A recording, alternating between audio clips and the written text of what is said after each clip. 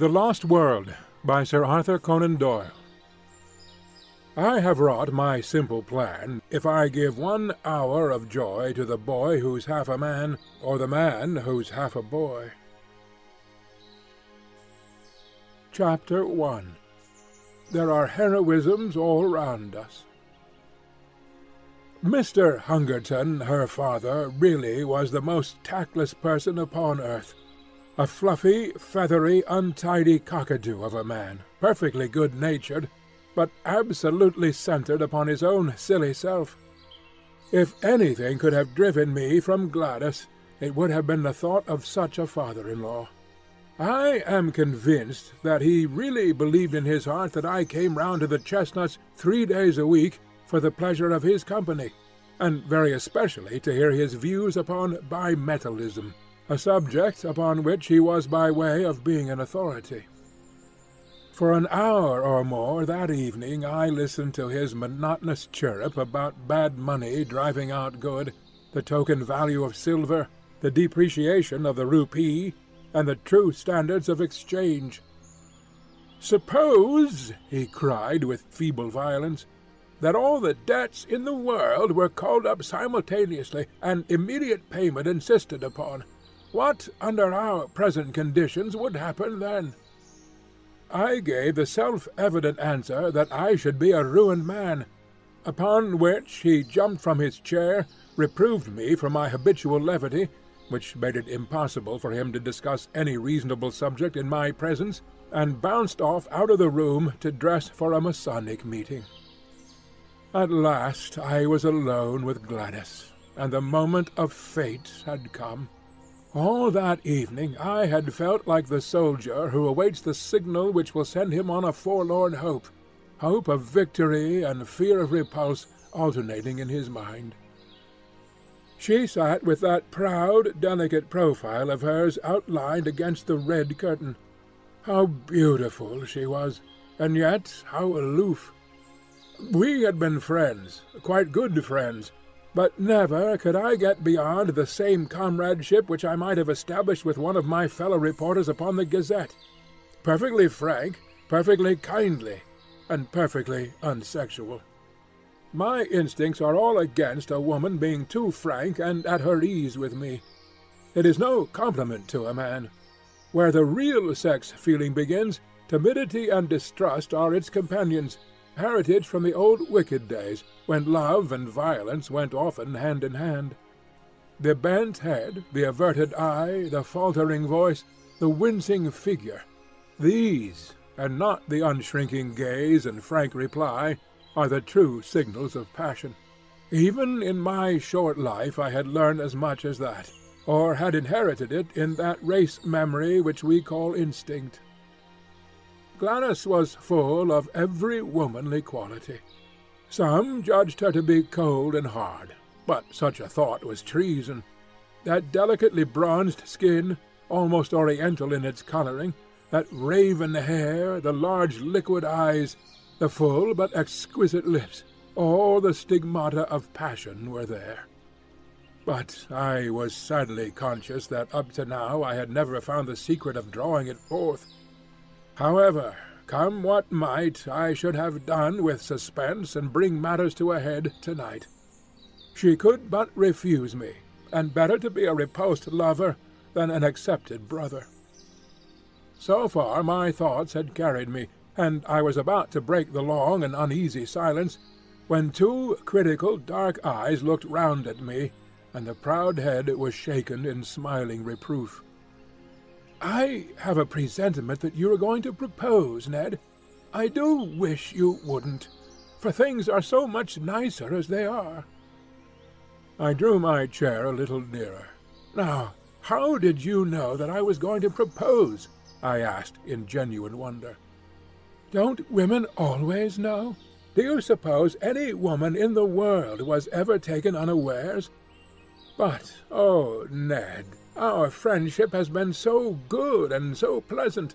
What a pity to spoil it. Don't you feel how splendid it is that a young man and a young woman should be able to talk face to face as we have talked?" "I don't know, Gladys. You see, I can talk face to face with the station master." I can't imagine how that official came into the matter, but in he trotted, and set us both laughing. "That does not satisfy me in the least. I want my arms around you, and your head on my breast, and, oh, Gladys, I want—" She had sprung from her chair, as she saw signs that I proposed to demonstrate some of my wants. "You've spoiled everything, Ned," she said. "It's all so beautiful and natural until this kind of thing comes in. It is such a pity. Why can't you control yourself?" "I didn't invent it," I pleaded. "It's nature, it's love." "Well, perhaps if both love, it may be different. I have never felt it." "But you must. You, with your beauty, with your soul. Oh, Gladys, you were made for love. You must love." "One must wait till it comes." "But why can't you love me, Gladys? Is it my appearance, or what?" She did unbend a little. She put forward a hand, such a gracious, stooping attitude it was, and she pressed back my head. Then she looked into my upturned face with a very wistful smile. "No, it isn't that," she said at last. "You're not a conceited boy by nature, and so I can safely tell you it is not that. It's deeper." "My character?" She nodded severely. "What can I do to mend it? Do sit down and talk it over." "No, really, I won't, if you'll only sit down." She looked at me with a wondering distrust which was much more to my mind than her whole-hearted confidence. How primitive and bestial it looks when you put it down in black and white. And perhaps, after all, it was only a feeling peculiar to myself. Anyhow, she sat down. "Now, tell me, what's amiss with me?" "I'm in love with somebody else," said she. It was my turn to jump out of my chair. "It's nobody in particular," she explained, laughing at the expression of my face. "Only an ideal. I've never met the kind of man I mean." "Tell me about him. What does he look like?" "Oh, he might look very much like you." "How dear of you to say that." "Well, what is it that he does that I don't do? Just say the word. Teetotal, vegetarian, aeronaut, theosophist, Superman. I'll have a try at it, Gladys, if you'll only give me an idea what would please you." She laughed at the elasticity of my character. "Well, in the first place, I don't think my ideal would speak like that," she said. "He would be a harder, sterner man, not so ready to adapt himself to a silly girl's whim. But, above all, he must be a man who could do, who could act, who could look death in the face and have no fear of him, a man of great deeds and strange experiences. It is never a man that I should love, but always the glories he had won, for they would be reflected upon me. Think of Richard Burton. When I read his wife's life of him, I could so understand her love. And Lady Stanley, did you ever read the wonderful last chapter of that book about her husband? These are the sort of men that a woman could worship with all her soul, and yet be the greater, not the less, on account of her love, honored by all the world as the inspirer of noble deeds." She looked so beautiful in her enthusiasm that I nearly brought down the whole level of the interview. I gripped myself hard and went on with the argument. "Oh, we can't all be Stanleys and Burtons," said I. "Besides, we don't get the chance. At least, I never had the chance. If I did, I should try to take it." "But chances are all around you.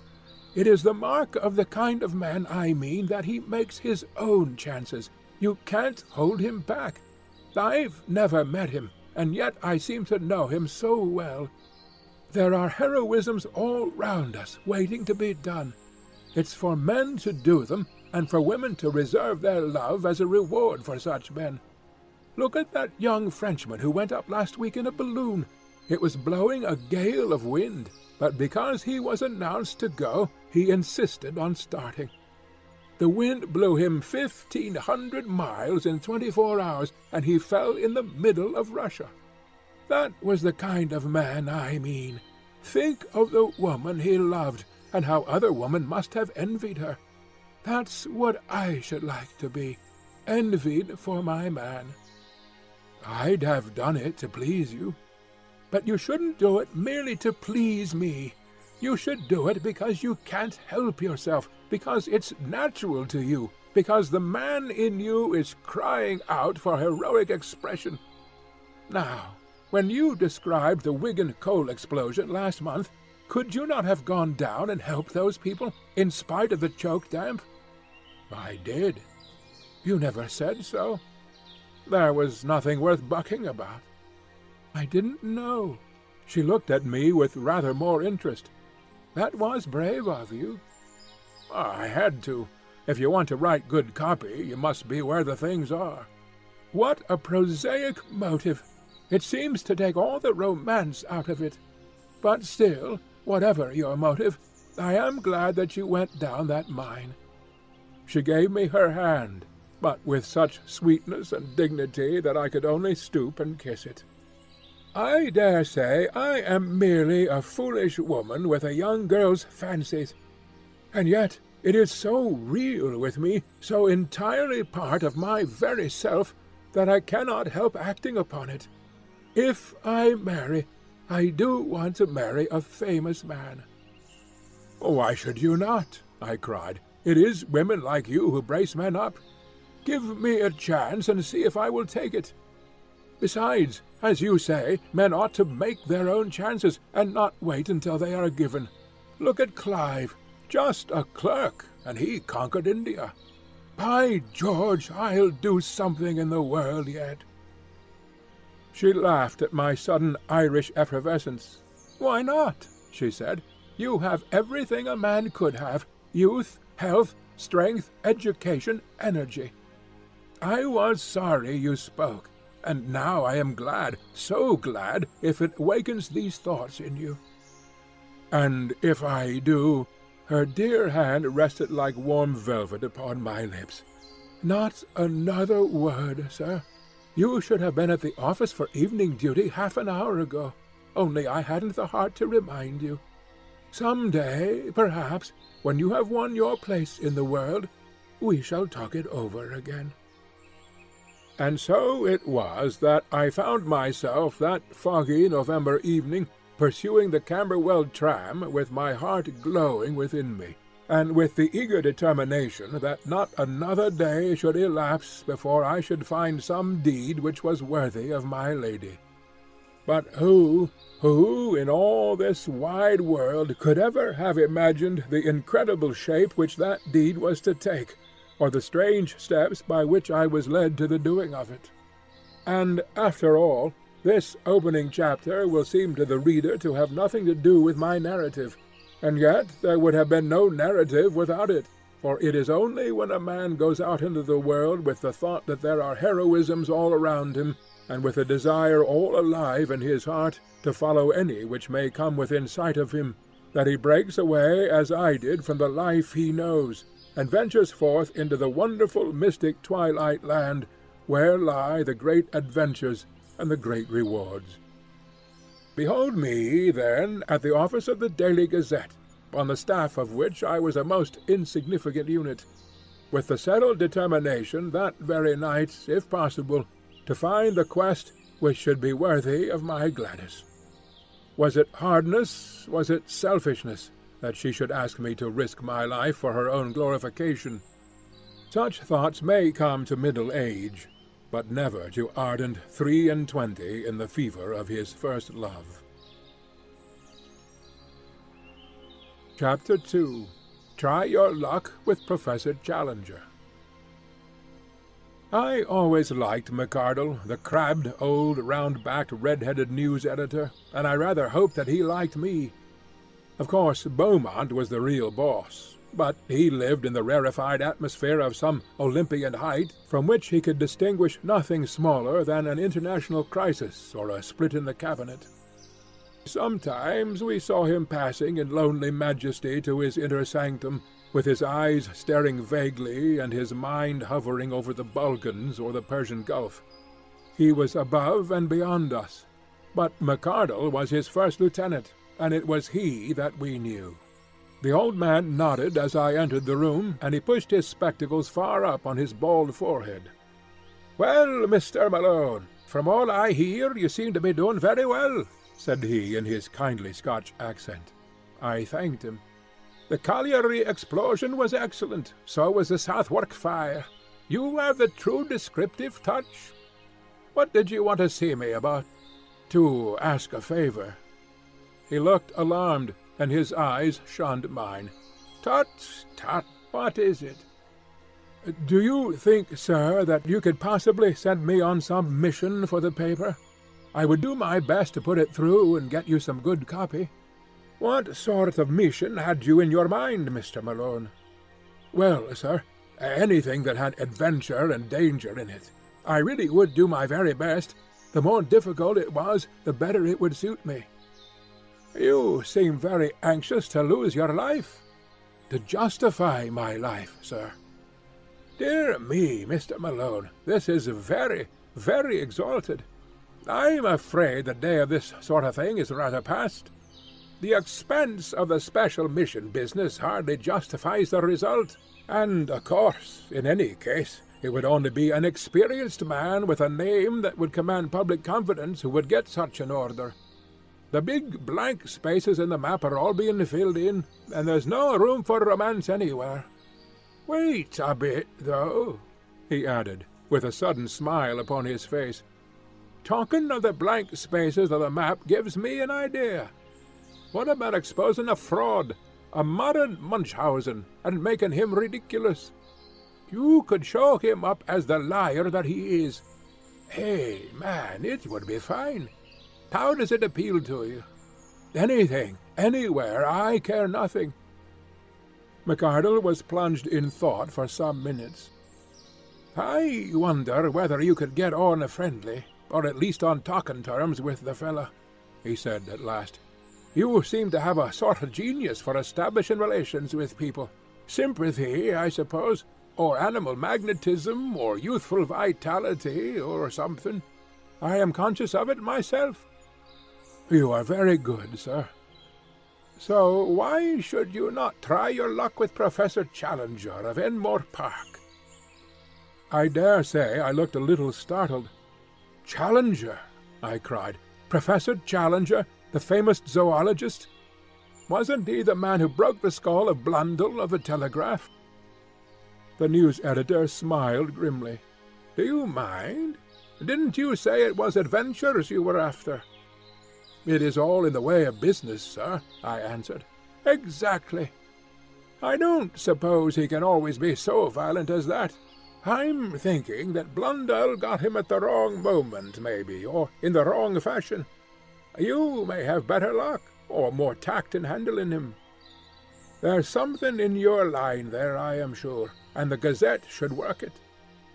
"I really know nothing about him," said I. "I only remember his name in connection with the police court proceedings for striking Blundell." "I have a few notes for your guidance, Mr. Malone. I've had my eye on the professor for some little time." He took a paper from a drawer. "Here is a summary of his record. I give it to you briefly. Challenger, George Edward, born Largs, New Brunswick, 1863. Education, Largs Academy, Edinburgh University. British Museum Assistant, 1892. Assistant Keeper of Comparative Anthropology Department, 1893. Resigned after acrimonious correspondence, same year. Winner of the Crayston Medal for Zoological Research. Foreign member of, well, quite a lot of things. About 2 inches of small type. Société Belge, American Academy of Sciences, La Plata, etc., etc. Ex-President Paleontological Society, Section H, British Association, so on, so on. Publications. Some observations upon a series of Kalmuck skulls, outlines of vertebrate evolution, and numerous papers, including the underlying fallacy of Weismannism, which caused heated discussion at the Zoological Congress of Vienna. Recreations: walking, alpine climbing. Address: Enmore Park, Kensington, West. There, take it with you. I've nothing more for you tonight. I pocketed the slip of paper. "One moment, sir," I said, as I realized it was a pink bald head and not a red face which was fronting me. "I am not very clear yet why I am to interview this gentleman. What has he done?" The face flashed back again. "Went to South America on a solitary expedition 2 years ago. Came back last year. Had undoubtedly been to South America, but refused to say exactly where. Began to tell his adventures in a vague way, but somebody started to pick holes, and he just shot up like an oyster. Something wonderful happened, or the man's a champion liar, which is the more probable supposition. Had some damaged photographs, said to be fakes. Got so touchy that he assaults anyone who asks questions, and heaves reporters down the stairs. In my opinion, he's just a homicidal megalomaniac with a turn for science. That's your man, Mr. Malone. Now off you run, and see what you can make of him. You're big enough to look after yourself. Anyway, you are all safe. Employers' Liability Act, you know." A grinning red face turned once more into a pink oval, fringed with gingery fluff. The interview was at an end. I walked across to the Savage Club, but instead of turning into it, I leaned upon the railings of Adelphi Terrace and gazed thoughtfully for a long time at the brown, oily river. I can always think most sanely and clearly in the open air. I took out the list of Professor Challenger's exploits, and I read it over under the electric lamp. Then I had what I can only regard as an inspiration. As a pressman, I felt sure from what I had been told that I could never hope to get into touch with this cantankerous professor. But these recriminations, twice mentioned in his skeleton biography, could only mean that he was a fanatic in science. Was there not an exposed margin thereupon which he might be accessible? I would try. I entered the club. It was just after 11, and the big room was fairly full, though the rush had not yet set in. I noticed a tall, thin, angular man seated in an armchair by the fire. He turned as I drew my chair up to him. It was the man of all others whom I should have chosen, Tarp Henry, of the Staff of Nature, a thin, dry, leathery creature who was full, to those who knew him, of kindly humanity. I plunged instantly into my subject. "What do you know of Professor Challenger?" "Challenger?" He gathered his brows in scientific disapproval. "Challenger was the man who came with some cock-and-bull story from South America." "What story?" "Oh, it was rank nonsense about some queer animals he had discovered. I believe he has retracted since. Anyhow, he has suppressed it all. He gave an interview to Reuters, and there was such a howl that he saw it wouldn't do. It was a discreditable business. There were 1 or 2 folk who were inclined to take him seriously, but he soon choked them off." "How?"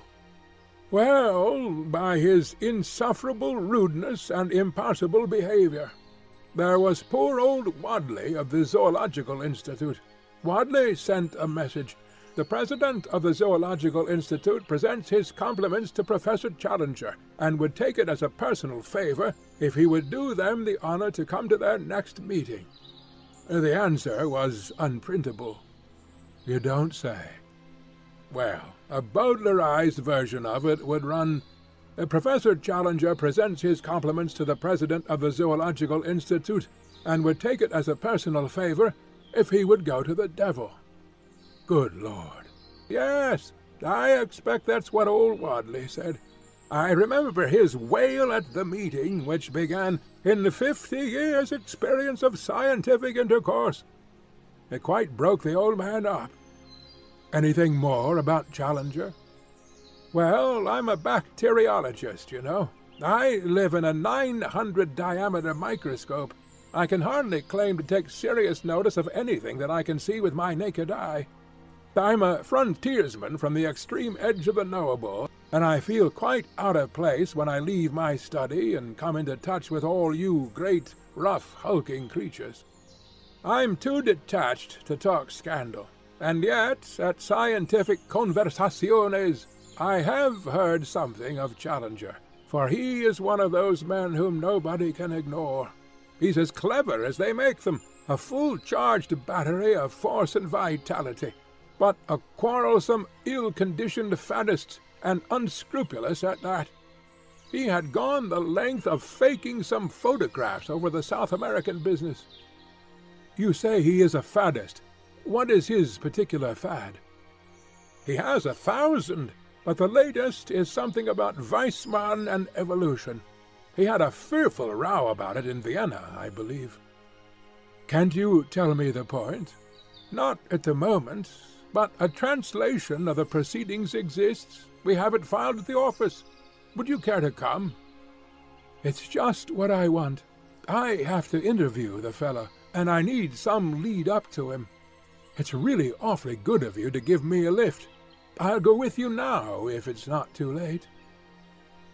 Half an hour later I was seated in the newspaper office with a huge tome in front of me, which had been opened at the article Weissmann versus Darwin, with the subheading Spirited Protest at Vienna, Lively Proceedings. My scientific education having been somewhat neglected, I was unable to follow the whole argument, but it was evident that the English professor had handled his subject in a very aggressive fashion, and had thoroughly annoyed his continental colleagues. Protests, uproar, and general appeal to the chairman were 3 of the first brackets which caught my eye. Most of the matter might have been written in Chinese for any definite meaning it conveyed to my brain. "I wish you could translate it into English for me," I said pathetically to my helpmate. "Well, it is a translation." "Then I'd better try my luck with the original. It is certainly rather deep for a layman. If I could only get a single good, meaty sentence which seemed to convey some sort of definite human idea, it would serve my turn. Ah, yes, this one will do. I seem, in a vague way, almost to understand it. I'll copy it out. This shall be my link with the terrible professor. Nothing else I can do? Well, yes, I propose to write to him. If I could frame the letter here, and use your address, it would give me atmosphere. We'll have the fellow round here making a row and breaking the furniture. No, you'll see the letter. Nothing contentious, I assure you. Well, that's my chair and desk. You'll find paper there. I'd like to censor it before it goes." It took some doing, but I flatter myself that it wasn't such a bad job when it was finished. I read it aloud to the critical bacteriologist with some pride in my handiwork. "Dear Professor Challenger," it said, "as a humble student of nature, I have always taken the most profound interest in your speculations as to the differences between Darwin and Weissmann. I have recently had occasion to refresh my memory by re-reading—" "You infernal liar," murmured Top Henry. "By re-reading your masterly address at Vienna. That lucid and admirable statement seems to be the last word in the matter. There is one sentence in it, however, namely, I protest strongly against the insufferable and entirely dogmatic assertion that each separate id is a microcosm possessed of an historical architecture elaborated slowly through the series of generations.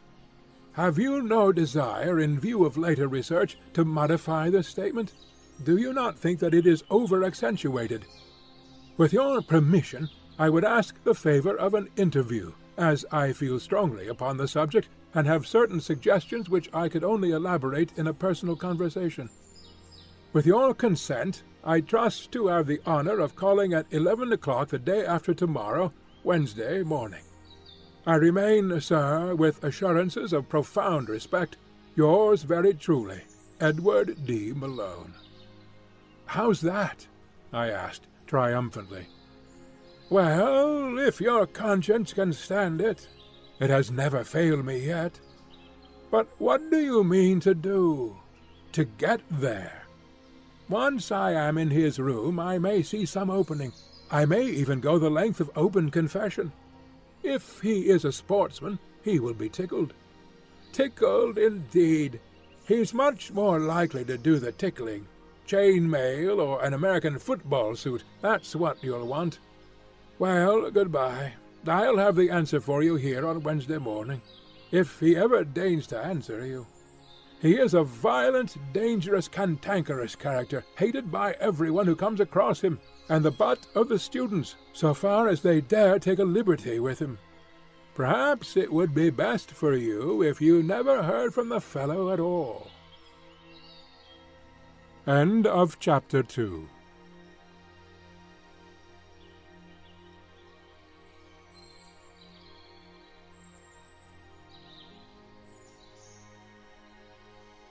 Chapter 3. He is a perfectly impossible person. My friend's fear or hope was not destined to be realized. When I called on Wednesday, there was a letter with the West Kensington postmark upon it, and my name scrawled across the envelope in a handwriting which looked like barbed wire railing.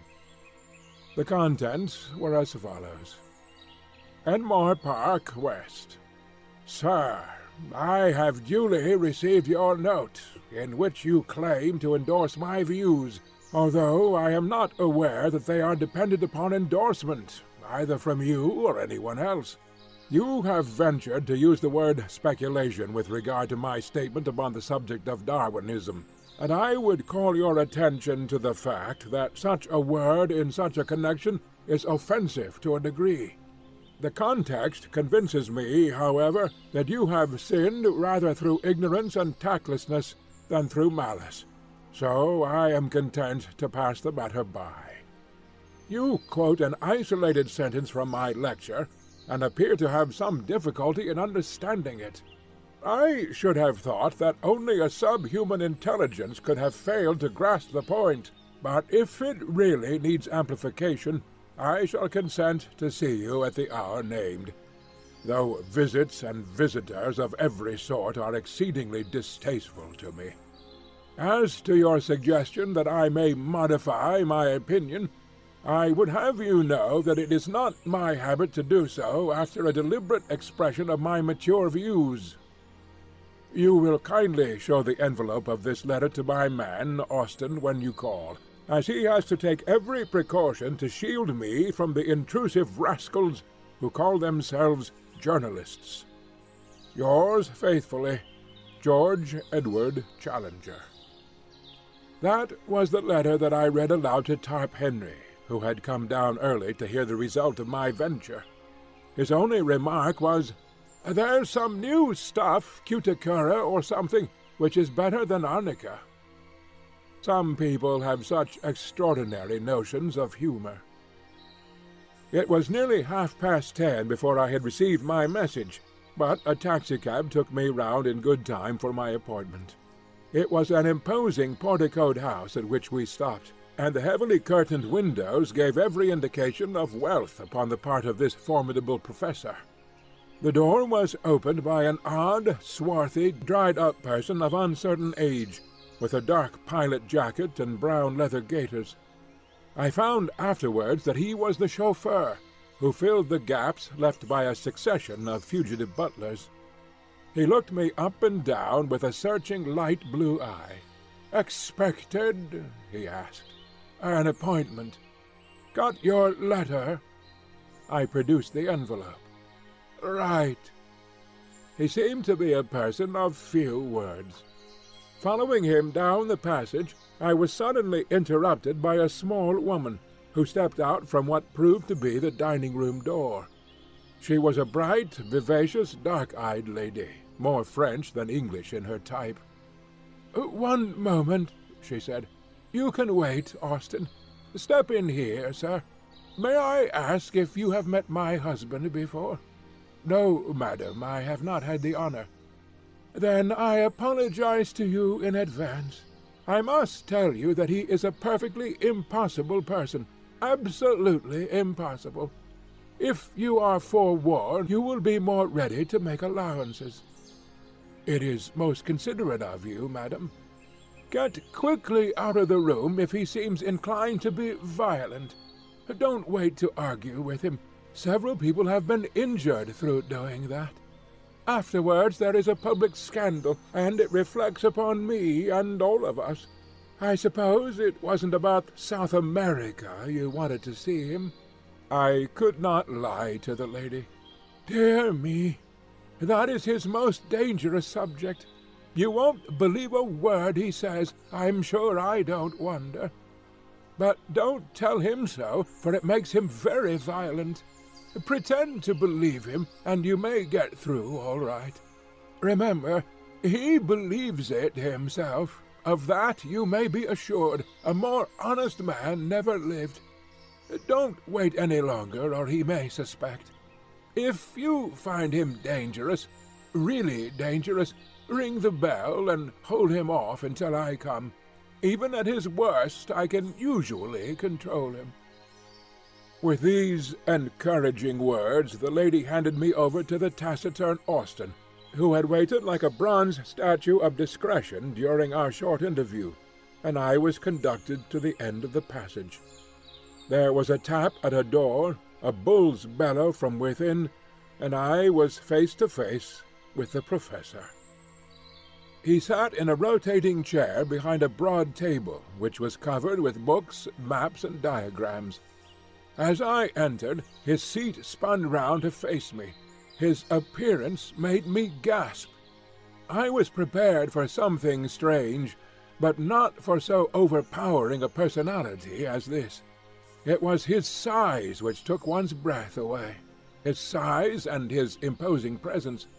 His head was enormous, the largest I have ever seen upon a human being.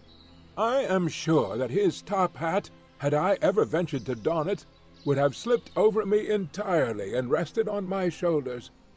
He had the face and beard which I associate with an Assyrian bull, the former florid, the latter so black as almost to have a suspicion of blue, spade-shaped, and rippling down over his chest. The hair was peculiar, plastered down in front, in a long curving wisp over his massive forehead. The eyes were blue-grey under great black tufts, very clear, very critical, and very masterful. A huge spread of shoulders and a chest like a barrel were the other parts of him which appeared above the table, save for two enormous hands, covered with long black hair. This, and a bellowing, roaring, rumbling voice made up my first impression of the notorious Professor Challenger. "Well," said he, with a most insolent stare, "what now?" I must keep up my deception for at least a little time longer. Otherwise, here was evidently an end of the interview. "You were good enough to give me an appointment, sir," said I, humbly, producing his envelope. He took my letter from his desk and laid it out before him. "Oh, you are the young person who cannot understand plain English, are you? My general conclusions you are good enough to approve, as I understand." "Entirely, sir, entirely." I was very emphatic. "Dear me, that strengthens my position very much, does it not? Your age and your appearance make your support doubly valuable. Well, at least you are better than that herd of swine in Vienna, whose gregarious grunt is, however, not more offensive than the isolated effort of the British hog." He glared at me as the present representative of the beast. "They seem to have behaved abominably," said I. "I assure you that I can fight my own battles, and that I have no possible need of your sympathy. Put me alone, sir, and with my back to the wall. G.E.C. is happiest then.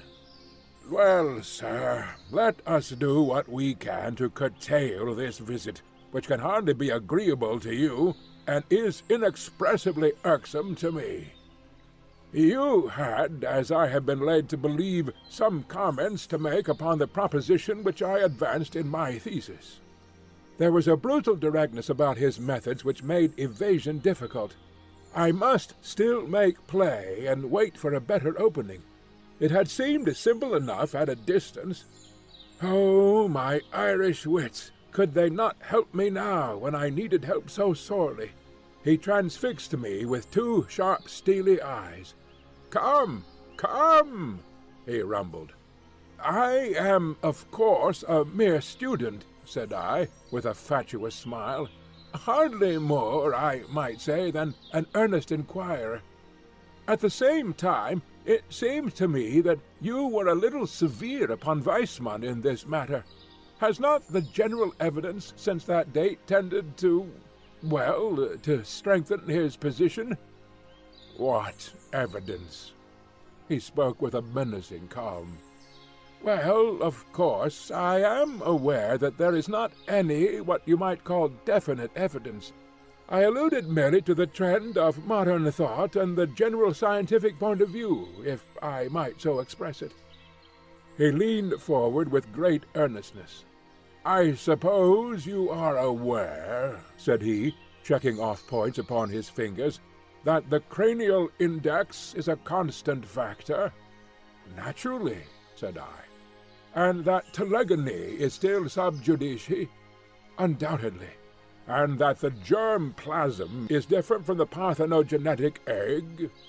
"Why, surely," I cried, and gloried in my own audacity.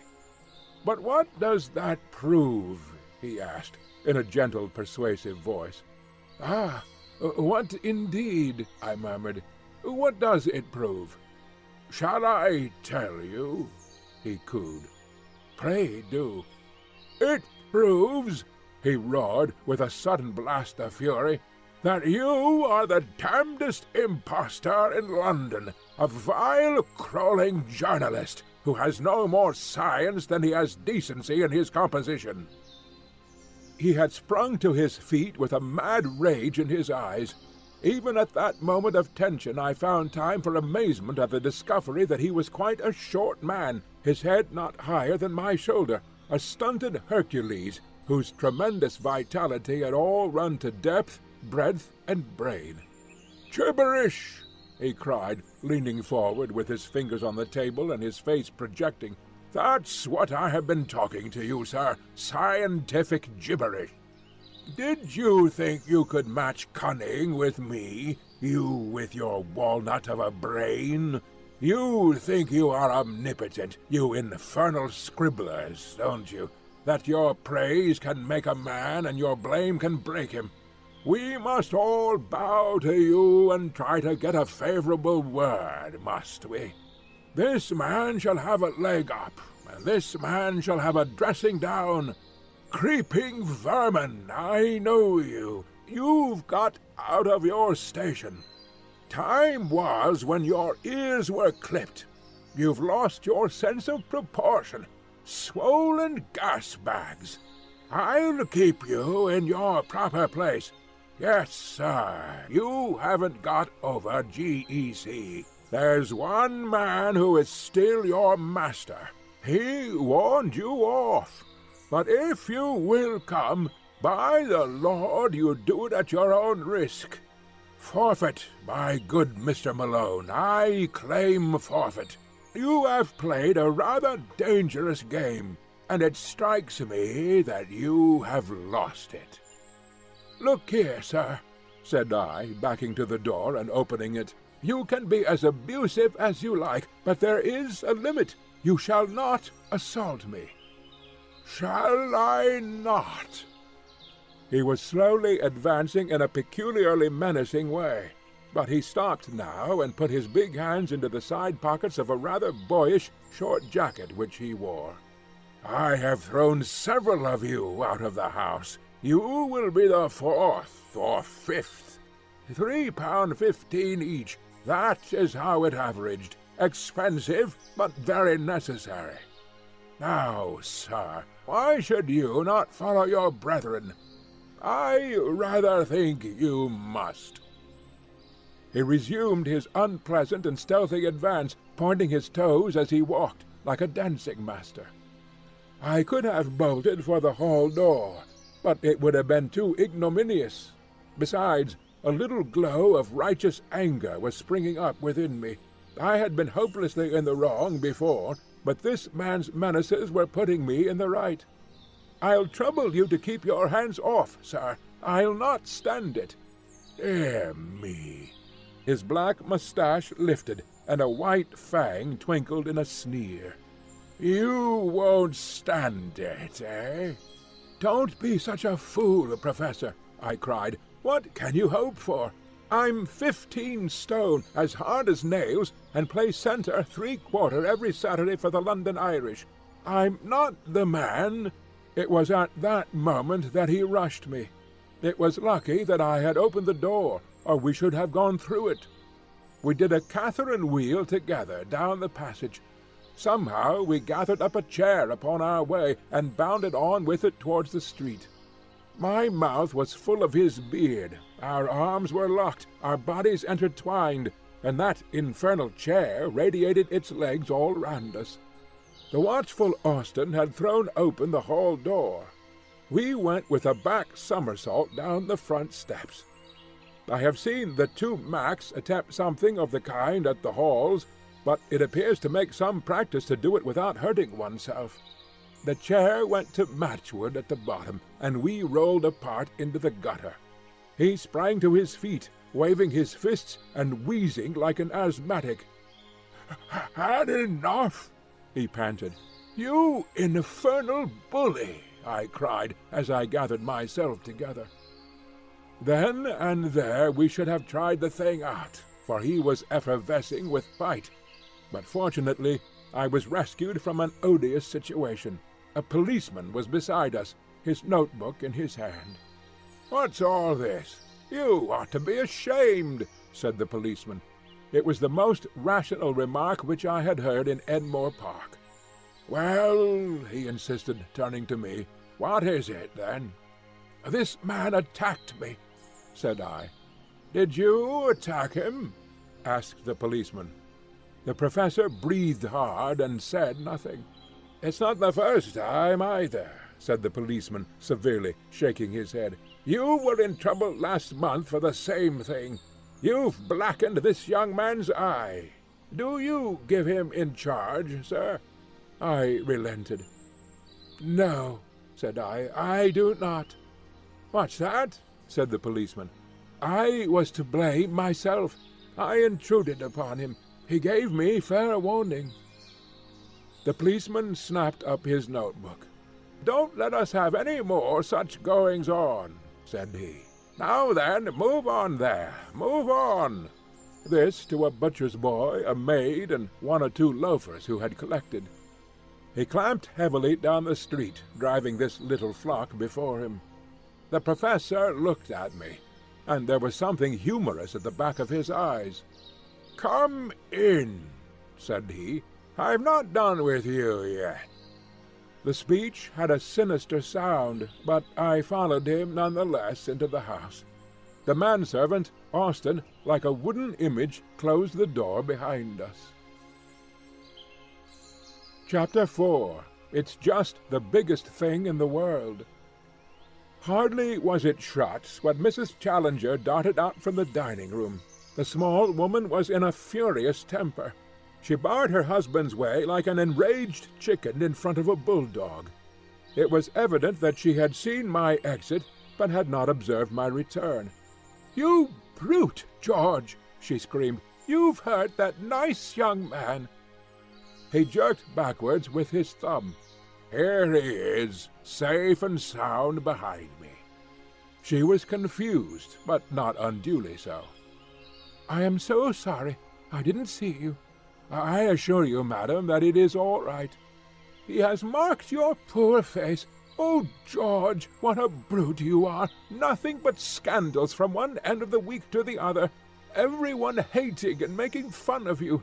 You've finished my patience. This ends it."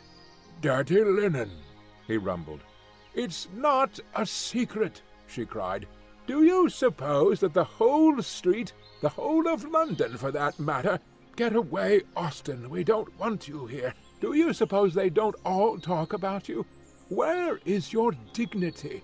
You, a man who should have been Regius Professor at a great university with 1,000 students all revering you. Where is your dignity, George? How about yours, my dear? You try me too much. A ruffian, a common brawling ruffian. That's what you have become. Be good, Jessie. A roaring, raging bully. That's done it. Stool of penance, said he.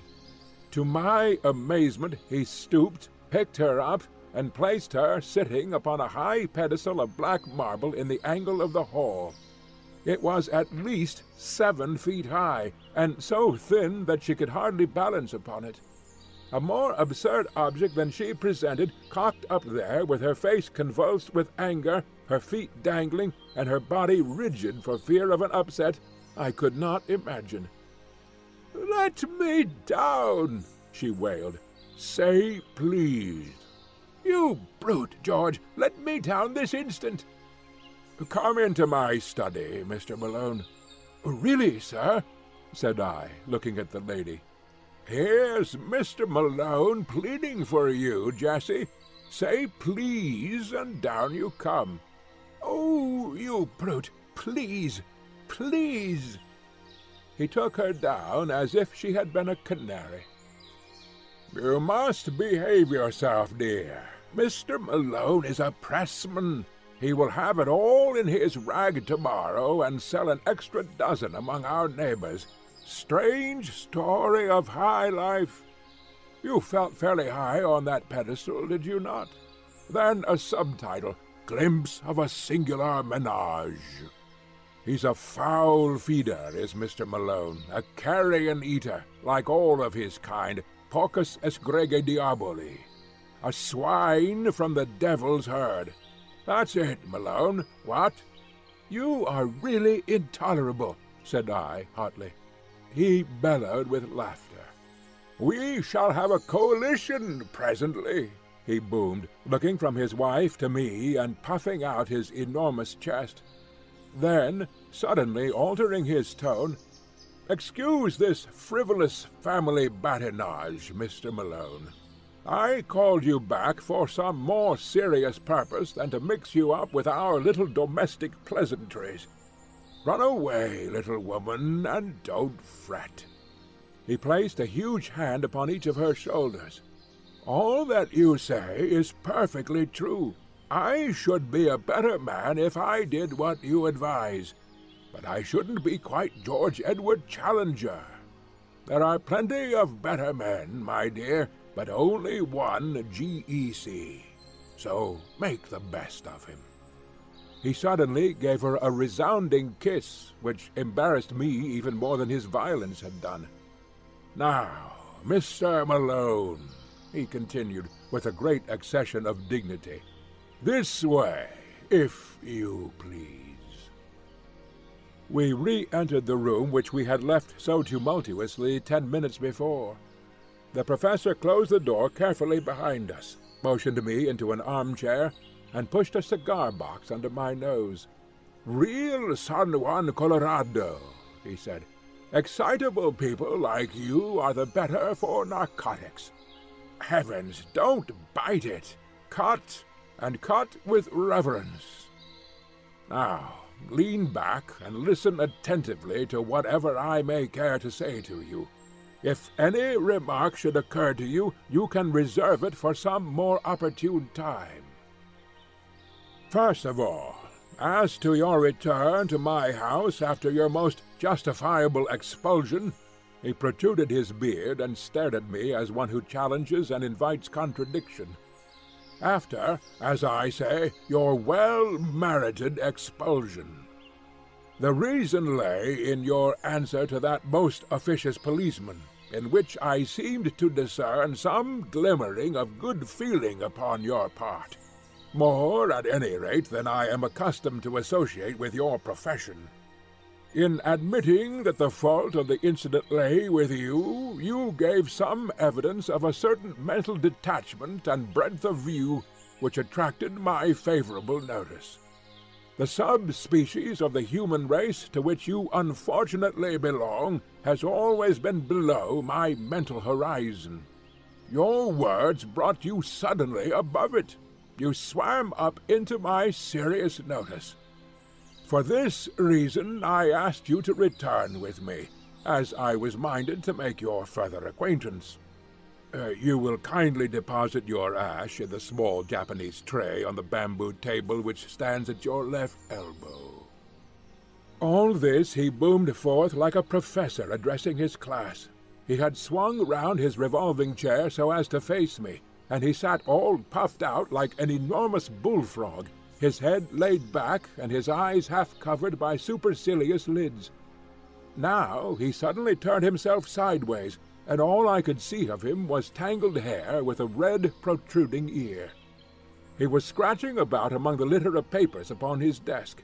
He faced me presently with what looked like a very tattered sketch-book in his hand.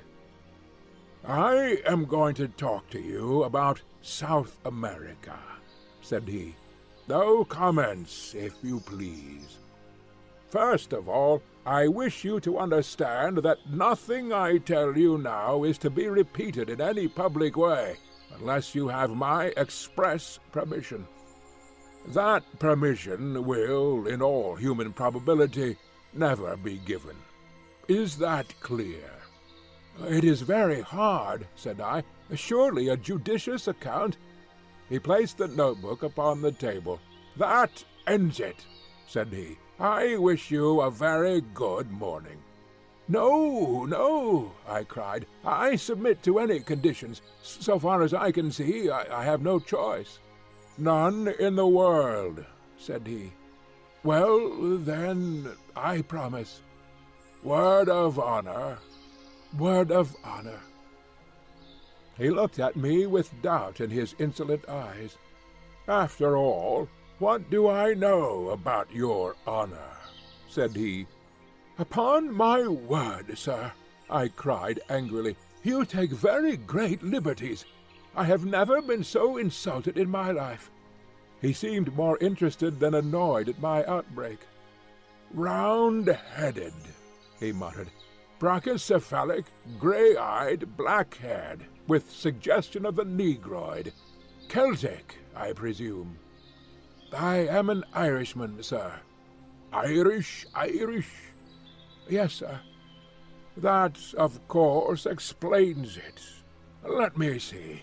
You have given me your promise that my confidence will be respected. That confidence, I may say, will be far from complete. But I am prepared to give you a few indications which will be of interest. In the first place, you are probably aware that 2 years ago I made a journey to South America, one which will be classical in the scientific history of the world. The object of my journey was to verify some conclusions of Wallace and of Bates, which could only be done by observing their reported facts under the same conditions in which they had themselves noted them. If my expedition had no other results, it would still have been noteworthy. But a curious incident occurred to me while there which opened up an entirely fresh line of inquiry. You are aware, or probably in this half-educated age you are not aware, that the country around some parts of the Amazon is still only partially explored, and that a great number of tributaries, some of them entirely uncharted, run into the main river. It was my business to visit this little-known back country, and to examine its fauna, which furnished me with the materials for several chapters for that great and monumental work upon zoology which will be my life's justification. I was returning, my work accomplished, when I had occasion to spend a night at a small Indian village at a point where a certain tributary, the name and position of which I withhold, opens into the main river. The natives were Kukama Indians, an amiable but degraded race, with mental powers hardly superior to the average Londoner. I had effected some cures among them upon my way up the river, and had impressed them considerably with my personality. so that I was not surprised to find myself eagerly awaited upon my return. I gathered from their signs that someone had urgent need of my medical services, and I followed the chief to one of his huts. When I entered, I found that the sufferer to whose aid I had been summoned had that instant expired. He was, to my surprise, no Indian, but a white man. Indeed, I may say a very white man, for he was flaxen-haired and had some characteristics of an albino. He was clad in rags, was very emaciated, and bore every trace of prolonged hardship. So far as I could understand the account of the natives, he was a complete stranger to them, and had come upon their village through the woods alone, and in the last stage of exhaustion. The man's knapsack lay beside the couch, and I examined the contents. His name was written upon a tab within it, Maple White, Lake Avenue, Detroit, Michigan. It is a name to which I am prepared always to lift my hat. It is not too much to say that it will rank level with my own when the final credit of this business comes to be apportioned. From the contents of the knapsack it was evident that this man had been an artist and poet in search of effects. There were scraps of verse. I do not profess to be a judge of such things, but they appeared to me to be singularly wanting in merit. There were also some rather commonplace pictures of river scenery, a paint box, a box of colored chalks, some brushes, that curved bone which lies upon my inkstand, a volume of Baxter's Moths and Butterflies, a cheap revolver, and a few cartridges. Of personal equipment he either had none, or he had lost it in his journey. Such were the total effects of this strange American bohemian. I was turning away from him when I observed that something projected from the front of his ragged jacket. It was this sketchbook, which was as dilapidated then as you see it now. Indeed, I can assure you that a first folio of Shakespeare could not be treated with greater reverence than this relic has been since it came into my possession. I hand it to you now, and I ask you to take it page by page, and to examine the contents." He helped himself to a cigar and leaned back with a fiercely critical pair of eyes, taking note of the effect which this document would produce. I had opened the volume with some expectation of a revelation, though of what nature I could not imagine. The first page was disappointing, however, as it contained nothing but the picture of a very fat man in a pea-jacket, with the legend, "Jimmy Culver on the mailboat," written beneath it. There followed several pages which were filled with small sketches of Indians and their ways. Then came a picture of a cheerful and corpulent ecclesiastic in a shovel hat, sitting opposite a very thin European, and the inscription, "Lunch with Fra Cristofero at Rosario." Studies of women and babies accounted for several more pages, and then there was an unbroken series of animal drawings, with such explanations as manatee upon sandbank, turtles and their eggs, black agouti under a meriti palm, the matter disclosing some sort of pig-like animal. And finally came a double page of studies of long-snouted and very unpleasant saurians. I could make nothing of it, and said so to the professor. "Surely these are only crocodiles." "Alligators, alligators! There is hardly such a thing as a true crocodile in South America. The distinction between them—" "I meant that I could see nothing unusual, nothing to justify what you have said." He smiled serenely. "Try the next page," said he. I was still unable to sympathize. It was a full-page sketch of a landscape, roughly tinted in color, the kind of painting which an open-air artist takes as a guide to a future more elaborate effort. There was a pale green foreground of feathery vegetation, which sloped upwards and ended in a line of cliffs, dark red in color, and curiously ribbed like some basaltic formations which I have seen. They extended into an unbroken wall right across the background. At one point was an isolated pyramidal rock, crowned by a great tree, which appeared to be separated by a cleft from the main crag. Behind it all, a blue tropical sky. A thin green line of vegetation fringed the summit of the ruddy cliff. "Well?" he asked. "It is no doubt a curious formation," said I, "but I am not geologist enough to say that it is wonderful." "Wonderful?" he repeated. "It is unique. It is incredible. No one on earth has ever dreamed of such a possibility. Now the next." I turned it over and gave an exclamation of surprise. There was a full-page picture of the most extraordinary creature that I had ever seen. It was the wild dream of an opium smoker, a vision of delirium. The head was like that of a fowl, the body that of a bloated lizard. The trailing tail was furnished with upward-turned spikes, and the curved back was edged with a high serrated fringe, which looked like a dozen cock's wattles placed behind each other. In front of this creature was an absurd mannequin or dwarf in human form, who stood staring at it. "Well, what do you think of that?" cried the professor, rubbing his hands with an air of triumph. "It is monstrous, grotesque.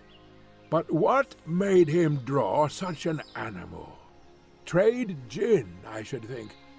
"Oh, that's the best explanation you can give, is it?"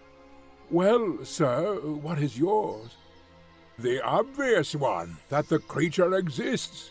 That is actually sketched from the life."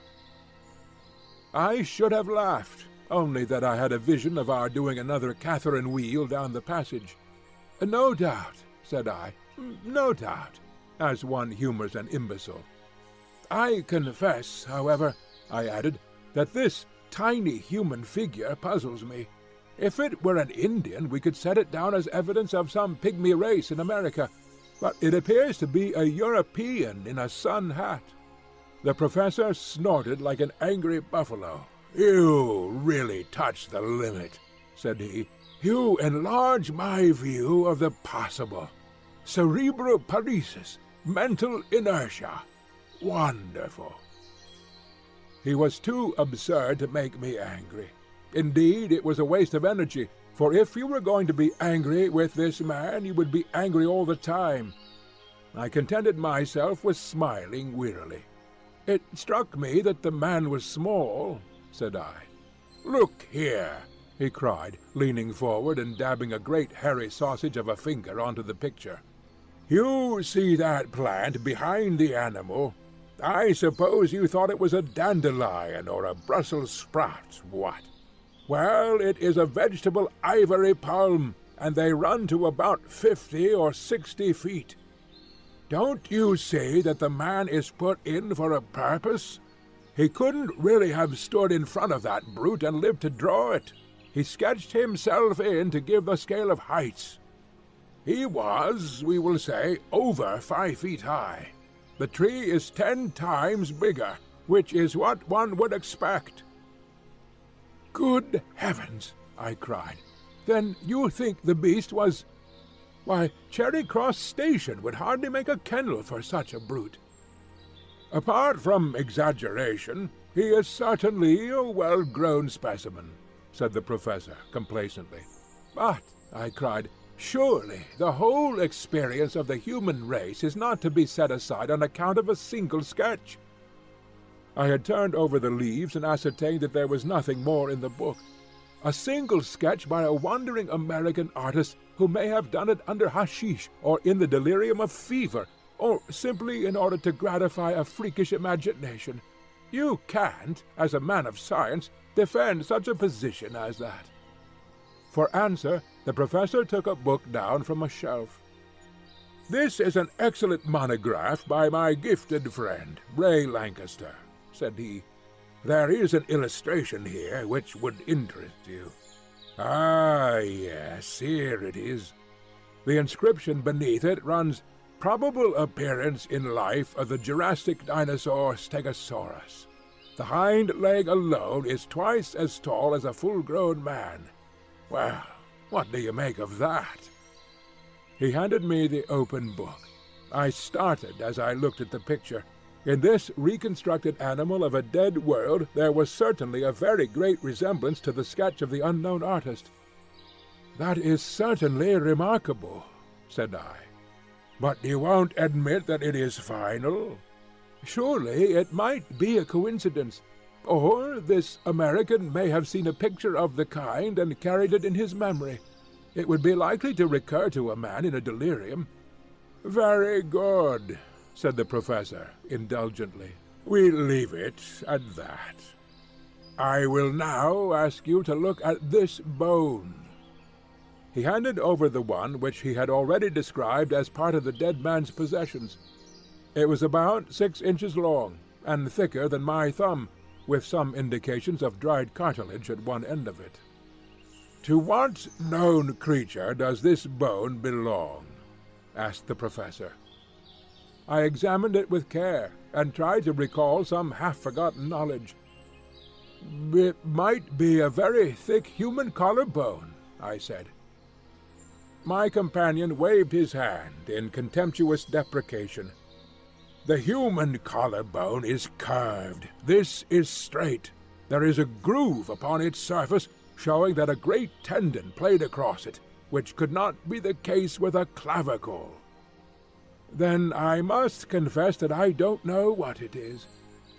"You need not be ashamed to expose your ignorance, for I don't suppose the whole South Kensington staff could give a name to it."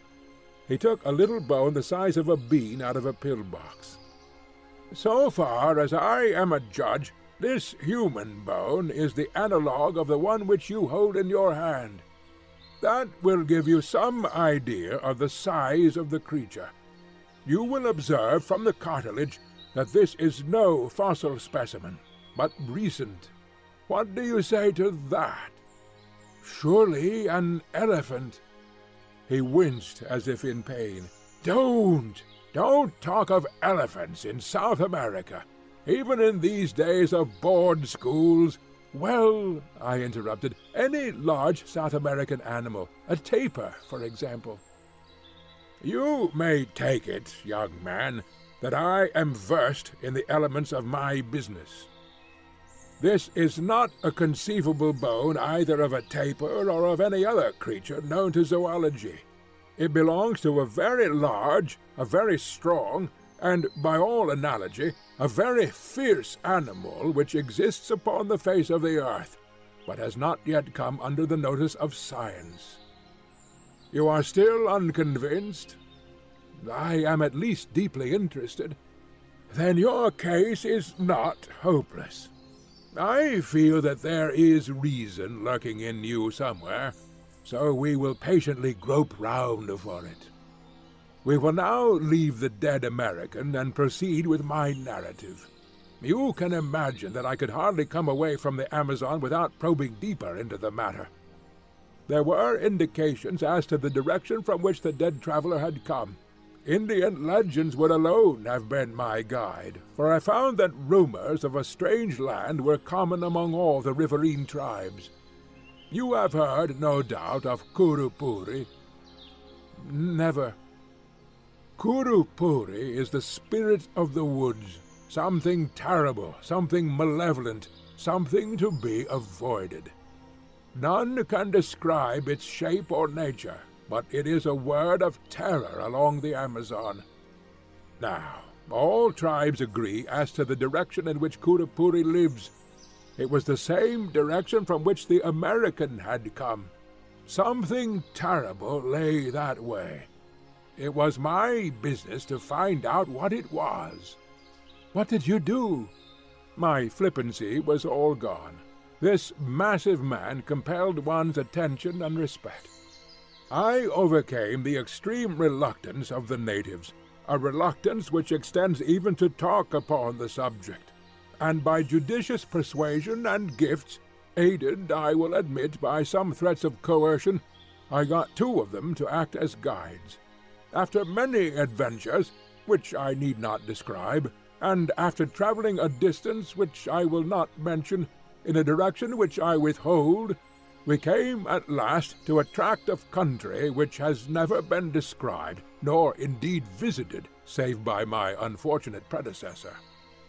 Would you kindly look at this?" He handed me a photograph, half-plate size. "The unsatisfactory appearance of it is due to the fact," said he, "that on descending the river the boat was upset, and the case which contained the undeveloped films was broken, with disastrous results. Nearly all of them were totally ruined, an irreparable loss. This is one of the few which partially escaped. This explanation of deficiencies or abnormalities you will kindly accept. There was talk of faking. I am not in the mood to argue such a point." The photograph was certainly off-colored. An unkind critic might easily have misinterpreted that dim surface. It was a dull grey landscape, and as I gradually deciphered the details of it, I realized that it represented a long and enormously high line of cliffs, exactly like an immense cataract seen in the distance, with a sloping, tree-clad plain in the foreground. "I believe it is the same place as the painted picture," said I. "It is the same place," the professor answered. "I found traces of the fellow's camp. Now look at this." It was a nearer view of the same scene, though the photograph was extremely defective. I could distinctly see the isolated tree-crowned pinnacle of rock which was detached from the crag. "I have no doubt of it at all," said I. "Well, that is something gained," said he. "We progress, do we not? Now, will you please look at the top of that rocky pinnacle? Do you observe something there?" "An enormous tree." "But on the tree?" "A large bird," said I. He handed me a lens. "Yes," I said, peering through it, "a large bird stands on the tree. It appears to have a considerable beak. I should say it was a pelican."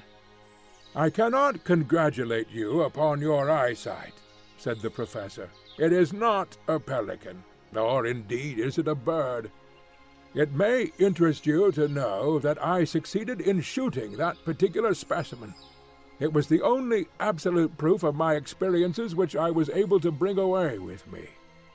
"You have it, then?" Here at last was tangible corroboration. "I had it. It was unfortunately lost with so much else in the same boat accident which ruined my photographs. I clutched at it as it disappeared in the swirl of the rapids, and part of its wing was left in my hand. I was insensible when washed ashore, but the miserable remnant of my superb specimen was still intact. I now lay it before you." From a drawer he produced what seemed to me to be the upper portion of the wing of a large bat. It was at least 2 feet in length, a curved bone, with a membranous veil beneath it. "A monstrous bat," I suggested. "Nothing of the sort," said the professor severely. "Living, as I do, in an educated and scientific atmosphere, I could not have conceived that the first principles of zoology were so little known. Is it possible that you do not know the elementary fact in comparative anatomy that the wing of a bird is really the forearm, while the wing of a bat consists of 3 elongated fingers with membranes between? Now, in this case, the bone is certainly not the forearm, and you can see for yourself that this is a single membrane hanging upon a single bone, and therefore it cannot belong to a bat. But if it is neither bird nor bat, what is it?" My small stock of knowledge was exhausted. "I really do not know," said I. He opened the standard work to which he had already referred me. "Here," said he, pointing to the picture of an extraordinary flying monster, "is an excellent reproduction of the Dimorphodon, or pterodactyl, a flying reptile of the Jurassic period. On the next page is a diagram of the mechanism of its wing. Kindly compare it with the specimen in your hand." A wave of amazement passed over me as I looked. I was convinced. There could be no getting away from it. The cumulative proof was overwhelming. The sketch, the photographs, the narrative, and now the actual specimen, the evidence was complete. I said so. I said so warmly, for I felt that the professor was an ill-used man. He leaned back in his chair with drooping eyelids and a tolerant smile, basking in this sudden gleam of sunshine. "It's just the very biggest thing that I ever heard of," said I, though it was my journalistic rather than my scientific enthusiasm that was roused. "It is colossal. You are a Columbus of science who has discovered a lost world. I'm awfully sorry if I seem to doubt you. It is all so unthinkable. But I understand evidence when I see it, and this should be good enough for anyone." The professor purred with satisfaction. "And then, sir, what did you do next?" "It was the wet season, Mr. Malone, and my stores were exhausted. I explored some portion of this huge cliff, but I was unable to find any way to scale it. The pyramidal rock upon which I saw and shot the pterodactyl was more accessible. Being something of a cragsman, I did manage to get halfway to the top of that. From that height I had a better idea of the plateau upon the top of the crags. It appeared to be very large. Neither to east nor to west could I see any end to the vista of green-capped cliffs. Below it was a swampy, jungly region, full of snakes, insects, and fever. It is a natural protection to this singular country." "Did you see any other trace of life?" "No, sir, I did not. But during the week that we lay encamped at the base of the cliff, we heard some very strange noises from above." "But the creature that the American drew, how do you account for that?" "We can only suppose that he must have made his way to the summit and seen it there. We know, therefore, that there is a way up. We know equally that it must be a very difficult one, otherwise the creatures would have come down and overrun the surrounding country. Surely that is clear." "But how did they come to be there?" "I do not think that the problem is a very obscure one," said the professor. "There can only be one explanation. South America is, as you may have heard, a granite continent.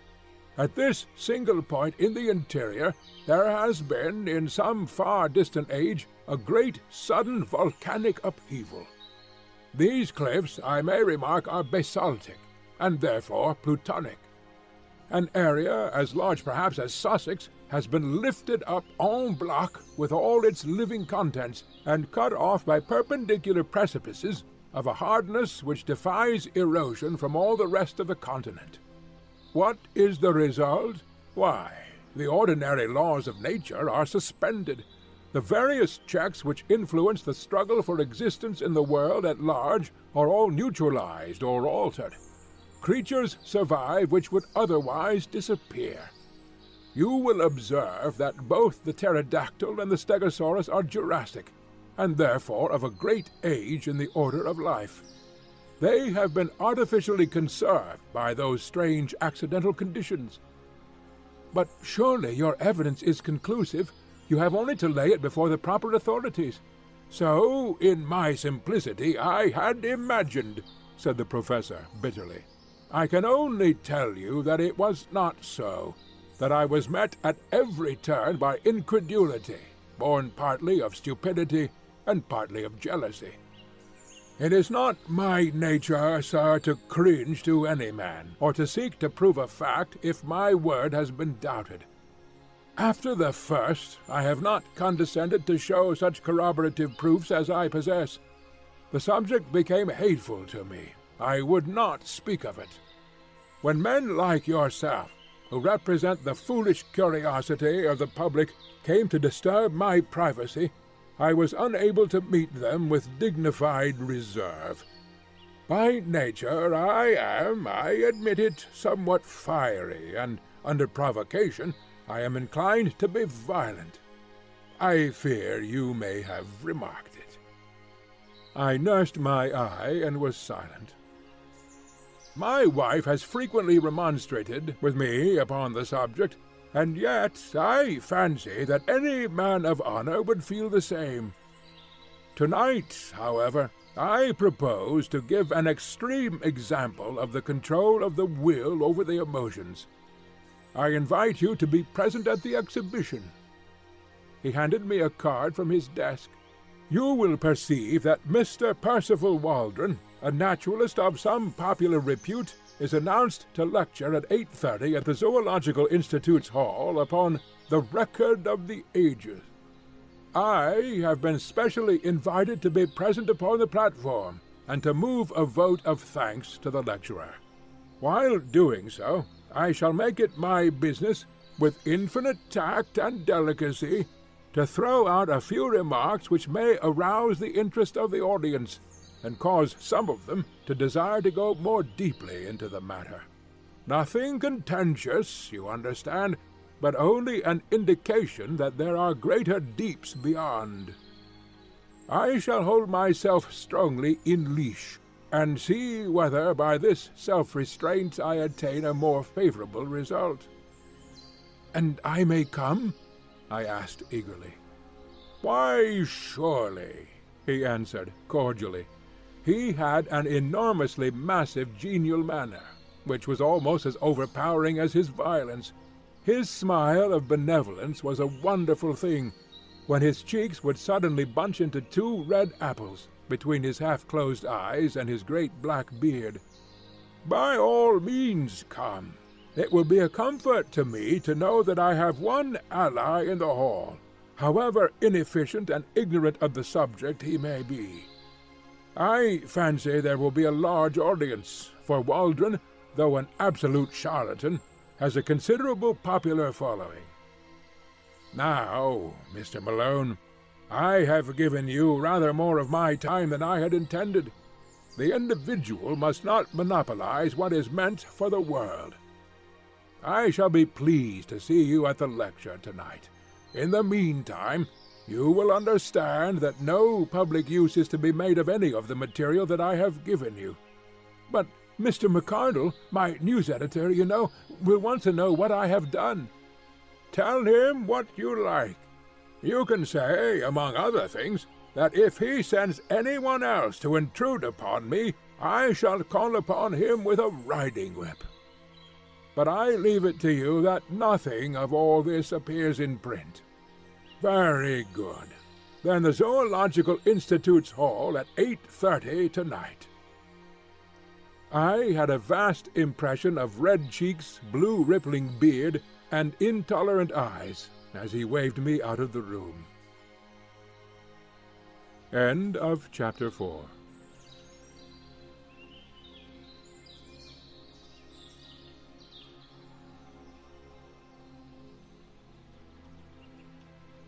Chapter 5.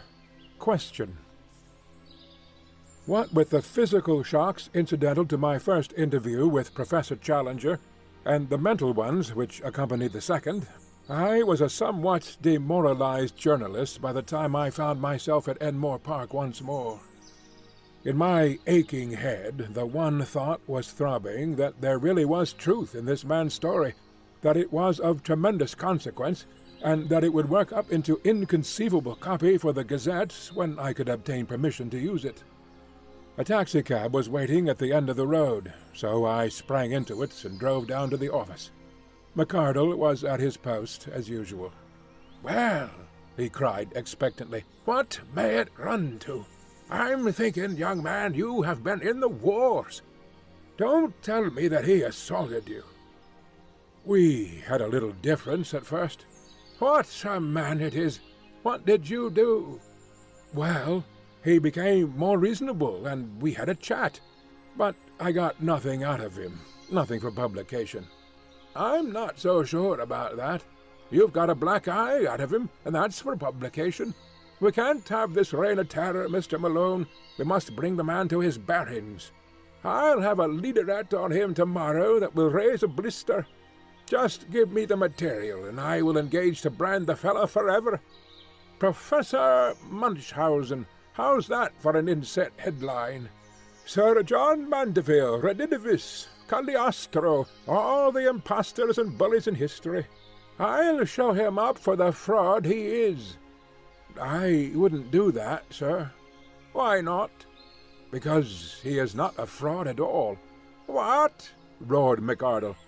You don't mean to say you really believe this stuff of his about mammoths and mastodons and great sea serpents? Well, I don't know about that. I don't think he makes any claims of that kind, but I do believe he has got something new. Then, for heaven's sake, man, write it up. I'm longing to, but all I know he gave me in confidence, and on condition that I didn't. I condensed into a few sentences the professor's narrative. That's how it stands. McArdle looked deeply incredulous. Well, Mr. Malone, he said at last, about this scientific meeting tonight, there can be no privacy about that, anyhow.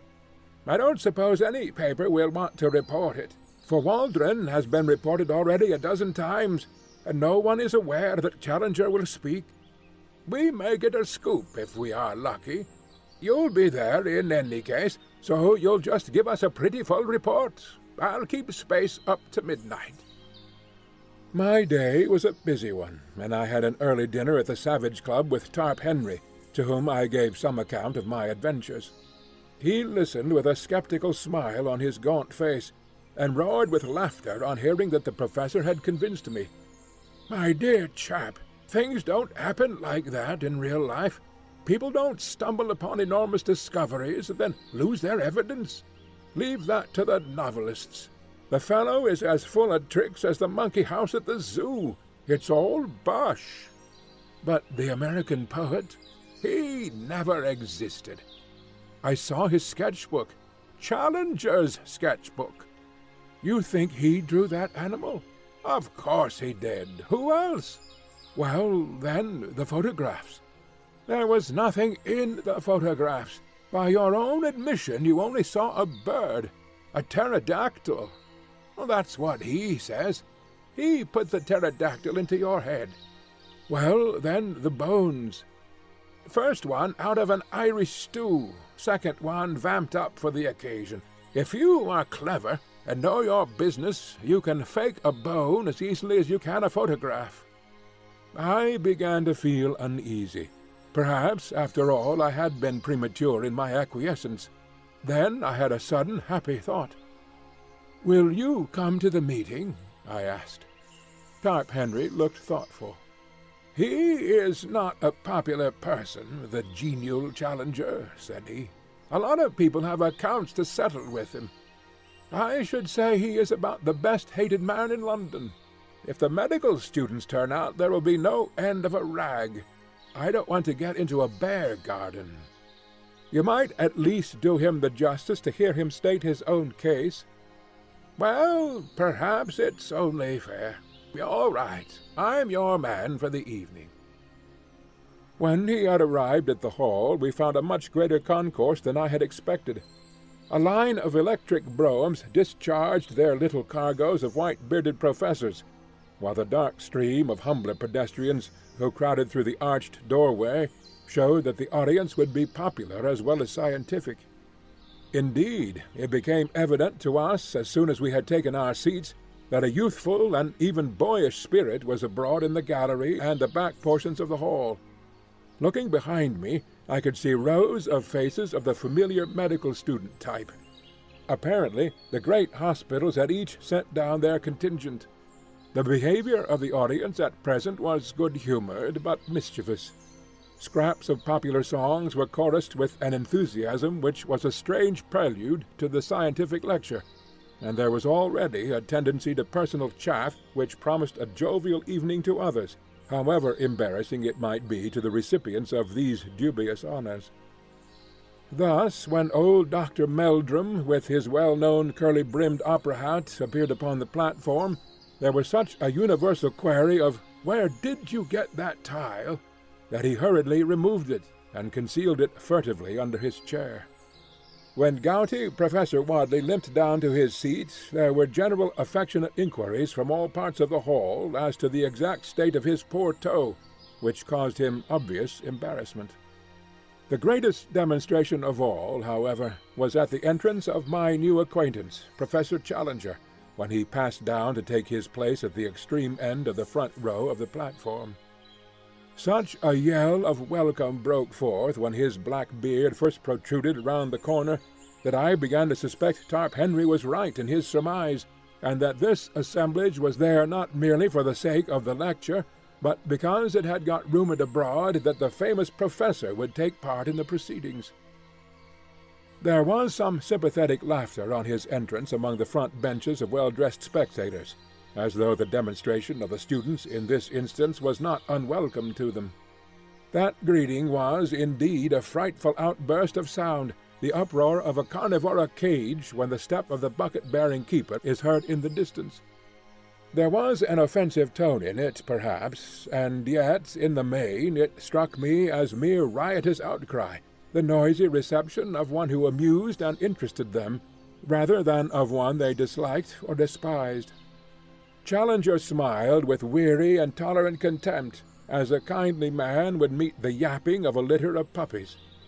He sat slowly down, blew out his chest, passed his hand caressingly down his beard, and looked with drooping eyelids and supercilious eyes at the crowded hall before him.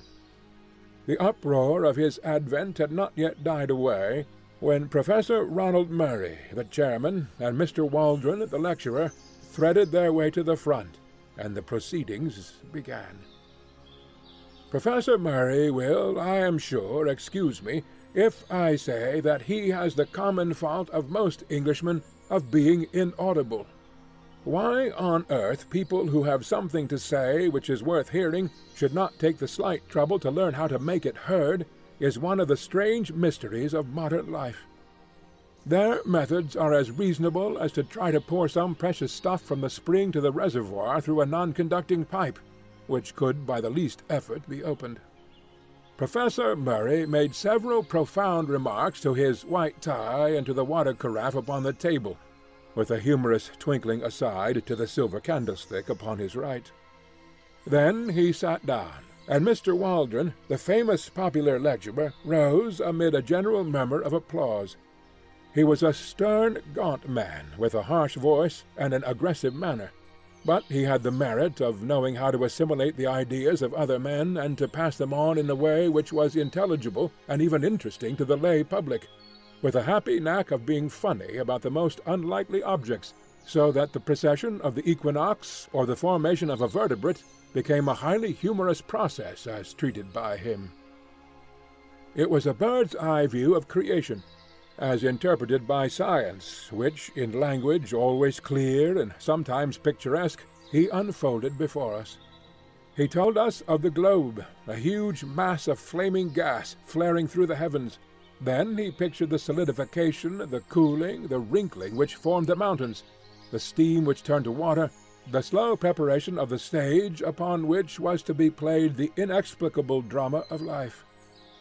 On the origin of life itself he was discreetly vague. That the germs of it could hardly have survived the original roasting was, he declared, fairly certain.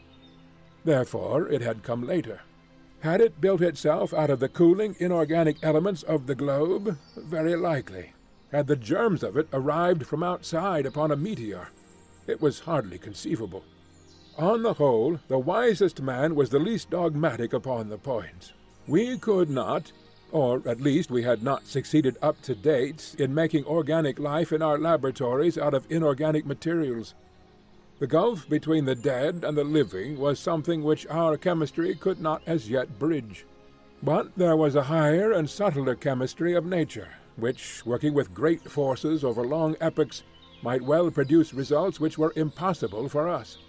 There the matter must be left. This brought the lecturer to the great ladder of animal life, beginning low down in mollusks and feeble sea creatures, then up rung by rung through reptiles and fishes, till at last we came to a kangaroo rat, a creature which brought forth its young alive, the direct ancestor of all mammals, and presumably, therefore, of everyone in the audience. "No, no," from a skeptical student in the back row. If the young gentleman in the red tie who cried "No, no," and who presumably claimed to have been hatched out of an egg, would wait upon him after the lecture, he would be glad to see such a curiosity. Laughter. It was strange to think that the climax of the age-long process of nature had been the creation of that gentleman in the red tie. But had the process stopped? Was this gentleman to be taken as the final type, the be-all and end-all of development? He hoped that it would not hurt the feelings of the gentleman in the red tie if he maintained that, whatever virtues that gentleman might possess in private life, still the vast processes of the universe were not fully justified if they were to end entirely in his production. Evolution was not a spent force, but one still working, and even greater achievements were in store. Having thus, amid a general titter, played very prettily with his interrupter, the lecturer went back to his picture of the past, the drying of the seas, the emergence of the sandbank, the sluggish, viscous life which lay upon their margins, the overcrowded lagoons, the tendency of the sea creatures to take refuge upon the mud-flats, the abundance of food awaiting them, their consequent enormous growth. "Hence, ladies and gentlemen," he added, "that frightful brood of saurians which still affright our eyes when seen in the Wealden or in the Solnhofen slates, but which were fortunately extinct long before the first appearance of mankind upon this planet." "Question," boomed a voice from the platform. Mr. Waldron was a strict disciplinarian with a gift of acid humour, as exemplified upon the gentleman with the red tie, which made it perilous to interrupt him. But this interjection appeared to him so absurd that he was at a loss how to deal with it. So looks the Shakespearean who is confronted by a rancid Baconian, or the astronomer who is assailed by a flat-earth fanatic. He paused for a moment, and then, raising his voice, repeated slowly the words, "which were extinct before the coming of man." "Question," boomed the voice once more. Waldron looked with amazement along the line of professors upon the platform until his eyes fell upon the figure of Challenger, who leaned back in his chair with closed eyes and an amused expression, as if he were smiling in his sleep. "I see," said Waldron with a shrug. "It is my friend, Professor Challenger." And amid laughter he renewed his lecture as if this was a final explanation and no more need be said. But the incident was far from being closed. Whatever path the lecturer took amid the wilds of the past seemed invariably to lead him to some assertion as to extinct or prehistoric life, which instantly brought the same bull's bellow from the professor. The audience began to anticipate it and to roar with delight when it came. The packed benches of students joined in, and every time Challenger's beard opened, before any sound could come forth, there was a yell of "Question" from 100 voices, and an answering counter-cry of "Order" and "Shame" from as many more. Waldron, though a hardened lecturer and a strong man, became rattled. He hesitated, stammered, repeated himself, got snarled in a long sentence, and finally turned furiously upon the cause of his troubles. "This is really intolerable," he cried, glaring across the platform. "I must ask you, Professor Challenger, to cease these ignorant and unmannerly interruptions." There was a hush over the hall, the students rigid with delight at seeing the high gods on Olympus quarrelling among themselves. Challenger levered his bulky figure slowly out of his chair. "I must in turn ask you, Mr. Waldron," he said, "to cease to make assertions which are not in strict accordance with scientific fact." The words unloosed a tempest. "Shame! Shame! Give him a hearing! Put him out! Shove him off the platform! Fair play!" emerged from a general roar of amusement or execration. The chairman was on his feet, flapping both his hands and bleating excitedly, "Professor Challenger, personal views later," were the solid peaks above his clouds of inaudible mutter. The interrupter bowed, smiled, stroked his beard, and relapsed into his chair. Waldron, very flushed and warlike, continued his observations. Now and then, as he made an assertion, he shot a venomous glance at his opponent, who seemed to be slumbering deeply, with the same broad, happy smile upon his face. At last the lecture came to an end. I am inclined to think that it was a premature one, as the peroration was hurried and disconnected. The thread of the argument had been rudely broken, and the audience was restless and expectant. Waldron sat down, and after a chirrup from the chairman, Professor Challenger rose and advanced to the edge of the platform. In the interests of my paper, I took down his speech verbatim. "Ladies and gentlemen," he began, amid a sustained interruption from the back. "I beg pardon. Ladies, gentlemen, and children, I must apologize. I had inadvertently omitted a considerable section of this audience." Tumult, during which the professor stood with one hand raised and his enormous head nodding sympathetically, as if he were bestowing a pontifical blessing upon the crowd.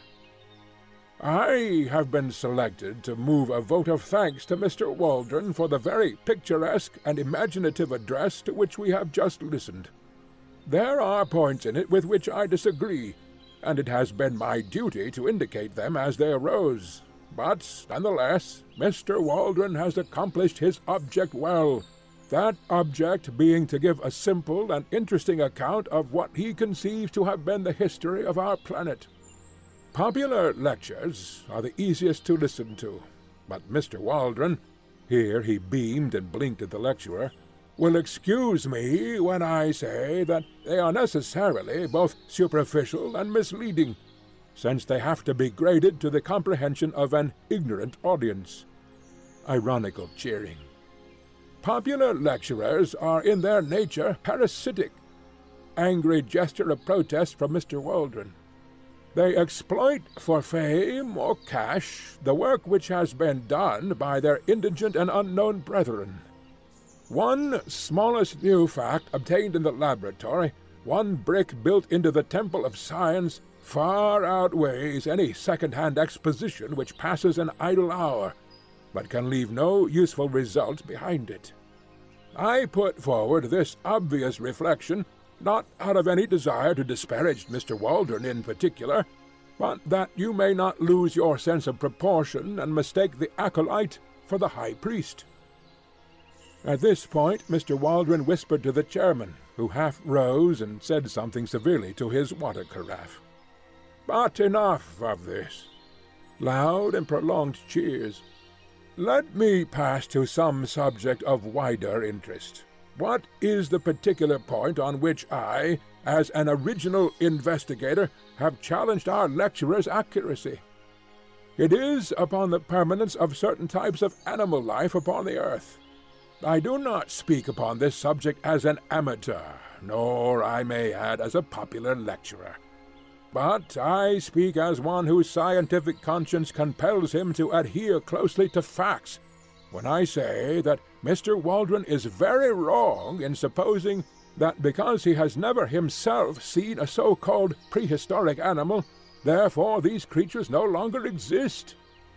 They are indeed, as he has said, our ancestors, but they are, if I may use the expression, our contemporary ancestors, who can still be found with all their hideous and formidable characteristics if one has but the energy and hardihood to seek their haunts. Creatures which were supposed to be Jurassic, monsters who would hunt down and devour our largest and fiercest mammals, still exist. Cries of "Bosh! Prove it! How do you know?" Question! How do I know, you ask me? I know because I have visited their secret haunts. I know because I have seen some of them. Applause, uproar, and a voice. Liar! Am I a liar? General hearty and noisy assent. Did I hear someone say that I was a liar? Will the person who called me a liar kindly stand up, that I may know him?" A voice, "Here he is, sir," and an inoffensive little person in spectacles, struggling violently, was held up among a group of students. "Did you venture to call me a liar?" "No, sir, no," shouted the accused, and disappeared like a jack-in-the-box. "If any person in this hall dares to doubt my veracity, I shall be glad to have a few words with him after the lecture." "Liar!" "Who said that?" Again the inoffensive one, plunging desperately, was elevated high into the air. "If I come down among you—" General chorus of "Come, love, come," which interrupted the proceedings for some moments, while the chairman, standing up and waving both his arms, seemed to be conducting the music. The professor, with his face flushed, his nostrils dilated, and his beard bristling, was now in a proper berserk mood. "Every great discoverer has been met with the same incredulity, the same brand of a generation of fools. When great facts are laid before you, you have not the intuition, the imagination which would help you to understand them. You can only throw mud at the men who have risked their lives to open new fields to science. You persecute the prophets, Galileo, Darwin, and I." Prolonged cheering and complete interruption. All this is from my hurried notes taken at the time, which give little notion of the absolute chaos to which the assembly had by this time been reduced. So terrific was the uproar that several ladies had already beaten a hurried retreat. Grave and reverend seniors seemed to have caught the prevailing spirit as badly as the students, and I saw white-bearded men rising and shaking their fists at the obdurate professor. The whole great audience seethed and simmered like a boiling pot. The professor took a step forward and raised both his hands. There was something so big and arresting and virile in the man that the clatter and shouting died gradually away before his commanding gesture and his masterful eyes. He seemed to have a definite message. They hushed to hear it. "I will not detain you," he said. "It is not worth it. Truth is truth, and the noise of a number of foolish young men, and I fear I must add of their equally foolish seniors, cannot affect the matter. I claim that I have opened a new field of science. You dispute it." Cheers. "Then I put you to the test. Will you accredit one or more of your own number to go out as your representatives and test my statement in your name?" Mr. Summerlee, the veteran professor of comparative anatomy, rose among the audience, a tall, thin, bitter man with the withered aspect of a theologian. He wished, he said, to ask Professor Challenger whether the results to which he had alluded in his remarks had been obtained during a journey to the headwaters of the Amazon made by him 2 years before. Professor Challenger answered that they had. Mr. Summerlee desired to know how it was that Professor Challenger claimed to have made discoveries in those regions which had been overlooked by Wallace, Bates, and other previous explorers of established scientific repute. Professor Challenger answered that Mr. Summerlee appeared to be confusing the Amazon with the Thames, that it was in reality a somewhat larger river, that Mr. Summerlee might be interested to know that with the Orinoco, which communicated with it, some 50,000 miles of country were opened up, and that in so vast a space it was not impossible for one person to find what another had missed. Mr. Summerlee declared, with an acid smile, that he really appreciated the difference between the Thames and the Amazon, which lay in the fact that any assertion about the former could be tested, while about the latter it could not. He would be obliged if Professor Challenger would give the latitude and the longitude of the country in which prehistoric animals were to be found. Professor Challenger replied that he reserved such information for good reasons of his own, but would be prepared to give it, with proper precautions, to a committee chosen from the audience. Would Mr. Summerlee serve on such a committee and test his story in person? Mr. Summerlee: "Yes, I will." great cheering. Professor Challenger: "Then I will guarantee that I will place in your hands such material as will enable you to find your way. It is only right, however, since Mr. Summerlee goes to check my statement, that I should have one or more with him who may check his. I will not disguise from you that there are difficulties and dangers. Mr. Summerlee will need a younger colleague. May I ask for volunteers?" It is thus that the great crisis of a man's life springs out at him. Could I have imagined when I entered that hall that I was about to pledge myself to a wilder adventure than had ever come to me in my dreams? But Gladys, was it not the very opportunity of which she spoke? Gladys would have told me to go. I had sprung to my feet, I was speaking, and yet I had prepared no words.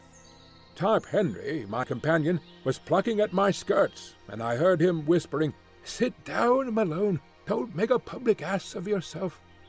At the same time, I was aware that a tall, thin man, with dark gingery hair, a few seats in front of me, was also upon his feet. He glared back at me with hard, angry eyes, but I refused to give way. "I will go, Mr. Chairman," I kept repeating over and over again. "Name! Name!" cried the audience. "My name is Edward Malone. I am the reporter of the Daily Gazette. I claim to be an absolutely unprejudiced witness." "What is your name, sir?" the chairman asked of my tall rival. "I am Lord John Roxton. I have already been up the Amazon, I know all the ground, and have special qualifications for this investigation." "Lord John Roxton's reputation as a sportsman and a traveller is, of course, world-famous," said the chairman. "At the same time, it would certainly be as well to have a member of the press upon such an expedition." "Then I move," said Professor Challenger, "that both these gentlemen be elected as representatives of this meeting to accompany Professor Summerlee upon his journey to investigate and to report upon the truth of my statements." And so, amid shouting and cheering, our fate was decided, and I found myself borne away in the human current which swirled towards the door, with my mind half stunned by the vast new project which had risen so suddenly before it. As I emerged from the hall, I was conscious for a moment of a rush of laughing students down the pavement, and of an arm wielding a heavy umbrella, which rose and fell in the midst of them. Then, amid a mixture of groans and cheers, Professor Challenger's electric brougham slid from the curb, and I found myself walking under the silvery lights of Regent Street, full of thoughts of Gladys and of wonder as to my future. Suddenly there was a touch at my elbow. I turned and found myself looking into the humorous, masterful eyes of the tall, thin man who had volunteered to be my companion on this strange quest. "Mr. Malone, I understand," said he. "We are to be companions, what? My rooms are just over the road in the Albany. Perhaps you would have the kindness to spare me half an hour, for there are one or two things that I badly want to say to you." End of Chapter 5.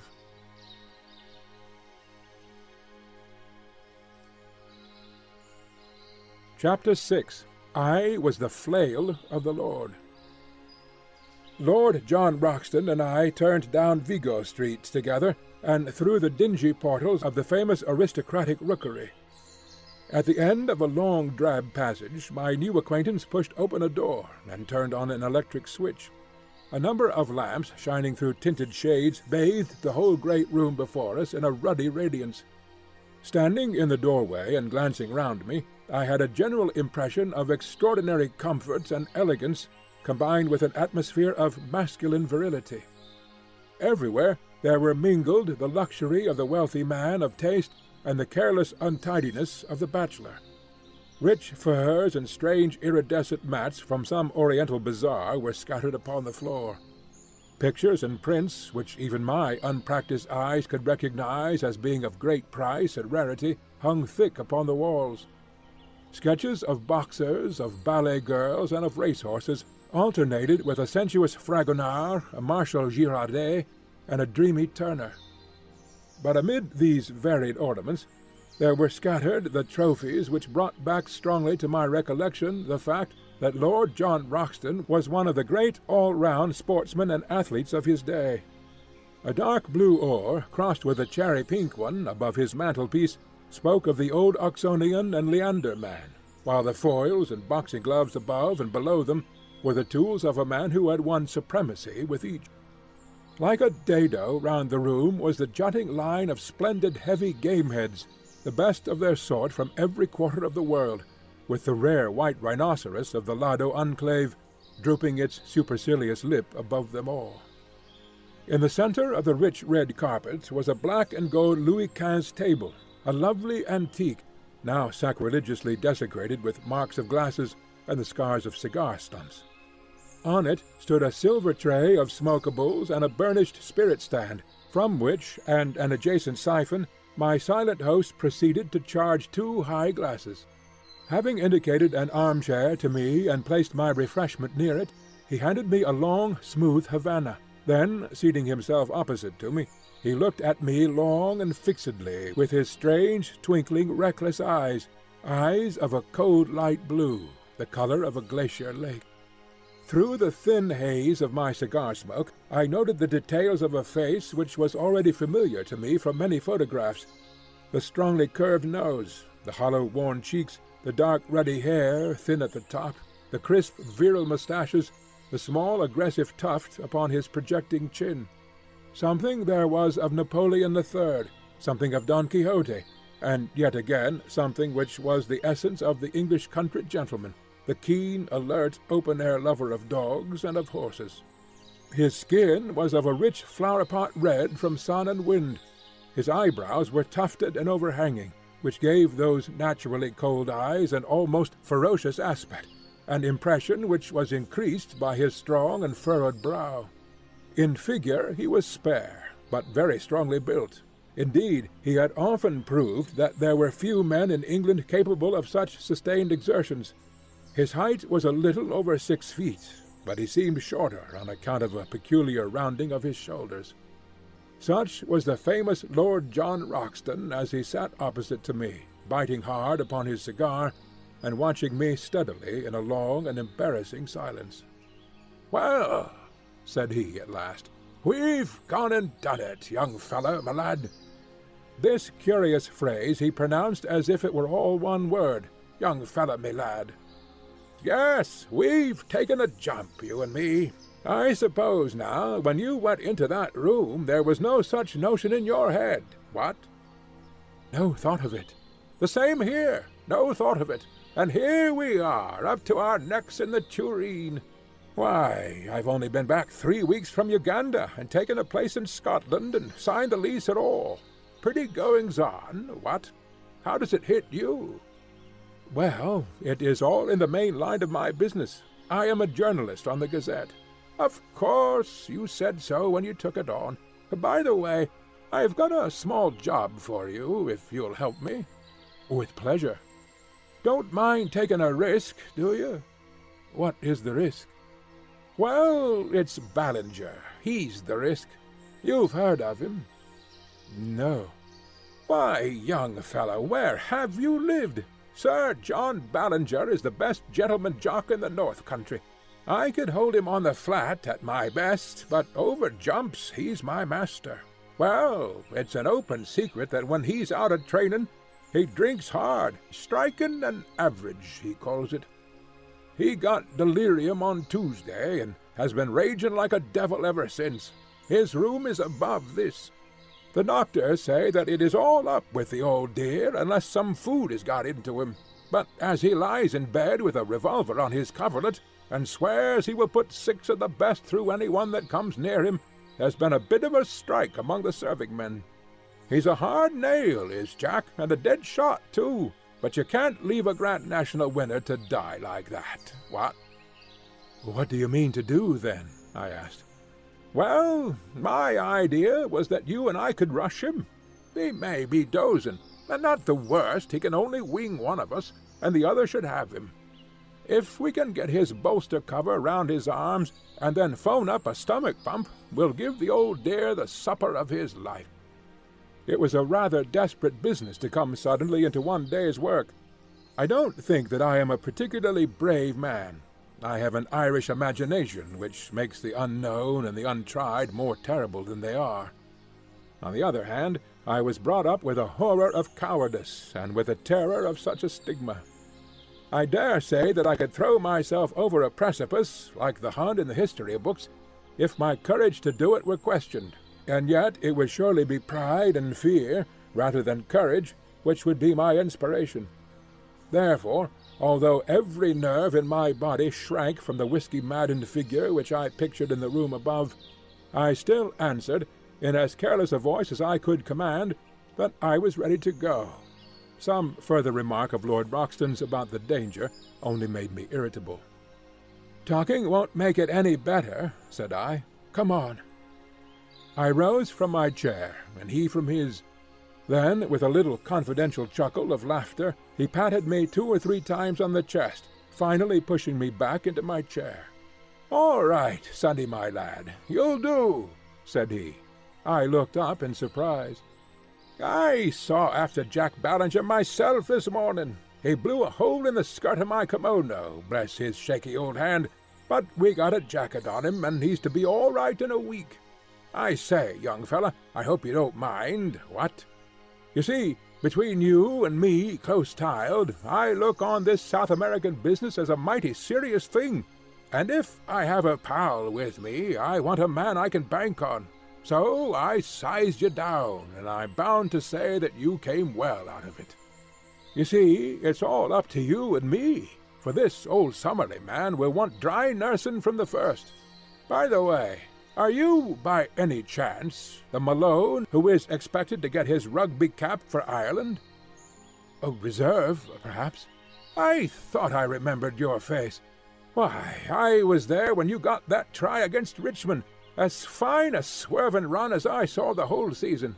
I never miss a rugby match if I can help it, for it is the manliest game we have left. Well, I didn't ask you in here just to talk sport. We've got to fix our business. Here are the sailings on the first page of the Times. There's a Booth boat for Para next Wednesday week, and if the professor and you can work it, I think we should take it. What? Very good. I'll fix it with him. What about your outfit?" "My paper will see to that." "Can you shoot?" "About average territorial standard."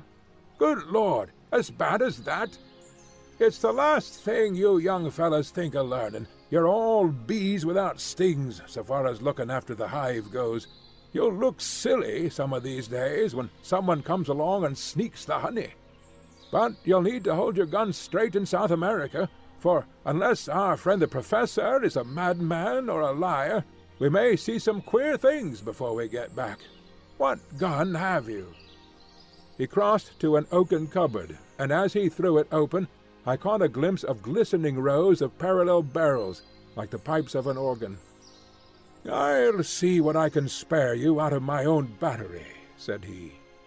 One by one he took out a succession of beautiful rifles, opening and shutting them with a snap and a clang, and then patting them as he put them back into the rack as tenderly as a mother would fondle her children. "This is a Bland's 577 Axite Express," said he. "I got that big fellow with it." He glanced up at the white rhinoceros. 10 more yards, and he would have added me to his collection.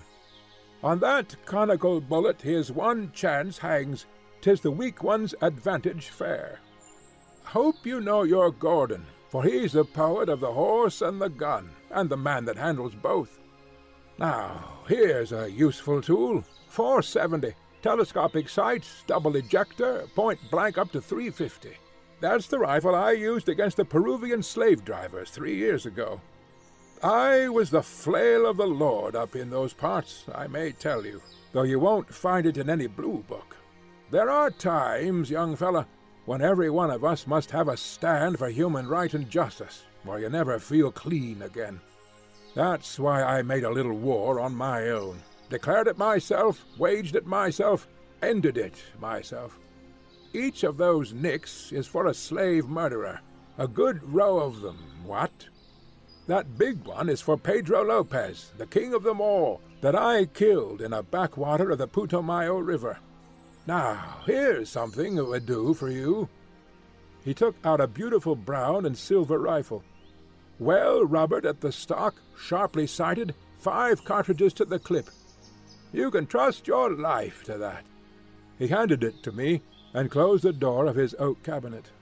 "By the way," he continued, coming back to his chair, "what do you know of this Professor Challenger?" "I never saw him till today." "Well, neither did I. It's funny we should both sail under sealed orders from a man we don't know. He seemed an uppish old bird. His brothers of science don't seem too fond of him either. How came you to take an interest in the affair?" I told him shortly my experiences of the morning, and he listened intently. Then he drew out a map of South America and laid it on the table. "I believe every single word he said to you was the truth," said he earnestly. "And, mind you, I have something to go on when I speak like that. South America is a place I love, and I think, if you take it right through from Darien to Fuego, it's the grandest, richest, most wonderful bit of earth upon this planet. People don't know it yet, and don't realize what it may become. I've been up and down it from end to end, and had 2 dry seasons in those very parts, as I told you when I spoke of the war I made on the slave dealers. Well, when I was up there, I heard some yarns of the same kind, traditions of Indians and the like, but with something behind them, no doubt. The more you know of that country, young fella, the more you would understand that anything is possible. Anything. There are just some narrow water lanes along which folk travel, and outside that it is all darkness. Now, down here in Mato Grande," he swept his cigar over a part of the map, "or up in this corner where 3 countries meet, nothing would surprise me. As that chap said tonight, there are 50,000 miles of waterway running through a forest that is very near the size of Europe. You and I could be as far away from each other as Scotland is from Constantinople, and yet each of us be in the same great Brazilian forest. Man has just made a track here and a scrape there in the maze. Why, the river rises and falls the best part of 40 feet, and half the country is a morass that you can't pass over. Why shouldn't something new and wonderful lie in such a country? And why shouldn't we be the men to find it out? Besides," he added, his queer gaunt face shining with delight, "there's a sport and risk in every mile of it. I'm like an old golf ball. I've had all the white paint knocked off me long ago. Life can whack me about now, and it can't leave a mark. But a sportin' risk, young fella, that's the salt of existence. Then it's worth living again. We're all getting a deal too soft and dull and comfy. Give me the great wastelands and the wide spaces, with a gun in my fist and something to look for that's worth finding. I've tried war and steeple-chasing and aeroplanes, but this hunting of beasts that look like a lobster supper dream is a brand-new sensation."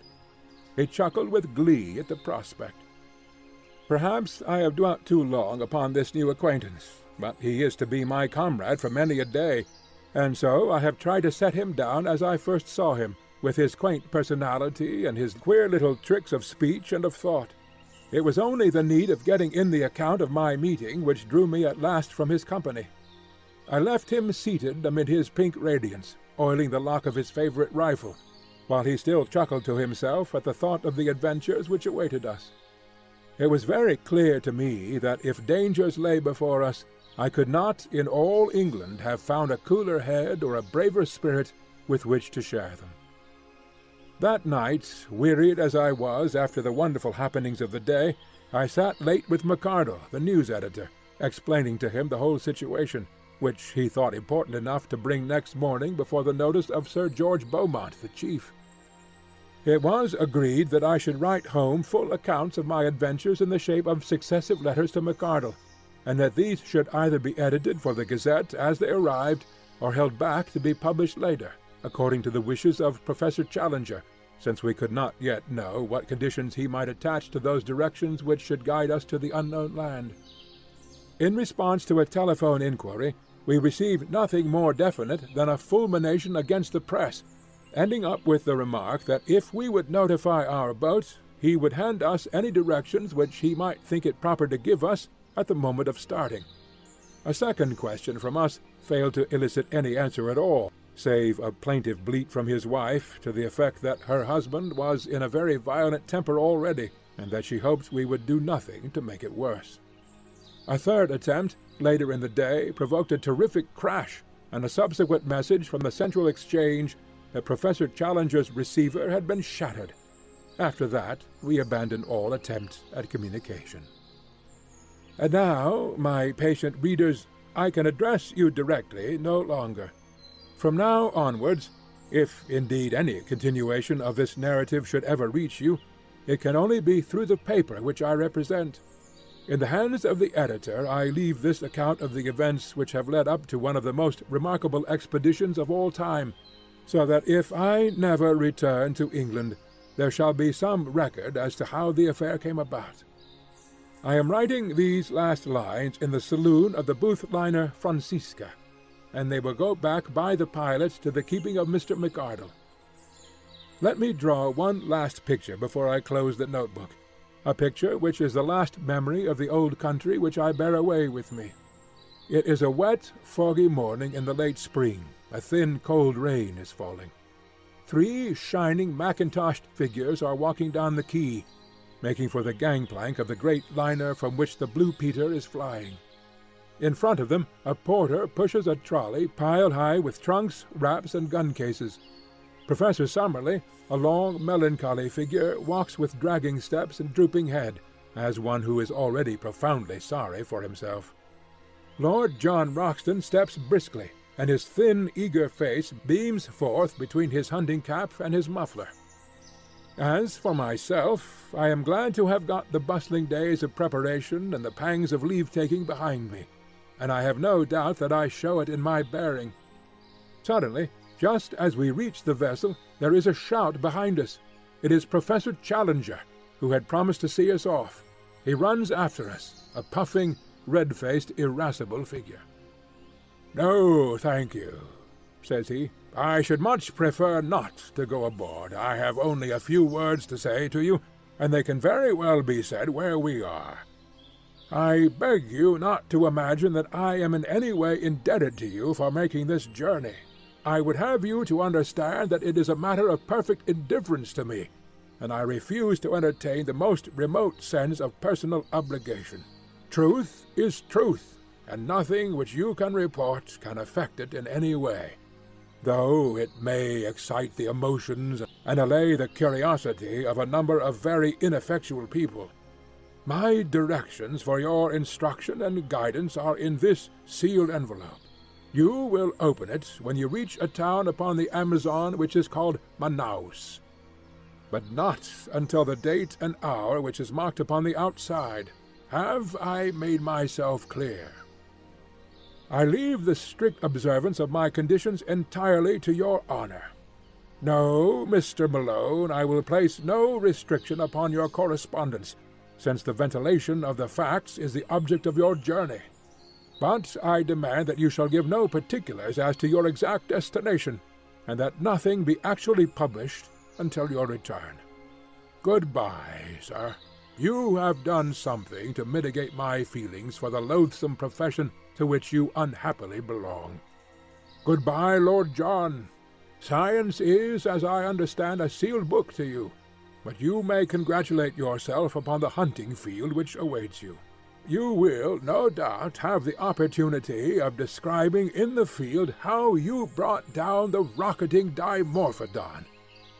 And goodbye to you also, Professor Summerlee. If you are still capable of self-improvement, of which I am frankly unconvinced, you will surely return to London a wiser man." So he turned upon his heel, and a minute later from the deck I could see his short, squat figure bobbing about in the distance as he made his way back to his train. Well, we are well down channel now. There's the last bell for letters, and it's goodbye to the pilot. We'll be hull down on the old trail from now on. God bless all we leave behind us, and send us safely back. Chapter 7. Tomorrow we disappear into the unknown.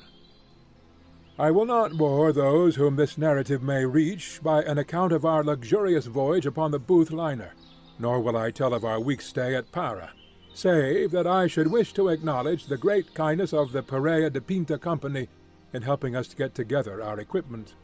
I will also allude very briefly to our river journey, up a wide, slow-moving, clay-tinted stream in a steamer which was little smaller than that which had carried us across the Atlantic. Eventually we found ourselves through the narrows of Obitos and reached the town of Manaus. Here we were rescued from the limited attractions of the local inn by Mr. Shortman, the representative of the British and Brazilian Trading Company. In his hospital fazenda we spent our time until the day when we were empowered to open the letter of instructions given to us by Professor Challenger. Before I reach the surprising events of that date, I would desire to give a clearer sketch of my comrades in this enterprise, and of the associates whom we had already gathered together in South America. I speak freely, and I leave the use of my material to your own discretion, Mr. McCardle, since it is through your hands that this report must pass before it reaches the world. The scientific attainments of Professor Summerlee are too well known for me to trouble to recapitulate them. He is better equipped for a rough expedition of this sort than one would imagine at first sight. His tall, gaunt, stringy figure is insensible to fatigue, and his dry, half-sarcastic, and often wholly unsympathetic manner is uninfluenced by any change in his surroundings. Though in his 66th year, I have never heard him express any dissatisfaction at the occasional hardships which we have had to encounter. I have regarded his presence as an encumbrance to the expedition, but as a matter of fact, I am now well convinced that his power of endurance is as great as my own. In temper he is naturally acid and skeptical. From the beginning he has never concealed his belief that Professor Challenger is an absolute fraud, that we are all embarked upon an absurd wild-goose chase, and that we are likely to reap nothing but disappointment and danger in South America, and corresponding ridicule in England. Such are the views which, with much passionate distortion of his thin features and wagging of his thin goat-like beard, he poured into our ears all the way from Southampton to Manaus. Since landing from the boat, he has obtained some consolation from the beauty and variety of the insect and bird life around him, for he is absolutely whole-hearted in his devotion to science. He spends his days flitting through the woods with his shotgun and his butterfly net, and his evenings in mounting the many specimens he has acquired.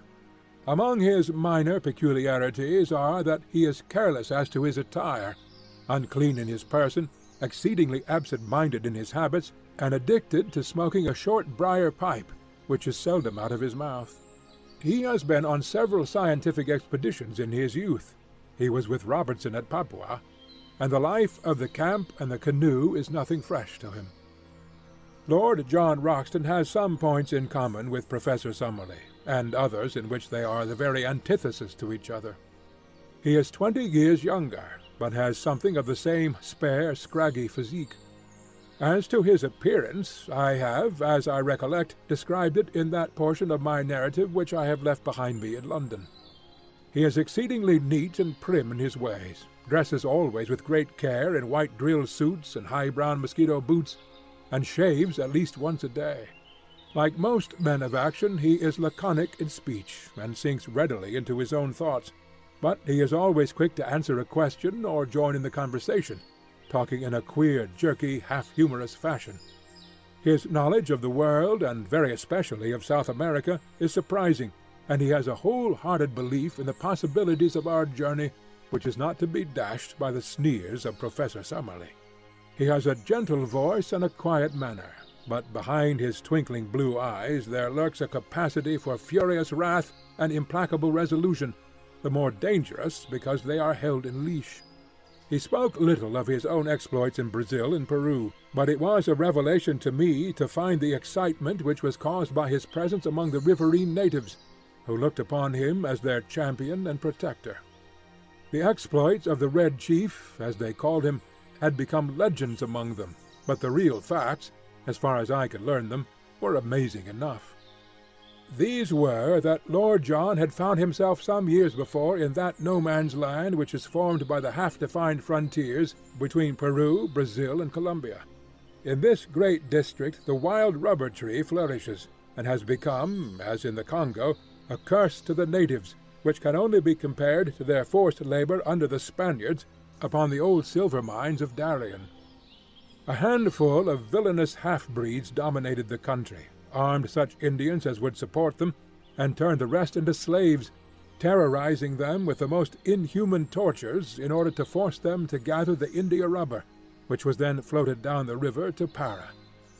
Lord John Roxton expostulated on behalf of the wretched victims, and received nothing but threats and insults for his pains. He then formally declared war against Pedro Lopez, the leader of the slave-drivers, enrolled a band of runaway slaves in his service, armed them, and conducted a campaign, which ended by his killing with his own hands the notorious half-breed, and breaking down the system which he represented. No wonder that the ginger-headed man with the silky voice and the free and easy manners was now looked upon with deep interest upon the banks of the great South American river, though the feelings he inspired were naturally mixed, since the gratitude of the natives was equalled by the resentment of those who desired to exploit them. One useful result of his former experiences was that he could talk fluently in lingua geral, which is the peculiar talk, 1/3 Portuguese and 2/3 Indian, which is current all over Brazil. I have said before that Lord John Roxton was a South Americomaniac. He could not speak of that great country without ardor, and this ardor was infectious, for, ignorant as I was, he fixed my attention and stimulated my curiosity. How I wish I could reproduce the glamour of his discourses, the peculiar mixture of accurate knowledge and of racy imagination which gave them their fascination, until even the professor's cynical and skeptical smile would gradually vanish from his thin face as he listened. He would tell the history of the mighty river so rapidly explored, for some of the first conquerors of Peru actually crossed the entire continent upon its waters, and yet so unknown in regard to all that lay behind its ever-changing banks. "What is there?" he would cry, pointing to the north. "Wood and marsh and unpenetrated jungle. Who knows what it may shelter? And there, to the south, a wilderness of swampy forest, where no white man has ever been. The unknown is up against us on every side. Outside the narrow lines of the rivers, what does anyone know? Who will say what is possible in such a country? Why should old man Challenger not be right?" At which direct defiance the stubborn sneer would reappear upon Professor Summerlee's face, and he would sit, shaking his sardonic head in unsympathetic silence, behind the cloud of his briar-root pipe. So much for the moment for my two white companions, whose characters and limitations will be further exposed, as surely as my own, as this narrative proceeds. But already we have enrolled certain retainers who may play no small part in what is to come. The first is a gigantic Negro named Zambo, who is a perfect Hercules, as willing as any horse, and about as intelligent. Him we enlisted at Para, on the recommendation of the steamship company, on whose vessels he had learned to speak a halting English. It was at Para also that we engaged Gomez and Manuel, two half-breeds from up the river, just come down with a cargo of redwood. They are swarthy fellows, bearded and fierce, as active and wiry as panthers. Both of them had spent their lives in those upper waters of the Amazon which we were about to explore, and it was this recommendation which had caused Lord John to engage them. One of them, Gomez, had the further advantage that he could speak excellent English. These men were willing to act as our personal servants, to cook, to row, or to make themselves useful in any way at a payment of $15 a month. Besides these, we had engaged 3 Mojo Indians from Bolivia, who are the most skilful at fishing and boat work of all the river tribes. The chief of these we called Mojo, after his tribe, and the others are known as Jose and Fernando. 3 white men, then 2 half-breeds, 1 Negro, and 3 Indians made up the personnel of the little expedition which lay waiting for its instructions at Manaus before starting upon its singular quest. At last, after a weary week, the day had come, and the hour. I ask you to picture the shaded sitting-room of the Fazenda St. Ignacio, 2 miles inland from the town of Manaus. Outside lay the yellow, brassy glare of the sunshine, with the shadows of the palm trees as black and definite as the trees themselves. The air was calm, full of the eternal hum of insects, a tropical chorus of many octaves, from the deep drone of the bee to the high, keen pipe of the mosquito. Beyond the veranda was a small cleared garden, bounded with cactus hedges and adorned with clumps of flowering shrubs, round which the great blue butterflies and the tiny hummingbirds fluttered and darted in crescents of sparkling light. Within we were seated round the cane table, on which lay a sealed envelope. Inscribed upon it, in the jagged handwriting of Professor Challenger, were the words, "Instructions to Lord John Roxton and party, to be opened at Manaus upon July 15th, at 12 o'clock precisely." Lord John had placed his watch upon the table beside him. "We have 7 more minutes," said he. "The old dear is very precise." Professor Summerlee gave an acid smile as he picked up the envelope in his gaunt hand. "What can it possibly matter whether we open it now or in 7 minutes?" said he. "It is all part and parcel of the same system of quackery and nonsense, for which I regret to say that the writer is notorious." "Oh, come, we must play the game according to rules," said Lord John. "It's old man Challenger's show, and we be here by his good will, so it would be rotten bad form if we didn't follow his instructions to the letter." "A pretty business it is," cried the professor bitterly. "It struck me as preposterous in London, but I'm bound to say that it seems even more so upon closer acquaintance. I don't know what is inside the envelope, but unless it is something pretty definite, I shall be much tempted to take the next down-river boat and catch the Bolivia at Para. After all, I have some more responsible work in the world than to run about disproving the assertions of a lunatic. Now, Roxton, surely it is time." "Time it is," said Lord John. "You can blow the whistle." He took up the envelope and cut it with his penknife. From it he drew a folded sheet of paper. This he carefully opened out and flattened on the table. It was a blank sheet. He turned it over. Again it was blank.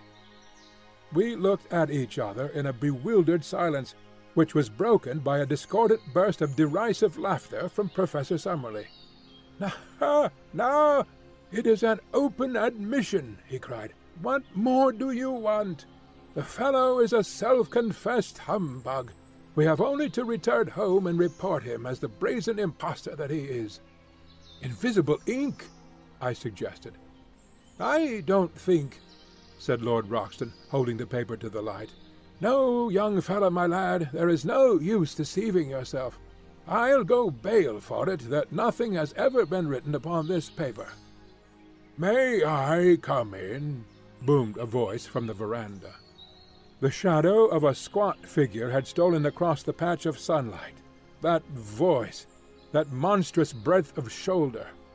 We sprang to our feet with a gasp of astonishment as Challenger, in a round, boyish straw hat with a colored ribbon, Challenger, with his hands in his jacket pockets and his canvas shoes daintily pointing as he walked, appeared in the open space before us. He threw back his head, and there he stood in the golden glow with all his old Assyrian luxuriance of beard, all his native insolence of drooping eyelids and intolerant eyes. "I fear," said he, taking out his watch, "that I am a few minutes too late. When I gave you this envelope, I must confess that I had never intended that you should open it, for it had been my fixed intention to be with you before the hour.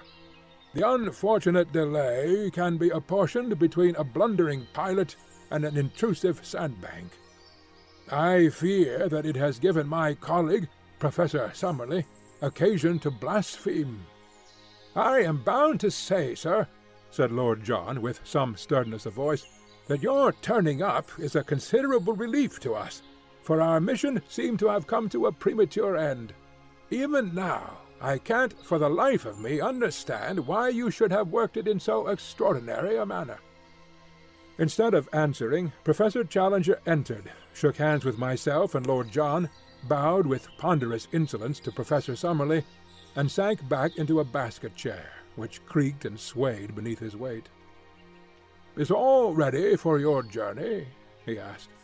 "We can start tomorrow." "Then so you shall. You need no chart of directions now, since you will have the inestimable advantage of my own guidance. From the first I had determined that I would myself preside over your investigation. The most elaborate charts would, as you readily admit, be a poor substitute for my own intelligence and advice. As to the small ruse which I played upon you in the matter of the envelope, it is clear that, had I told you all my intentions, I should have been forced to resist unwelcome pressure to travel out with you." "Not from me, sir," exclaimed Professor Summerlee heartily, "so long as there was another ship upon the Atlantic." Challenger waved him away with his great hairy hand.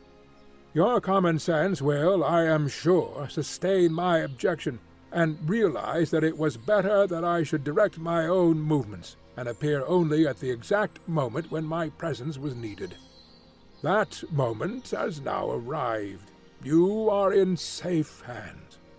You will not now fail to reach your destination. From henceforth I take command of this expedition, and I must ask you to complete your preparations tonight, so that we may be able to make an early start in the morning. My time is of value, and the same may be said, no doubt, in a lesser degree, of your own. I propose, therefore, that we push on as rapidly as possible, until I have demonstrated what you have come to see. Lord John Roxton has chartered a large steam launch, the Esmeralda, which was to carry us up the river. So far as climate goes, it was immaterial what time we chose for our expedition, as the temperature ranges from 75 to 90 degrees both summer and winter, with no appreciable difference in heat. In moisture, however, it is otherwise. From December to May is the period of the rains, and during this time the river slowly rises until it attains a height of nearly 40 feet above its low water mark. It floods the banks, extends in great lagoons over a monstrous waste of country, and forms a huge district, called locally the Gapo, which is for the most part too marshy for foot travel and too shallow for boating. About June the waters begin to fall, and are at their lowest at October or November. Thus our expedition was at the time of the dry season, when the great river and its tributaries were more or less in a normal condition. The current of the river is a slight one, the drop being not greater than 8 inches in a mile. No stream could be more convenient for navigation, since the prevailing wind is southeast, and sailing boats may make a continuous progress to the Peruvian frontier, dropping down again with the current. In our own case, the excellent engines of the Esmeralda could disregard the sluggish flow of the stream, and we made as rapid progress as if we were navigating a stagnant lake. For 3 days we steamed northwestwards, up a stream which even here, 1,000 miles from its mouth, was still so enormous that from its centre the 2 banks were mere shadows upon the distant skyline. On the 4th day after leaving Manaus we turned into a tributary, which at its mouth was little smaller than the main stream. It narrowed rapidly, however, and after 2 more days' steaming we reached an Indian village, where the professor insisted that we should land, and that the Esmeralda should be sent back to Manaus. We should soon come upon rapids, he explained, which would make its further use impossible. He added privately that we were now approaching the door of the unknown country, and that the fewer whom we took into our confidence, the better it would be. To this end also he made each of us give our word of honor that we would publish or say nothing which would give any exact clue as to the whereabouts of our travels, while the servants were all solemnly sworn to the same effect. It is for this reason that I am compelled to be vague in my narrative, and I would warn my readers that in any map or diagram which I may give, the relation of places to each other may be correct, but the points of the compass are carefully confused, so that in no way can it be taken as an actual guide to the country. Professor Challenger's reasons for secrecy may be valid or not, but we had no choice but to adopt them, for he was prepared to abandon the whole expedition rather than modify the conditions upon which he would guide us. It was August 2nd when we snapped our last link with the outer world by bidding farewell to the Esmeralda. Since then, 4 days have passed, during which we have engaged 2 large canoes from the Indians, made of so light a material, skins over a bamboo framework, that we should be able to carry them round any obstacle. These we have loaded with all our effects, and have engaged 2 additional Indians to help us in the navigation. I understand that they are the very 2, Ataka and Ipetu by name, who accompanied Professor Challenger upon his previous journey. They appeared to be terrified at the prospect of repeating it, but the chief has patriarchal powers in these countries, and if the bargain is good in his eyes, the clansman has little choice in the matter. So, tomorrow, we disappear into the unknown. This account I am transmitting down the river by canoe, and it may be our last word to those who are interested in our fate. I have, according to our arrangement, addressed it to you, my dear Mr. McArdle, and I leave it to your discretion to delete, alter, or do what you like with it. From the assurance of Professor Challenger's manner, and in spite of the continued skepticism of Professor Summerlee, I have no doubt that our leader will make good his statement, and that we are really on the eve of some most remarkable experiences. End of Chapter 7.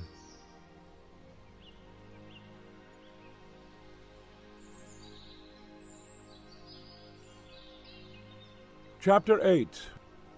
The Outlying Pickets of the New World. Our friends at home may well rejoice with us, for we are at our goal, and, up to a point at least, we have shown that the statement of Professor Challenger can be verified.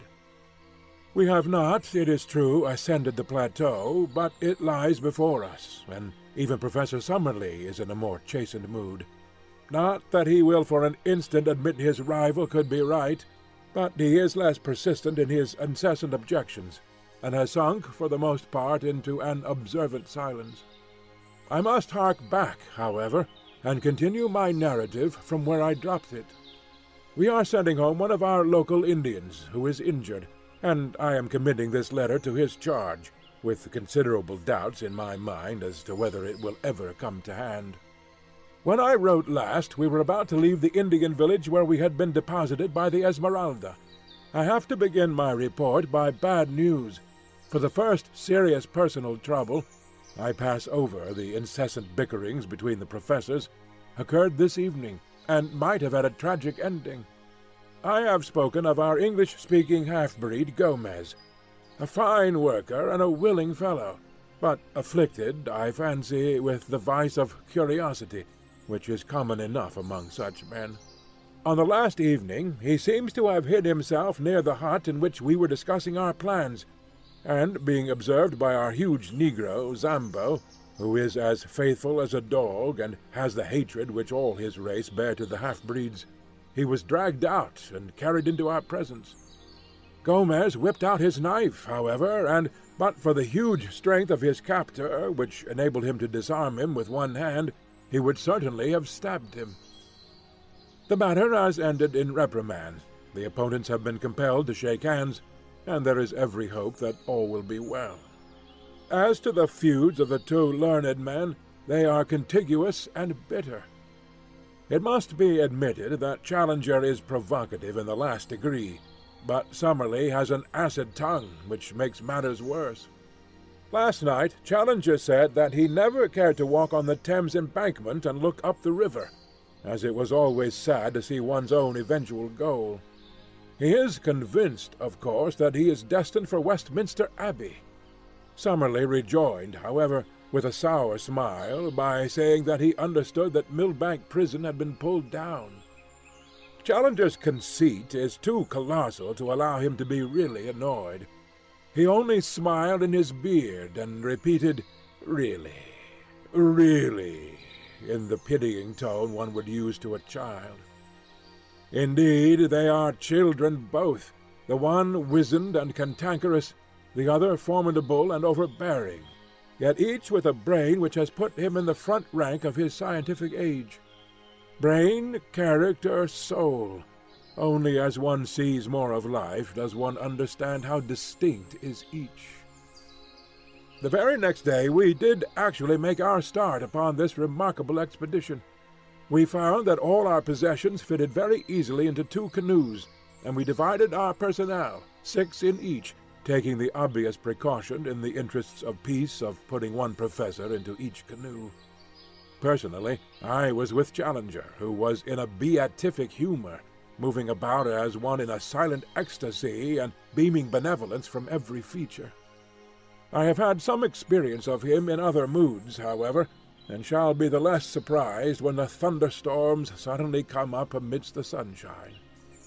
If it is impossible to be at your ease, it is equally impossible to be dull in his company, for one is always in a state of half-tremulous doubt as to what sudden turn his formidable temper may take. For 2 days we made our way up a good-sized river some hundreds of yards broad, and dark in color, but transparent, so that one could usually see the bottom. The affluents of the Amazon are, half of them, of this nature, while the other half are whitish and opaque, the difference depending upon the class of country through which they have flowed. The dark indicate vegetable decay, while the others point to clayey soil. Twice we came across rapids, and in each case made a portage of half a mile or so to avoid them. The woods on either side were primeval, which are more easily penetrated than woods of the second growth, and we had no difficulty in carrying our canoes through them. How shall I ever forget the solemn mystery of it? The height of the trees and the thickness of the boles exceeded anything with which I, in my town-bred life, could have imagined, shooting upwards in magnificent columns, until, at an enormous distance above our heads, we could dimly discern the spot where they threw out their side branches into Gothic upward curves, which coalesced to form one great matted roof of verdure, through which only an occasional golden ray of sunshine shot downwards to trace a thin, dazzling line of light amidst the majestic obscurity. As we walked noiselessly amid the thick, soft carpet of decaying vegetation, the hush fell upon our souls which comes upon us in the twilight of the Abbey, and even Professor Challenger's full-chested notes sank into a whisper. Alone, I should have been ignorant of the names of these giant growths, but our men of science pointed out the cedars, the great silk-cotton trees, and the redwood trees, with all that profusion of various plants which has made this continent the chief supplier to the human race of those gifts of nature which depend upon the vegetable world, while it is the most backward in those products which come from animal life. Vivid orchids and wonderful colored lichens smoldered upon the swarthy tree-trunks, and where a wandering shaft of light fell full upon the golden alamanda, the scarlet star clusters of the taxonia, or of the rich deep blue of ipomaea, the effect was as a dream of fairyland. In these great wastes of forests, life, which abhors darkness, struggles ever upwards to the light. Every plant, even the smaller ones, curls and writhes to the green surface, twining itself round its stronger and taller brethren in the effort. Climbing plants are monstrous and luxuriant, but others, which have never been known to climb elsewhere, learn the art as an escape from that sombre shadow, so that the common nettle, the jasmine, and even the hasitara palm tree can be seen circling the stems of the cedars and striving to reach their crowns. Of animal life there is no movement amid the majestic vaulted aisles which stretched from us as we walked, but a constant movement far above our heads told of that multitudinous world of snake and monkey, bird and sloth, which lived in the sunshine, and looked down in wonder at our tiny, dark, stumbling figures in the obscure depths immeasurably below them. At dawn and at sunset the howler monkeys screamed together, and the parakeets broke into shrill chatter, but during the hot hours of the day only the full drone of insects, like the beat of a distant surf, filled the ear, while nothing moved amid the solemn vistas of stupendous trunks faded away into the darkness which held us in. Once some bandy-legged lurching creature, an ant-eater or a bear, scuttled clumsily amid the shadows. It was the only sign of earth life which I saw in this great Amazonian forest. And yet there were indications that even human life itself was not far from us in those mysterious recesses. On the third day out we were aware of a singular deep throbbing in the air, rhythmic and solemn, coming and going fitfully throughout the morning. The two boats were paddling within a few yards of each other when first we heard it, and our Indians remained motionless, as if they had been turned to bronze, listening intently with expressions of terror upon their faces. "What is it, then?" I asked. "Drums," said Lord John carelessly. "War drums. I have heard them before." "Yes, sir, war drums," said Gomez, the half-breed. "Wild Indians, bravos, not mansos. They watch us every mile of the way, kill us if they can." "How can they watch us?" I asked, gazing into the dark, motionless void. The half-breed shrugged his broad shoulder.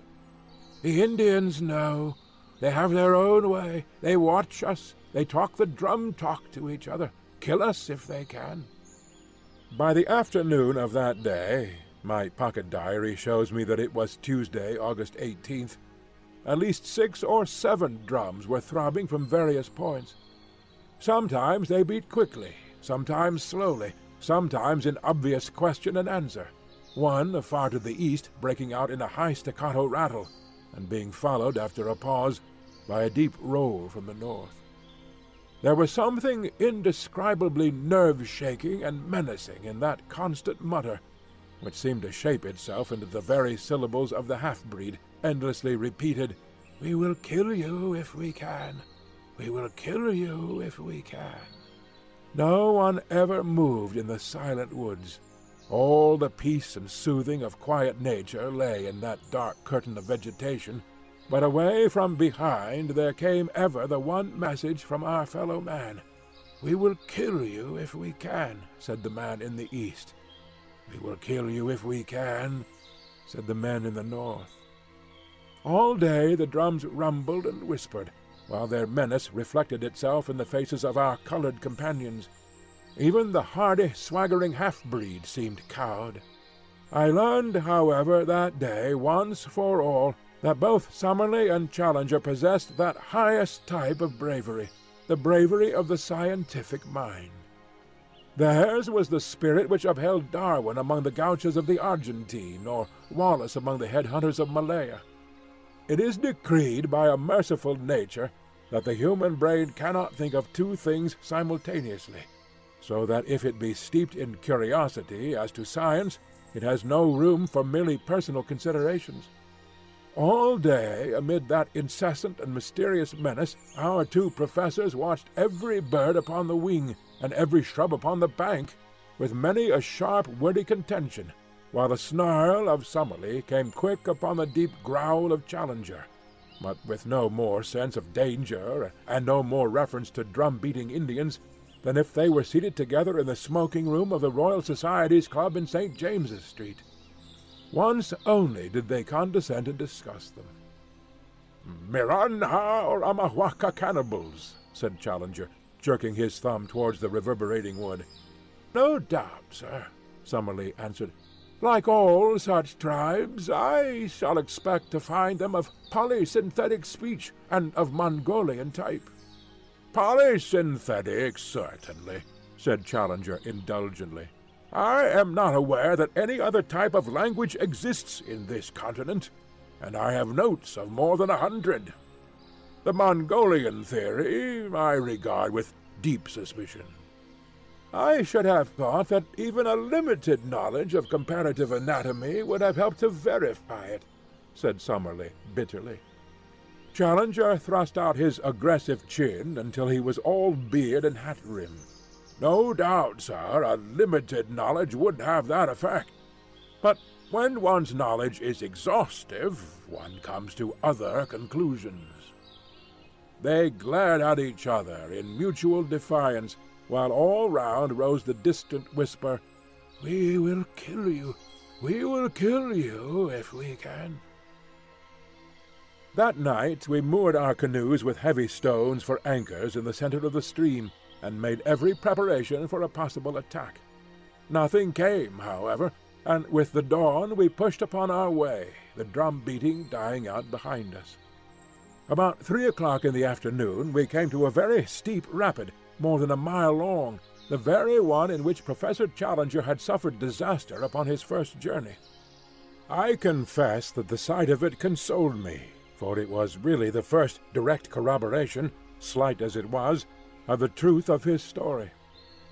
The Indians carried first our canoes and then our stores through the brushwood, which is very thick at this point, while we 4 whites, our rifles on our shoulders, walked between them and any danger coming from the woods. Before evening we had successfully passed the rapids, and made our way some 10 miles above them, where we anchored for the night. At this point I reckoned that we had come not less than 100 miles up the tributary from the main stream. It was in the early forenoon of the next day that we made the great departure. Since dawn, Professor Challenger had been acutely uneasy, continually scanning each bank of the river. Suddenly he gave an exclamation of satisfaction and pointed to a single tree, which projected at a peculiar angle over the side of the stream. "What do you make of that?" he asked. "It is surely an acai palm," said Summerlee. "Exactly. It was an acai palm which I took for my landmark. The secret opening is 1/2 a mile onwards upon the other side of the river. There is no break in the trees. That is the wonder and the mystery of it. There, where you see the light green rushes instead of dark green undergrowth, there between the great cottonwoods, that is my private gate into the unknown. Push through, and you will understand." It was indeed a wonderful place. Having reached the spot marked by a line of light green rushes, we pulled our 2 canoes through them for some hundreds of yards, and eventually emerged into a placid and shallow stream, running clear and transparent over a sandy bottom. It may have been 20 yards across, and was banked in on each side by most luxuriant vegetation. No one who had not observed that for a short distance reeds had taken place of shrubs could possibly have guessed the existence of such a stream, or dreamed of the fairyland beyond. For a fairyland it was, the most wonderful that the imagination of man could conceive. The thick vegetation met overhead, interlacing into a natural pergola, and through this tunnel of verdure in a golden twilight flowed the green pellucid river, beautiful in itself, but marvelous from the strange tints thrown by the vivid light from above, filtered and tempered in its fall. Clear as crystal, motionless as a sheet of glass, green as the edge of an iceberg, it stretched in front of us under its leafy archway, every stroke of our paddles sending 1,000 ripples across its shining surface. It was a fitting avenue to a land of wonders. All sign of the Indians had passed away, but animal life was more frequent, and the tameness of the creatures showed that they knew nothing of the hunter. Fuzzy little black velvet monkeys with snow-white teeth and gleaming, mocking eyes chattered at us as we passed. With a dull, heavy splash, an occasional caiman plunged in from the bank. Once a dark, clumsy tapir stared at us from a gap in the bushes, and then lumbered away through the forest. Once, too, the yellow, sinuous form of a great puma whisked amid the brushwood, and its green, baleful eyes glared hatred at us over its tawny shoulder.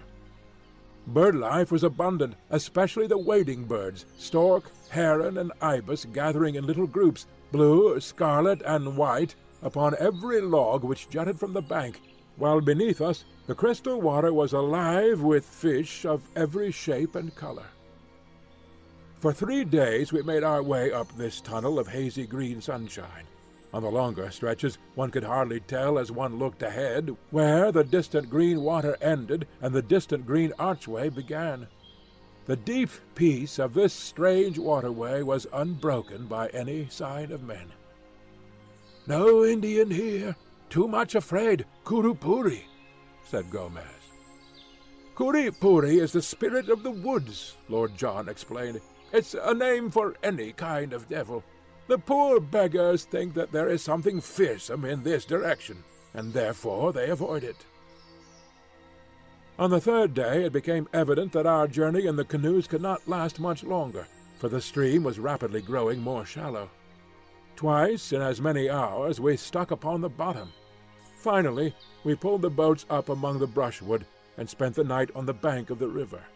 In the morning, Lord John and I made our way for a couple of miles through the forest, keeping parallel with the stream.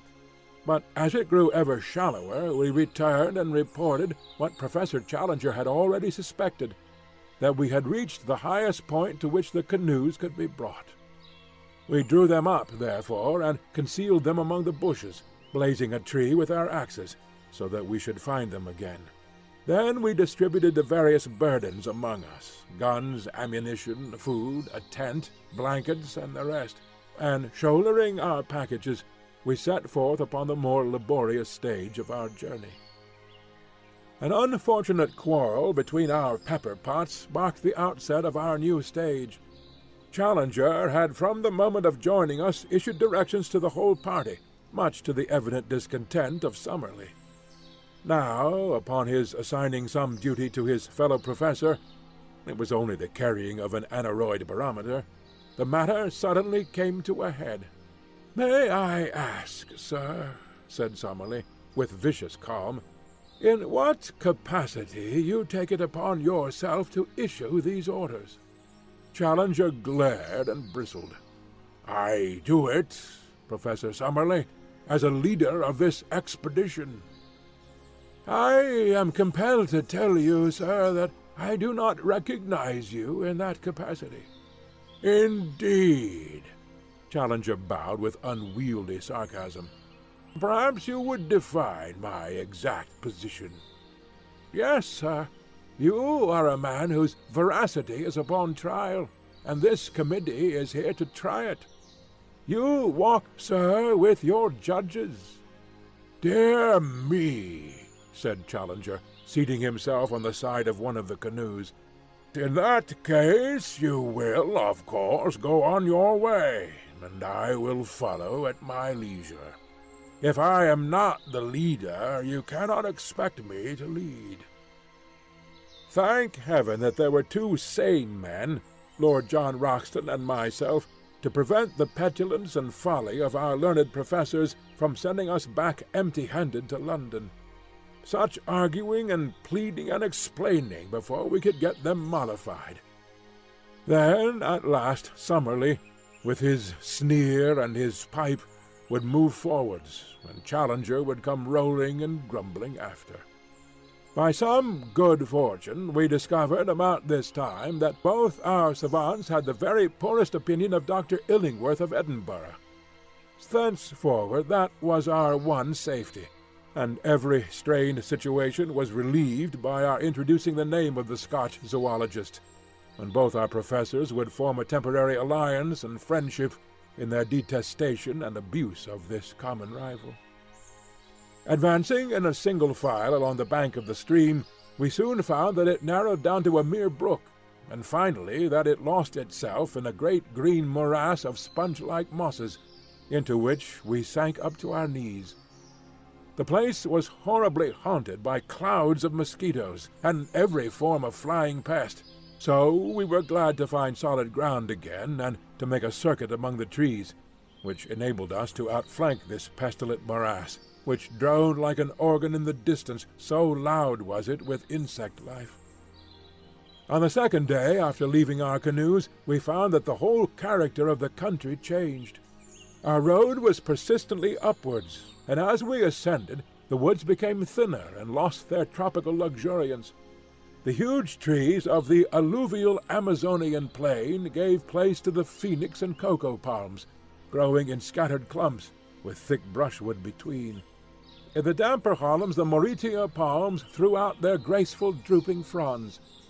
We travelled entirely by compass, and once or twice there were differences of opinion between Challenger and the two Indians, when, to quote the professor's indignant words, the whole party agreed to trust the fallacious instincts of undeveloped savages rather than the highest product of modern European culture.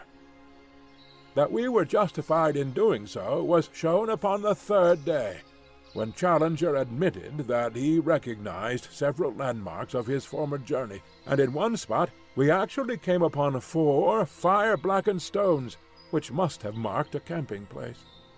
The road still ascended, and we crossed a rock-studded slope which took 2 days to traverse. The vegetation had again changed, and only the vegetable ivory tree remained, with a great profusion of wonderful orchids, among which I learned to recognize the rare Newtonia vixillaria and the glorious pink and scarlet blossoms of the Catellia and Odontoglossum. Occasional brooks with pebbly bottoms and fern-draped banks gurgled down the shallow gorges in the hill, and offered good camping grounds every evening on the banks of some rock-studded pool, where swarms of little blue-backed fish, about the size and shape of English trout, gave us a delicious supper. On the 9th day after leaving the canoes, having done, as I reckon, about 120 miles, we began to emerge from the trees, which had grown smaller until they were mere shrubs. Their place was taken by an immense wilderness of bamboo, which grew so thickly that we could only penetrate it by cutting a pathway with the machetes and billhooks of the Indians. It took us a long day, traveling from 7 in the morning till 8 at night, with only 2 breaks of 1 hour each, to get through this obstacle. Anything more monotonous and wearying could not be imagined, for even at the most open places I could not see more than 10 or 12 yards, while usually my vision was limited to the back of Lord John's cotton jacket in front of me, and to the yellow wall within a foot of me on either side. From above came one thin knife edge of sunshine, and 15 feet over our heads one saw the tops of the reeds swaying against the deep blue sky. I do not know what kind of creatures inhabit such a thicket, but several times we heard the plunging of large, heavy animals quite close to us. From their sounds, Lord John judged them to be some form of wild cattle. Just as night fell, we cleared the belt of bamboos, and at once formed our camp, exhausted by the interminable day. Early next morning we were again afoot, and found that the character of the country had changed once again. Behind us was the wall of bamboo, as definite as if it marked the course of a river. In front was an open plain, sloping slightly upwards and dotted with clumps of tree-ferns, the whole curving before us until it ended in a long, whale-backed ridge. This we reached about midday, only to find a shallow valley beyond, rising once again into a gentle incline which led to a low, rounded skyline. It was here, while we crossed the first of these hills, that an incident occurred which may or may not have been important. Professor Challenger, who with the 2 local Indians was in the van of the party, stopped suddenly and pointed excitedly to the right. As he did so, we saw, at the distance of a mile or so, something which appeared to be a huge gray bird flap slowly up from the ground and skim smoothly off, flying very low and straight, until it was lost among the tree-ferns. "Did you see it?" cried Challenger in exultation. "Summerlee, did you see it?" His colleague was staring at the spot where the creature had disappeared. "What do you claim that it was?" he asked. "To the best of my belief, a pterodactyl." Summerlee burst into derisive laughter. "After fiddlestick," said he. "It was a stork, if ever I saw one." Challenger was too furious to speak. He simply swung his pack upon his back and continued upon his march. Lord John came abreast of me, however, and his face was more grave than was his wont. He had his Zeiss glasses in his hand. "I focused it before it got over the trees," said he. "I won't undertake to say what it was, but I'll risk my reputation as a sportsman that it wasn't any bird that I ever clapped eyes on in my life. So there the matter stands. Are we really just at the edge of the unknown, encountering the outlying pickets of this lost world of which our leader speaks? I give you the incident as it occurred, and you will know as much as I do. It stands alone, for we saw nothing more which could be called remarkable. And now, my readers, if ever I have any, I have brought you up the broad river, and through the screen of rushes, and down the green tunnel, and up the long slope of palm trees, and through the bamboo brake, and across the plain of tree ferns. At last our destination lay in full sight of us. When we had crossed the second ridge, we saw before us an irregular palm-studded plain, and then the line of high red cliffs which I have seen in the picture. There it lies, even as I write, and there can be no question that it is the same. At the nearest point it is about 7 miles from our present camp, and it curves away, stretching as far as I can see. Challenger struts about like a prize peacock, and Summerlee is silent, but still skeptical. Another day should bring some of our doubts to an end. Meanwhile, as Jose, whose arm was pierced by a broken bamboo, insists upon returning, I send this letter back in his charge, and only hope that it may eventually come to hand. I will write again as the occasion serves. I have enclosed with this a rough chart of our journey, which may have the effect of making the account rather easier to understand. End of Chapter 8.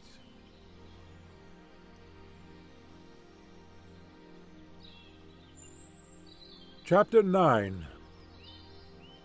Who could have foreseen it? A dreadful thing has happened to us. Who could have foreseen it? I cannot foresee any end to our troubles.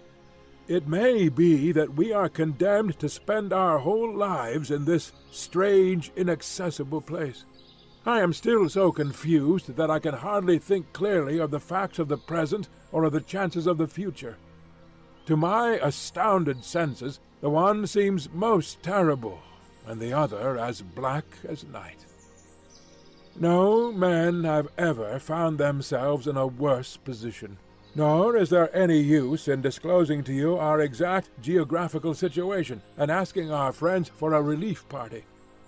Even if they could send one, our fate will, in all human probability, be decided long before it could arrive in South America. We are, in truth, as far from any human aid as if we were in the moon.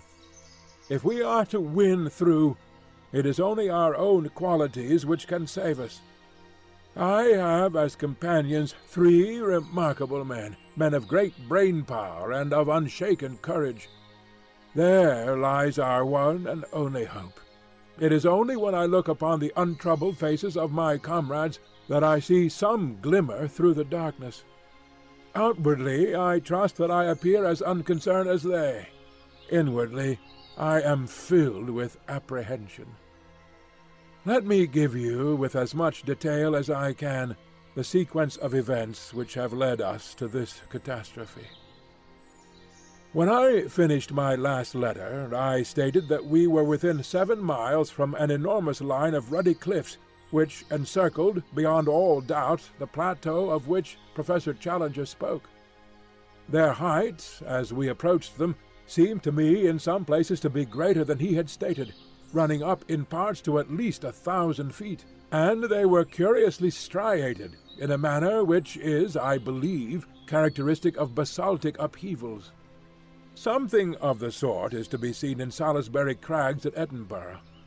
The summit showed every sign of a luxuriant vegetation, with bushes near the edge, and farther back many high trees.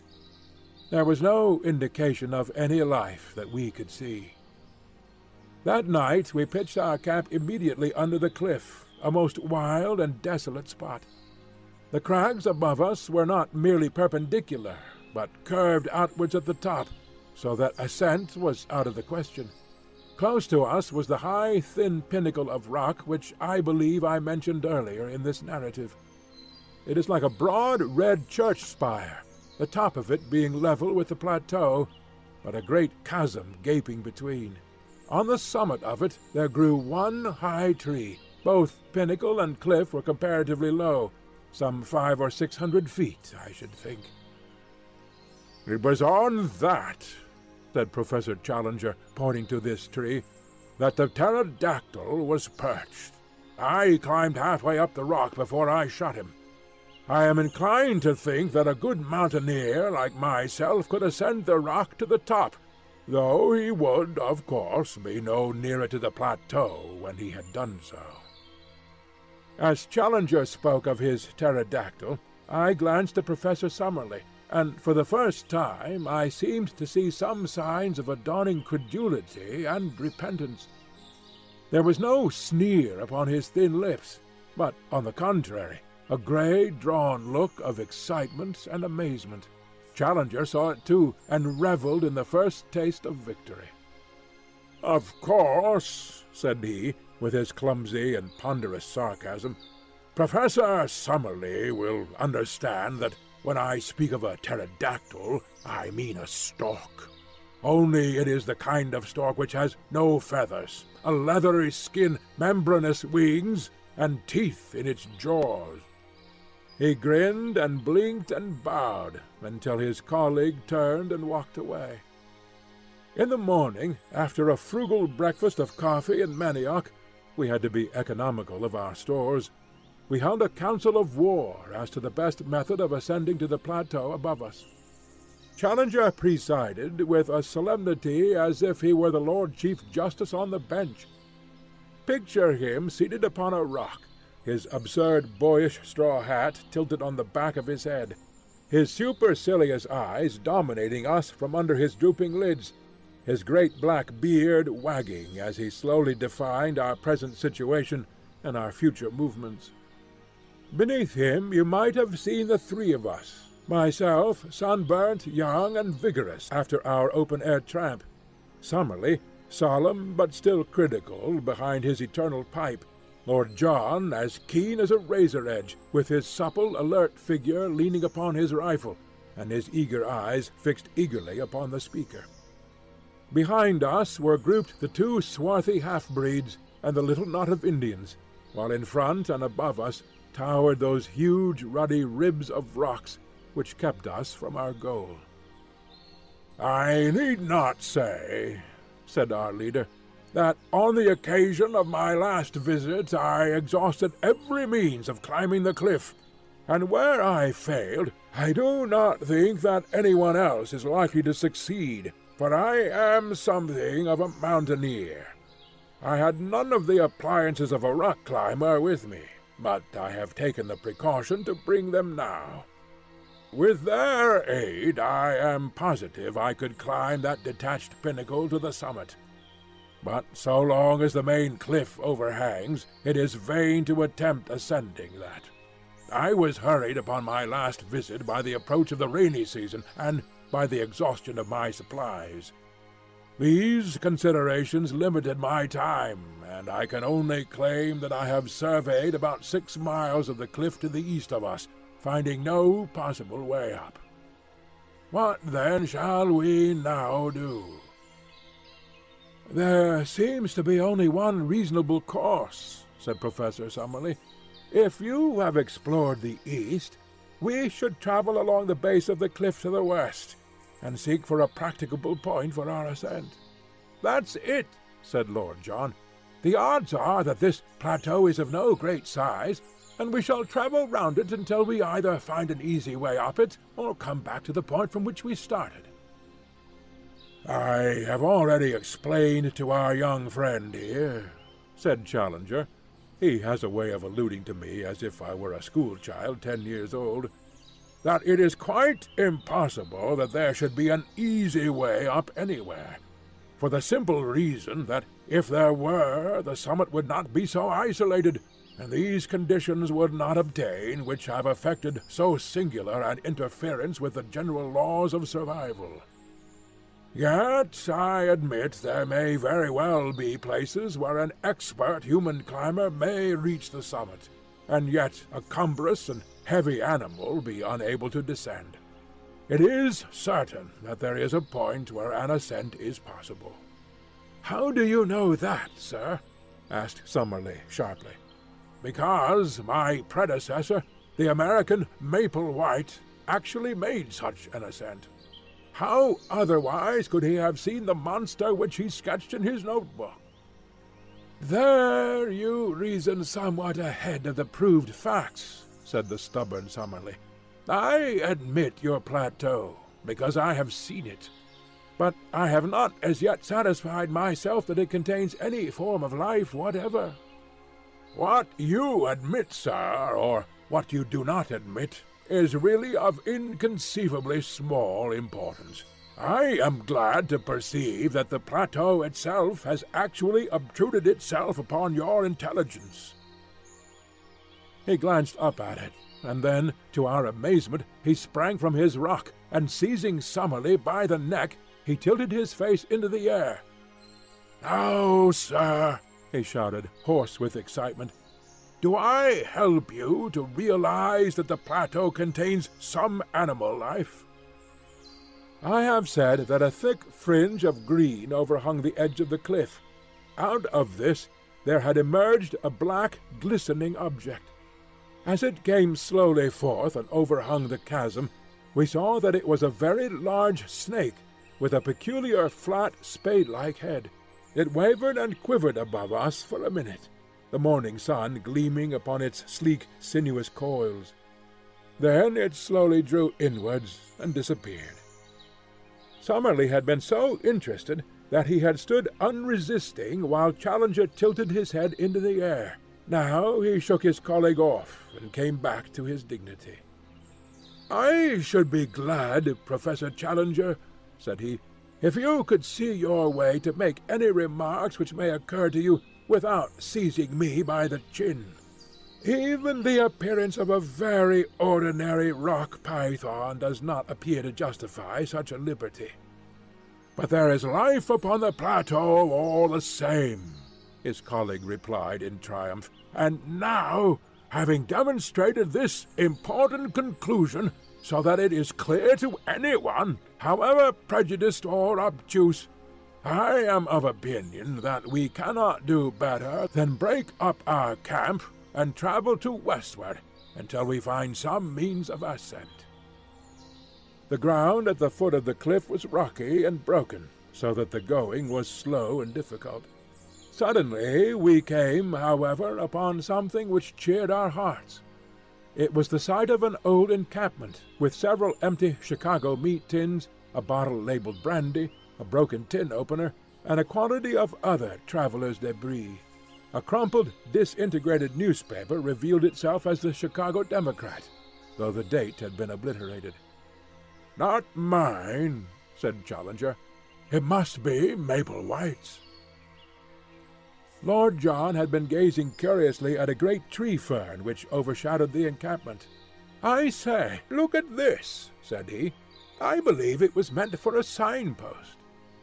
A slip of hard wood had been nailed to the tree in such a way as to point to the westward.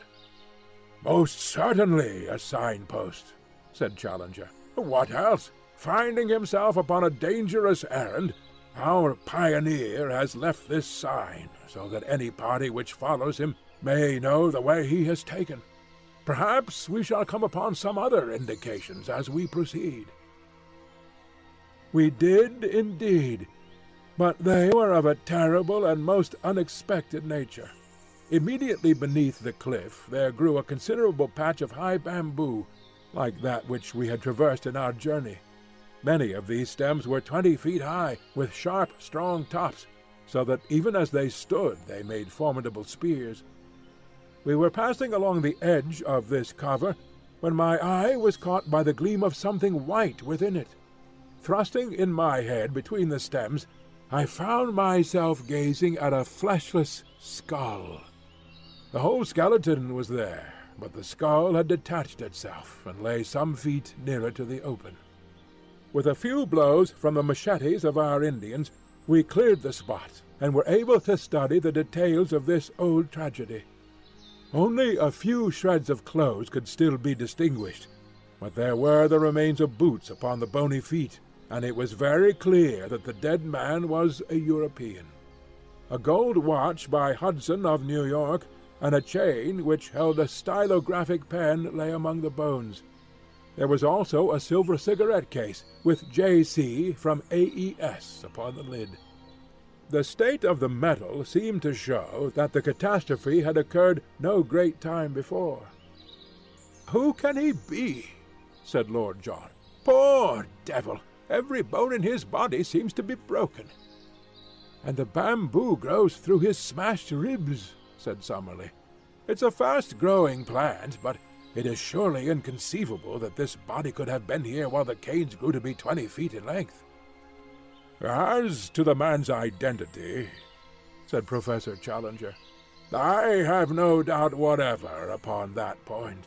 As I made my way up the river before I reached you at the fazenda, I instituted very particular inquiries about Maple White. At Para they knew nothing. Fortunately, I had a definite clue, for there was a particular picture in his sketchbook which showed him taking lunch with a certain ecclesiastic at Rosario. This priest I was able to find, and though he proved a very argumentative fellow, who took it absurdly amiss that I should point out to him the corrosive effect which modern science must have upon his beliefs, he nonetheless gave me some positive information. Maple White passed Rosario 4 years ago, or 2 years before I saw his dead body. He was not alone at the time, but there was a friend, an American named James Culver, who remained in the boat and did not meet this ecclesiastic. I think, therefore, that there can be no doubt that we are now looking upon the remains of this James Culver." "Nor," said Lord John, "is there much doubt as to how he met his death. He has fallen or been chucked from the top, and so been impaled. How else could he come by his broken bones, and how could he have been stuck through by these canes with their points so high above our heads?" A hush came over us as we stood round these shattered remains and realized the truth of Lord John Roxton's words. The beetling head of the cliff projected over the cane-brake. Undoubtedly he had fallen from above. But had he fallen? Had it been an accident? Already ominous and terrible possibilities began to form round that unknown land. We moved off in silence, and continued to coast round the line of cliffs, which were as even and unbroken as some of those monstrous Antarctic ice-fields which I have seen depicted as stretching from horizon to horizon, and towering high above the mastheads of the exploring vessel. In 5 miles we saw no rift or break, and then, suddenly, we perceived something which filled us with new hope.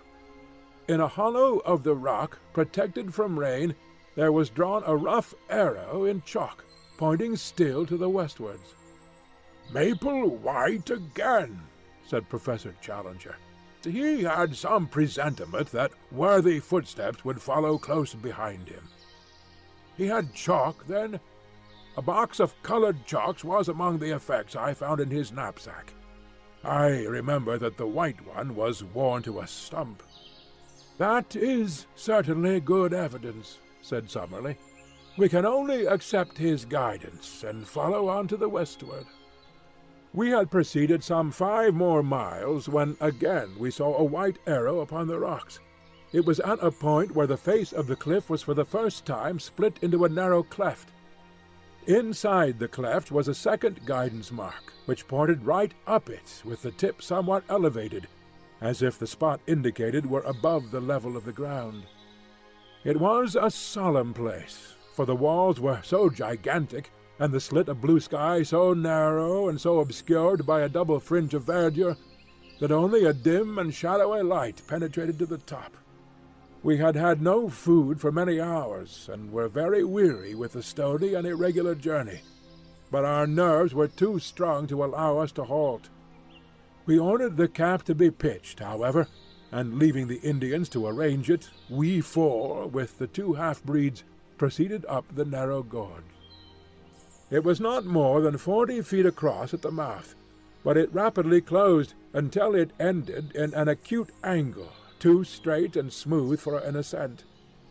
Certainly it was not this which our pioneer had attempted to indicate. We made our way back. The whole gorge was not more than a quarter of a mile deep, and then, suddenly, the quick eyes of Lord John fell upon what we were seeking.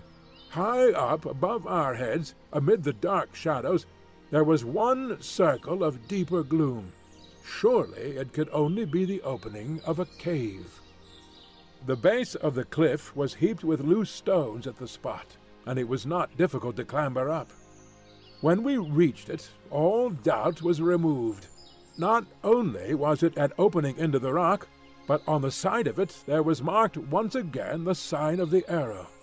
Here was the point, and this was the means by which Maple White and his ill-fated comrade had made their ascent. We were too excited to return to the camp, but must make our first exploration at once. Lord John had an electric torch in his knapsack, and this had to serve us as light.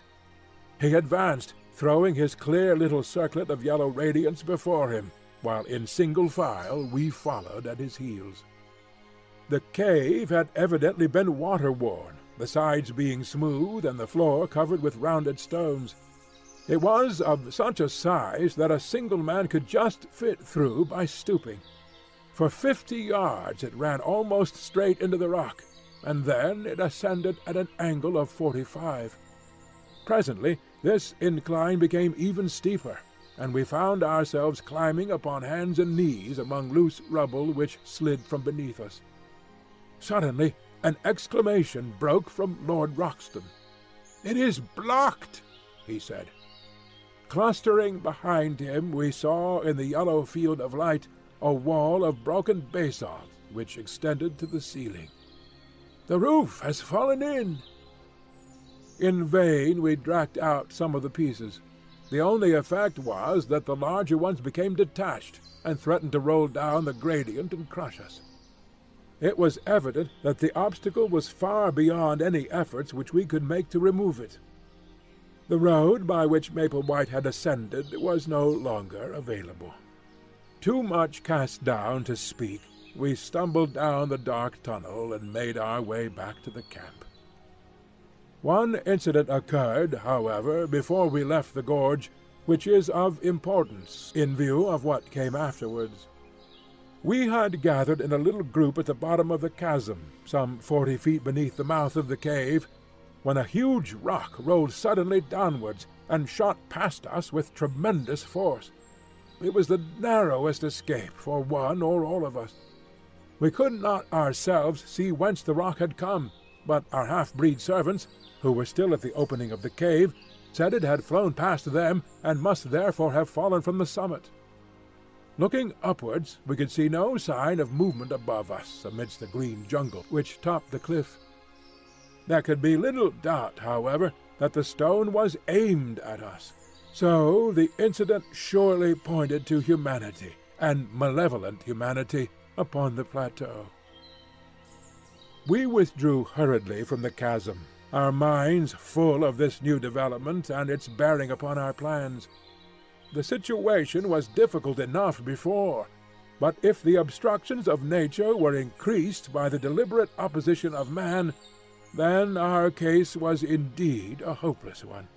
And yet, as we looked up at that beautiful fringe of verdure only a few hundreds of feet above our heads, there was not one of us who could conceive the idea of returning to London until we had explored it to its depths.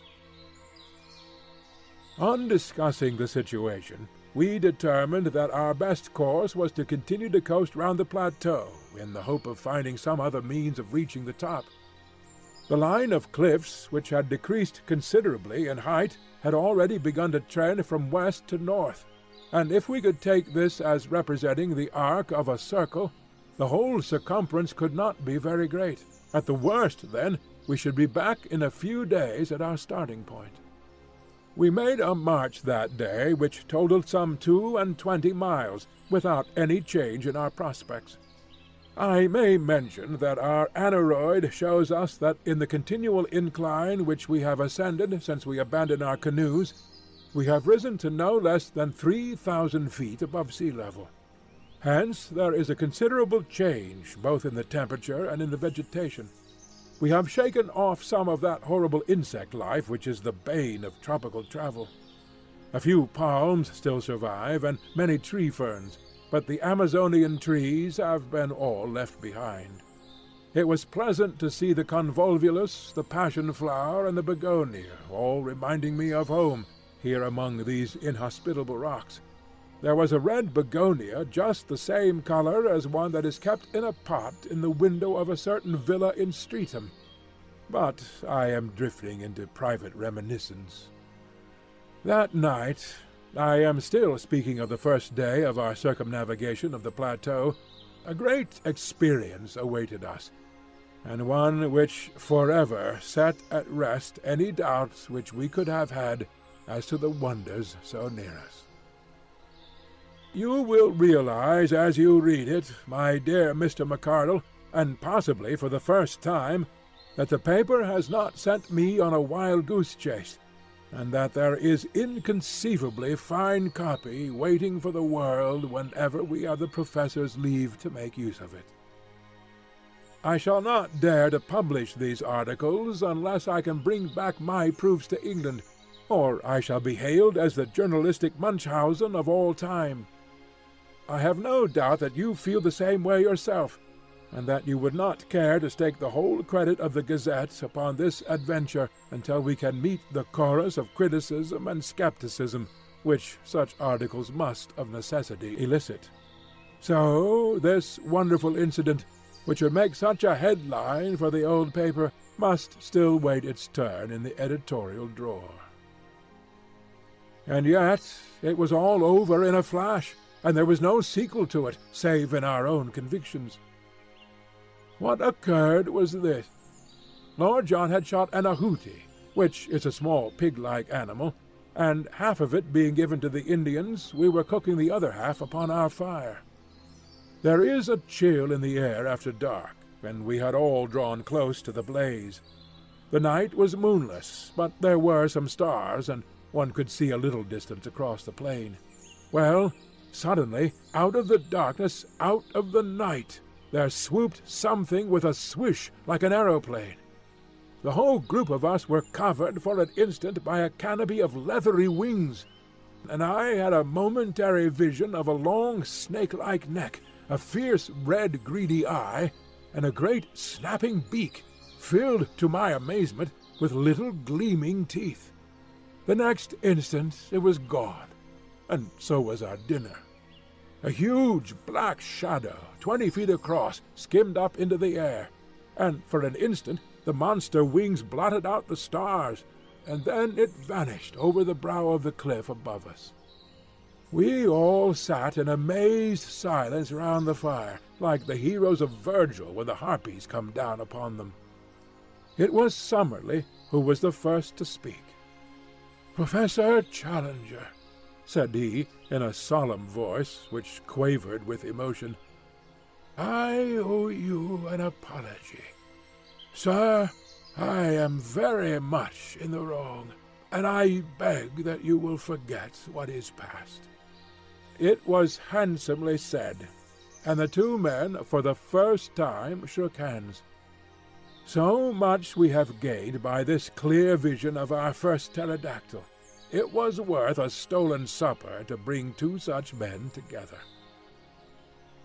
But if prehistoric life existed upon the plateau, it was not superabundant, for we had no further glimpse of it during the next 3 days. During this time we traversed a barren and forbidding country, which alternated between stony desert and desolate marshes full of many wildfowl, upon the north and east of the cliffs. From that direction the place is really inaccessible, and were it not for a hardish ledge which runs at the very base of the precipice, we should have had to turn back. Many times we were up to our waists in the slime and blubber of an old semi-tropical swamp. To make matters worse, the place seemed to be a favorite breeding place of the Harakaka snake, the most venomous and aggressive in South America. Again and again these horrible creatures came writhing and springing towards us across the surface of this putrid bog. and it was only by keeping our shotguns forever ready that we could feel safe from them. One funnel-shaped depression in the morass, of a livid green in color from some lichen which festered in it, will always remain as a nightmare memory in my mind. It seems to have been a special nest of these vermins, and the slopes were alive with them, all writhing in our direction, for it is a peculiarity of the Harakaka that he will always attack man at first sight. There were too many for us to shoot, so we fairly took to our heels and ran until we were exhausted. I shall always remember, as we looked back, how far behind we could see the heads and necks of our horrible pursuers rising and falling amid the reeds. Harakaka Swamp, we named it in the map which we are constructing. The cliffs upon the farther side had lost their ruddy tint, being chocolate-brown in color. The vegetation was more scattered along the top of them, and they had sunk to 300 or 400 feet in height. But in no place did we find any point where they could be ascended. If anything, they were more impossible than at the first point where we had met them. Their absolute steepness is indicated in the photograph which I took over the stony desert. "Surely," said I, as we discussed the situation, "the rain must find its way down somehow. There are bound to be water channels in the rocks." "Our young friend has glimpses of lucidity," said Professor Challenger, patting me upon the shoulder. "The rain must go somewhere," I repeated. "He keeps a firm grip upon actuality. The only drawback is that we have conclusively proved by ocular demonstration that there are no water channels down the rocks." "Where, then, does it go?" I persisted. "I think it may be fairly assumed that if it does not come outwards, it must run inward." "Then there is a lake in the center." "So I should suppose." "It is more than likely that the lake may be an old crater," said Summerlee. "The whole formation is, of course, highly volcanic. But however that may be, I should expect to find the surface of the plateau slope inwards with a considerable sheet of water in the center, which may drain off, by some subterranean channel, into the marshes of the Harakaka Swamp." "Or evaporation may preserve an equilibrium," remarked Challenger, and the two learned men wandered off into one of their usual scientific arguments, which were as comprehensible as Chinese to the layman. On the 6th day we completed our first circuit of the cliffs, and found ourselves back at the first camp, beside the isolated pinnacle of rock. We were a disconsolate party, for nothing could have been more minute than our investigation, and it was absolutely certain that there was no single point where the most active human being could possibly hope to scale the cliff. The place which Maplewhite's chalk marks had indicated as his own means of access was now entirely impassable. What were we to do now? Our stores of provisions, supplemented by our guns, were holding out well, but the day must come when they would need replenishment. In a couple of months the rains might be expected, and we should be washed out of our camp. The rock was harder than marble. Any attempt at cutting a path for so great a height was more than our time and our resources would admit. No wonder that we looked gloomily at each other that night, and sought our blankets with hardly a word exchanged. I remember that as I dropped off to sleep, my last recollection was that Challenger was squatting, like a monstrous bullfrog, by the fire, his huge head in his hands, sunk apparently in the deepest thought, and entirely oblivious to the good night which I wished him. But it was a very different Challenger who greeted us in the morning, a Challenger with contentment and self-congratulation shining from his whole person. He faced us as we assembled for breakfast with a deprecating false modesty in his eyes, as who should say, "I know that I deserve all that you can say, but I pray you to spare my blushes by not saying it." His beard bristled exultantly, His chest was thrown out, and his hand was thrust into the front of his jacket. So, in his fancy, may he see himself sometimes gracing the vacant pedestal in Trafalgar Square, and adding one more to the horrors of the London street. "Eureka!" he cried, his teeth shining through his beard. "Gentlemen, you may congratulate me, and we may congratulate each other. The problem is solved." "You have found a way up?" "I venture to think so." "And where?" For answer he pointed to the spire-like pinnacle upon our right. Our faces, or mine at least, fell as we surveyed it. That it could be climbed we had our companion's assurance, but a horrible abyss lay between it and the plateau. "We can never get across," I gasped. "We can at least all reach the summit," said he. "When we are up, I may be able to show you that the resources of an inventive mind are not yet exhausted." After breakfast we unpacked the bundle in which our leader had brought his climbing accessories. From it he took a coil of the strongest and lightest rope, 150 feet in length, with climbing irons, clamps, and other devices. Lord John was an experienced mountaineer, and Summerlee had done some rough climbing at various times, so that I was really the novice at rock work of the party. But my strength and activity may have made up for my want of experience. It was not in reality a very stiff task, though there were moments which made my hair bristle upon my head. The first half was perfectly easy, but from there upwards it became continually steeper, until for the last 50 feet we were literally clinging with our fingers and toes to tiny ledges and crevices in the rock. I could not have accomplished it, nor could Summerlee, if Challenger had not gained the summit. It was extraordinary to see such activity in so unwieldy a creature, and there fixed the rope round the trunk of the considerable tree which grew there.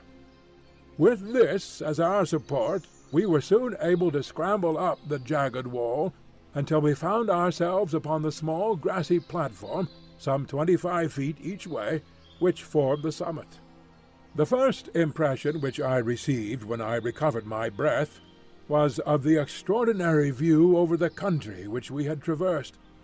The whole Brazilian plain seemed to lie beneath us, extending away and away until it ended in dim blue mists upon the farthest skyline.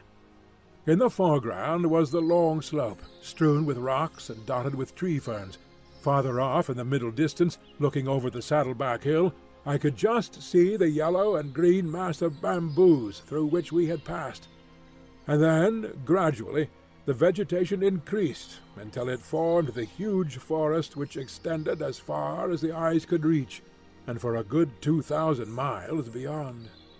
I was still drinking in this wonderful panorama when the heavy hand of the professor fell upon my shoulder. "This way, my young friend," said he. "Vestigia nulla retrorsum. Never look rearwards, but always to your glorious goal." The level of the plateau, when I turned, was exactly that on which we stood, and the green bank of bushes, with occasional trees, was so near that it was difficult to realize how inaccessible it remained. At a rough guess, the gulf was 40 feet across, but so far as I could see, it might as well have been 40 miles. I placed one arm round the trunk of the tree and leaned over the abyss. Far down were the small dark figures of our servants, looking up at us. The wall was absolutely precipitous, as was that which faced me. "This is indeed curious," said the creaking voice of Professor Summerlee. I turned, and found that he was examining with great interest the tree to which I clung. That smooth bark and those small-ribbed leaves seemed familiar to my eyes. "Why," I cried, "it's a beech!" "Exactly," said Summerlee. "A fellow countryman in a far land." "Not only a fellow countryman, my good sir," said Challenger. but also, if I may be allowed to enlarge your simile, an ally of the first value. This beech tree will be our saviour." "By George!" cried Lord John. "A bridge!" "Exactly, my friends, a bridge. It is not for nothing that I expended an hour last night in focusing my mind upon the situation. I have some recollection of once remarking to our young friend here that GEC is at his best when his back is to the wall. Last night you will admit that our backs were to the wall. But where willpower and intellect go together, there is always a way out. A drawbridge had to be found which could be dropped across the abyss. Behold it!" It was certainly a brilliant idea. The tree was a good 60 feet in height, and if it only fell the right way, it could easily cross the chasm. Challenger had slung the camp axe over his shoulder when he ascended. Now he handed it to me. "Our young friend has the thews and sinews," said he. "I think he will be the most useful at this task. I must beg, however, that you will kindly refrain from thinking for yourself, and that you will do exactly what you are told." Under his direction I cut such gashes in the sides of the trees as would ensure that it should fall as we desired. It had already a strong natural tilt in the direction of the plateau, so that the matter was not difficult. Finally I set to work in earnest upon the trunk, taking turn and turn with Lord John. In a little over an hour there was a loud crack, the tree swayed forward, and then crashed over, burying its branches among bushes on the farther side. The severed trunk rolled to the very edge of our platform, and for one terrible second we all thought it was over. It balanced itself, however, a few inches from the edge, and there was our bridge to the unknown. All of us, without a word, shook hands with Professor Challenger, who raised his straw hats and bowed deeply to each in turn. "I claim the honor," said he, "to be the first to cross to the unknown land, a fitting subject, no doubt, for some future historical painting." He had approached the bridge when Lord John laid his hand upon his coat. "My dear chap," said he, "I really cannot allow it." "Cannot allow it, sir?" The head went back and the beard forward. "When it is a matter of science, don't you know, I follow your lead, because you are by way of being a man of science. But it's up to you to follow me when you come into my department." "Your department, sir?" "We all have our professions, and soldiering is mine. We are, according to my ideas, invading a new country, which may or may not be chock full of enemies of sorts.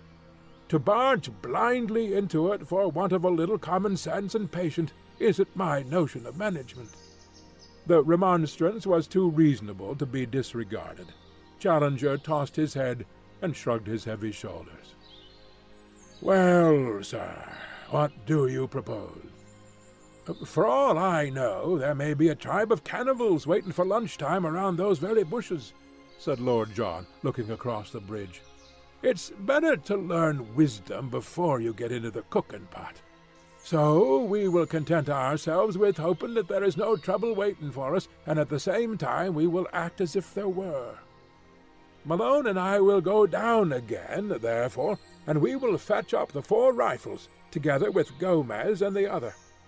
One man can then go across, and the rest will cover him with guns, until he sees that it is safe the whole crowd to come along." Challenger sat down upon the cut stump and groaned his impatience, but Summerlee and I were of one mind that Lord John was our leader when such practical details were in question. The climb was a more simple thing now that the rope dangled down the face of the worst part of the ascent.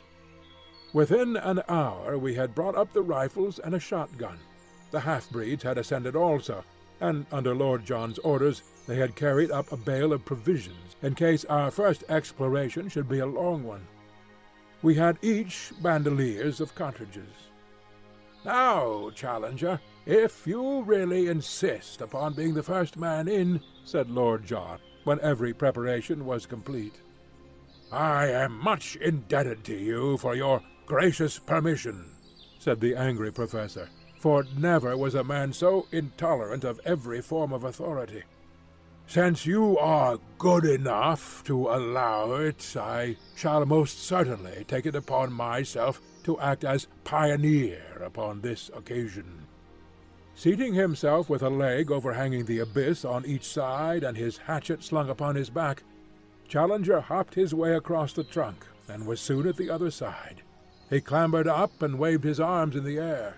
"At last!" he cried. "At last!"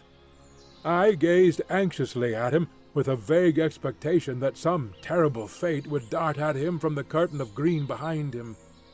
But all was quiet, save that a strange, many-colored bird flew up from under his feet and vanished among the trees. Summerlee was the second. His wiry energy is wonderful in so frail a frame. He insisted upon having 2 rifles slung upon his back, so that both professors were armed when he had made his transit. I came next, and tried hard not to look down into the horrible gulf over which I was passing.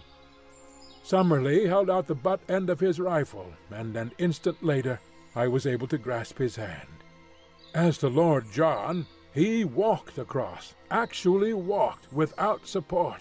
He must have nerves of iron. And there we were, the 4 of us, upon the dreamland, the lost world of Maple White. To all of us it seemed the moment of our supreme triumph. Who could have guessed that it was the prelude to our supreme disaster? Let me say in a few words how the crushing blow fell upon us. We had turned away from the edge, and had penetrated about 50 yards of close brushwood, when there came a frightful rending crash from behind us. With one impulse we rushed back the way that we had come. The bridge was gone. Far down at the base of the cliff I saw, as I looked over, a tangled mass of branches and splintered trunk. It was our beech tree. Had the edge of the platform crumbled and let it through? For a moment this explanation was in all our minds. The next, from the farther side of the rocky pinnacle before us, a swarthy face, the face of Gomez the half-breed, was slowly protruded. Yes, it was Gomez, but no longer the Gomez of the demure smile and the mask-like expression. Here was a face with flashing eyes and distorted features, a face convulsed with hatred and with the mad joy of gratified revenge. "Lord Roxton!" he shouted. "Lord John Roxton!"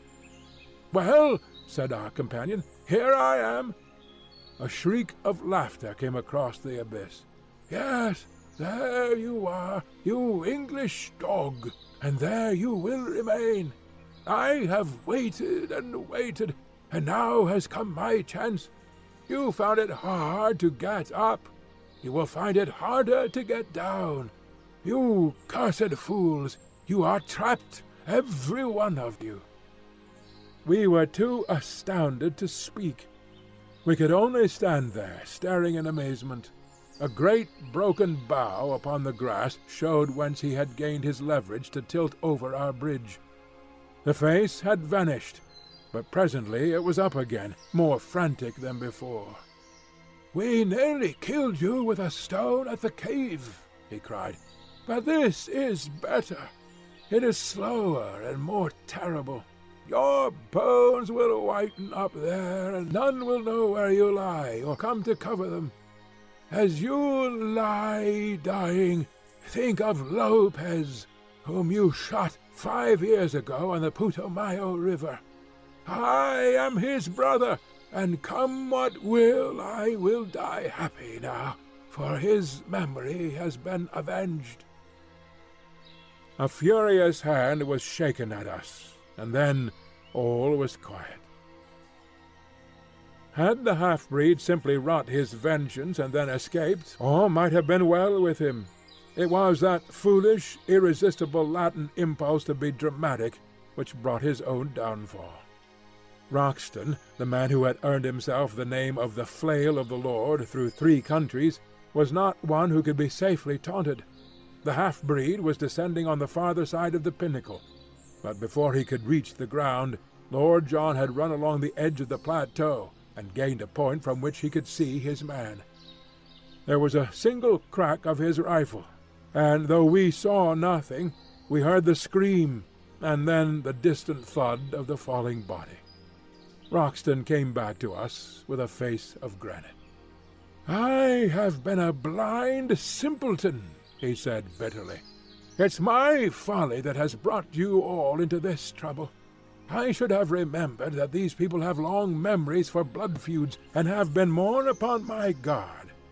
What about the other one? It took 2 of them to lever that tree over the edge. I could have shot him, but I let him go. He may have had no part in it.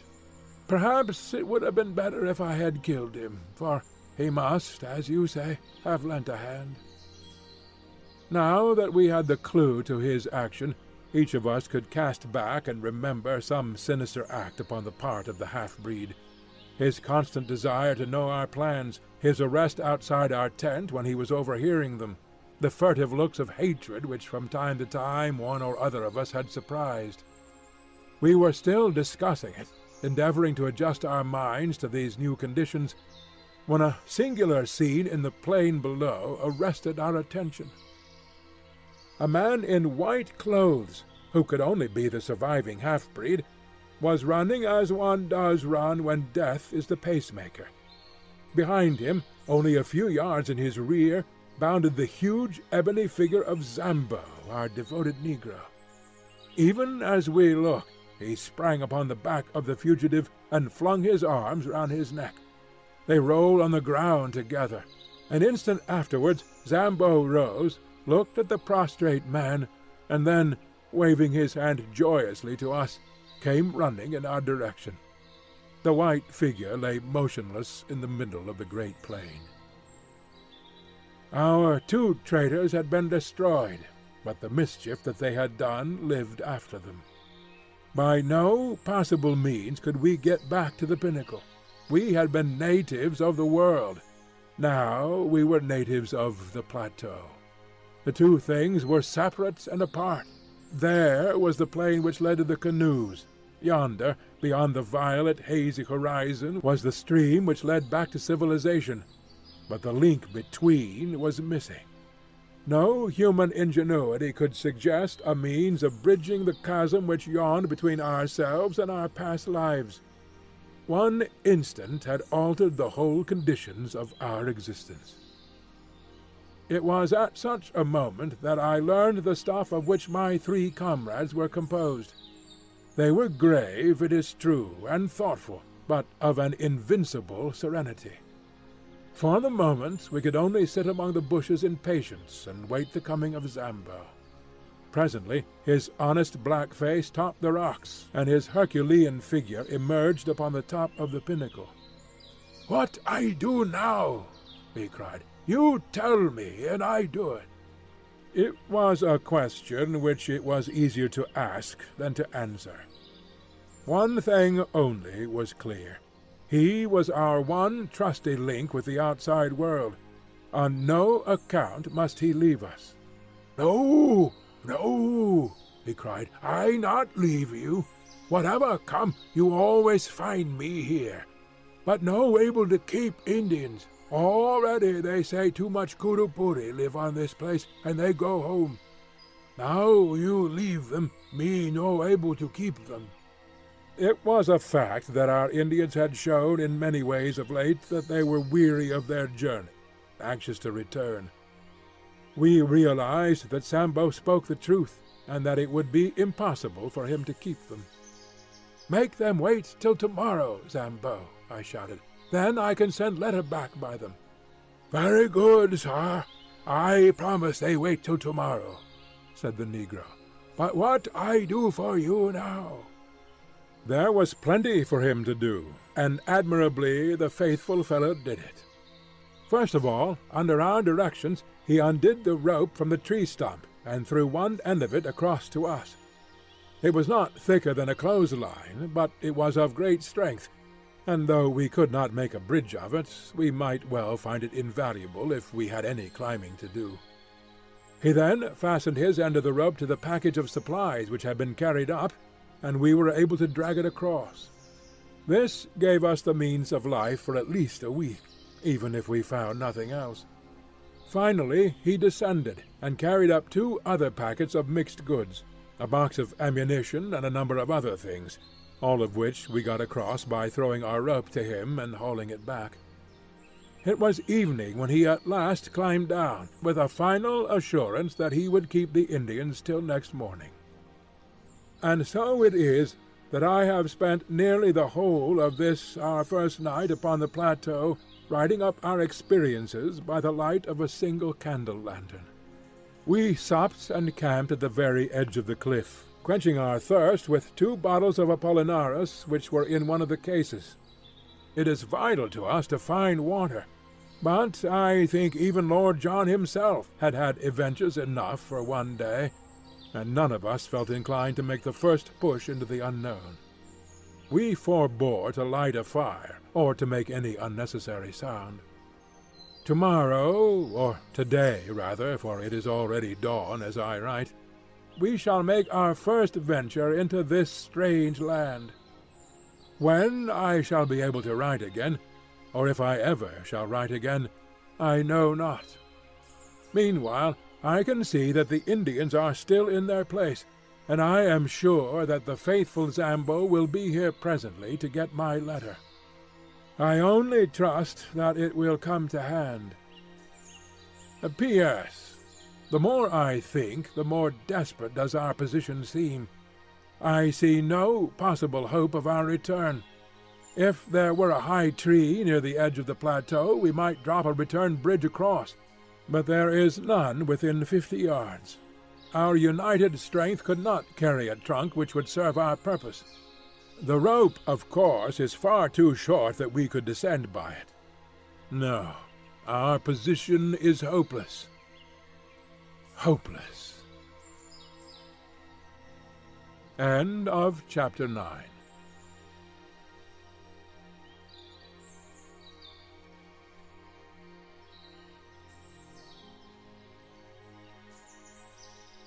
Chapter 10. The most wonderful things have happened. The most wonderful things have happened, and are continually happening to us. All the paper that I possess consists of 5 old notebooks and a lot of scraps, and I have only the one stylographic pencil. But so long as I can move my hand, I will continue to set down our experiences and impressions, for since we are the only men of the whole human race to see such things, it is of enormous importance that I should record them whilst they are fresh in my memory, and before that fate which seems to be constantly impeding does actually overtake us. Whether Zambo can at last take these letters to the river, or whether I shall myself in some miraculous way carry them back with me, or finally, whether some daring explorer, coming upon our tracks with the advantage, perhaps, of a perfected monoplane, should find this bundle of manuscript, in any case, I can see that what I am writing is destined to immortality as a classic of true adventure. On the morning after our being trapped upon the plateau by the villainous Gomez, we began a new stage in our experiences. The first incident in it was not such as to give me a very favourable opinion of the place to which we had wandered. As I roused myself from a short nap after day had dawned, my eyes fell upon a most singular appearance upon my leg. My trouser had slipped up, exposing a few inches of my skin above my sock. On this there rested a large purplish grape.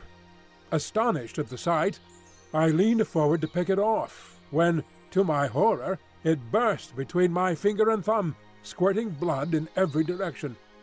My cry of disgust had brought the 2 professors to my side. "Most interesting," said Summerlee. bending over my shin. "An enormous blood-tick, as yet, I believe, unclassified." "The first fruits of our labours," said Challenger in his booming, pedantic fashion. "We cannot do less than call it Ioxides Maloney.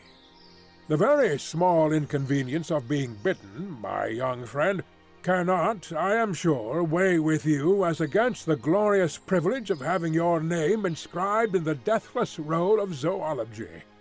Unhappily, you have crushed this fine specimen at the moment of satiation." "Filthy vermin!" I cried. Professor Challenger raised his great eyebrows in protest and placed a soothing paw upon my shoulder. "You should cultivate the scientific eye and the detached scientific mind," said he. "To a man of philosophic temperament like myself, the blood-tick, with its lancet-like proboscis and its distending stomach, is as beautiful a work of nature as the peacock, or, for that matter, the aurora borealis. It pains me to hear you speak of it in so unappreciative a fashion. No doubt, with due diligence, we can secure some other specimen." "There can be no doubt of that," said Summerlee grimly, "for one has just disappeared behind your shirt collar." Challenger sprang into the air, bellowing like a bull, and tore frantically at his coat and shirt to get them off. Summerlee and I laughed so that we could hardly help him. At last we exposed that monstrous torso, 54 inches by the tailor's tape. His body was all matted with black hair, out of which jungle we picked the wandering tick before it had bitten him. But the bushes round were full of the horrible pests, and it was clear that we must shift our camp. But first of all it was necessary to make our arrangements with the faithful negro, who appeared presently on the pinnacle with a number of tins of cocoa and biscuits, which he tossed over to us. Of the stores which remained below, he was ordered to retain as much as would keep him for 2 months. The Indians were to have the remainder as a reward for their services, and as payment for taking our letters back to the Amazon. Some hours later we saw them in single file far out upon the plain, each with a bundle on his head, making their way back along the path we had come. Zambo occupied our little tent at the base of the pinnacle, and there he remained, our one link with the world below. And now we had to decide upon our immediate movements. We shifted our position from among the tick-laden bushes until we came to a small clearing, thickly surrounded by trees upon all sides. There were some flat slabs of rock in the centre, with an excellent well close by, and there we sat in cleanly comfort while we made our first plans for the invasion of this new country. Birds were calling among the foliage, especially one with a peculiar whooping cry which was new to us, but beyond these sounds there were no signs of life. Our first care was to make some sort of list of our own stores, so that we might know which we had to rely upon. What with the things we had ourselves brought up and those which Zambo had sent across on the rope, we were fairly well supplied. Most important of all, in view of the dangers which might surround us, we had our 4 rifles and 1,300 rounds, also a shotgun, but not more than 150 medium pellet cartridges. In the matter of provisions we had enough to last for several weeks, with a sufficiency of tobacco and a few scientific implements, including a large telescope and a good field-glass. All these things we collected together in the clearing, and, as a first precaution, we cut down with our hatchet and knives a number of thorny bushes, which we piled round in a circle some 15 yards in diameter. This was to be our headquarters for the time, our place of refuge against sudden danger, and the guardhouse for our stores. Fort Challenger, we called it. It was midday before we had made ourselves secure, but the heat was not oppressive, and the general character of the plateau, both in its temperature and its vegetation, was almost temperate. The beech, the oak, and even the birch were to be found among the tangle of trees which girt us in. One huge ginkgo tree, topping all the others, shot its great limbs and maidenhair foliage over the fort, which we had constructed. In its shade we continued our discussion, while Lord John, who had quickly taken command in the hour of action, gave us his views. "So long as neither man nor beast has seen or heard us, we are safe," said he. "From the time they know we are here, our troubles begin.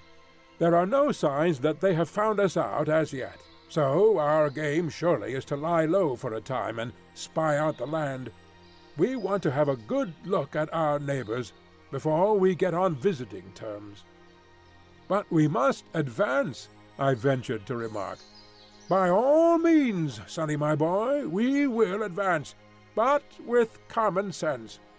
We must never go so far that we can't get back to our base. Above all, we must never, unless it is life or death, fire off our guns." "But you fired yesterday," said Summerlee. "Well, it couldn't be helped. However, the wind was strong and blew outwards. It is not likely that the sound could have travelled far into the plateau. By the way, what shall we call this place? I suppose it is up to us to give it a name." There were several suggestions, more or less happy, but Challenger's was final. "It can only have one name," said he. "It is called after the pioneer who discovered it. It is Maple White Land." Maple White Land it became, and so it is named in that chart which has become my special task. So it will, I trust, appear in the Atlas of the Future. The peaceful penetration of Maple White Land was the pressing subject before us. We had the evidence of our own eyes that the place was inhabited by some unknown creatures, and there was that of Maple White's sketch-book to show that more dreadful and more dangerous monsters might still appear, that there might also prove to be human occupants, and that they were of a malevolent character was suggested by the skeleton impaled upon the bamboos, which could not have got there had it not been dropped from above. Our situation, stranded without possibility of escape in such a land, was clearly full of danger, and our reasons endorsed every measure of caution which Lord John's experience could suggest. Yet it was surely impossible that we should halt on the edge of this world of mystery when our very souls were tingling with impatience to push forward and to pluck the heart from it. We therefore blocked the entrance to our zareba by filling it up with several thorny bushes, and left our camp with the stores entirely surrounded by this protecting hedge. We then slowly and cautiously set forth into the unknown, following the course of the little stream which flowed from our spring, as it should also serve as a guide on our return. Hardly had we started when we came across signs that there were indeed wonders awaiting us. After a few hundred yards of thick forest, containing many trees which were quite unknown to me, but which Summerlee, who was the botanist of the party, recognized as forms of conifera and cycadaceous plants which have long passed away in the world below, we entered a region where the stream widened out and formed a considerable bog. High reeds of a peculiar type grew thickly before us, which were pronounced to be equisitacea, or mare's tails, with tree ferns scattered amongst them, all of them swaying in a brisk wind. Suddenly Lord John, who was walking first, halted with uplifted hand. "Look at this," said he. "By George, this must be the trail of the father of all birds." An enormous three-toed track was imprinted in the soft mud before us. The creature, whatever it was, had crossed the swamp and passed on into the forest. We all stopped to examine that monstrous spoor. If it were indeed a bird, and what animal could leave such a mark, its foot was so much larger than an ostrich's that its height upon the same scale must be enormous. Lord John looked eagerly round him and slipped 2 cartridges into his elephant gun. "I'll stake my good name as a shikaree," said he, "that the track is a fresh one. The creature has not passed 10 minutes. Look how the water is still oozing into that deeper print. By Jove! See, here is the mark of a little one." Sure enough, smaller tracks of the same general form were running parallel to the large ones. "But what do you make of this?" cried Professor Summerlee, triumphantly, pointing to what looked like the huge print of a 5-fingered human hand appearing among the 3-toed marks.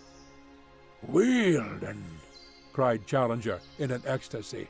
"I've seen them in the Wealden clay. It is a creature walking erect upon 3-toed feet, and occasionally putting one of its 5-fingered forepaws upon the ground. Not a bird, my dear Roxton, not a bird. A beast? No, a reptile, a dinosaur. Nothing else could have left such a track. They puzzled a worthy Sussex doctor some 90 years ago, but who in the world could have hoped to have seen a sight like that?" His words died away into a whisper, and we all stood in motionless amazement. Following the tracks, we left the morass and passed through a screen of brushwood and trees. Beyond was an open glade, and in this were 5 of the most extraordinary creatures that I have ever seen. Crouching down among the bushes, we observed them at our leisure. There were, as I say, 5 of them, 2 being adults and 3 young ones. In size they were enormous. Even the babies were as big as elephants, while the 2 large ones were far beyond all creatures I have ever seen. They had slate-colored skin, which was scaled like a lizard's and shimmered where the sun shone upon it. All 5 were sitting up, balancing themselves upon their broad, powerful tails and their huge 3-toed hind feet, while with their small 5-fingered front feet they pulled down the branches upon which they browsed. I do not know that I can bring their appearance home to you better than by saying that they looked like monstrous kangaroos, 20 feet in length, and with skins like black crocodiles. I do not know how long we stayed motionless gazing at this marvelous spectacle. A strong wind blew towards us, and we were well concealed, so there was no chance of discovery. From time to time the little ones played round their parents in unwieldy gambols, the great beasts bounding into the air and falling with dull thuds upon the earth.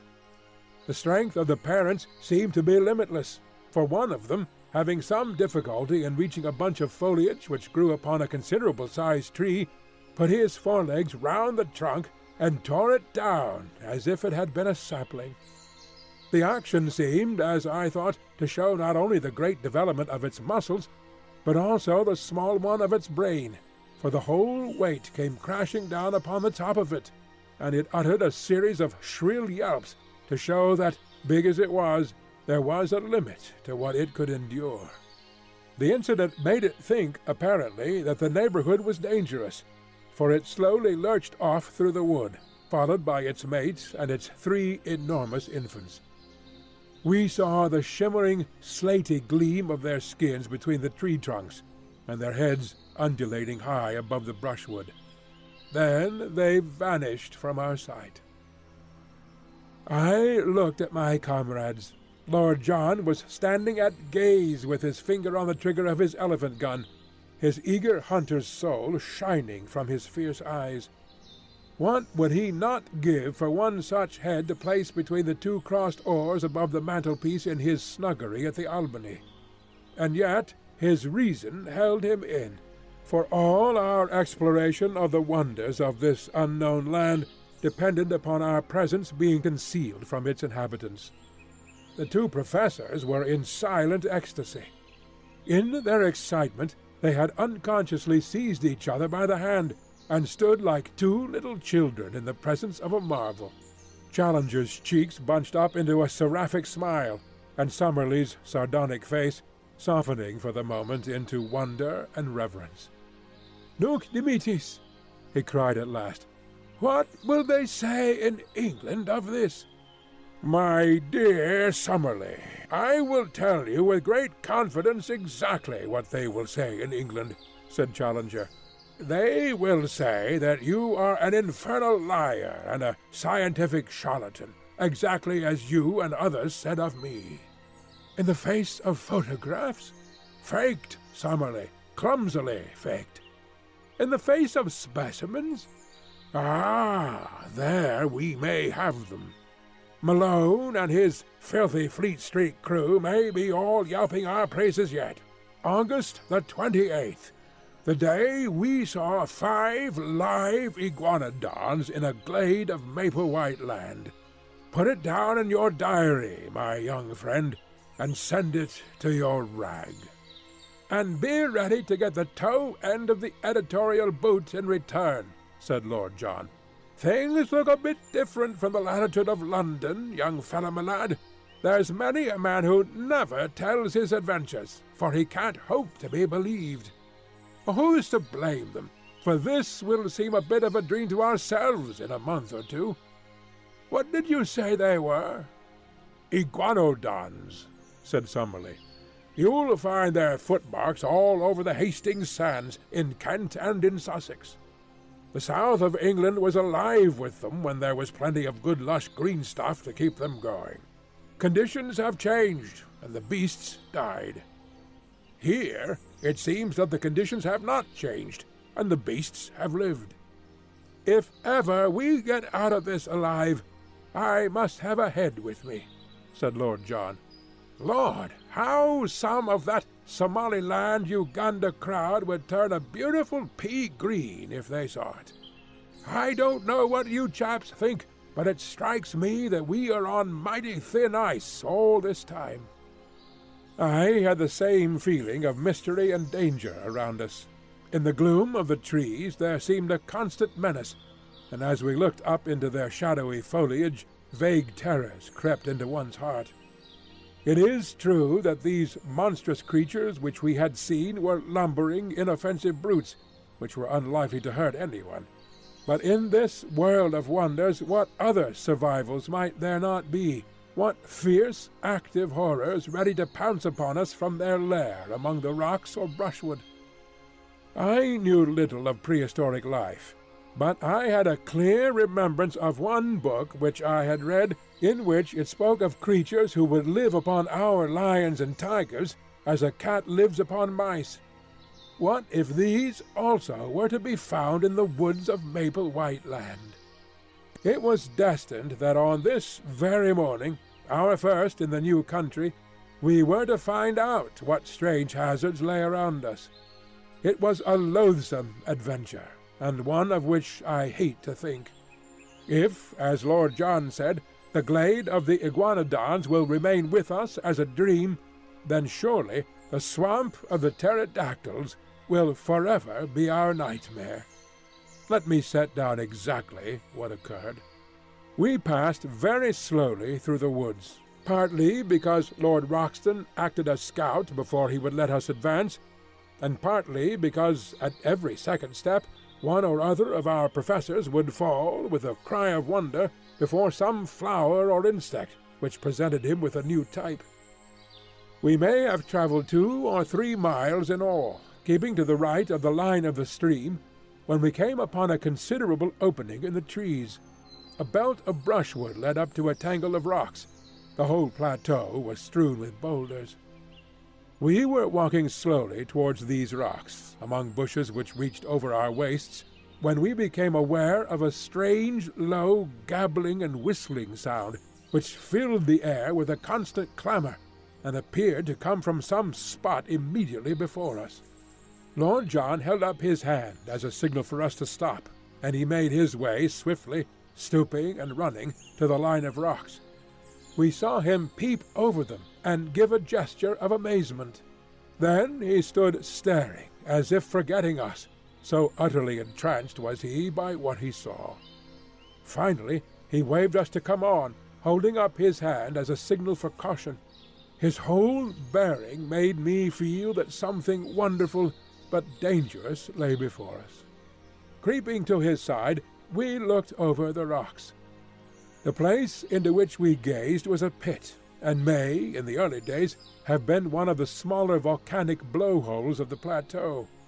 It was bowl-shaped, and at the bottom, some hundreds of yards from where we lay, were pools of green-scummed, stagnant water, fringed with bulrushes. It was a weird place in itself, but its occupants made it seem like a scene from the Seven Circles of Dante. The place was a rookery of pterodactyls. There were hundreds of them congregated within view. All the bottom area round the water edge was alive with their young ones, and with hideous mothers brooding upon their leathery yellowish eggs. From this crawling, flapping mass of obscene reptilian life came the shocking clamour which filled the air, and the mephitic, horrible, musty odour which turned us sick. But above, perched each upon its own stone, tall, grey, and withered, more like dead and dried specimens than actual living creatures, sat the horrible males, absolutely motionless, save for the rolling of their red eyes or an occasional snap of their rat-trap beaks as a dragonfly went past them. Their huge, membranous wings were closed by folding their forearms, so that they sat like gigantic old women, wrapped in hideous, web-coloured shawls, and with their ferocious heads protruding above them. Large and small, not less than 1,000 of these filthy creatures lay in the hollow before us. Our professors would gladly have stayed there all day, so entranced were they by this opportunity of studying the life of a prehistoric age.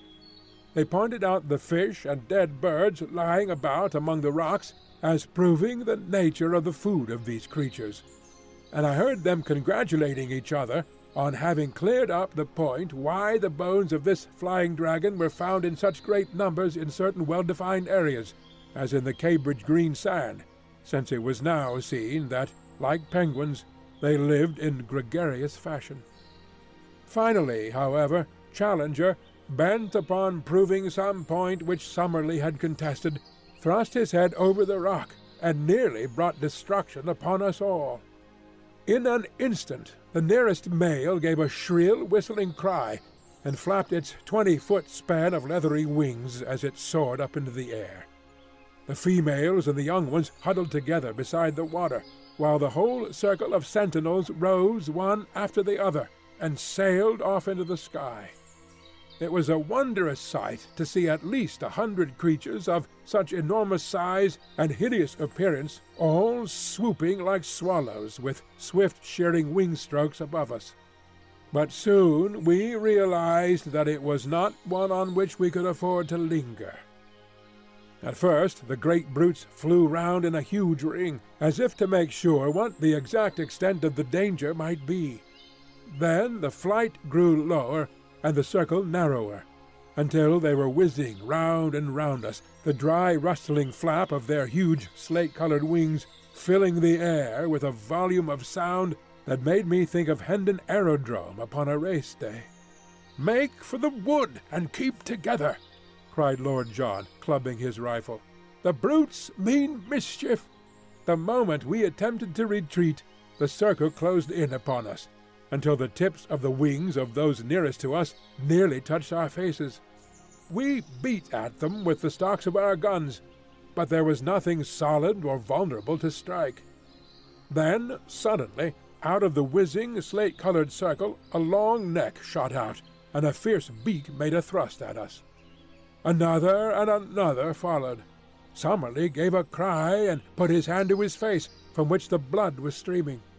I felt a prod at the back of my neck, and turned dizzy with shock. Challenger fell, and as I stooped to pick him up, I was again struck from behind, and dropped on the top of him. At the same instant I heard the crash of Lord John's elephant gun, and looking up, saw one of the creatures with a broken wing, struggling upon the ground, spitting and gurgling at us, with a wide-opened beak and bloodshot, goggled eyes, like some devil in a medieval picture. Its comrades had flown higher at the sudden sound, and were circling above our heads. "Now!" cried Lord John. "Now, for our lives!" We staggered through the brushwood, and even as we reached the trees, the harpies were on us again. Summerlee was knocked down, but we tore him up and rushed among the trunks. Once there we were safe, for those huge wings had no space for their sweep beneath the branches. As we limped homewards, sadly mauled and discomfited, we saw them for a long time flying at a great height against the deep blue sky above our heads, soaring round and round, no bigger than wood pigeons, with their eyes no doubt still following our progress. At last, however, as we reached the thicker woods, they gave up the chase, and we saw them no more. "A most interesting and convincing experience," said Challenger, as we halted beside the brook, and he bathed the swollen knee. "We are exceptionally well informed, Summerlee, as to the habits of the enraged pterodactyl." Summerlee was wiping the blood from a cut in his forehead, while I was tying up a nasty stab in the muscle of the neck. Lord John had the shoulder of his coat torn away, but the creature's teeth had only grazed the flesh. "It is worth noting," Challenger continued, "that our young friend has received an undoubted stab, while Lord John's coat could only have been torn by a bite. In my own case, I was beaten about the head by their wings, so we have had a remarkable exhibition of their various methods of offence." "It has been touch and go for our lives," said Lord John gravely, "and I could not think of a more rotten sort of death than to be outed by such filthy vermin. I was sorry to fire my rifle, but by Jove, there was no great choice." "We should not be here if you hadn't," said I with conviction. "It may do no harm," said he. "Among these woods there must be many loud cracks from splitting or falling trees which would be just like the sound of a gun. But now, if you are of my opinion, we have had thrills enough for one day, and had best get back to the surgical box at the camp for some carbolic. Who knows what venom these beasts may have in their hideous jaws?" But surely no man ever had just such a day since the world began. Some fresh surprise was ever in store for us. When, following the course of our brook, we at last reached our glade and saw the thorny barricade of our camp, we thought that our adventures were at an end. But we had something more to think of before we could rest. The gate of Fort Challenger had been untouched, the walls were unbroken, and yet it had been visited by some strange and powerful creature in our absence.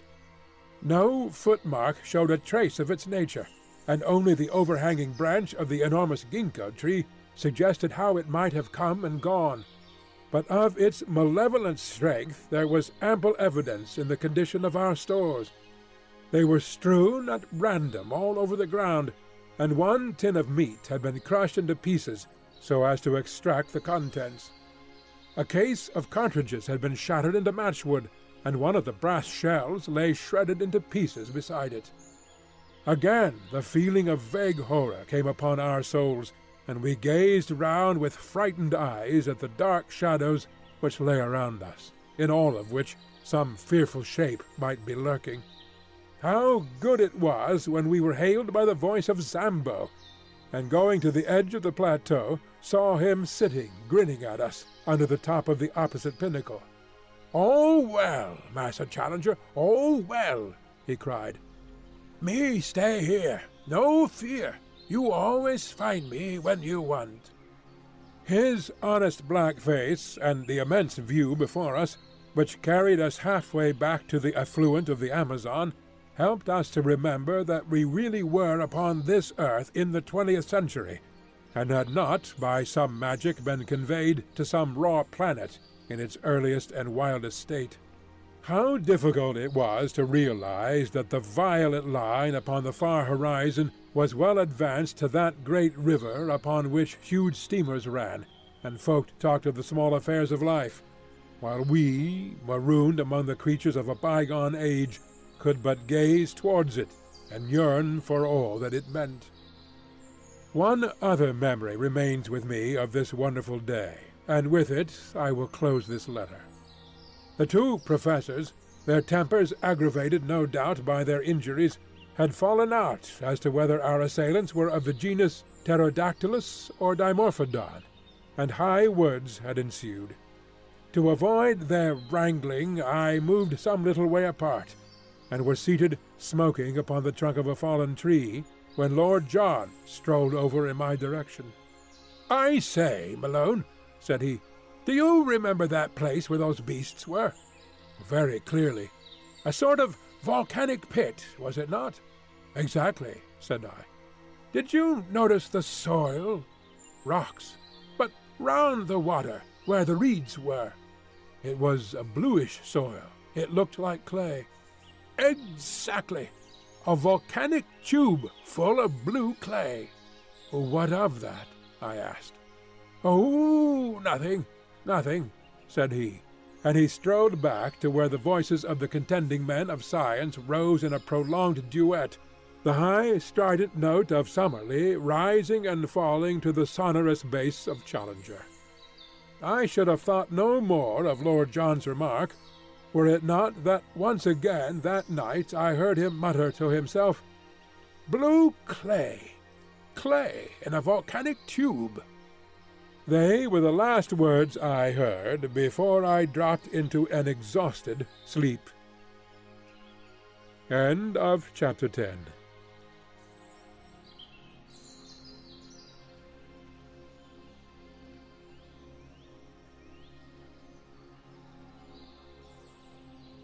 Chapter 11.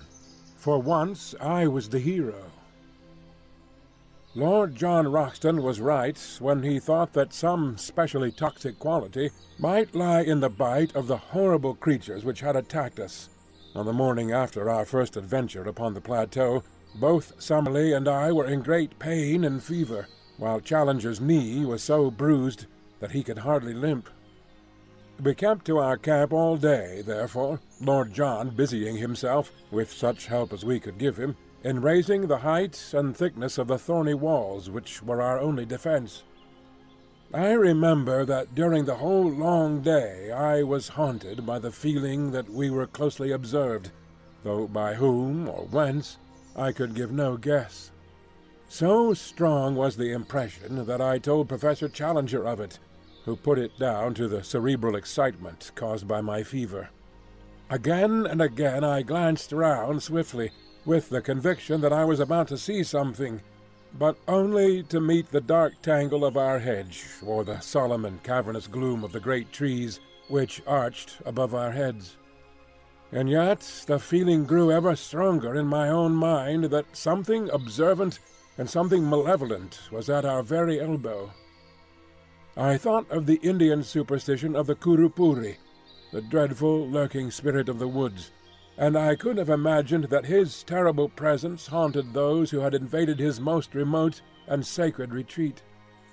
That night, our third in Maple White Land, we had an experience which left a fearful impression upon our minds, and made us thankful that Lord John had worked so hard in making our retreat impregnable.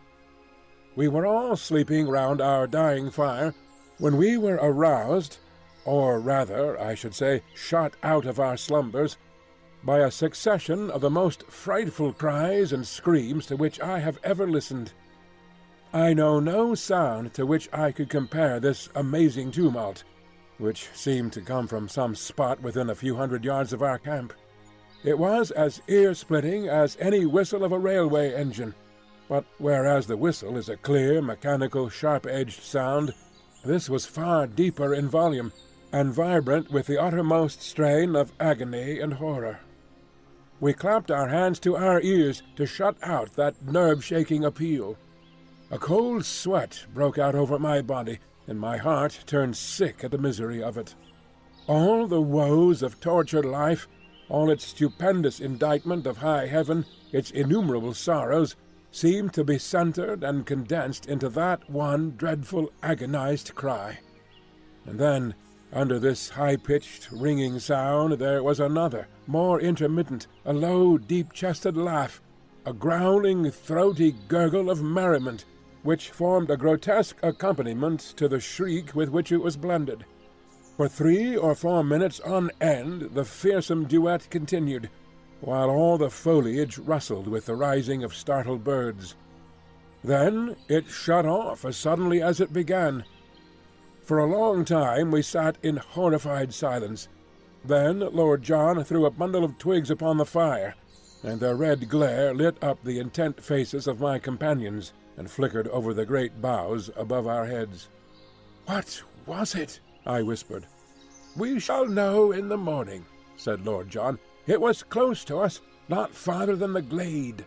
We have been privileged to overhear a prehistoric tragedy, the sort of drama which occurred among the reeds upon the border of some Jurassic lagoon, when the greater dragon pinned the lesser among the slime," said Challenger, with more solemnity than I had ever heard in his voice.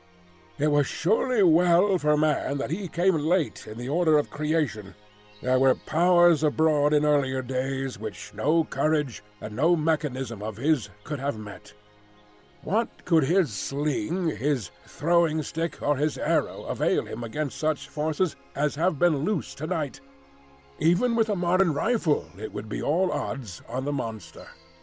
"I think we should back my little friend," said Lord John, caressing his Express, "but the beast would certainly have a good sporting chance." Summerlee raised his hand. "Hush!" he cried. "Surely I hear something." From the utter silence there emerged a deep, regular pat-pat. It was the tread of some animal, the rhythm of soft but heavy pads placed cautiously upon the ground. It stole slowly round the camp, and then halted near our gateway. There was a low, sibilant rise and fall, the breathing of the creature. Only our feeble hedge separated us from this horror of the night. Each of us had seized his rifle, and Lord John had pulled out a small bush to make an embrasure in the hedge. "By George!" he whispered. "I think I can see it." I stooped and peered over his shoulder through the gap. Yes, I could see it too. In the deep shadow of the tree there was a deeper shadow yet, black, inchoate, vague, a crouching form, full of savage vigor and menace. It was no higher than a horse, but the dim outline suggested vast bulk and strength. That hissing pant, as regular and full-volumed as the exhaust of an engine, spoke of a monstrous organism. Once, as it moved, I thought I saw the glint of two terrible greenish eyes. There was an uneasy rustling, as if it were crawling slowly forward. "I believe it is going to spring," said I, cocking my rifle. "Don't fire! Don't fire!" whispered Lord John. "The crash of a gun in this silent night would be heard for miles. Keep it as a last card." "If it gets over the hedge, we're done," said Summerlee, and his voice crackled into a nervous laugh as he spoke. "No, it must not get over," cried Lord John, "but hold your fire to the last. Perhaps I can make something of the fellow. I'll chance it, anyhow." It was as brave an act as ever I saw a man do. He stooped to the fire, picked up a blazing branch, and slipped in an instant through a sally-port which he had made in our gateway. The thing moved forward with a dreadful snarl. Lord John never hesitated, but running towards it with a quick light step, he dashed the flaming wood into the brute's face. For one moment I had a vision of a horrible mask like a giant toad's, of a warty, leprous skin, and a loose mouth all beslobbered with fresh blood. The next, there was a crash in the underwood, and our dreadful visitor was gone. "I thought he wouldn't face the fire," said Lord John, laughing, as he came back and threw his branch among the faggots. "You should not have taken such a risk," we all cried. "There was nothing else to be done. If he had got among us, we should have shot each other in trying to down him. On the other hand, if we had fired through the hedge and wounded him, he would soon have been on the top of us, to say nothing of giving ourselves away. On the whole, I think that we are jolly well out of it. What was he, then?" Our learned men looked at each other with some hesitation. "Personally, I am unable to classify the creature with any certainty," said Summerlee, lighting his pipe from the fire. "In refusing to commit yourself, you are but showing a proper scientific reserve," said Challenger, with massive condescension. I am not myself prepared to go farther than to say, in general terms, that we have almost certainly been in contact tonight with some form of carnivorous dinosaur. I have already expressed my anticipation that something of the sort might exist upon this plateau. We have to bear in mind, remarked Summerlee, that there are many prehistoric forms which have never come down to us. It would be rash to suppose that we can give a name to all that we are likely to meet. Exactly. A rough classification may be the best that we can attempt. Tomorrow some further evidence may help us to an identification. Meantime, we can only renew our interrupted slumbers. But not without a sentinel, said Lord John with decision. We can't afford to take chances in a country like this. 2-hour spells in the future for each of us. Then I'll just finish my pipe in starting the first one, said Professor Summerlee, and from that time onwards we never trusted ourselves again without a watchman. In the morning it was not long before we discovered the source of the hideous uproar which had aroused us in the night. The Adonagwan glade was the scene of a horrible butchery. From the pools of blood and the enormous lumps of flesh scattered in every direction over the green sward, we imagined at first that a number of animals had been killed, but on examining the remains more closely, we discovered that all this carnage came from one of those unwieldy monsters, which had been literally torn to pieces by some creature not larger, perhaps, but far more ferocious than itself. Our two professors sat in absorbed argument, examining piece after piece, which showed the marks of savage teeth and of enormous claws. Our judgment must still be in abeyance, said Professor Challenger, with a huge slab of whitish-colored flesh across his knee. The indications would be consistent with the presence of a saber-toothed tiger, such as are still found among the breccia of our caverns. But the creature actually seen was undoubtedly of a larger and more reptilian character. Personally, I should pronounce for Allosaurus. Or Megalosaurus, said Summerlee. Exactly. Any one of the large carnivorous dinosaurs would meet the case. Among them are to be found all the most terrible types of animal life that have ever cursed the earth or blessed a museum. He laughed sonorously at his own conceit, for though he had little sense of humor, the crudest pleasantry from his own lips moved him always to roars of appreciation. The less noise the better, said Lord Roxton curtly. We don't know who or what may be near us. If this fella comes back for his breakfast and catches us here, we won't have so much to laugh at. By the way, what is this mark upon the iguanodon's hide? On the dull, scaly, slate-colored skin somewhere above the shoulder, there was a singular black circle of some substance, which looked like asphalt. None of us could suggest what it meant, though Summerlee was of opinion that he had seen something similar upon one of the young ones 2 days before. Challenger said nothing, but looked pompous and puffy, as if he could if he would, so that finally Lord John asked his opinion direct. "If your lordship will graciously permit me to open my mouth, I shall be happy to express my sentiments," said he with elaborate sarcasm. "I am not in the habit of being taken to task in the fashion which seems to be customary with your lordship. I was not aware that it was necessary to ask your permission before smiling at a harmless pleasantry." It was not until he had received his apology that our touchy friend would suffer himself to be appeased. When at last his ruffled feelings were at ease, he addressed us at some length from his seat upon a fallen tree, speaking, as his habit was, as if he were imparting most precious information to a class of 1,000.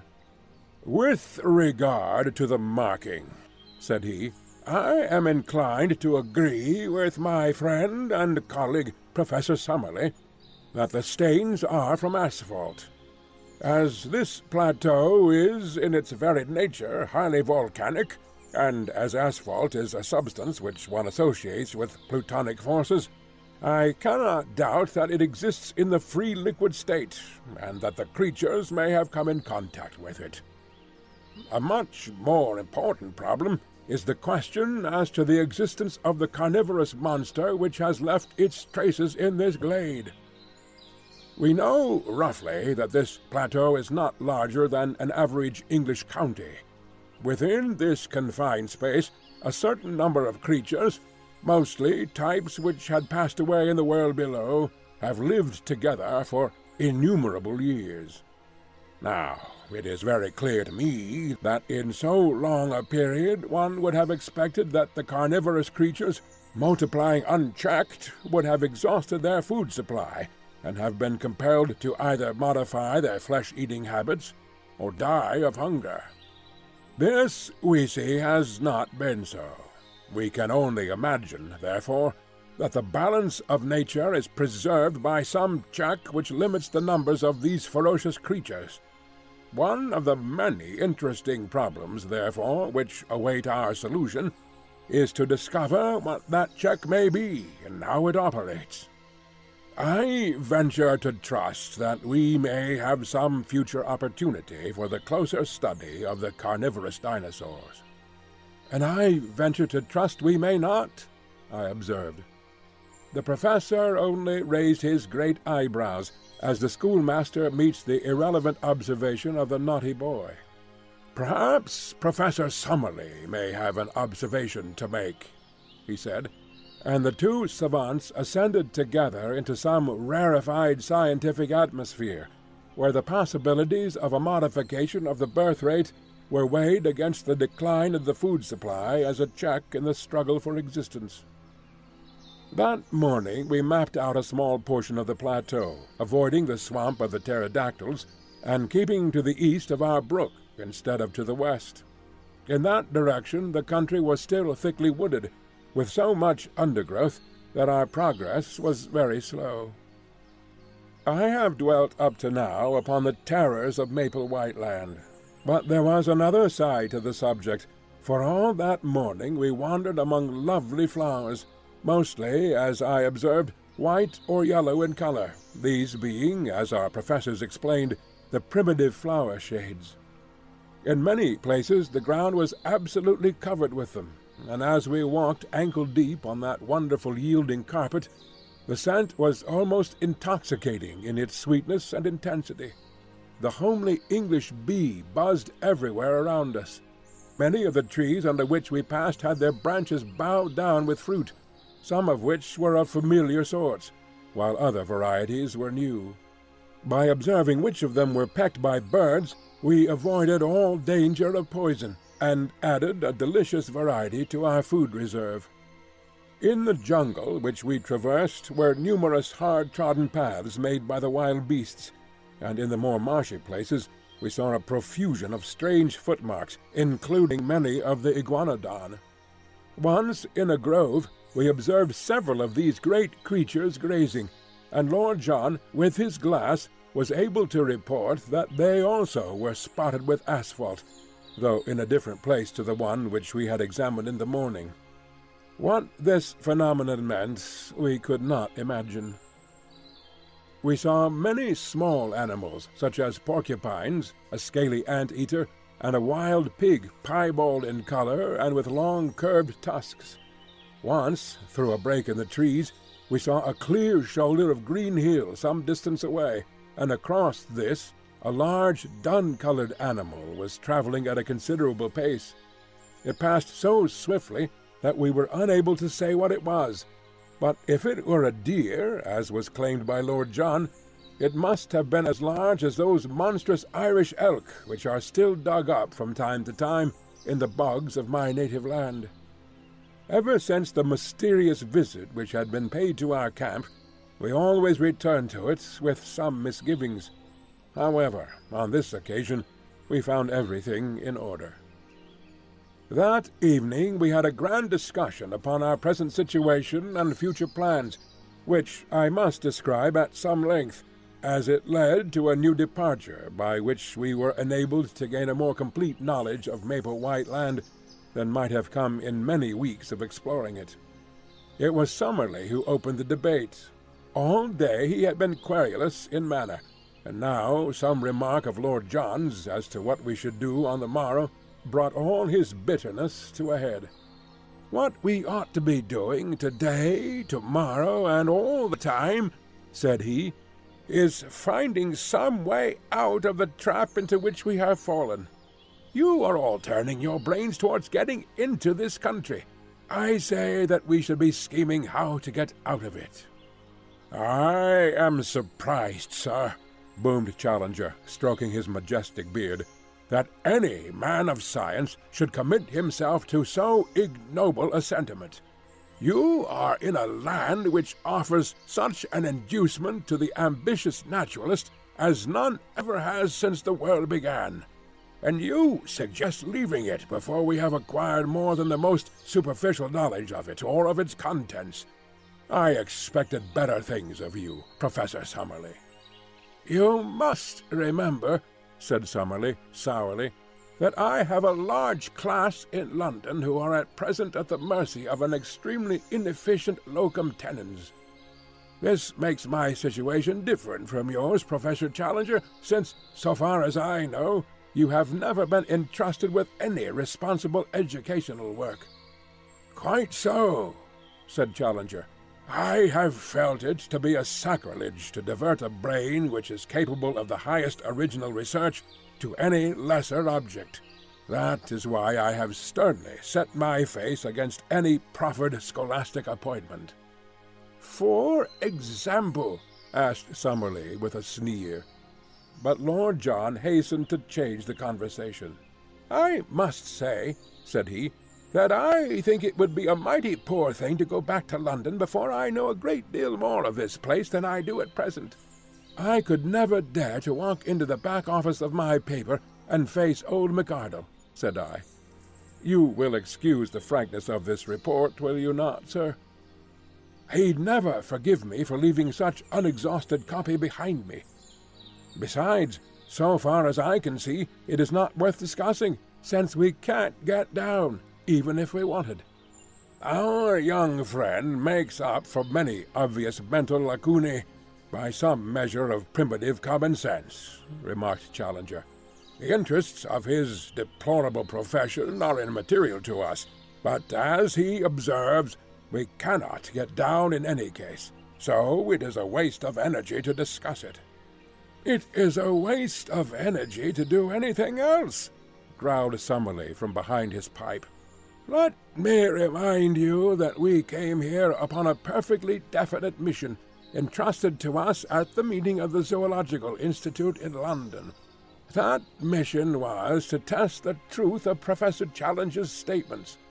Those statements, as I am bound to admit, we are now in a position to endorse. Our ostensible work is therefore done. As to the detail which remains to be worked out upon this plateau, it is so enormous that only a large expedition with a very special equipment could hope to cope with it. Should we attempt to do so ourselves, the only possible result must be that we shall never return with the important contribution to science which we have already gained. Professor Challenger has devised means for getting us onto this plateau when it appeared to be inaccessible. I think that we should now call upon him to use the same ingenuity in getting us back to the world from which we came." I confess that as Summerlee stated his view, it struck me as altogether reasonable.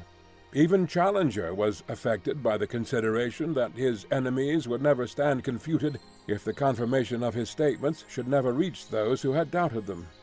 "The problem of the descent is at first sight a formidable one," said he, "and yet I cannot doubt that the intellect can solve it. I am prepared to agree with our colleague that a protracted stay in Maple White Land is at present inadvisable, and that the question of our return will soon have to be faced. I absolutely refuse to leave, however, until we have made at least a superficial examination of this country, and are able to take back with us something in the nature of a chart." Professor Summerlee gave a snort of impatience.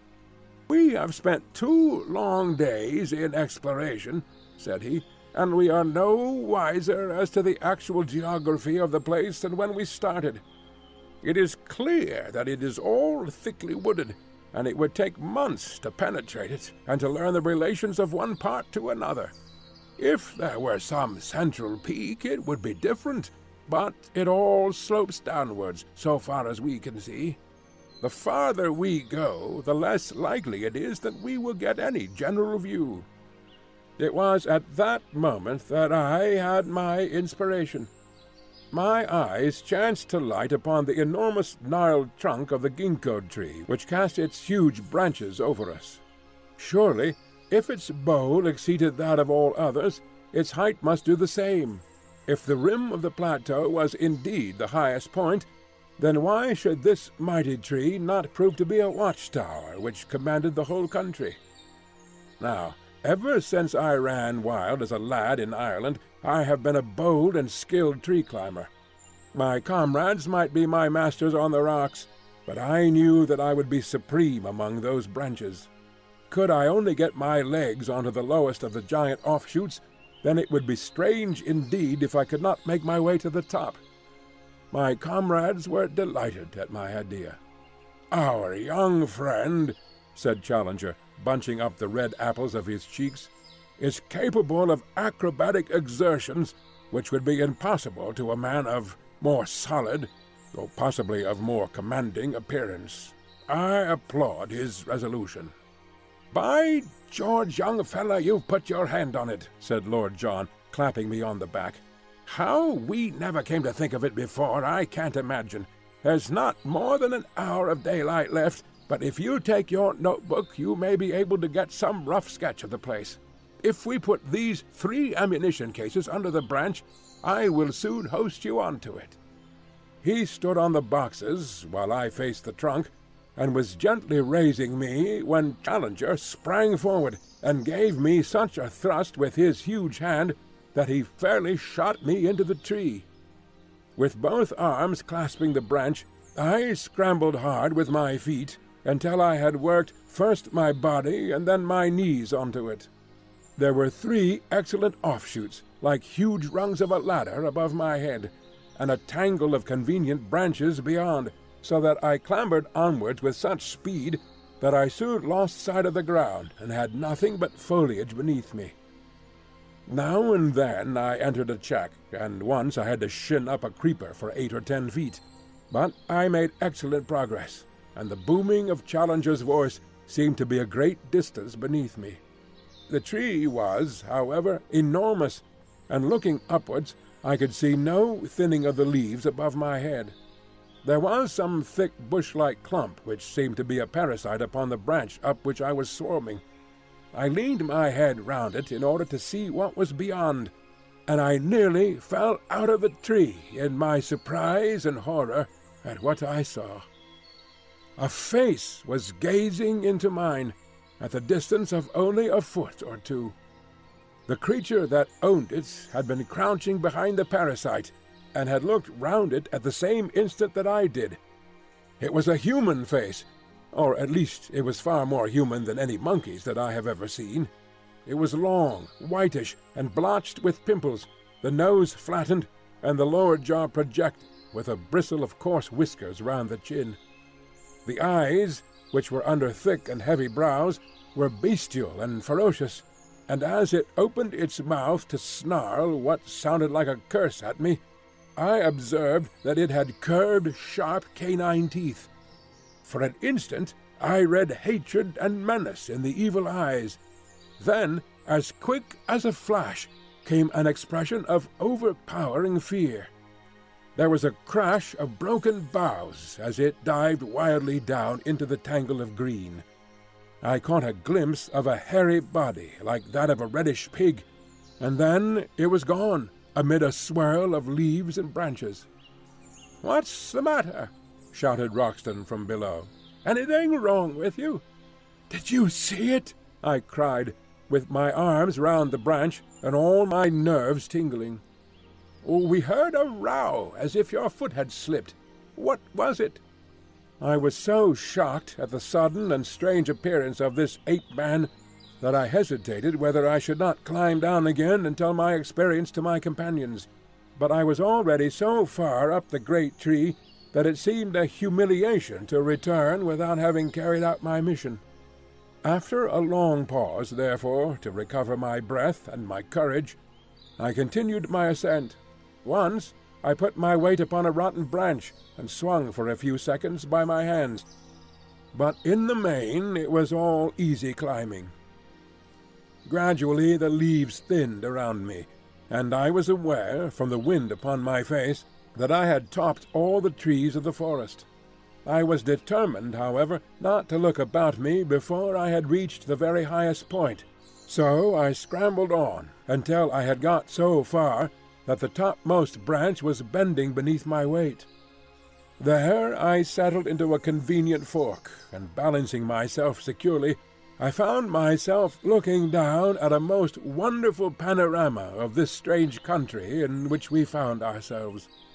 The sun was just above the western skyline, and the evening was a particularly bright and clear one, so that the whole extent of the plateau was visible beneath me. It was, as seen from this height, of an oval contour, with a breadth of about 30 miles and a width of 20. Its general shape was that of a shallow funnel, all the sides sloping down to a considerable lake in the center.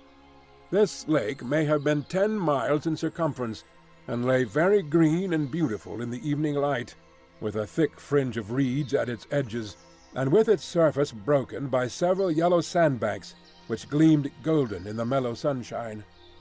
A number of long dark objects, which were too large for alligators and too long for canoes, lay upon the edges of these patches of sand. With my glass I could clearly see that they were alive, but what their nature might be I could not imagine. From the side of the plateau on which we were, slopes of woodland, with occasional glades, stretched down for 5 or 6 miles to the central lake. I could see at my very feet the glade of the iguanodons, and farther off was a round opening in the trees which marked the swamp of the pterodactyls. On the side facing me, however, the plateau presented a very different aspect. There the basalt cliffs of the outside were reproduced upon the inside, forming an escarpment about 200 feet high, with a woody slope beneath it. Along the base of these red cliffs, some distance above the ground, I could see a number of dark holes through the glass, which I conjectured to be the mouths of caves. At the opening of one of these, something white was shimmering, but I was unable to make out what it was.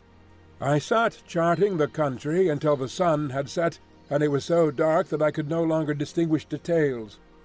Then I climbed down to my companions, waiting for me so eagerly at the bottom of the great tree.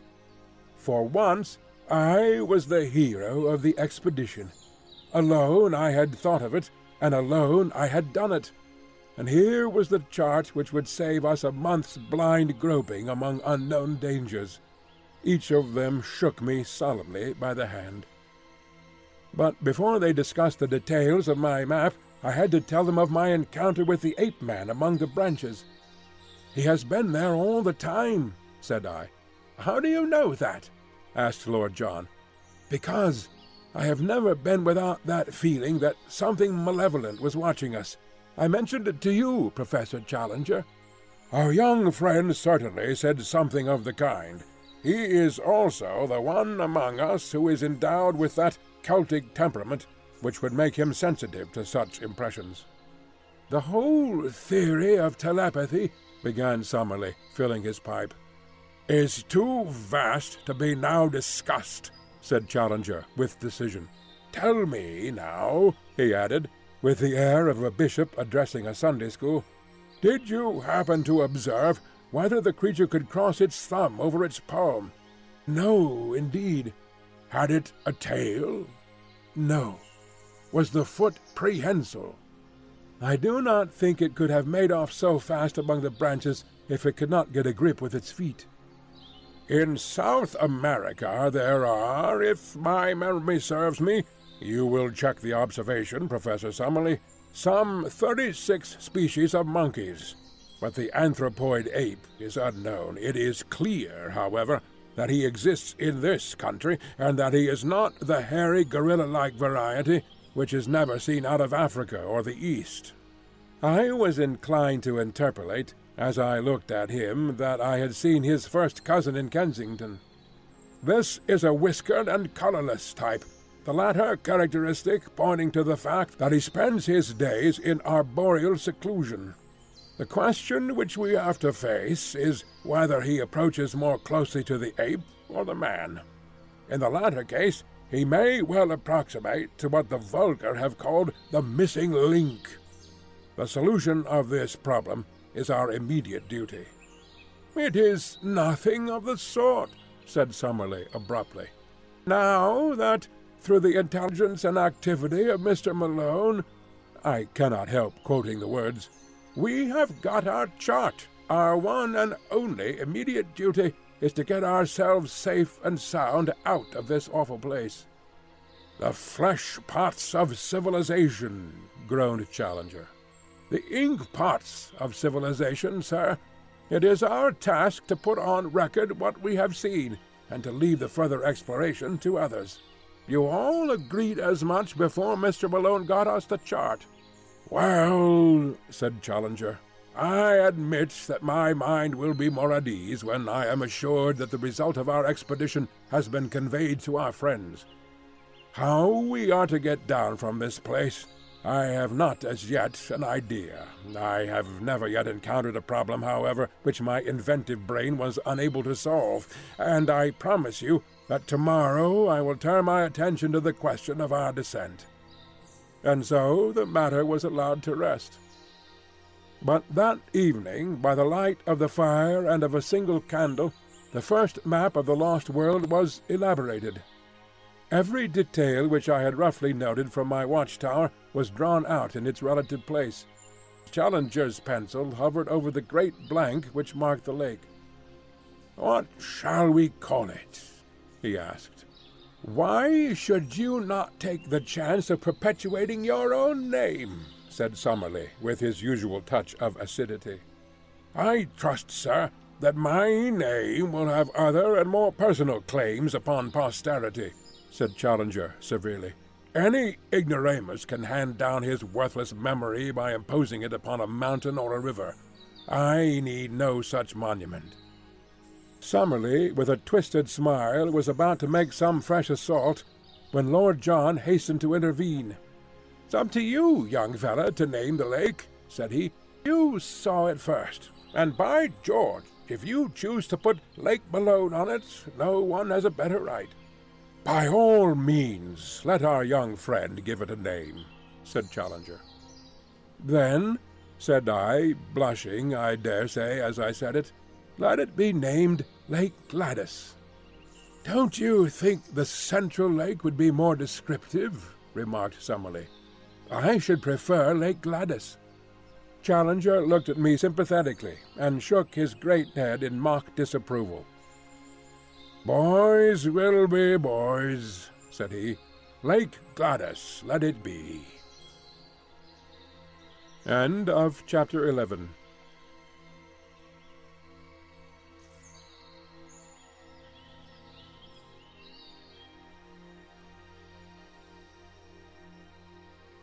Chapter 12. It was dreadful in the forest. I have said, or perhaps I have not said, for my memory plays me sad tricks these days, that I glowed with pride when 3 such men as my comrades thanked me for having saved, or at least greatly helped, the situation.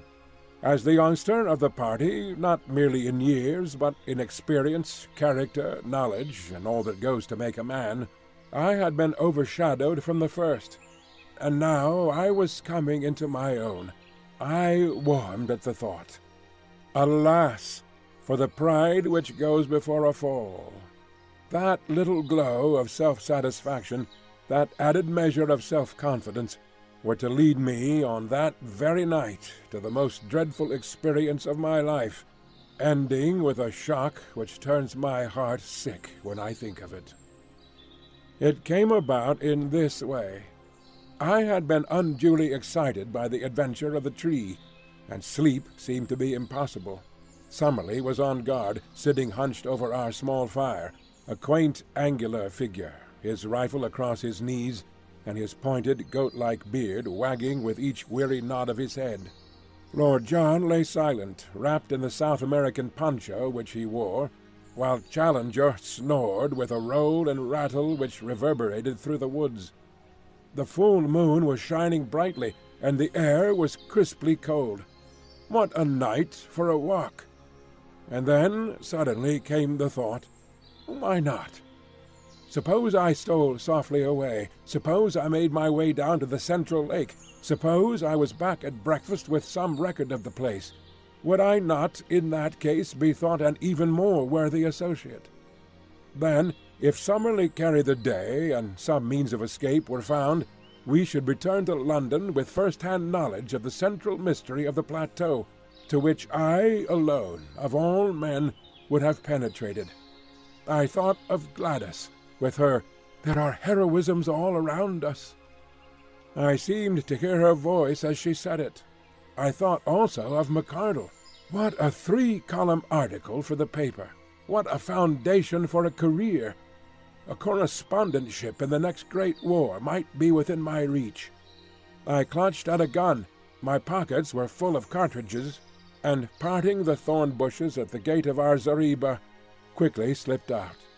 My last glance showed me the unconscious Summerlee, most futile of sentinels, still nodding away like a queer mechanical toy in front of the smouldering fire.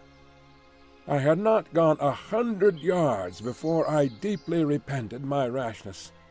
I may have said somewhere in this chronicle that I am too imaginative to be a really courageous man, but that I have an overpowering fear of seeming afraid. This was the power which now carried me onwards. I simply could not slink back with nothing done.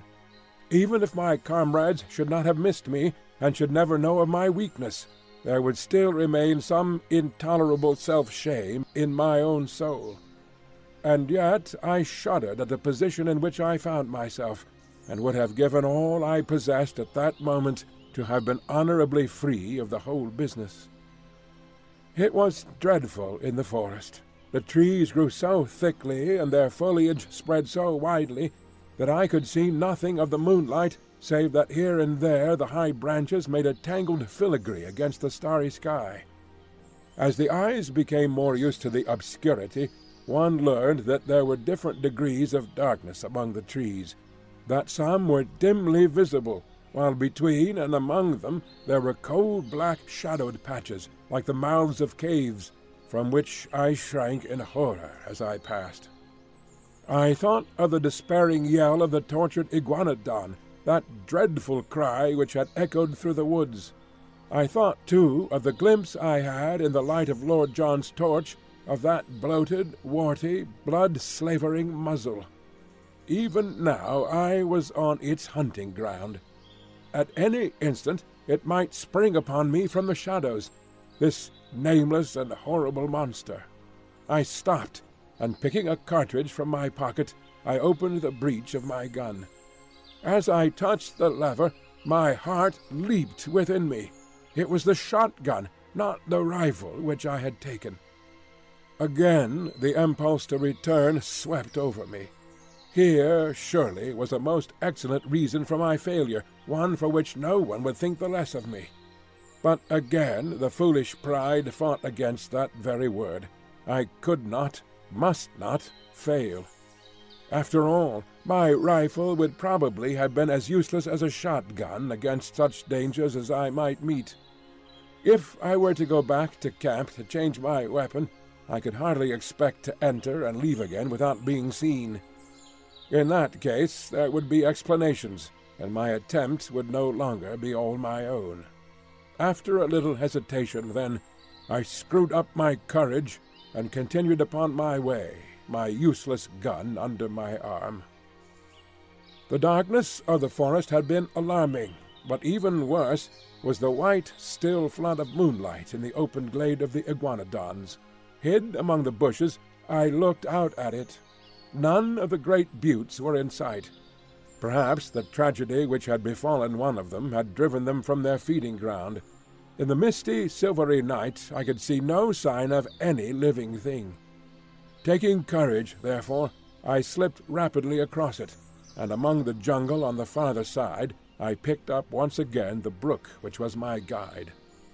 It was a cheery companion, gurgling and chuckling as it ran, like the dear old trout stream in the west country where I have fished at night in my boyhood.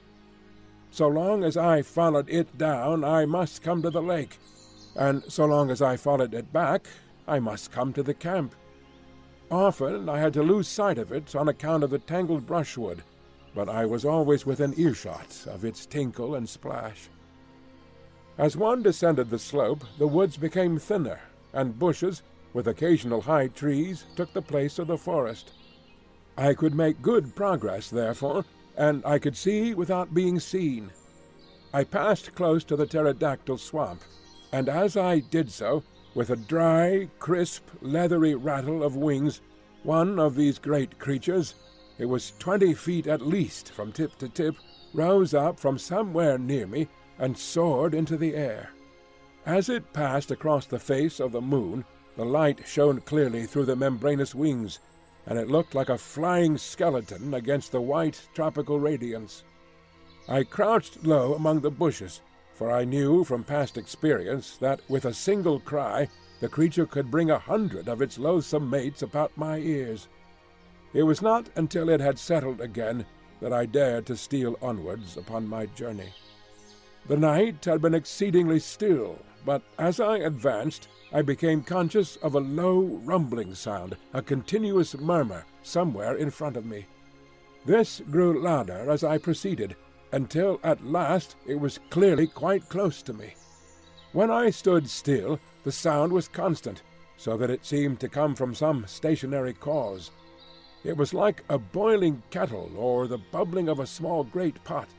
Soon I came upon the source of it, for in the center of a small clearing I found a lake, or a pool rather, for it was not larger than the basin of the Trafalgar Square fountain, of some black pitch-like stuff, the surface of which rose and fell in great blisters of bursting gas. The air above it was shimmering with heat, and the ground round was so hot that I could hardly bear to lay my hand upon it. It was clear that the great volcanic outburst which had raised this strange plateau so many years ago had not yet entirely spent its forces.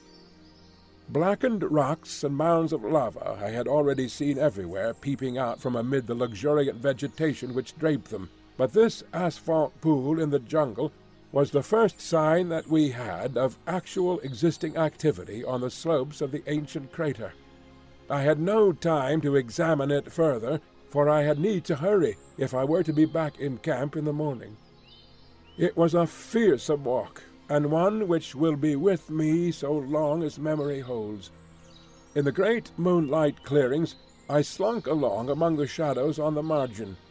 In the jungle I crept forward, stopping with a beating heart whenever I heard, as I often did, the crash of breaking branches as some wild beast went past.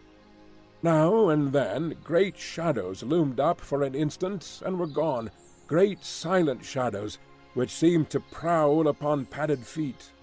How often I stopped with the intention of returning, and yet every time my pride conquered my fear, and sent me on again until my object should be attained. At last, my watch showed that it was 1 in the morning. I saw the gleam of water amid the openings of the jungle, and 10 minutes later I was among the reeds upon the borders of the central lake. I was exceedingly dry, so I lay down and took a long draught of its waters, which were fresh and cold.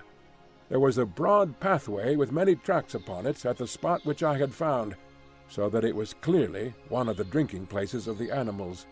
Close to the water's edge there was a huge isolated block of lava. Up this I climbed, and lying on the top I had an excellent view in every direction. The first thing which I saw filled me with amazement. When I described the view from the summit of the great tree, I said that on the farther cliff I could see a number of dark spots which appeared to be the mouths of caves.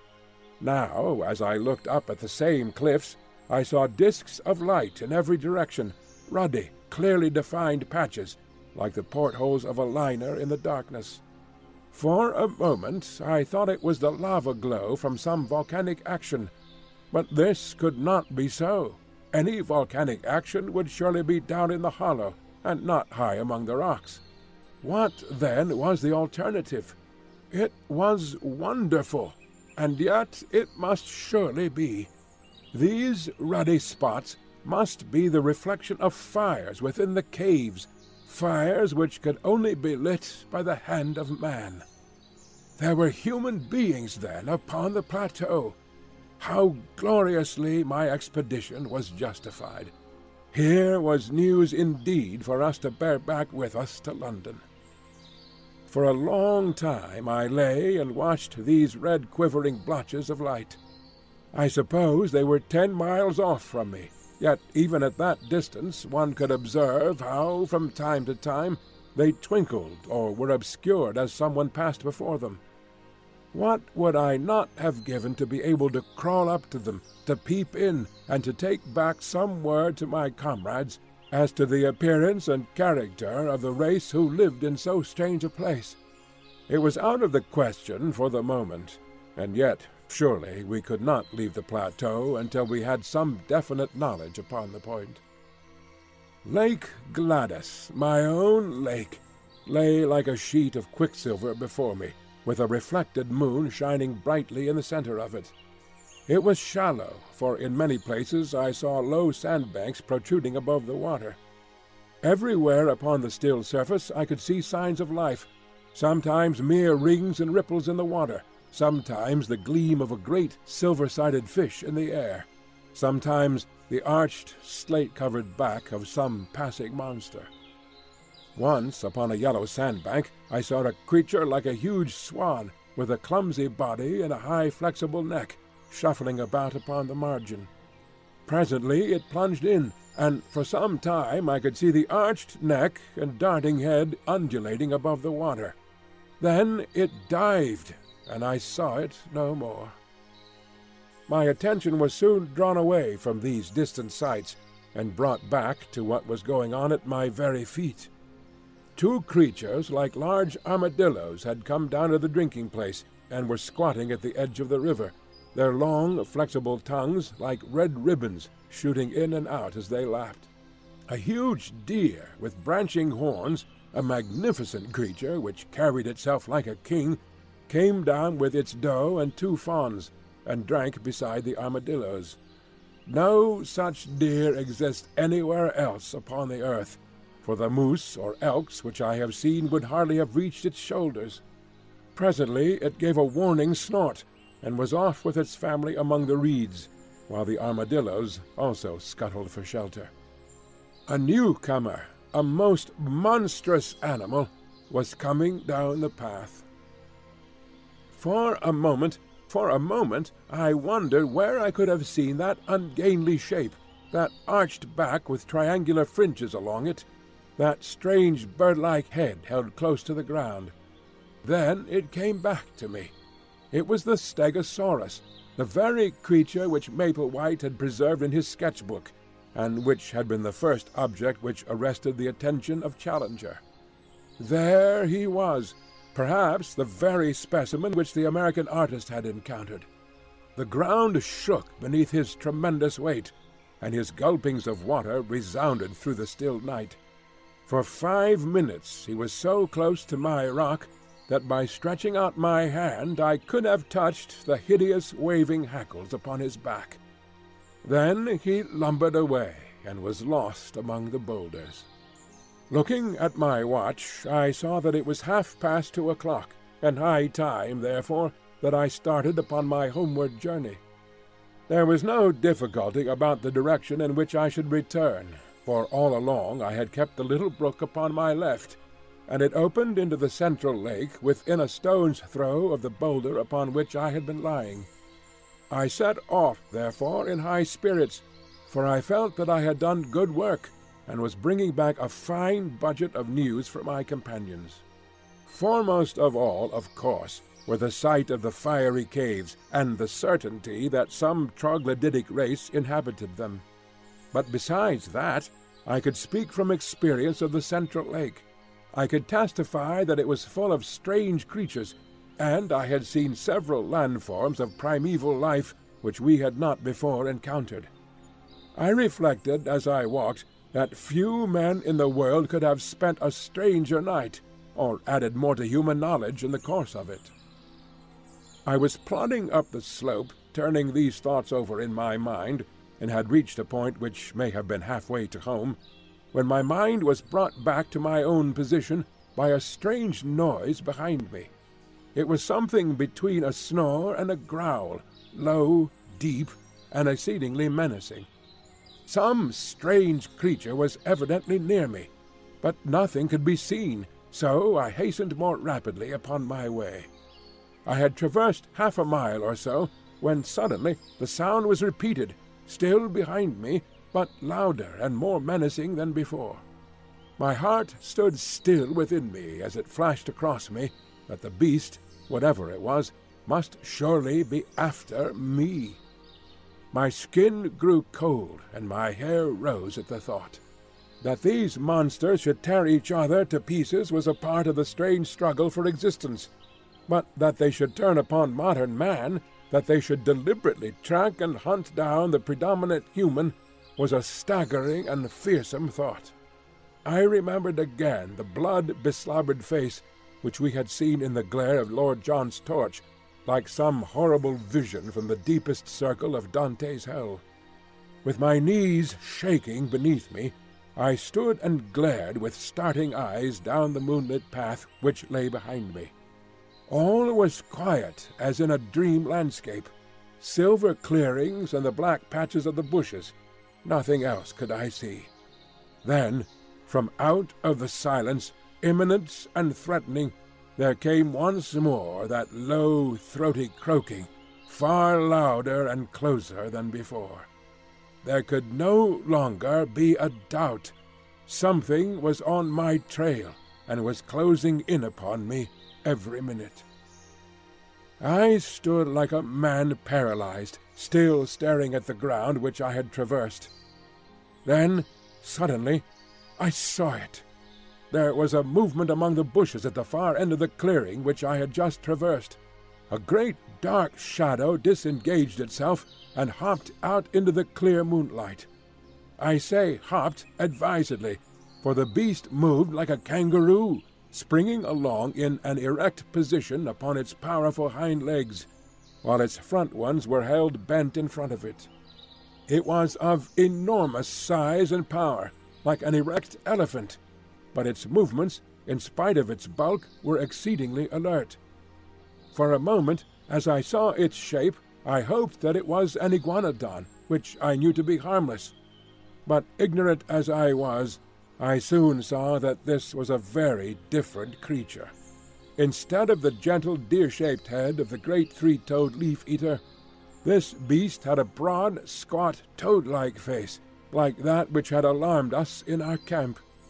His ferocious cry and the horrible energy of his pursuit both assured me that this was surely one of the great flesh-eating dinosaurs, the most terrible beasts which have ever walked this earth. As the huge brute loped along, it drooped forward upon its forepaws, and brought its nose to the ground every 20 yards or so. It was smelling out my trail. Sometimes, for an instant, it was at fault. Then it would catch it up again, and come bounding swiftly along the path I had taken. Even now, when I think of that nightmare, the sweat breaks out upon my brow. What could I do? My useless fowling piece was in my hand. What help could I get from that? I looked desperately around for some rock or tree, but I was in a bushy jungle with nothing higher than a sapling within sight, while I knew that the creature behind me would tear down an ordinary tree as though it were a reed. My only possible chance lay in flight, I could not move swiftly over the rough, broken ground, but as I looked round me in despair, I saw a well-marked, hard-beaten path which ran across in front of me. We had seen several of the sort, the runs of various wild beasts, during our expeditions. Along this I could perhaps hold my own, for I was a fast runner and in excellent condition. Flinging away my useless gun, I set myself to do such a half-mile as I have never done before or since. My limbs ached, my chest heaved. I felt that my throat would burst for want of air, and yet, with that horror behind me, I ran and I ran and I ran. At last I paused, hardly able to move. For a moment I thought that I had thrown him off. The path lay still behind me, and then, suddenly, with a crashing and a rending, a thudding of giant feet and a panting of monster lungs, the beast was upon me once more.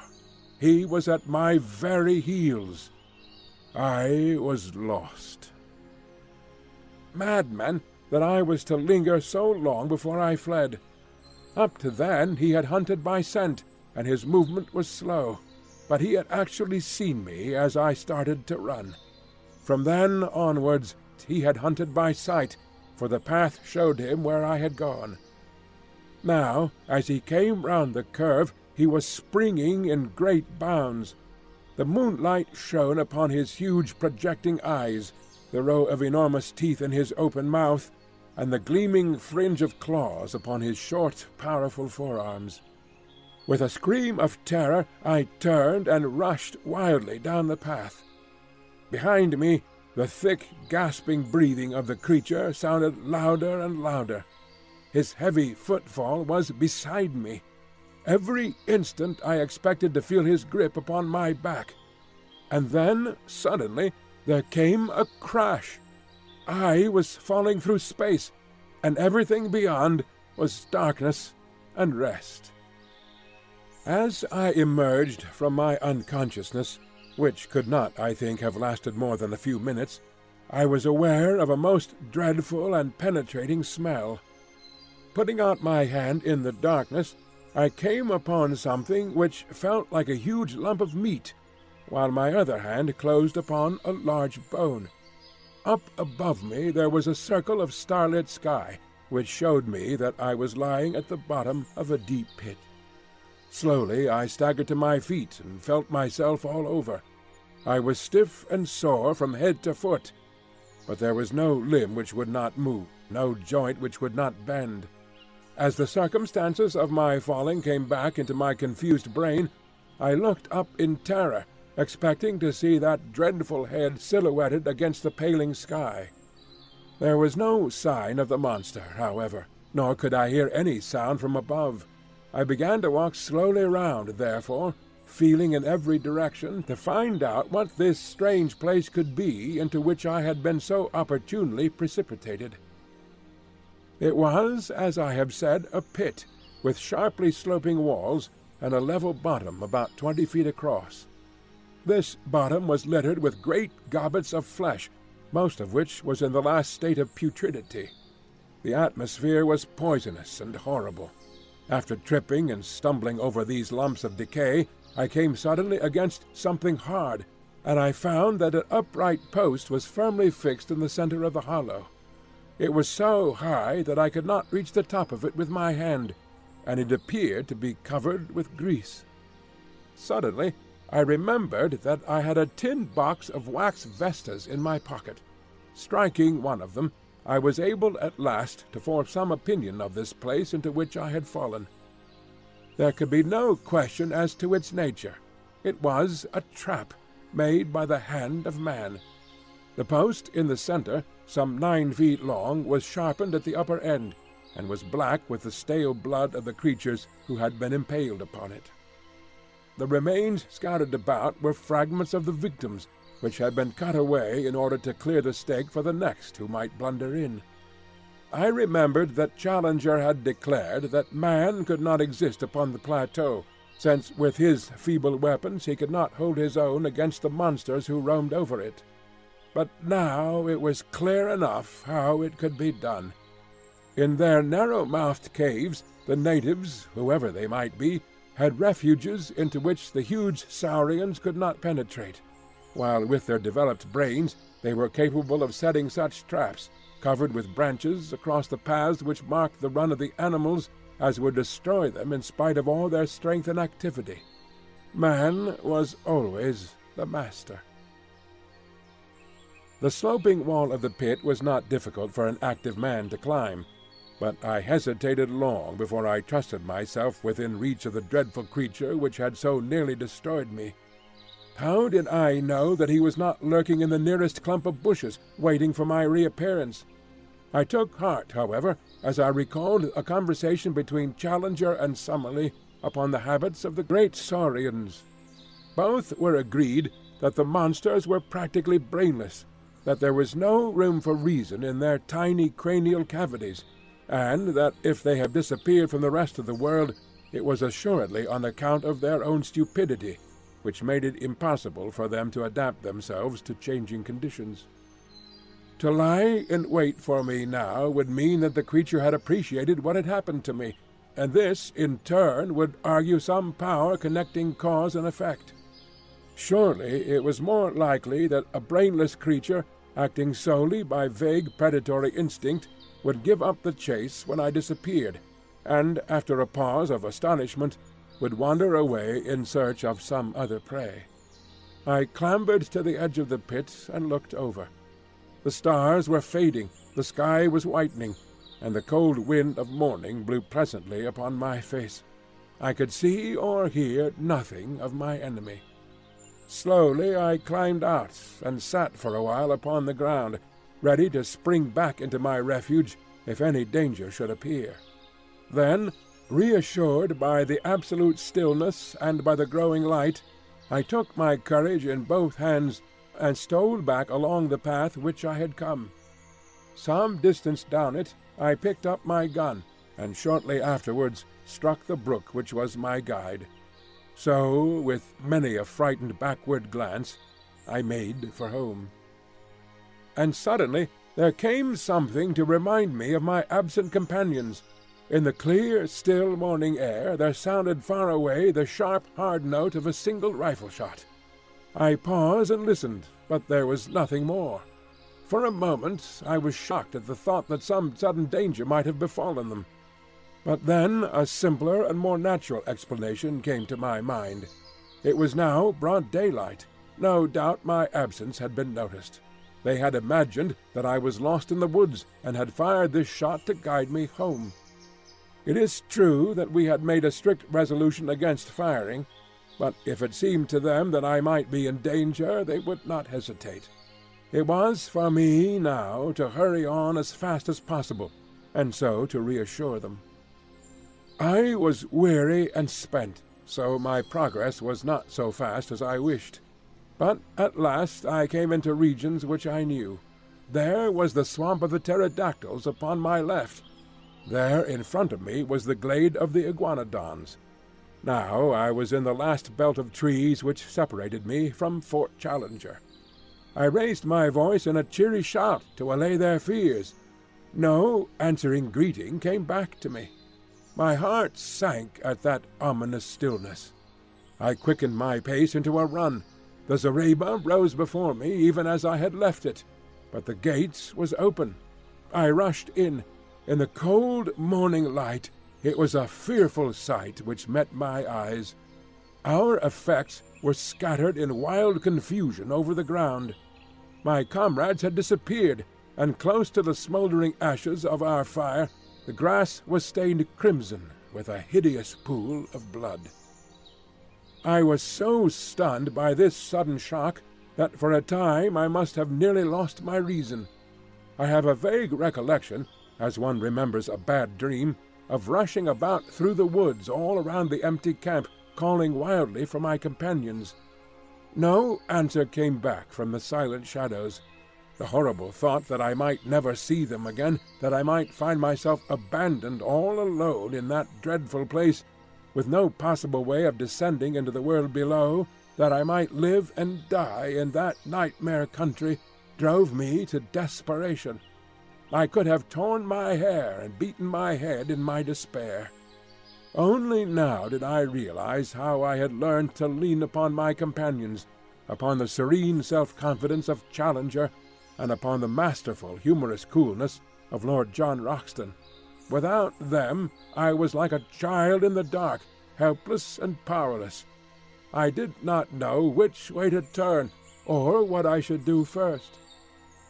After a period during which I sat in bewilderment, I set myself to try and discover what sudden misfortune could have befallen my companions. The whole disordered appearance of the camp showed that there had been some sort of attack, and the rifle shot no doubt marked the time when it had occurred.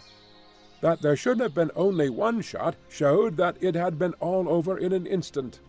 The rifles still lay upon the ground, and one of them, Lord John's, had the empty cartridge in the breech. The blankets of Challenger and of Summerlee beside the fire suggested that they had been asleep at the time. The cases of ammunition and of food were scattered about in a wild litter, together with our unfortunate cameras and plate carriers, but none of them were missing. On the other hand, all the exposed provisions, and I remembered that there were a considerable quantity of them, were gone. They were animals, then, and not natives, who had made the inroad, for surely the latter would have left nothing behind. But if animals, or some single terrible animal, then what had become of my comrades? A ferocious beast would surely have destroyed them and left their remains. It is true that there was that one hideous pool of blood which told of violence. Such a monster as had pursued me during the night could have carried away a victim as easily as a cat would a mouse. In that case, the others would have followed in pursuit, but then they would assuredly have taken their rifles with them. The more I tried to think it out with my confused and weary brain, the less could I find any plausible explanation. I searched round in the forest, but could see no tracks which could help me to a conclusion.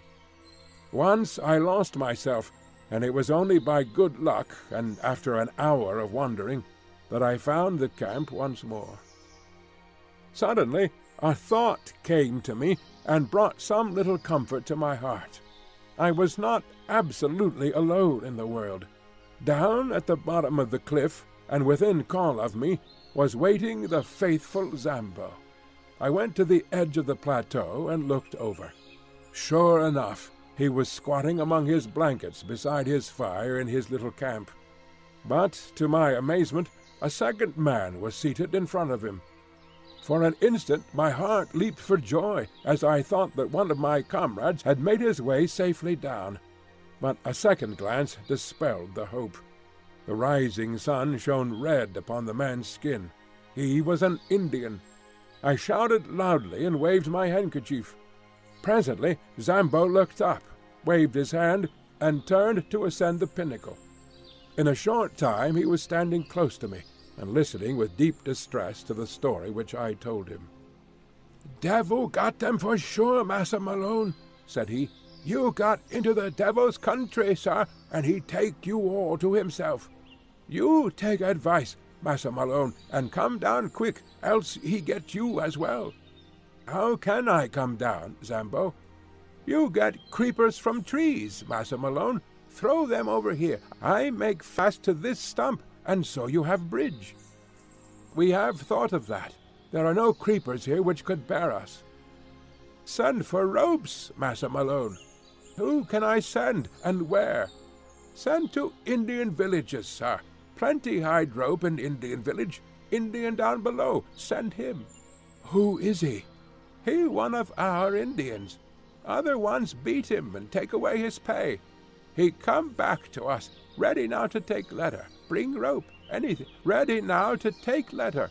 Bring rope, anything." To take a letter? Why not? Perhaps he might bring help, but in any case he would ensure that our lives were not spent for nothing, and that news of all that we had won for science should reach our friends at home. I had 2 completed letters already waiting.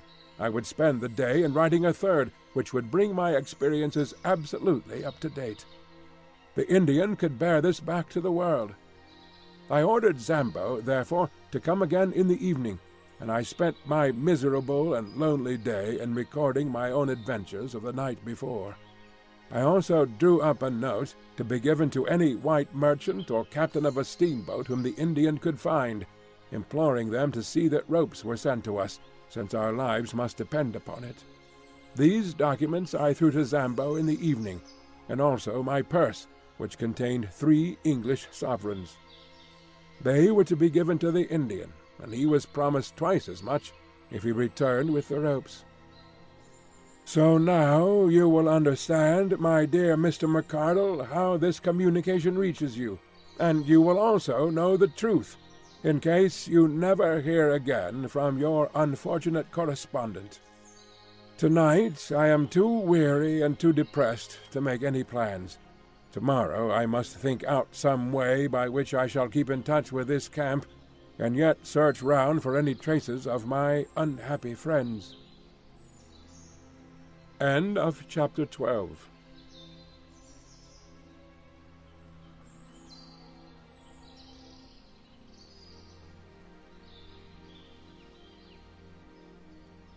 Chapter 13. A sight which I shall never forget.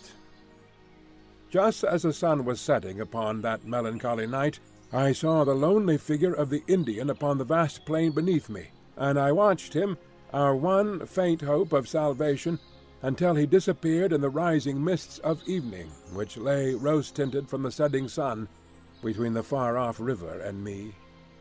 It was quite dark when I at last turned back to our stricken camp, and my last vision as I went was the red gleam of Zambo's fire, the one point of light in the wide world below, as was his faithful presence in my own shadowed soul. And yet I felt happier than I had done since this crushing blow had fallen upon me, for it was good to think that the world should know what we had done, so that at the worst our names should not perish with our bodies, but should go down to posterity associated with the result of our labors. It was an awesome thing to sleep in that ill-fated camp, and yet it was even more unnerving to do so in the jungle. One or the other it must be. Prudence, on the one hand, warned me that I should remain on guard, but exhausted nature, on the other, declared that I should do nothing of the kind. I climbed up onto a limb of the great ginkgo tree, but there was no secure perch on its rounded surface, and I should certainly have fallen off and broken my neck the moment I began to doze. I got down, therefore, and pondered over what I should do.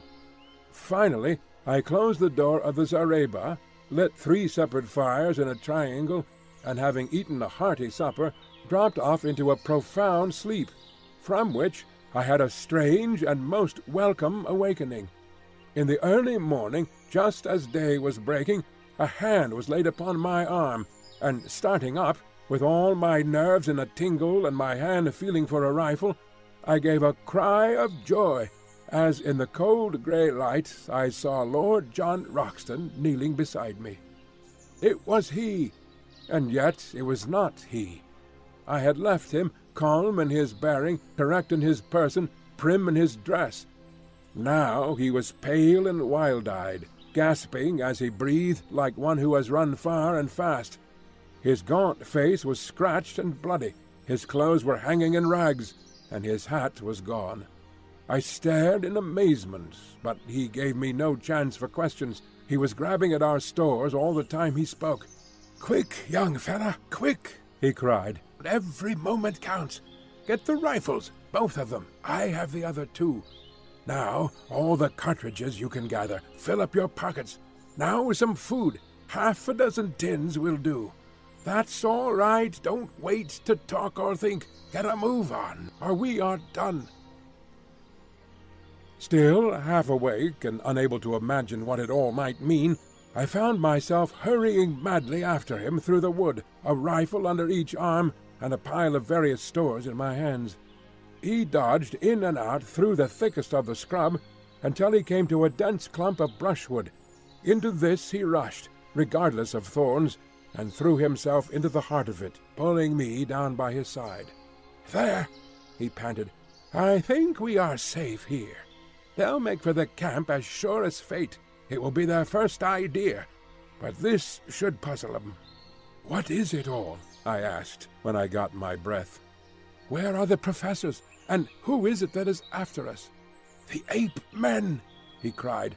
"My God, what brutes! Don't raise your voice, for they have long ears, sharp eyes too, but no power of scent, so far as I could judge, so I don't think they can sniff us out." "Where have you been, young fella? You were well out of it." In a few sentences I whispered what I had done. "Pretty bad," said he, when he heard of the dinosaur and the pit. "It isn't quite the place for a rest cure, what? But I had no idea what its possibilities were until those devils got hold of us. The man-eating Papuans had me once, but they are Chesterfields compared to this crowd." "How did it happen?" I asked. "It was in the early morning. Our learned friends were just stirring, hadn't even begun to argue yet. Suddenly it rained apes. They came down as thick as apples out of a tree. They had been assembling in the dark, I suppose, until that great tree over our heads was heavy with them. I shot one of them through the belly, but before we knew where we were, they had us spread-eagled on our backs. I called them apes, but they carried sticks and stones in their hands and jabbered talk to each other, and ended up tying our hands with creepers. So they are ahead of any beast that I have seen in my wanderings. Ape-men, that's what they are, missing links, and I wish they had stayed missing. They carried off their wounded comrade, he was bleeding like a pig, and then they sat around us, and if ever I saw frozen murder, it was in their eyes. They are big fellows, as big as a man and a deal stronger. Curious glassy grey eyes they have, under red tufts, and they just sat and gloated and gloated. Challenger is no chicken, but even he was cowed. He managed to struggle to his feet and yelled out at them to have done with it and get it over. I think he had gone a bit out of his head at the suddenness of it, for he raged and cursed at them like a lunatic. If they had been a row of his favourite pressmen, he could not have slanged them worse. Well, what did they do? I was enthralled by the strange story which my companion was whispering into my ear, while all the time his keen eyes were shooting in every direction, and his hand grasping his cocked rifle. I thought it was the end of us, but instead of that, it started them on a new line. They all jabbered and chatted together. Then one of them stood out beside Challenger. You'll smile, young fella, but upon my word they might have been kinsmen. I couldn't have believed it if I hadn't seen it with my own eyes. This old ape-man, he was their chief, was a sort of red Challenger, with every one of our friend's beauty points, only just a trifle more so. He had the short body, the big shoulders, the round chest, no neck, a great ruddy frill of a beard, the tufted eyebrows, the what-do-you-want, damn-you look about the eyes, and the whole catalogue. When the ape-man stood by Challenger and put his paw on his shoulder, the thing was complete. Summerlee was a bit hysterical, and he laughed till he cried. The ape-man laughed too, or at least they put up the devil of a cackling, and they set to work to drag us off through the forest. They wouldn't touch the guns and things, thought them dangerous, I expect, but they carried away our loose food. Summerlee and I got some rough-handed on the way. There's my skin and my clothes to prove it, for they took us a beeline through the brambles, and their own hides are like leather. But Challenger was all right. 4 of them carried him shoulder high, and he went like a Roman emperor. What's that? It was a strange clicking noise in the distance, not unlike castanets. There they go, said my companion, slipping cartridges into the second double-barreled express. Load them all up, young fella me lad, for we're not going to be taken alive, and don't you think it.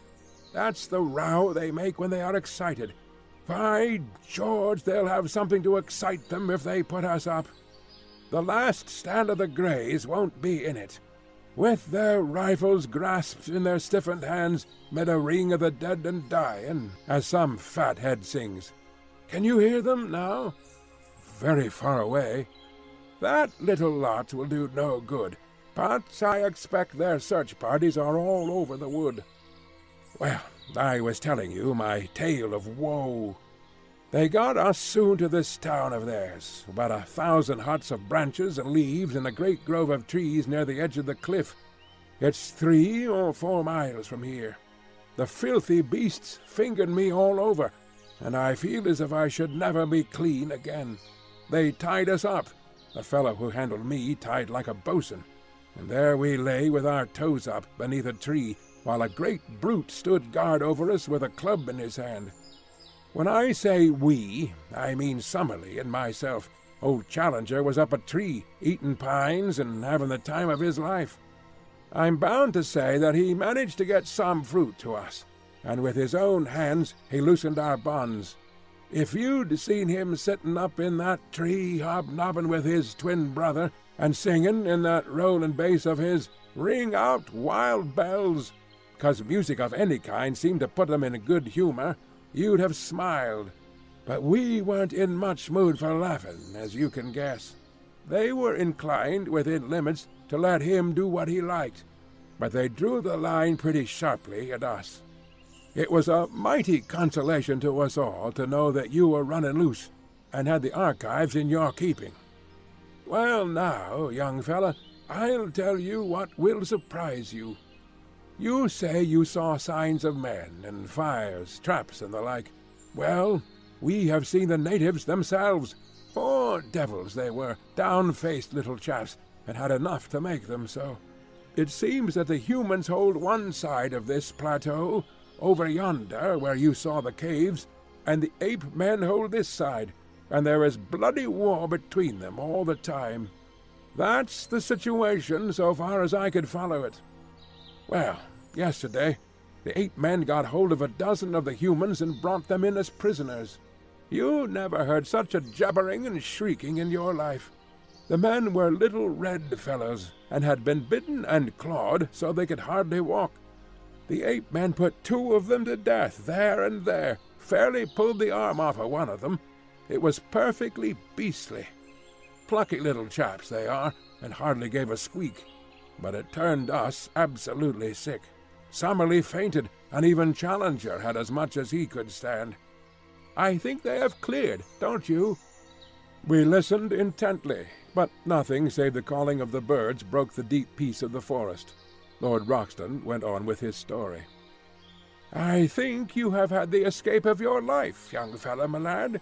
It was catching those Indians that put you clean out of their heads, else they would have been back to the camp for you as sure as fate, and gathered you in. Of course, as you said, they have been watching us from the beginning out of that tree, and they knew perfectly well that we were one short. However, they could think only of the new haul, so it was I, and not a bunch of apes, that dropped in on you in the morning. Well, we had a horrid business afterwards. My God, what a nightmare the whole thing is. You remember the great bristle of sharp canes down below where we found the skeleton of the American? Well, that is just under Ape Town, and it's the jumping-off place of their prisoners.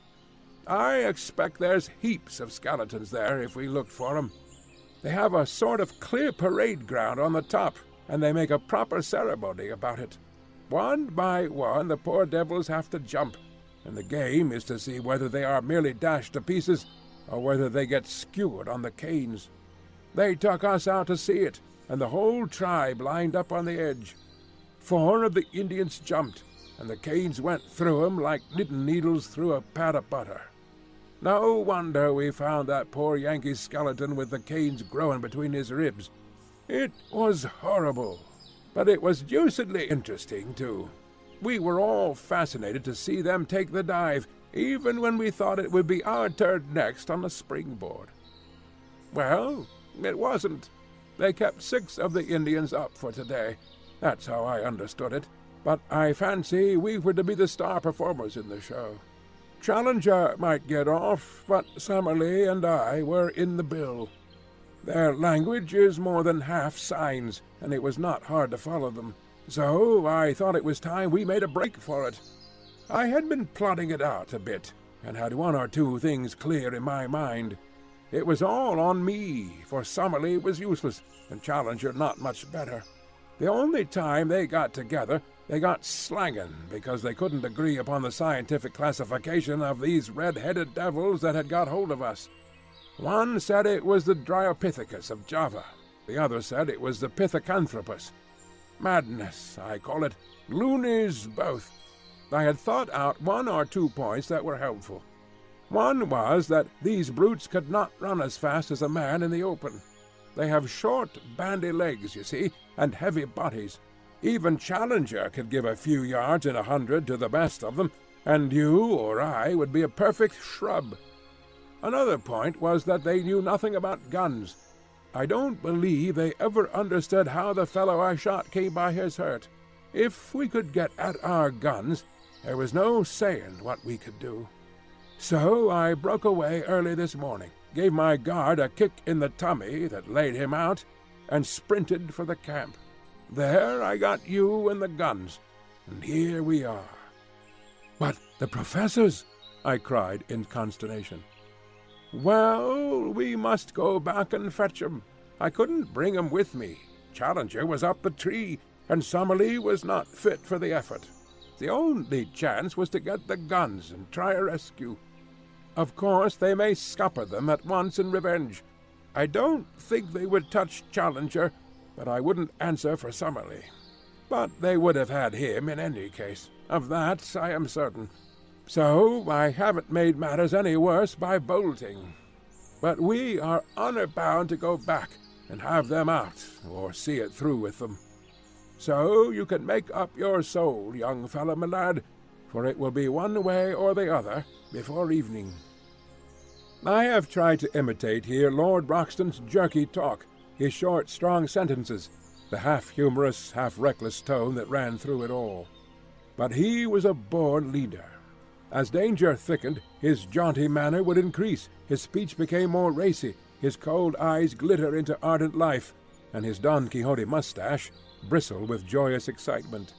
His love of danger, his intense appreciation of the drama of an adventure, all the more intense for being held tightly in, his consistent view that every peril in life is a form of sport, a fierce game betwixt you and fate, with death as a forfeit, made him a wonderful companion at such hours. If it were not for our fears as to the fate of our companions, it would have been a positive joy to throw myself with such a man into such an affair. We were rising from our brushwood hiding-place, when suddenly I felt his grip upon my arm. "By George!" he whispered. "Here they come!" From where we lay we could look down a broad aisle, arched with green, formed by the trunks and branches. Along this a party of the ape-men were passing. They went in single file, with bent legs and rounded backs, their hands occasionally touching the ground, their heads turning to left and right as they trotted along. Their crouching gait took away from their height, but I should put them at 5 feet or so, with long arms and enormous chests. Many of them carried sticks, and at the distance they looked like a line of very hairy and deformed human beings. For a moment I caught this clear glimpse of them. Then they were lost among the bushes. "Not this time," said Lord John, who had caught up his rifle. "Our best chance is to lie quiet until they have given up the search. Then we shall see whether we can't get back to their town and hit them where it hurts most. Give 'em an hour, and we'll march." We filled in the time by opening one of our food tins and making sure of our breakfast. Lord Roxton had had nothing but some fruit since the morning before, and ate like a starving man. Then, at last, our pockets bulging with cartridges and a rifle in each hand, we started off upon our mission of rescue. Before leaving it, we carefully marked our little hiding-place among the brushwood and its bearing to Fort Challenger, that we might find it again if we needed it. We slunk through the bushes in silence until we came to the very edge of the cliff, close to the old camp. There we halted, and Lord John gave me some idea of his plans. "So long as we are among the thick trees, these swine are our masters," said he. "They can see us, and we cannot see them. But in the open it is different. There we can move faster than they, so we must stick to the open all we can. The edge of the plateau has fewer large trees than further inland, so that's our line of advance. Go slowly, keep your eyes open, and your rifle ready. Above all, never let them get you prisoner while there is a cartridge left. That's my last word to you, young fellow." When we reached the edge of the cliff, I looked over and saw our good old black Zambo sitting smoking on a rock below us. I would have given a great deal to have hailed him and told him how we were placed, but he was too dangerous, lest we should be heard. The woods seemed to be full of the ape-men. Again and again we heard their curious clicking chatter. At such times we plunged into the nearest clump of bushes and lay still until the sound had passed away. Our advance, therefore, was very slow, and 2 hours at least must have passed before I saw, by Lord John's cautious movements, that we must be close to our destination. He motioned to me to lie still, and he crawled forward himself. In a minute he was back again, his face quivering with eagerness. "Come," said he, "come quick! I hope to the Lord that we are not too late already." I found myself shaking with nervous excitement as I scrambled forward and lay down beside him, looking out through the bushes at a clearing which stretched before us. It was a sight which I shall never forget until my dying day, so weird, so impossible, that I do not know how I am to make you realize it, or how in a few years I shall bring myself to believe in it, if I live to sit once more on a lounge in the Savage Club and look out at the drab solidity of the embankment. I know that it will seem then to be some wild nightmare, some delirium of fever. Yet I will set it down now, while it is still fresh in my memory, and one, at least, the man who lay in the damp grasses by my side, will know if I have lied. A wide open space lay before us, some hundreds of yards across, all green turf and low bracken growing to the very edge of the cliff. Round this clearing there was a semicircle of trees, with curious huts built of foliage piled one above the other among the branches. A rookery, with every nest a little house, would best convey the idea. The openings of these huts and the branches of the trees were thronged with a dense mob of ape people, whom from their size I took to be the females and infants of the tribe. They formed the background of the picture, and were all looking out with eager interest at the same scene which fascinated and bewildered us. In the open, and near the edge of the cliff, there had assembled a crowd of some 100 of these shaggy red-haired creatures, many of them of immense size, and all of them horrible to look upon. There was a certain discipline among them, for none of them attempted to break the line which had been formed. In front there stood a small group of Indians, little, clean-limbed red fellows, whose skins glowed like polished bronze in the strong sunlight. A tall, thin white man was standing beside them, his head bowed, his arms folded, his whole attitude expressive of his horror and dejection.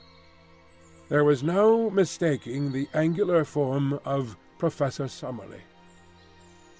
In front of and around this dejected group of prisoners were several ape-men, who watched them closely and made all escape impossible. Then, right out from all the others and close to the edge of the cliff, were two figures so strange and under other circumstances so ludicrous that they absorbed my attention. The one was our comrade, Professor Challenger. The remains of his coat still hung in strips from his shoulders, but his shirt had been all torn out, and his great beard merged itself in the black tangle which covered his mighty chest. He had lost his hat, and his hair, which had grown long in our wanderings, was flying in wild disorder. A single day seemed to have changed him from the highest product of modern civilization to the most desperate savage in South America. Beside him stood his master, the king of the ape-men. In all things he was, as Lord John had said, the very image of our professor, save that his coloring was red instead of black. The same short, broad figure, the same heavy shoulders, the same forward hanging of the arms, the same bristling beard merging itself in the hairy chest. Only above the eyebrows, where the sloping forehead and low-curved skull of the ape-man were in sharp contrast to the broad brow and magnificent cranium of the European, could one see any marked difference. At every other point, the king was an absurd parody of the professor. All this, which takes me so long to describe, impressed itself upon me in a few seconds. Then we had very different things to think of, for an active drama was in progress. 2 of the ape-men had seized one of the Indians out of the group and dragged him forward to the edge of the cliff. The king raised his hand as a signal. They caught the man by his leg and arm and swung him 3 times backwards and forwards with tremendous violence. Then, with a frightful heave, they shot the poor wretch over the precipice. With such force did they throw him that he curved high in the air before beginning to drop. As he vanished from sight, the whole assembly, except the guards, rushed forward to the edge of the precipice, and there was a long pause of absolute silence, broken by a mad yell of delight. They sprang about, tossing their long hairy arms in the air and howling with exultation. Then they fell back from the edge, formed themselves again into a line, and waited for the next victim. This time it was Summerlee. 2 of his guards caught him by the wrists and pulled him brutally to the front. His thin figure and long limbs struggled and fluttered like a chicken being dragged from a coop. Challenger had turned to the king and waved his hands frantically before him. He was begging, pleading, imploring for his comrade's life. The ape-man pushed him roughly aside and shook his head. It was the last conscious movement he was to make upon earth. Lord John's rifle cracked, and the king sank down, a tangled, red, sprawling thing, upon the ground. "Shoot into the thick of them! Shoot, sonny, shoot!" cried my companion. There are strange red depths in the soul of the most commonplace man. I am tender-hearted by nature, and have found my eyes moist many a time over the scream of a wounded hare. Yet the bloodlust was on me now. I found myself on my feet, emptying one magazine then the other, clicking open the breech to reload, snapping it to again, while cheering and yelling with pure ferocity and joy of slaughter as I did so. With our 4 guns, the 2 of us made a horrible havoc. Both the guards who held Summerlee were down, and he was staggering about like a drunken man in his amazement, unable to realize that he was a free man. The dense mob of ape-men ran about in bewilderment, marveling whence this storm of death was coming, or what it might mean. They waved, gesticulated, screamed, and tripped over those who had fallen. Then, with a sudden impulse, they all rushed in a howling crowd to the trees for shelter, leaving the ground behind them spotted with their stricken comrades. The prisoners were left for the moment standing alone in the middle of the clearing. Challenger's quick brain had grasped the situation. He seized the bewildered Summerlee by the arm, and they both ran towards us. 2 of the guards bounded after them, and fell to 2 bullets from Lord John. We ran forward into the open to meet our friends, and pressed a loaded rifle into the hands of each. But Summerlee was at the end of his strength. He could hardly totter. Already the ape-men were recovering from their panic. They were coming through the brushwood and threatening to cut us off. Challenger and I ran Summerlee along, one at each of his elbows, while Lord John covered our retreat, firing again and again as savage heads snarled at us out of the bushes. For a mile or more the chattering brutes were at our very heels. Then the pursuit slackened, for they learned our power and would no longer face that unerring rifle. When we had at last reached the camp, we looked back and found ourselves alone. So it seemed to us, and yet we were mistaken. We had hardly closed the thorn-bush door of our zareba, clasped each other's hands and thrown ourselves panting upon the ground beside our spring, when we heard a patter of feet, and then a gentle plaintive crying from outside our entrance. Lord Roxton rushed forward, rifle in hand, and threw it open. There, prostrate upon their faces, lay the little red figures of the 4 surviving Indians, trembling with fear of us, and yet imploring our protection. With an expressive sweep of his hands, one of them pointed to the woods around them, and indicated that they were full of danger. Then, darting forward, he threw his arms round Lord John's legs and rested his face upon them. "By George!" cried our peer, pulling at his moustache in great perplexity. "I say, what the deuce are we to do with these people? Get up, little chappie, and take your face off my boots." Summerlee was sitting up and stuffing some tobacco into his old briar. "We've got to see them safe," said he. "You've pulled us all out of the jaws of death. My word, it was a good bit of work." "Admirable!" cried Challenger. "Admirable! Not only we as individuals, but European science collectively, owe you a deep debt of gratitude for what you have done. I do not hesitate to say that the disappearance of Professor Summerlee and myself would have left an appreciable gap in modern zoological history. Our young friend here and you have done most excellently well."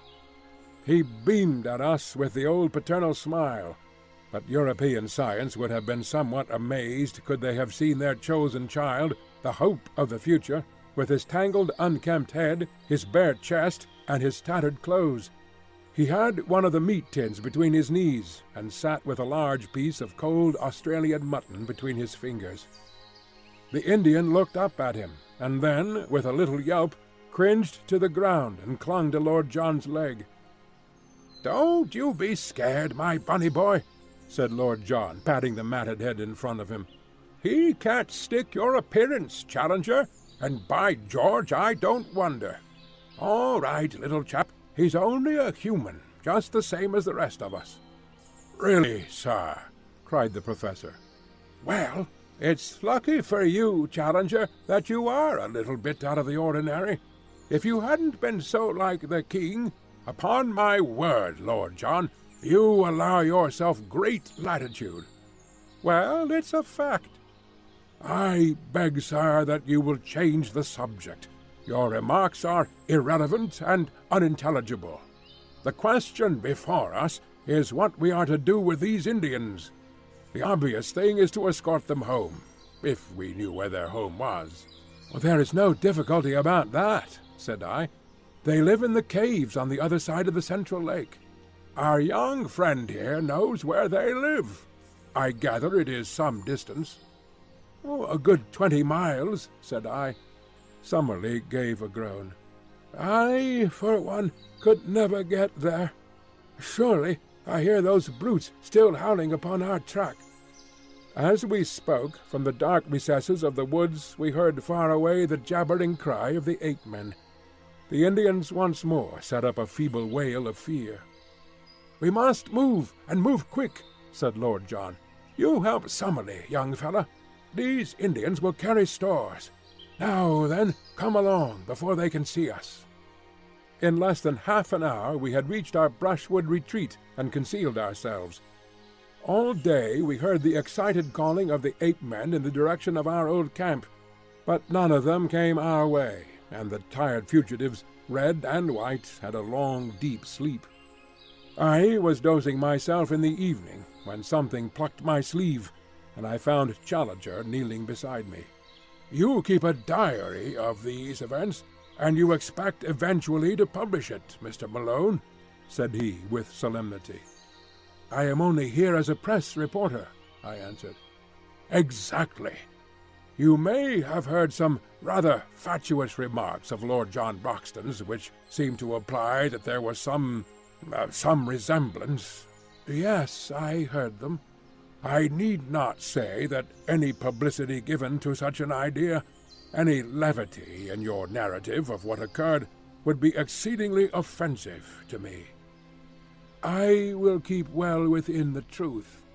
Lord John's observations are frequently exceedingly fanciful, and he is capable of attributing the most absurd reasons to the respect which is always shown by the most undeveloped races to dignity and character. You follow my meaning?" "Entirely." "I leave the matter to your discretion." Then, after a great pause, he added, "The king of the ape-men was really a creature of great distinction, a most remarkably handsome and intelligent personality. Did it not strike you?" "A most remarkable creature," said I. And the professor, much eased in his mind, settled down to his slumber once more.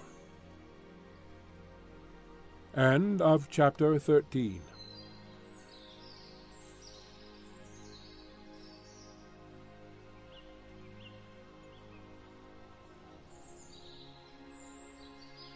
Chapter 14.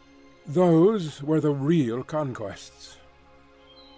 We had imagined that our pursuers, the ape-men, knew nothing of our brushwood hiding-place, but we were soon to find out our mistake. There was no sound in the woods, not a leaf moved upon the trees, and all was peace around us.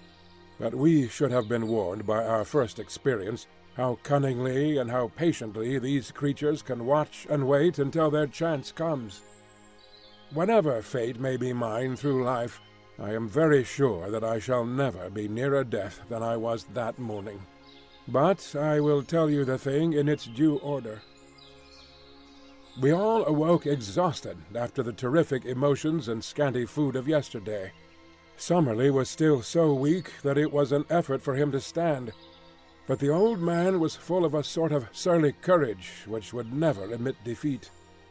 A council was held, and it was agreed that we should wait quietly for an hour or two where we were, have our much-needed breakfast, and then make our way across the plateau and round the central lake to the caves where our observations had shown that the Indians lived. We relied upon the fact that we could count upon the good word of those whom we had rescued to ensure a warm welcome from their fellows. Then, with our mission accomplished, and possessing a fuller knowledge of the secrets of Maple White Land, we should turn our whole thoughts to the vital problem of our escape and return. Even Challenger was ready to admit that we should then have done all for which we had come, and that our first duty from that time onwards was to carry back to civilization the amazing discoveries we had made. We were able now to take a more leisurely view of the Indians whom we had rescued. They were small men, wiry, active, and well-built, with lank black hair tied up in a bunch behind their heads with a leathern thong, and leathern also were their loin-cloths. Their faces were hairless, well-formed, and good-humoured. The lobes of their ears, hanging ragged and bloody, showed that they had been pierced for some ornaments which their captors had torn out. Their speech, though unintelligible to us, was fluent among themselves, and as they pointed to each other and uttered the word Akala many times over, we gathered that this was the name of the nation. Occasionally, with faces which were convulsed with fear and hatred, they shook their clenched hands at the woods round and cried, "Doda! Doda!" which was surely their term for their enemies. "What do you make of them, Challenger?" said Lord John. "One thing is very clear to me, and that it is that the little chap with the front of his head shaved is a chief among them." It was indeed evident that this man stood apart from the others, and that they never ventured to address him without every sign of deep respect. He seemed to be the youngest of them all, and yet so proud and high was his spirit that upon Challenger laying his great hand upon his head, he started like a spurred horse, and with a quick flash of his dark eyes moved further away from the professor. Then, placing his hand upon his breast and holding himself with great dignity, he uttered the word Maretas several times. The professor, unabashed, seized the nearest Indian by the shoulder and proceeded to lecture upon him, as if he were a potted specimen in a classroom. "The type of these people," said he in his sonorous fashion, "whether judged by cranial capacity, facial angle, or any other test, cannot be regarded as a low one. On the contrary, we must place it as considerably higher in the scale than many South American tribes which I could mention. On no possible supposition can we explain the evolution of such a race in this place. For that matter, so great a gap separates these ape-men from the primitive animals that have survived upon this plateau, that it is inadmissible to think that they could have developed where we find them. "Then where the deuce did they drop from?" asked Lord John.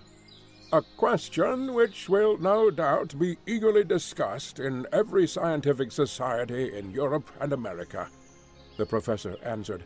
"My own reading of the situation, for what it is worth," he inflated his chest enormously and looked insolently around him at the words, "is that evolution has advanced, under the peculiar conditions of this country, up to the vertebrate stage, the old types surviving and living on in company with the newer ones.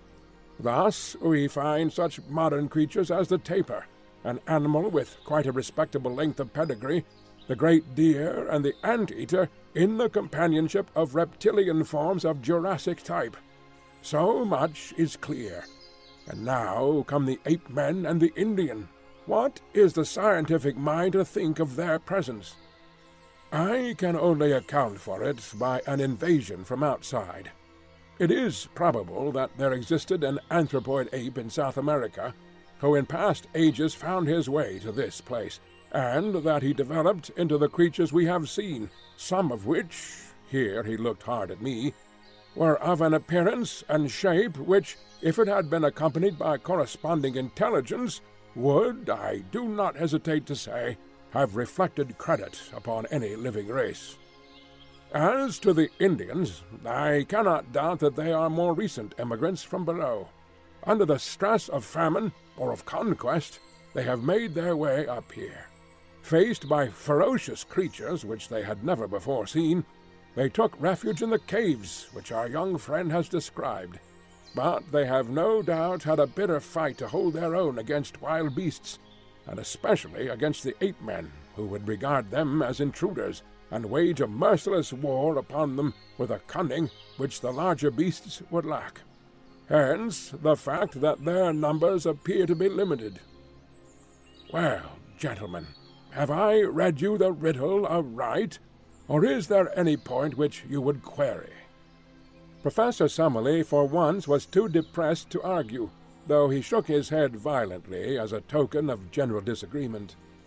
Lord John merely scratched his scanty locks with the remark that he couldn't put up a fight as he wasn't in the same weight or class.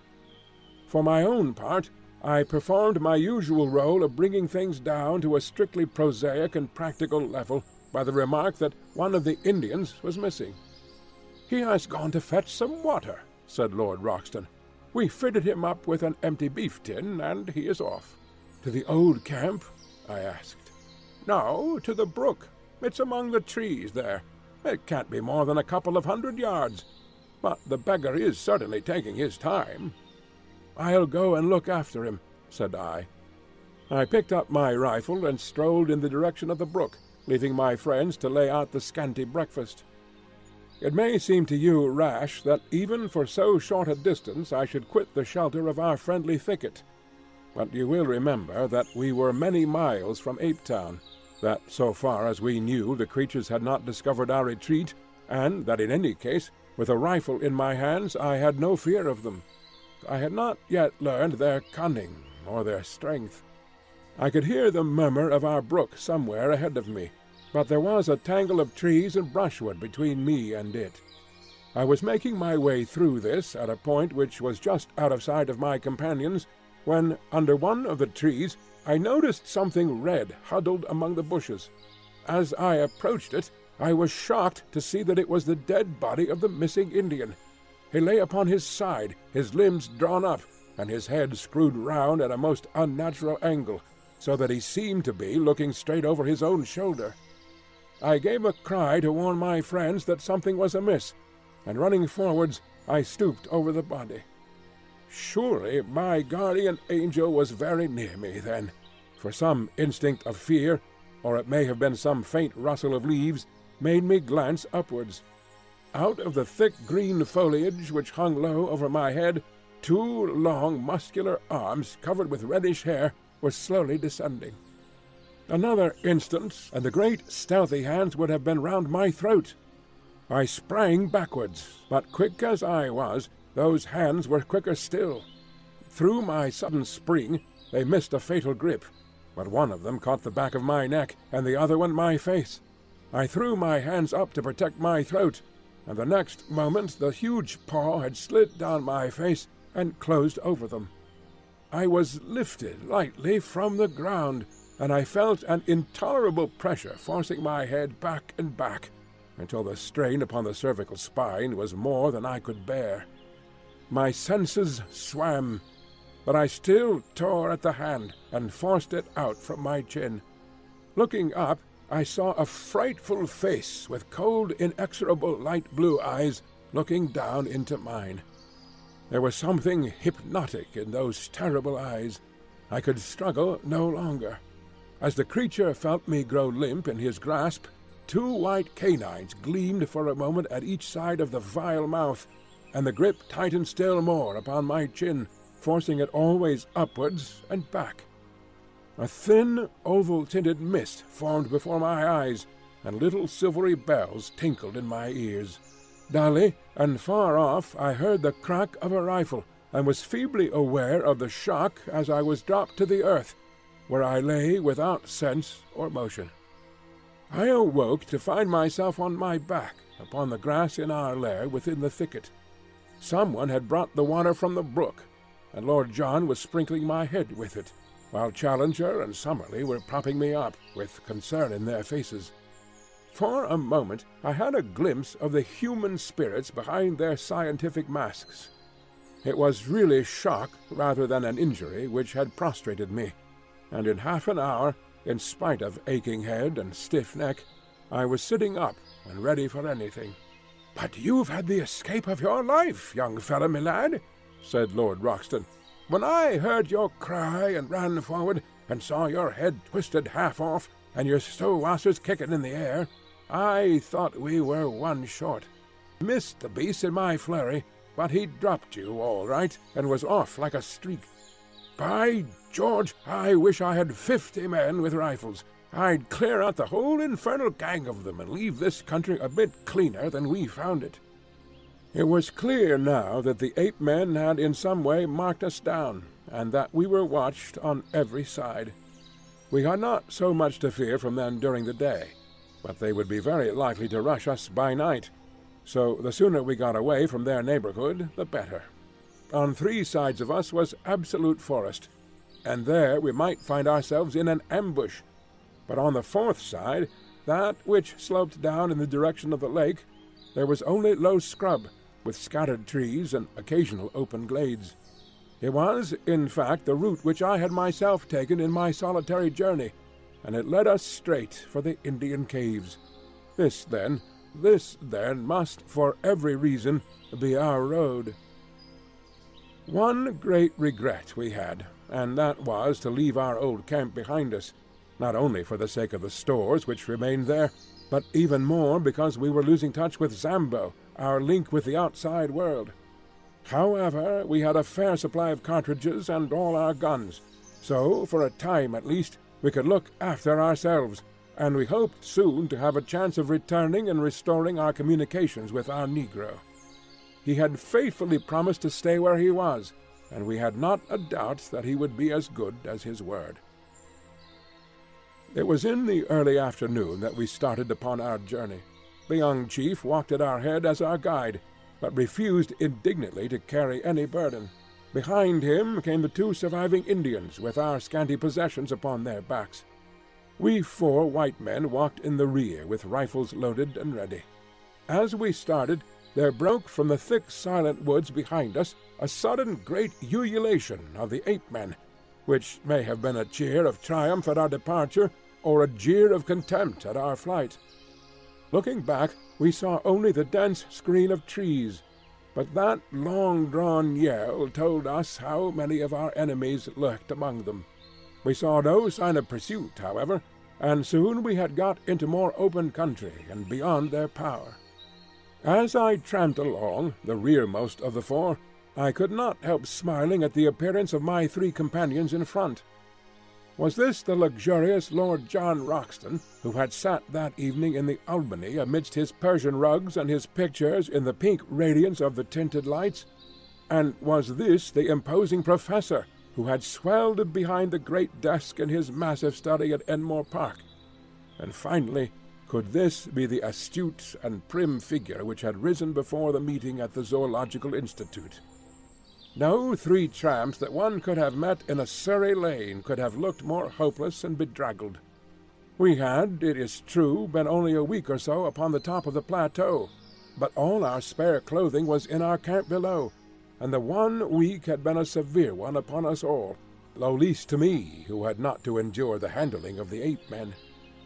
My 3 friends had all lost their hats, and had now bound handkerchiefs round their heads. Their clothes hung in ribbons about them, and their unshaven, grimy faces were hardly to be recognized. Both Summerlee and Challenger were limping heavily, while I still dragged my feet from weakness after the shock of the morning, and my neck was as stiff as a board from the murderous grip that held it. We were indeed a sorry crew, and I did not wonder to see our Indian companions glance back at us occasionally with horror and amazement on their faces. In the late afternoon we reached the margin of the lake, and as we emerged from the bush and saw the sheet of water stretching before us, our native friends set up a shrill cry of joy and pointed eagerly in front of them. It was indeed a wonderful sight which lay before us. Sweeping over the glassy surface was a great flotilla of canoes coming straight for the shore upon which we stood.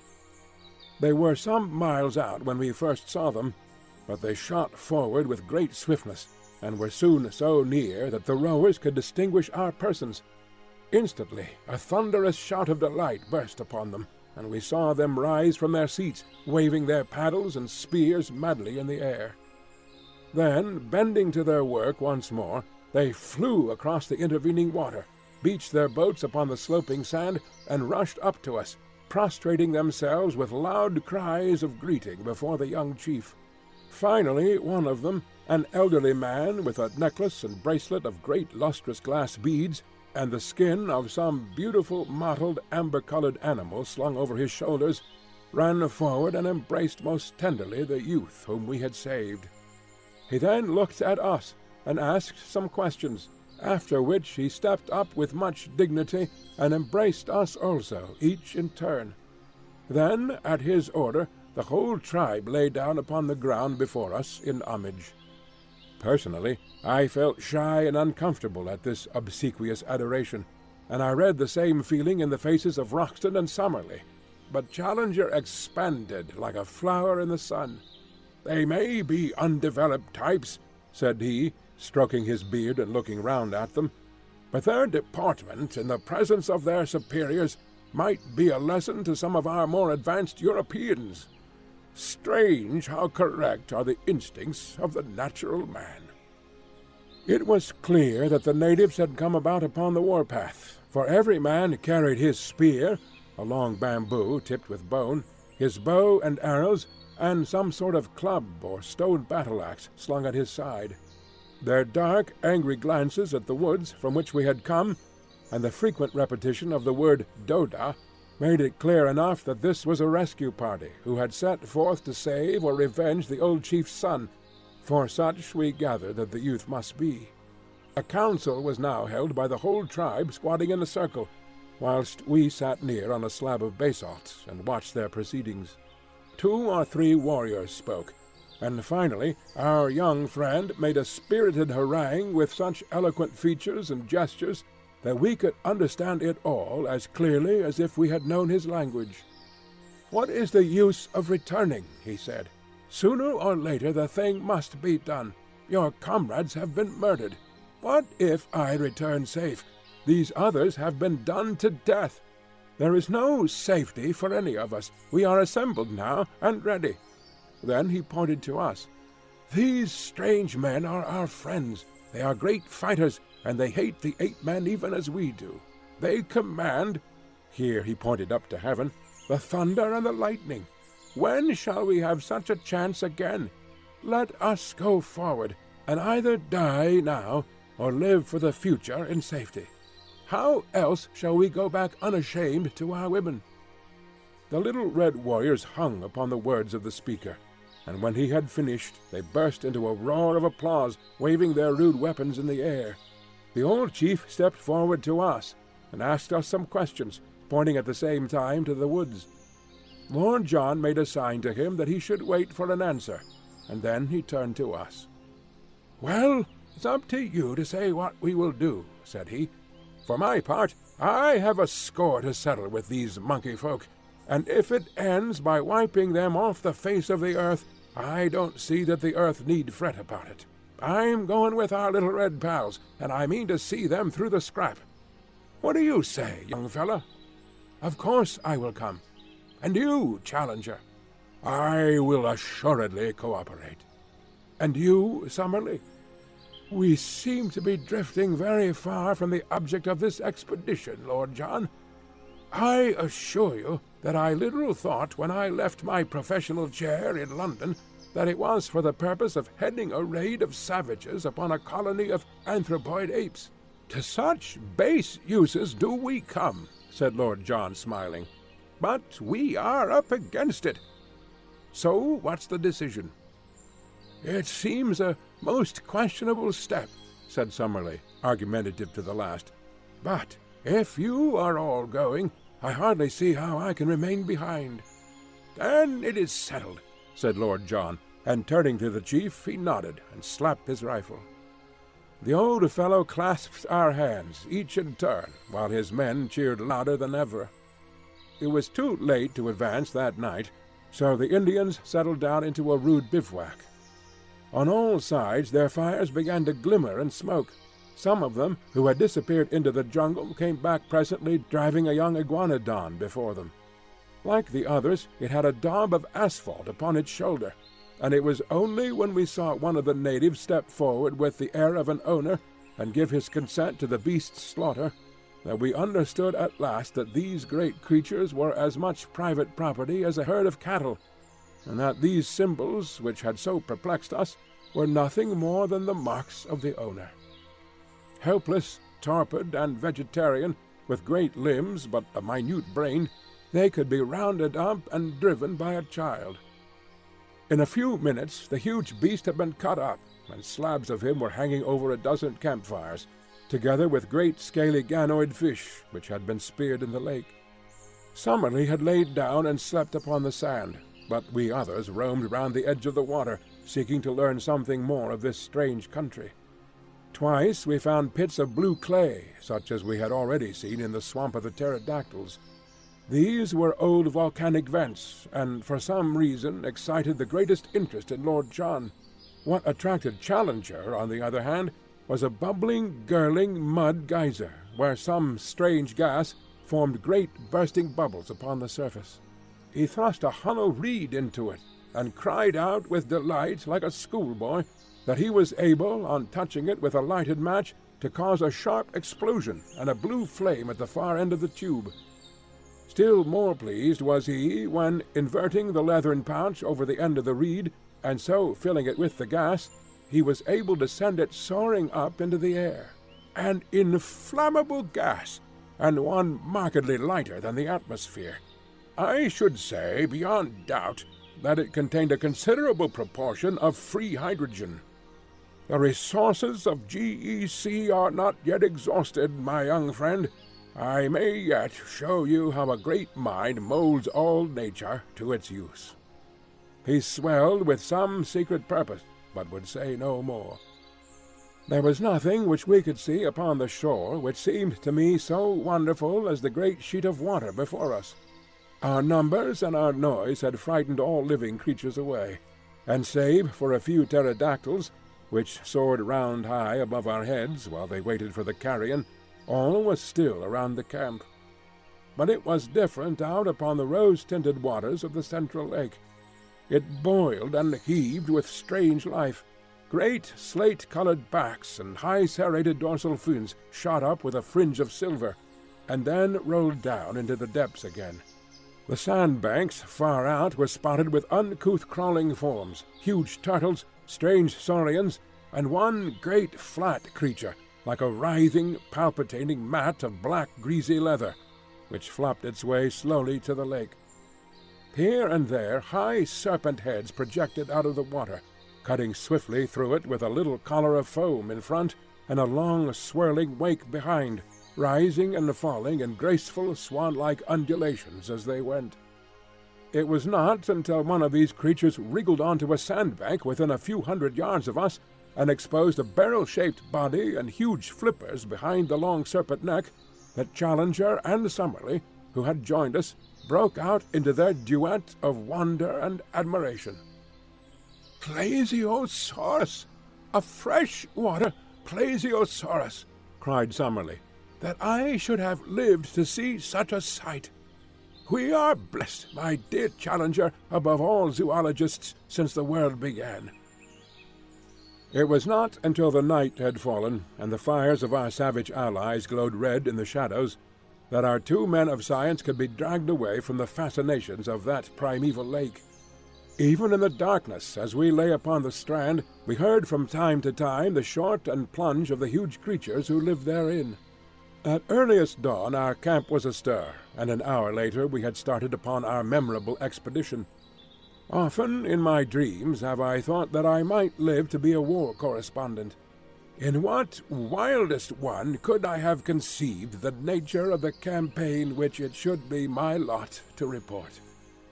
Here, then, is my first dispatch from a field of battle. Our numbers had been reinforced during the night by a fresh batch of natives from the caves, and we may have been 400 or 500 strong when we made our advance. A fringe of scouts was thrown out in front, and behind them the whole force in a solid column made their way up the long slope of the bush country until we were near the edge of the forest. Here they spread out into a long straggling line of spearmen and bowmen. Roxton and Summerlee took their position upon the right flank, while Challenger and I were on the left. It was a host of the Stone Age that we were accompanying to battle, we with the last word of the gunsmith's art from St. James Street and the Strand. We had not long to wait for our enemy. A wild, shrill clamor rose from the edge of the wood, and suddenly a body of ape-men rushed out with clubs and stones and made for the center of the Indian line. It was a valiant move, but a foolish one, for the great bandy-legged creatures were slow of foot, while their opponents were as active as cats. It was horrible to see the fierce brutes with foaming mouths and glaring eyes, rushing and grasping, but forever missing their elusive enemies, while arrow after arrow buried itself in their hides. One great fellow ran past me, roaring with pain, with a dozen darts sticking from his chest and ribs. In mercy, I put a bullet through his skull, and he fell sprawling among the aloes. But this was the only shot fired, for the attack had been at the center of the line, and the Indians there had needed no help of ours in repulsing it. Of all the ape-men who had rushed out into the open, I do not think that one got back to cover. But the matter was more deadly when we came among the trees. For an hour or more after we entered the wood, there was a desperate struggle in which for a time we hardly held our own. Springing out from among the scrub, the ape-men, with huge clubs, broke in upon the Indians, and often felled 3 or 4 of them before they could be speared. Their frightful blows shattered everything upon which they fell. One of them knocked Summerlee's rifle to matchwood, and the next would have crushed his skull had the Indian not stabbed the beast to the heart. Other ape-men in the trees above us hurled down stones and logs of wood, occasionally dropping bodily onto our ranks and fighting furiously until they were felled. Once our allies broke under the pressure, and had it not been for the execution done by our rifles, they would certainly have been taken to their heels. But they were gallantly rallied by their old chief, and came on with such a rush that the ape-men began to turn to give way.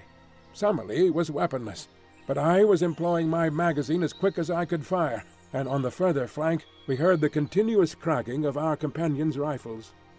Then, in a moment, came the panic and the collapse. Screaming and howling, the great creatures rushed away in all directions through the brushwood, while our allies yelled in their savage delight, following swiftly after their flying enemies.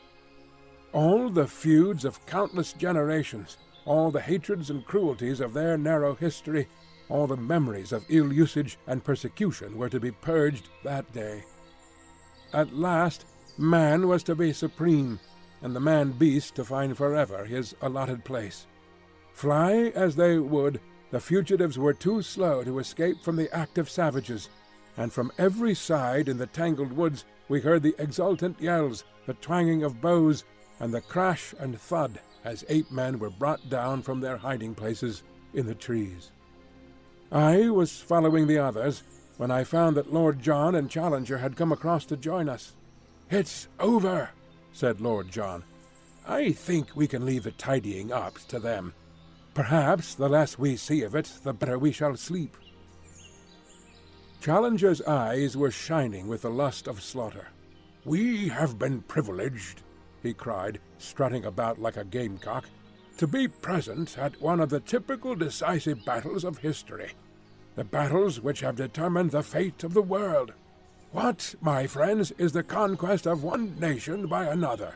It is meaningless. Each produces the same result. But these fierce fights, when in the dawn of the ages the cave-dwellers held their own against the tiger-folk, or the elephants first found that they had a master, those were the real conquests, the victories that count.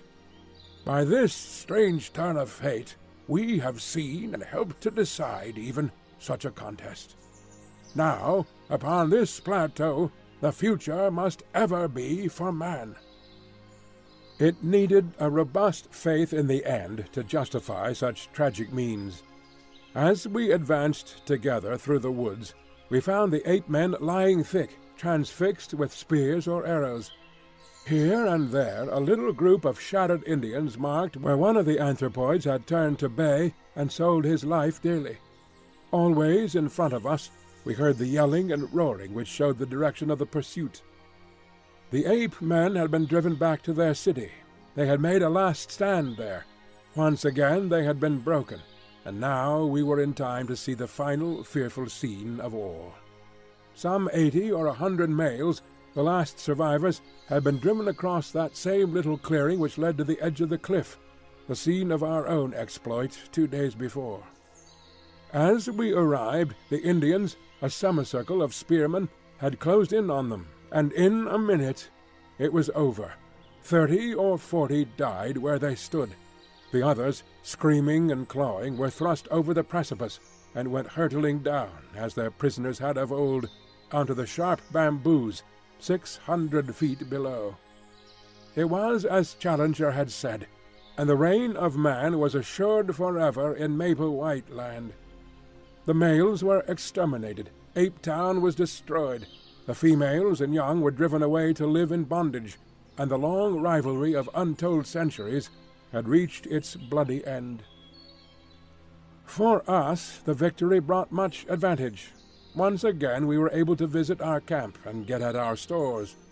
Once more also we were able to communicate with Zambo, who had been terrified by the spectacle from afar of an avalanche of apes falling from the edge of the cliff. "Come away, masses, come away!" he cried, his eyes starting from his head. "The devil get you sure if you stay up there."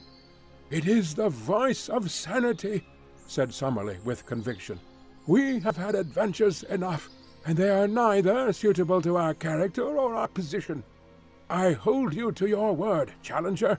From now onwards, you devote your energies to getting us out of this horrible country, and back once more to civilization." End of chapter 14.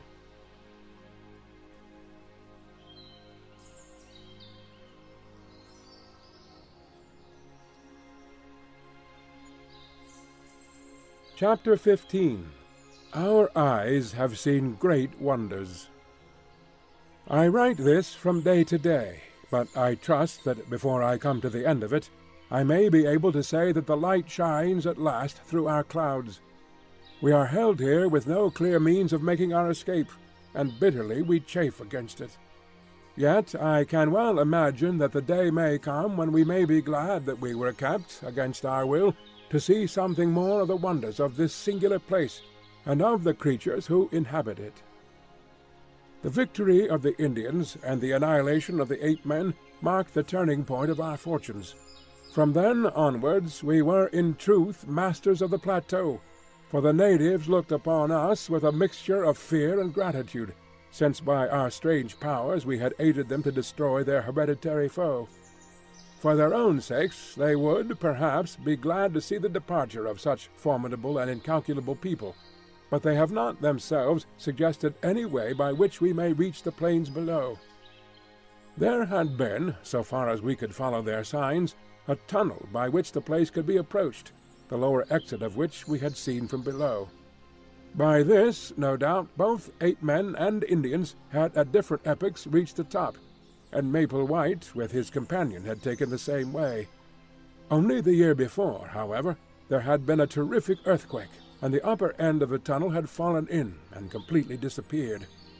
The Indians now could only shake their heads and shrug their shoulders when we expressed by signs our desire to descend. It may be that they cannot, but it may also be that they will not help us to get away. At the end of the victorious campaign, the surviving ape-folk were driven across the plateau. Their wailings were horrible, and established in the neighborhood of the Indian caves, where they would, from now onwards, be a servile race under the eyes of their masters. It was a rude, raw, primeval version of the Jews in Babylon, or the Israelites in Egypt. At night we could hear from amid the trees the long-drawn cry, as some primitive Ezekiel mourned for fallen greatness, and recalled the departed glories of Ape-town. Hewers of wood and drawers of water, such were they from now onwards. We had returned across the plateau with our allies 2 days after the battle, and made our camp at the foot of their cliffs. They would have had us share their caves with them, but Lord John would by no means consent to it, considering that to do so would put us in their power if they were treacherously disposed. We kept our independence, therefore, and had our weapons ready for any emergency, while preserving the most friendly relations. We also continually visited their caves, which were most remarkable places, though whether made by man or by nature we have never been able to determine. They were all on one stratum, hollowed out of some soft rock, which lay between the volcanic basalt forming the ruddy cliffs above them and the hard granite which formed their base. The openings were about 80 feet above the ground, and were led up to by long stone stairs, so narrow and steep that no large animal could mount them. Inside they were warm and dry, running in straight passages of varying length into the side of the hill, with smooth grey walls, decorated with many excellent pictures, done with charred sticks, and representing the various animals of the plateau. If every living thing were swept from the country, the future explorer would find upon the walls of these caves ample evidence of the strange fauna, the dinosaurs, iguanodons, and fish lizards which had lived so recently upon earth. Since we had learned that the large iguanodons were kept as tame herds by their owners, and were simply walking meat stores, we had conceived that man, even with his primitive weapons, had established his ascendancy upon the plateau. We were soon to discover that it was not so, and that he was still there upon tolerance. It was on the 3rd day after our forming our camp near the Indian caves that the tragedy occurred. Challenger and Summerlee had gone off together that day to the lake, where some of the natives, under their direction, were engaged in harpooning specimens of the great lizards. Lord John and I had remained in our camp, while a number of the Indians were scattered about upon the grassy slope in front of the caves, engaged in different ways. Suddenly there was a shrill cry of alarm, and with the word "Stoa" resounding from 100 tongues. From every side men, women, and children were rushing wildly for shelter, swarming up the staircases and into the caves in a mad stampede. Looking up, we could see them waving their arms from the rocks above, and beckoning us to join them in their refuge. We had both seized our magazine rifles and ran out to see what the danger could be. Suddenly, from the near belt of trees, there broke forth a group of 12 or 15 Indians running for their lives, and at their very heels 2 of those frightful monsters which had disturbed our camp and pursued me upon my solitary journey. In shape they were like horrible toads, and moved in a succession of springs, but in size they were of an incredible bulk, larger than the largest elephant. We had never before seen them save at night, and indeed they are nocturnal animals, save when disturbed in their lairs, as these had been. We now stood amazed at the sight, for their blotched and warty skins were of a curious fish-like iridescence, and the sunlight struck them with an ever-varying rainbow bloom as they moved. We had little time to watch them, however, for in an instant they had overtaken the fugitives, and were making a dire slaughter among them. Their method was to fall forward with their full weight upon each in turn, leaving them crushed and mangled, to bound on after the others. The wretched Indians screamed with terror, but were helpless, run as they would, before the relentless purpose and horrible activity of these monstrous creatures. One after another they went down, and there were not half a dozen surviving by the time my companion and I could come to their help. But our aid was of little avail, and only involved us in the same peril. At the range of a couple of 100 yards we emptied our magazines, firing bullet after bullet into the beasts, but with no more effect than if we were pelting them with pellets of paper.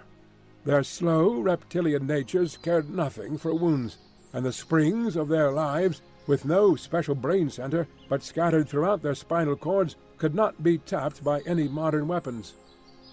The most that we could do was to check their progress by distracting their attention with the flash and roar of our guns, and so to give both the natives and ourselves time to reach the steps which led to safety. But where the conical, explosive bullets of the 20th century were of no avail, the poisoned arrows of the natives, dipped in the juice of strophanthus and steeped afterwards in decayed carrion, could succeed. Such arrows were of little avail to the hunter who attacked the beast, because their action in that torpid circulation was slow, and before its powers failed it, could certainly overtake and slay its assailant. But now, as the two monsters hounded us to the very foot of the stairs, a drift of darts came whistling from every chink in the cliff above them. In a minute they were feathered with them, and yet with no sign of pain they clawed and slobbered with impotent rage at the steps which led them to their victims, mounting clumsily up for a few yards, and then sliding down again to the ground. But at last the poison worked. One of them gave a deep, grumbling groan and dropped his huge, squat head onto the earth. The other bounded round in an eccentric circle, with shrill, wailing cries, and then, lying down, writhed in agony for some minutes before it also stiffened and lay still. With yells of triumph the Indians came flocking down from their caves and danced a frenzied dance of victory round the dead bodies, in mad joy that two more of the most dangerous of all their enemies had been slain. That night they cut up and removed the bodies, not to eat, for the poison was still active, but lest they should breed a pestilence. The great reptilian hearts, however, each as large as a cushion, still lay there, beating slowly and steadily, with a gentle rise and fall, in horrible independent life. It was only on the third day that the ganglia ran down, and the dreadful things were still. Some day, when I have a better desk than a meat tin, and more helpful tools than a worn stub of pencil and a last tattered notebook, I will write some fuller account of the Akala Indians, of our life amongst them, and of the glimpses which we had of the strange conditions of wondrous maple-white land. Memory, at least, will never fail me, for so long as the breath of life is in me, every hour and every action of that period will stand out as hard and clear as do the first strange happenings of our childhood. No new impressions could efface those which are so deeply cut. When the time comes, I will describe that wondrous moonlit night upon the great lake, when a young ichthyosaurus, a strange creature, half seal, half fish to look at, with bone-covered eyes on each side of his snout, and a third eye fixed upon the top of his head, was entangled in an Indian net, and nearly upset our canoe before we towed it ashore. The same night that a green water-snake shot out from the rushes and carried off in its coils the steersman of Challenger's canoe. I will tell, too, of the great nocturnal white thing, to this day we do not know whether it was beast or reptile, which lived in a vile swamp to the east of the lake, and flitted about with a faint phosphorescent glimmer in the darkness. The Indians were so terrified at it that they would not go near the place, and though we twice made expeditions and saw it each time, we could not make our way through the deep marsh in which it lived. I can only say that it seemed to be larger than a cow, and had the strangest musky odor. I will tell also of the huge bird which chased Challenger to the shelter of the rocks one day, a great running bird, far taller than an ostrich, with a vulture-like neck and cruel head which made it a walking death. As Challenger climbed to safety, one dart of that savage curving beak shore off the heel of his boot as if it had been cut with a chisel. This time, at least, modern weapons prevailed, and the great creature, 12 feet from head to foot, Phooracus its name, according to our panting but exultant professor, went down before Lord Roxton's rifle in a flurry of waving feathers and kicking limbs, with 2 remorseless yellow eyes glaring up from the midst of it. May I live to see that flattened vicious skull in its own niche amid the trophies of the Albany. Finally, I will assuredly give some account of the Toxodon, the giant 10-foot guinea pig with projecting chisel teeth, which we killed as it drank in the grey of the morning by the side of the lake.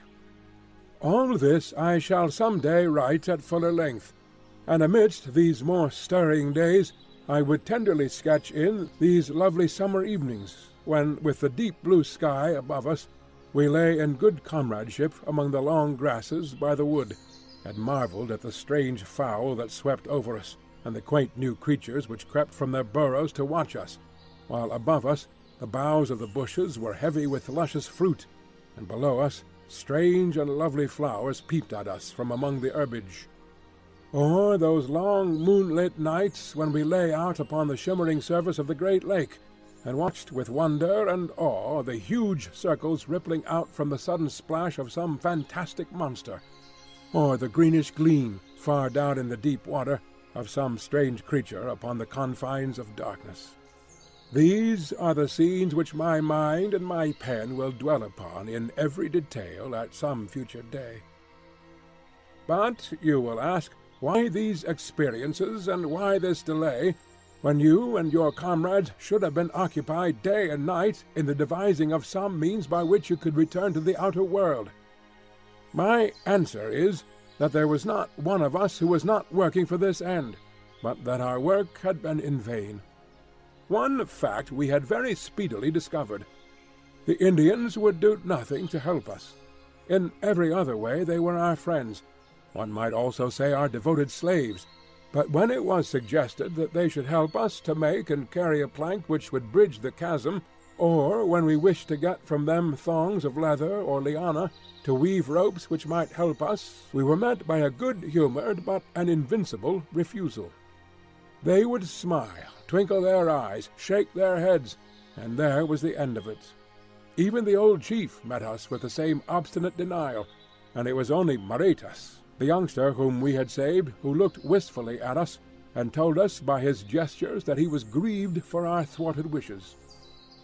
Ever since their crowning triumph with the ape-men, they had looked upon us as supermen, who bore victory in the tubes of strange weapons, and they believed that so long as we remained with them, good fortune would be theirs. A little red-skinned wife and a cave of our own were freely offered to each of us, if we would but forget our own people and dwell forever upon the plateau. So far all had been kindly, however far apart our desires might be. But we felt well assured that our actual plans of a descent must be kept secret, for we had reason to fear that at the last they might try to hold us by force. In spite of the danger from dinosaurs, which is not great save at night, for, as I may have said before, they are mostly nocturnal in their habits, I have twice in the last 3 weeks been over to our old camp in order to see our negro, who still kept watch and ward below the cliff. My eyes strained eagerly across the great plain in the hope of seeing afar off the help for which we had prayed, but the long cactus-strewn levels still stretched away, empty and bare, to the distant line of the canebrake. "They will soon come now, Massa Malone. Before another week pass, Indian come back, and bring rope and fetch you down." Such was the cheery cry of our excellent Zambo.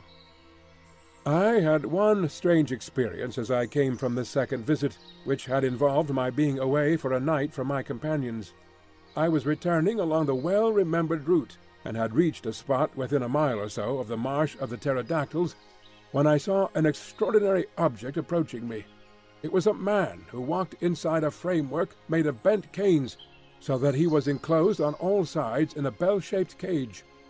As I drew nearer, I was more amazed still to see that it was Lord John Roxton. When he saw me, he slipped from under his curious protection and came towards me laughing, and yet, as I thought, with some confusion in his manner. "Well, young fella," said he, "who would have thought of meeting you up here?" "What in the world are you doing?" I asked. "Visiting my friends, the Pterodactyls," said he. "But why?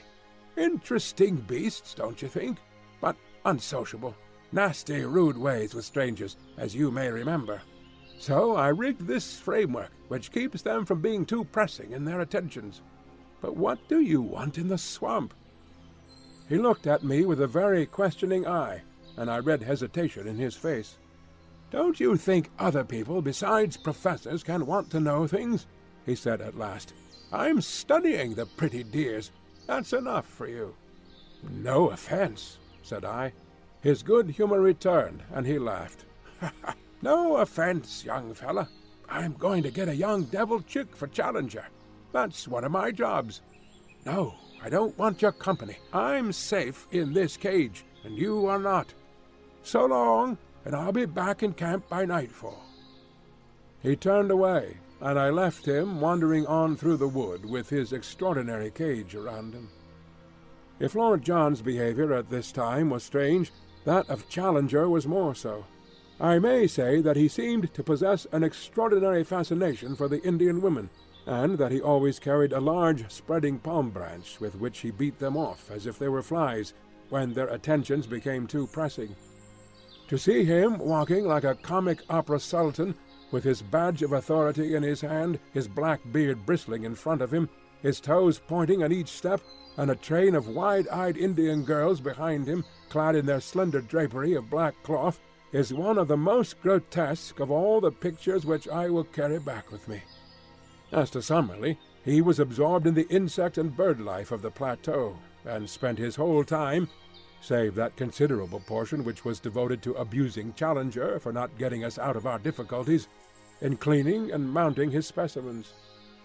Challenger had been in the habit of walking off by himself every morning, and returning from time to time with looks of portentous solemnity, as one who bears the full weight of a great enterprise upon his shoulders. One day, palm branch in hand and his crowd of adoring devotees behind him, he led us down to his hidden workshop and took us into the secret of his plans. The place was a small clearing in the center of a palm grove. In this was one of those boiling mud geysers which I have already described. Around its edge were scattered a number of leathern thongs cut from iguanodon hide, and a large collapsed membrane which proved to be the dried and scraped stomach of one of the great fish lizards from the lake. This huge sack had been sewn up at one end, and only a small orifice left at the other. Into this opening several bamboo canes had been inserted, and the other ends of these canes were in contact with conical clay funnels, which collected the gas bubbling up through the mud of the geyser. Soon the flaccid organ began to slowly expand, and show such a tendency to upward movements that Challenger fastened the cords which held it to the trunks of the surrounding trees. In half an hour a good-sized gas bag had formed, and the jerking and straining upon the thongs showed that it was capable of considerable lift. Challenger, like a glad father in the presence of his firstborn, stood smiling and stroking his beard, in silent, self-satisfied content as he gazed at the creation of his brain. It was Summerlee who first broke the silence. "You don't mean us to go up in that thing, Challenger?" said he in an acid voice. "I mean, my dear Summerlee, to give you such a demonstration of its powers that, after seeing it, you will, I am sure, have no hesitation in trusting yourself to it." "You can put it right out of your head now, at once," said Summerlee with decision. "Nothing on earth would induce me to commit such a folly. Lord John, I trust that you will not countenance such madness."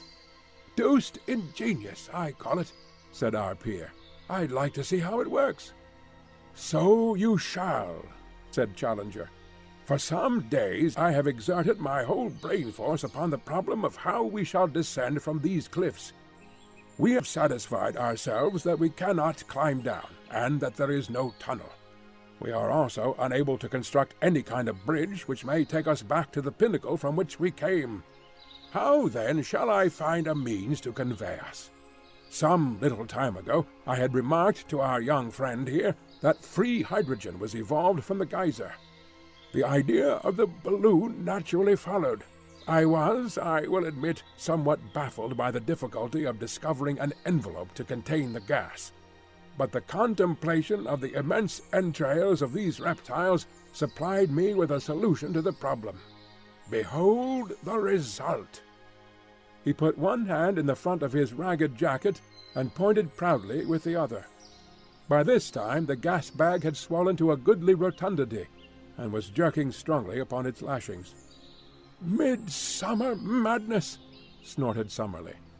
Lord John was delighted with the whole idea. "Clever old dear, ain't he?" he whispered to me, and then louder to Challenger. "What about a car?" "The car will be my next care. I have already planned how it is to be made and attached. Meanwhile, I will simply show you how capable my apparatus is of supporting the weight of each of us." "All of us, surely?" "No. It is part of my plan that each in turn shall descend as in a parachute, and the balloon be drawn back by means which I shall have no difficulty in perfecting. If it will support the weight of one, and let him gently down, it will have done all that is required of it. I will now show you its capacity in that direction." He brought out a lump of basalt of a considerable size, constructed in the middle so that a cord could be easily attached to it. This cord was one which we had brought with us on the plateau after we had used it for climbing the pinnacle. It was over 100 feet long, and though it was thin, it was very strong. He had prepared a sort of collar of leather with many straps depending from it. This collar was placed over the dome of the balloon, and the hanging thongs were gathered together below, so that the pressure of any weight would be diffused over a considerable surface. Then the lump of basalt was fastened to the thongs, and the rope was allowed to hang from the end of it, being passed 3 times round the professor's arm. "I will now," said Challenger, with a smile of pleased anticipation, "demonstrate the carrying power of my balloon." As he said so, he cut with a knife the various lashings that held it. Never was our expedition in more imminent danger of complete annihilation. The inflated membrane shot up with frightful velocity into the air. In an instant Challenger was pulled off his feet and dragged after it. I had just time to throw my arms around his ascending waist when I was myself whipped up into the air. Lord John had me with a rat-trap grip round the legs, but I felt that he was also coming off the ground. For a moment I had a vision of 4 adventurers floating like a string of sausages over the land that they had explored. But happily there were limits to the strain which the rope would stand, though none apparently to the lifting powers of this infernal machine. There was a sharp crack, and we were in a heap upon the ground with coils of rope all over us.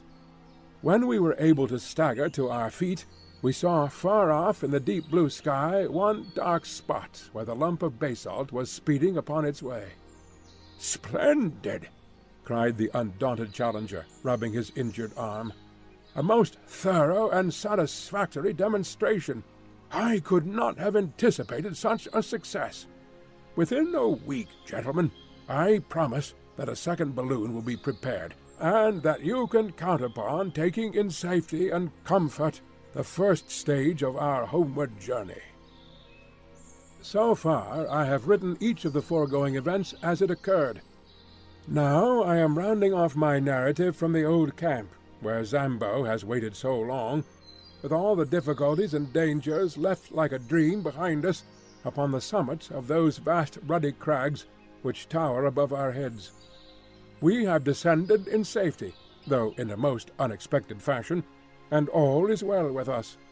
In 6 weeks or 2 months we shall be in London, and it is possible that this letter may not reach you much earlier than we do ourselves. Already our hearts yearn and our spirits fly towards the great mother city, which holds so much that is dear to us. It was on the very evening of our perilous adventure with Challenger's homemade balloon that the change came in our fortunes. I have said that the one person from whom we had some sign of sympathy in our attempts to get away was the young chief whom we had rescued. He alone had no desire to hold us against our will in a strange land. He had told us as much by his expressive language of signs. That evening after dusk he came down to our little camp, handed me— for some reason he had always shown his attentions to me, perhaps because I was the one who was nearest his age— a small roll of the bark of a tree, and then, pointing solemnly up to the row of caves above him, he put his finger to his lips as a sign of secrecy, and had stolen back again to his people.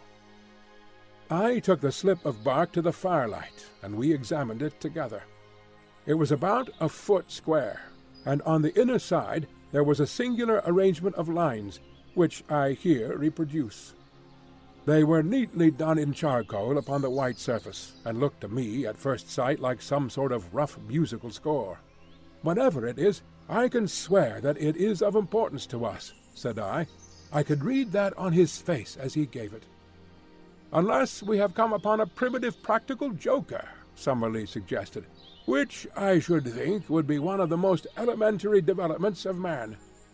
"It is clearly some sort of script," said Challenger. "Looks like a guinea puzzle competition," remarked Lord John, craning his neck to have a look at it. Then, suddenly, he stretched out his hand and seized the puzzle. "By George!" he cried. "I believe I've got it. The boy guessed right the very first time. See here? How many marks are on that paper? 18. Well, if you come to think of it, there are 18 cave openings on the hillside above us. He pointed up to the caves when he gave it to me," said I. "Well, that settles it. This is a chart of the caves. What? 18 of them, all in a row, some short, some deep, some branching, same as we saw them. It's a map, and here's a cross on it. What's the cross for? It is placed to mark one that is much deeper than the others. One that goes through," I cried. "I believe our young friend has read the riddle," said Challenger. "If the cave does not go through, I do not understand why this person, who has every reason to mean us well, should have drawn our attention to it. But if it does go through, and comes out at the corresponding point on the other side, we should have not more than 100 feet to descend." 100 feet? grumbled Summerlee. "Well, our rope is still more than 100 feet long," I cried. "Surely we could get down." "How about the Indians in the cave?" Summerlee objected. "There are no Indians in any of the caves above our heads," said I. "They are all used as barns and storehouses. Why should we not go up now at once and spy out the land?" "There is a dry bituminous wood upon the plateau, a species of araucaria, according to our botanist, which is always used by the Indians for torches. Each of us picked up a faggot of this, and we made our way up weed-covered steps to the particular cave which was marked in the drawing. It was, as I had said, empty, save for a great number of enormous bats, which flapped round our heads as we advanced into it. As we had no desire to draw the attention of the Indians to our proceedings, we stumbled around in the dark until we had gone round several curves and penetrated a considerable distance into the cavern. Then, at last, we lit our torches. It was a beautiful dry tunnel, with smooth grey walls covered with native symbols, a curved roof which arched over our heads, and white glistening sand beneath our feet. We hurried eagerly along it, until, with a deep groan of bitter disappointment, we were brought to a halt. A sheer wall of rock had appeared before us, with no chink through which a mouse could have slipped. There was no escape for us there. We stood with bitter hearts staring at this unexpected obstacle. It was not the result of any convulsion, as in the case of the ascending tunnel. The end wall was exactly like the side ones. It was, and had always been, a cul-de-sac. "Never mind, my friends. said the indomitable Challenger. "You have still my firm promise of a balloon." Summerlee groaned. "Can we be in the wrong cave?" I suggested. "No use, young fella," said Lord John with a finger on the chart. 17 from the right and 2nd from the left. This is the cave, sure enough." I looked at the mark to which his finger pointed, and I gave a sudden cry of joy. "I believe I have it! Follow me! Follow me!" I hurried back along the way we had come, my torch in my hand.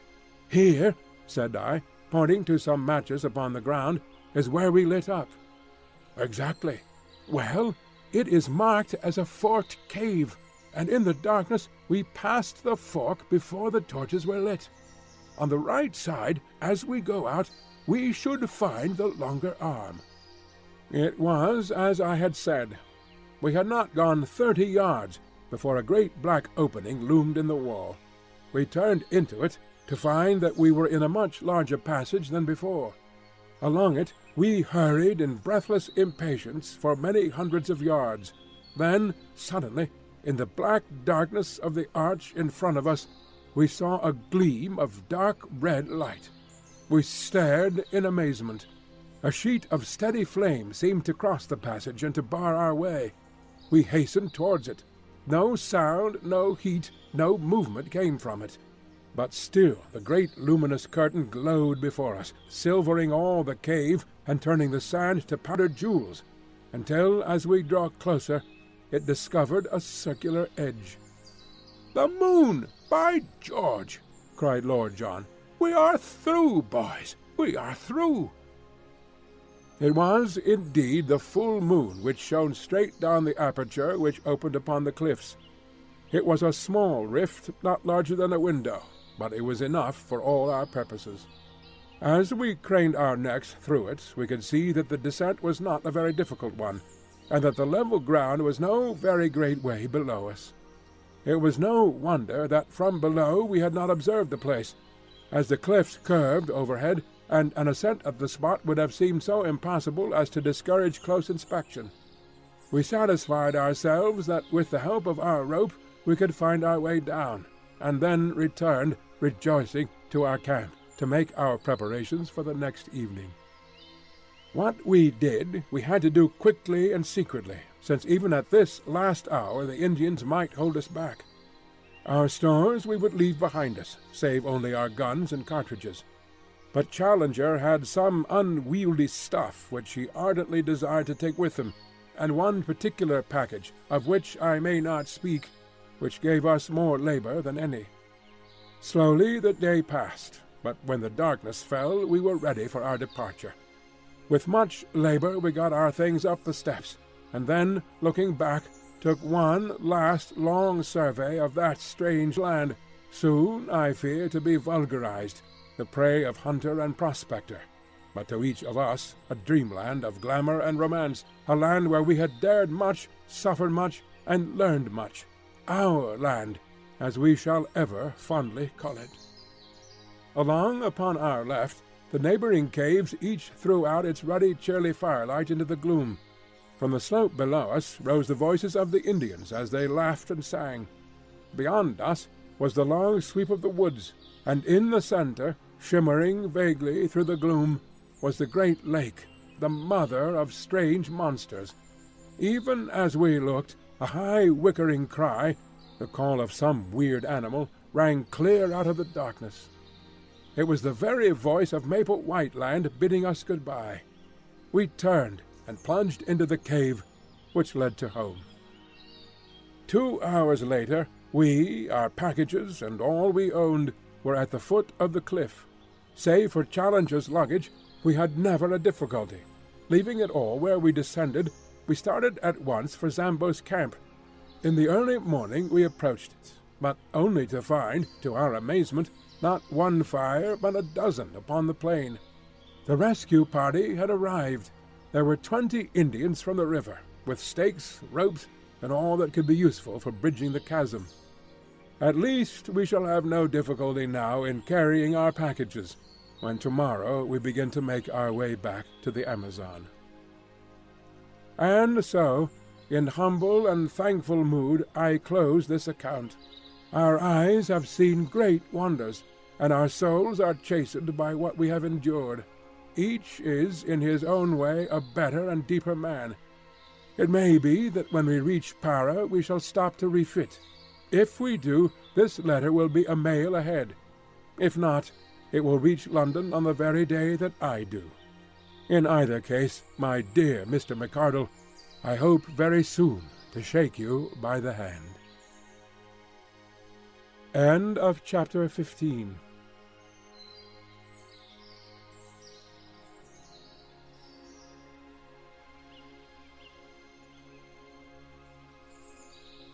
Chapter 16. A Procession, a Procession. I should wish to place upon record here our gratitude to all our friends upon the Amazon for the very great kindness and hospitality which was shown to us upon our return journey. Very particularly would I like to thank Señor Penalosa and other officials of the Brazilian government for the special arrangements by which we were helped upon our way, and Señor Pereira of Para, to whose forethought we owe the complete outfit for a decent appearance in the civilized world which we found ready for us at that town.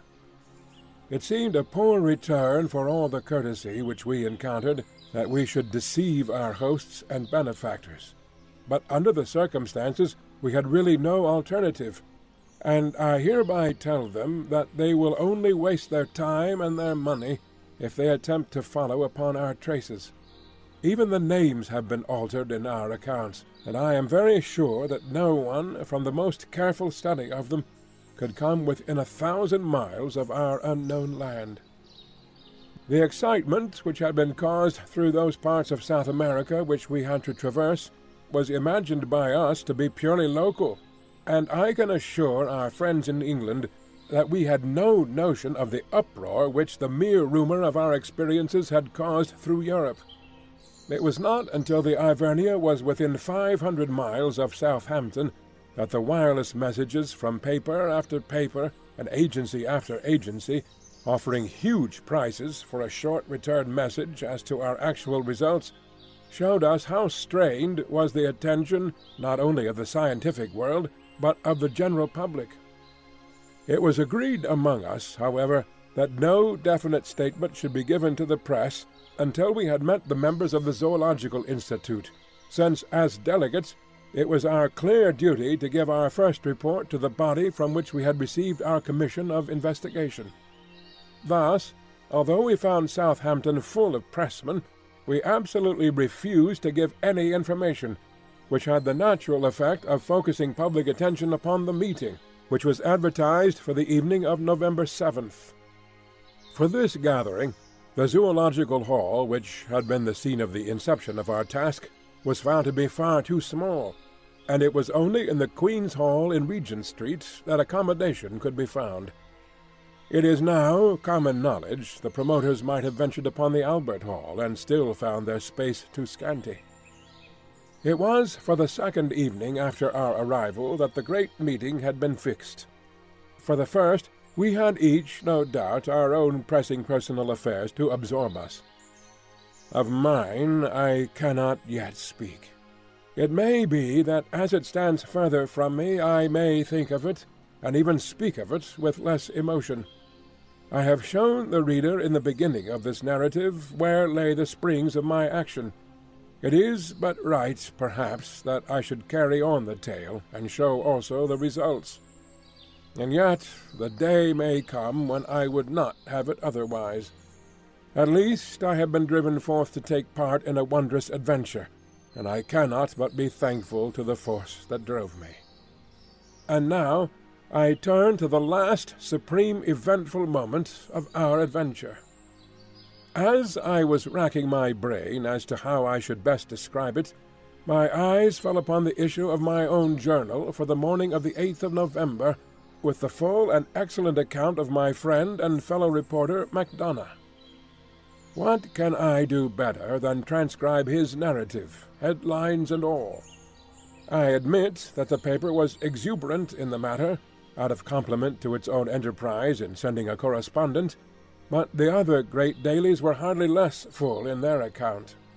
Thus, then, friend Mac in his report. The New World Great Meeting at the Queen's Hall. Scenes of uproar. Extraordinary incident. What was it? Nocturnal riot in Regent Street. Special.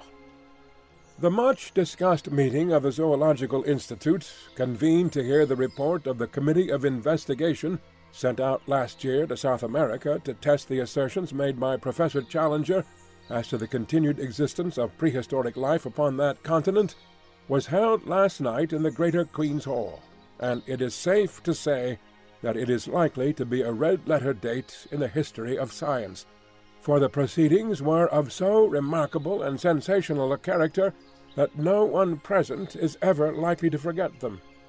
Oh, brother Scribe MacDonough, what a monstrous opening sentence!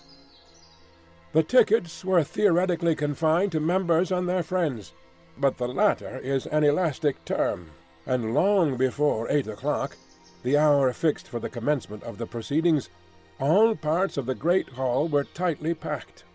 The general public, however, which most unreasonably entertained a grievance at having been excluded, stormed the doors at 7:45, after a prolonged melee in which several people were injured, including Inspector Scoble of H Division, whose leg was unfortunately broken. After this unwarrantable invasion, which not only filled every passage, but even intruded upon the space set for the press, it is estimated that nearly 5,000 people awaited the arrival of the travelers. When they eventually appeared, they took their places in the front of a platform which already contained all the leading scientific men, not only of this country, but of France and of Germany. Sweden was also represented, in the person of Professor Sergius, the famous zoologist of the University of Uppsala. The entrance of the 4 heroes of the occasion was the signal of a remarkable demonstration of welcome, the whole audience rising and cheering for some minutes. An acute observer might, however, have detected some signs of dissent amid the applause, and gathered that the proceedings were likely to become more lively than harmonious. It may safely be prophesied, however, that no one could have foreseen the extraordinary turn which they were eventually to take. Of the appearance of the 4 wanderers little need be said, since their photographs have for some time been appearing in all the papers. They bear few traces of the hardships which they are said to have undergone. Professor Challenger's beard may be more shaggy, Professor Summerlee's features more ascetic, Lord John Roxton's figure more gaunt, and all 3 may be burned to a darker tint than when they left our shores, but each appeared to be in most excellent health.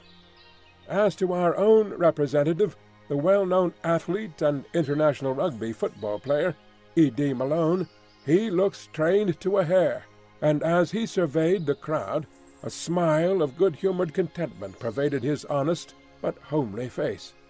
"All right, Mac, wait till I get you alone." When quiet had been restored, and the audience resumed their seats after the ovation which they had given to the travellers, the chairman, the Duke of Durham, addressed the meeting. He would not, he said, stand for more than a moment between that vast assembly and the treat which lay before them. It was not for him to anticipate what Professor Summerlee, who was the spokesman of the committee, had to say to them, but it was common rumor that their expedition had been crowned by extraordinary success. Applause.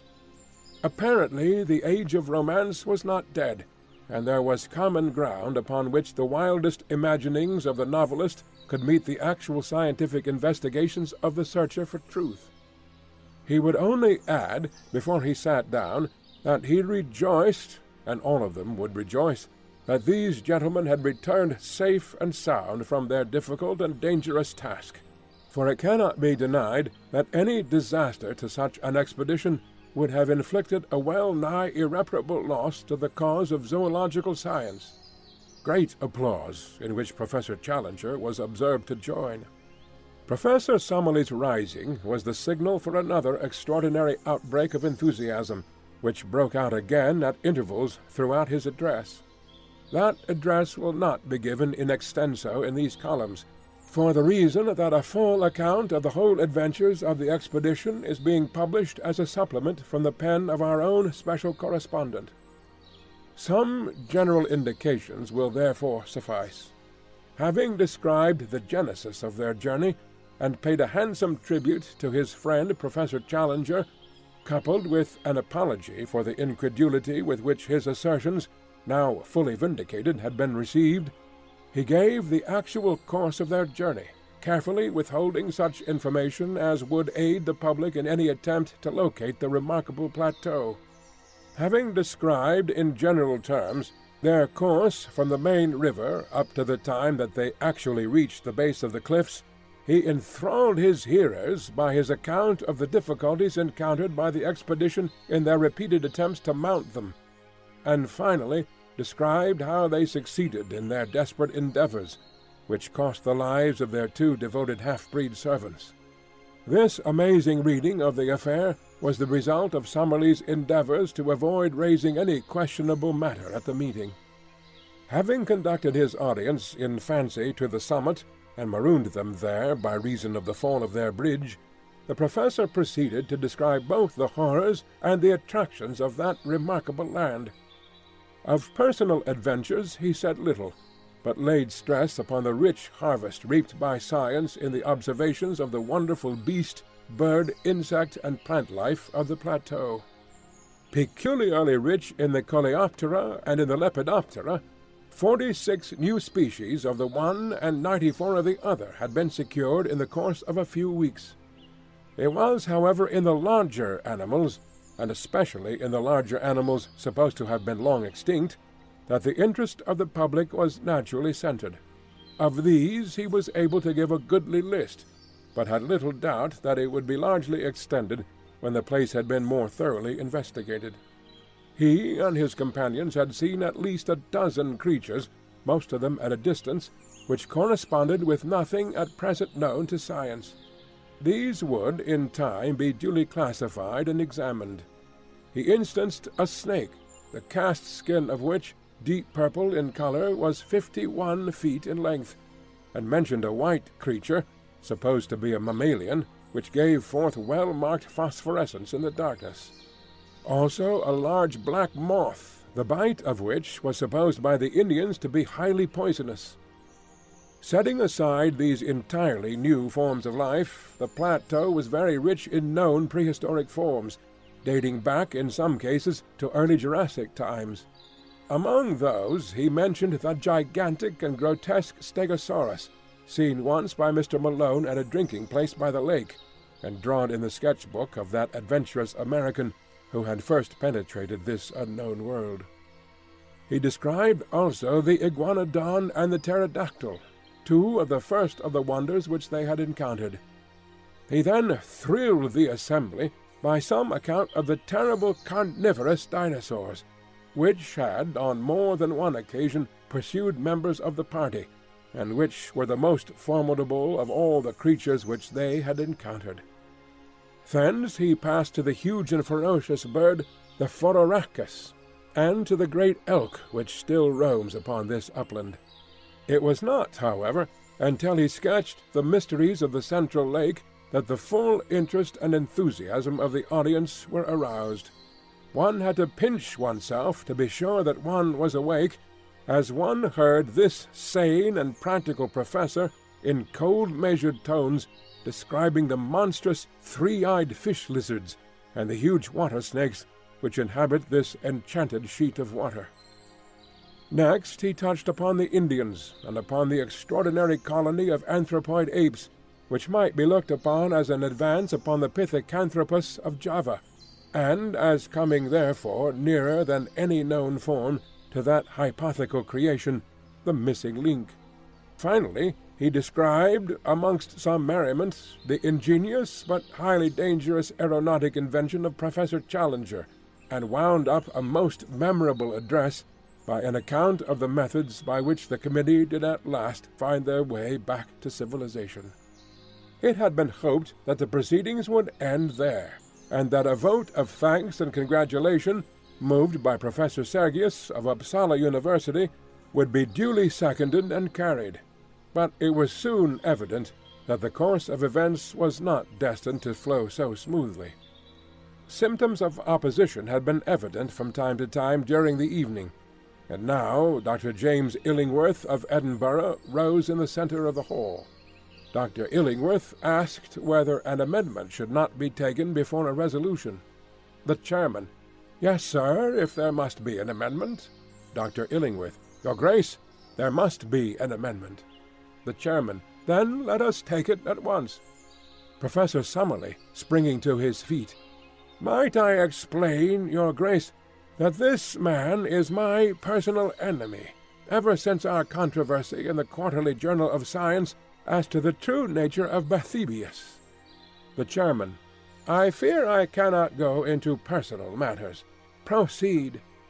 Dr. Illingworth was imperfectly heard in part of his remarks on account of the strenuous opposition of the friends of the explorers. Some attempts were also made to pull him down.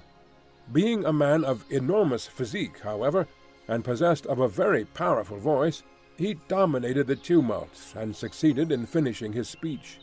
It was clear from the moment of his rising that he had a number of friends and sympathizers in the hall, though they formed a minority in the audience.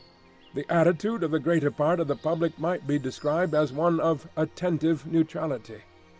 Dr. Illingworth began his remarks by expressing his high appreciation of the scientific work both of Professor Challenger and of Professor Summerlee. He much regretted that any personal bias should have been read into his remarks, which were entirely dictated by his desire for scientific truth. His position, in fact, was substantially the same as that taken up by Professor Summerlee at the last meeting. At that last meeting, Professor Challenger had made certain assertions which had been queried by his colleague. Now this colleague came forward himself with the same assertions, and expected them to remain unquestioned. Was this reasonable? Yes, no, and prolonged interruption, during which Professor Challenger was heard from the press box to ask leave from the chairman to put Dr. Illingworth into the street. A year ago one man said certain things. Now 4 men said other and more startling ones.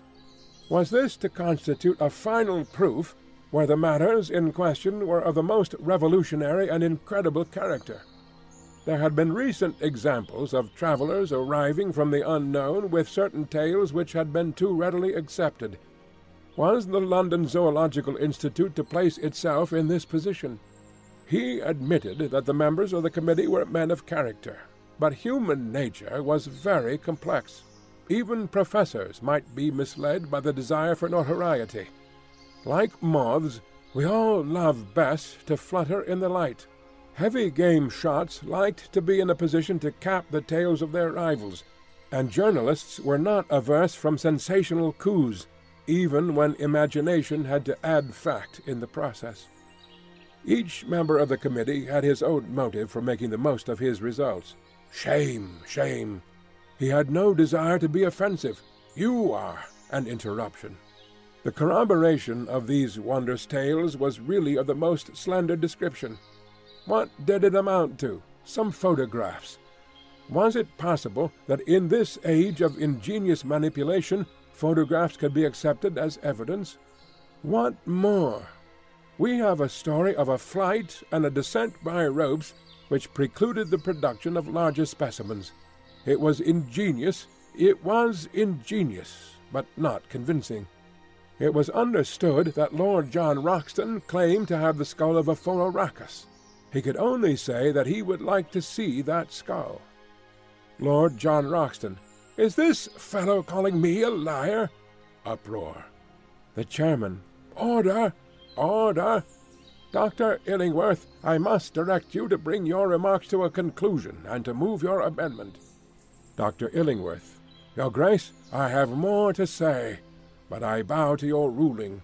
I move, then, that, while Professor Summerlee be thanked for his interesting address, the whole matter shall be regarded as non-proven, and shall be referred back to a larger and possibly more reliable committee of investigation." It is difficult to describe the confusion caused by this amendment. A large section of the audience expressed their indignation at such a slur upon the travellers by noisy shouts of dissent and cries of "Don't put it! Withdraw! Turn him out!" On the other hand, the malcontents, and it cannot be denied that they were fairly numerous, cheered for the amendment, with cries of "Order! Chair! And fair play!" A scuffle broke out in the back benches, and blows were freely exchanged among the medical students who crowded that part of the hall. It was only the moderating influence of the presence of large numbers of ladies which prevented an absolute riot. Suddenly, however, there was a pause, a hush, and then complete silence. Professor Challenger was on his feet. His appearance and manner are particularly arresting, and as he raised his hand for order, the whole audience settled down expectantly to give him a hearing.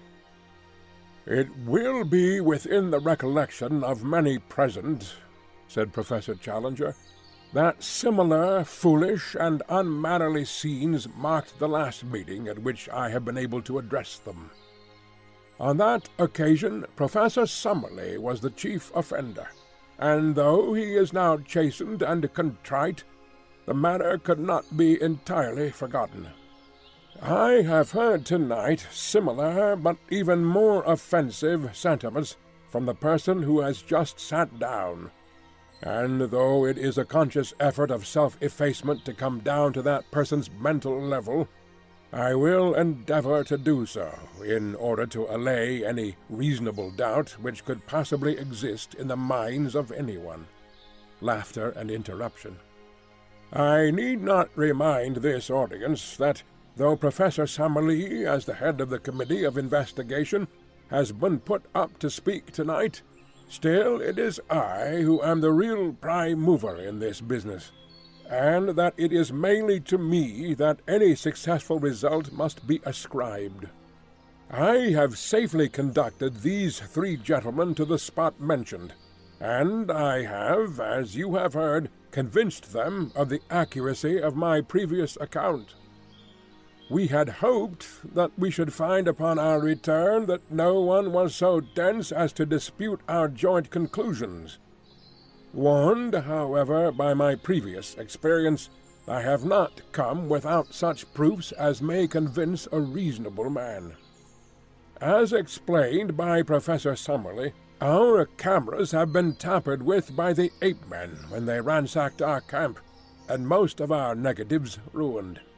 Jeers, laughter, and "Tell us another" from the back.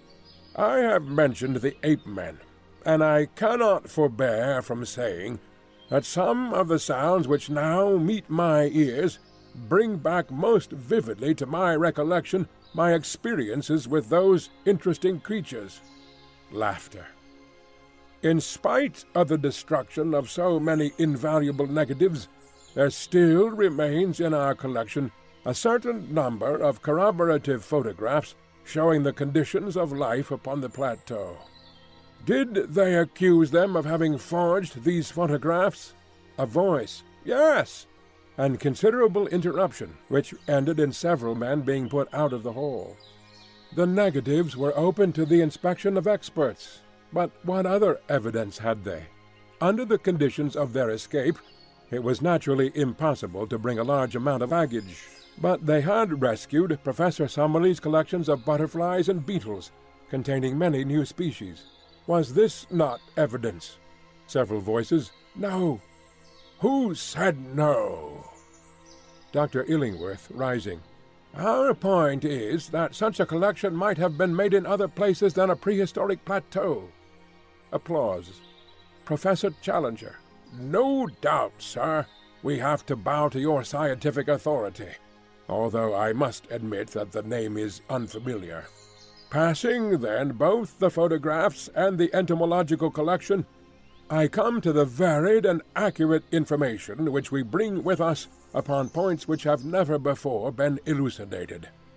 For example, upon the domestic habits of the pterodactyl." A voice, "Bosh!" and uproar.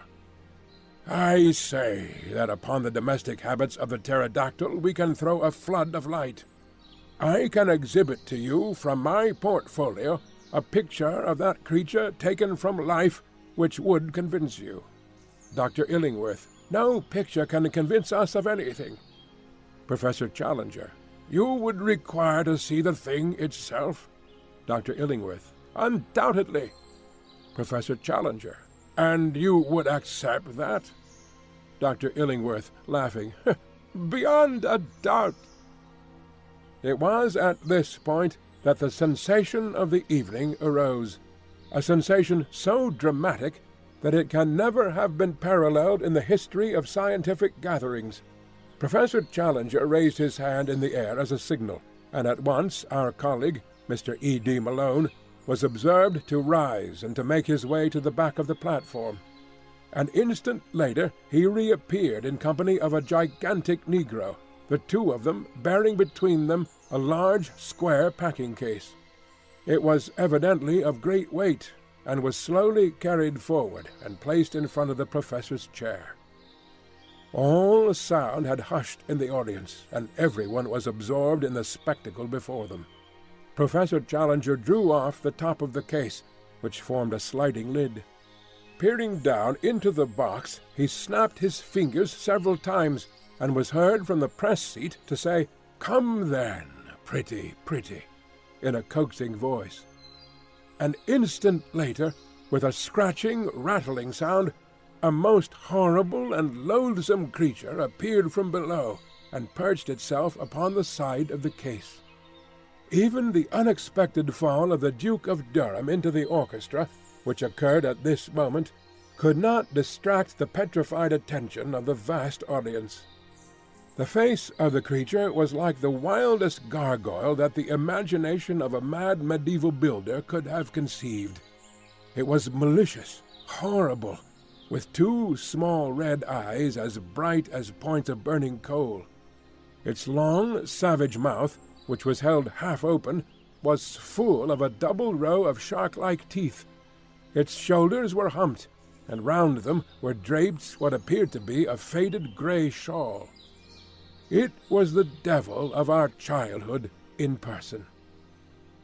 There was a turmoil in the audience. Someone screamed, two ladies in the front row fell senseless from their chairs, and there was a general movement upon the platform to follow their chairman into the orchestra.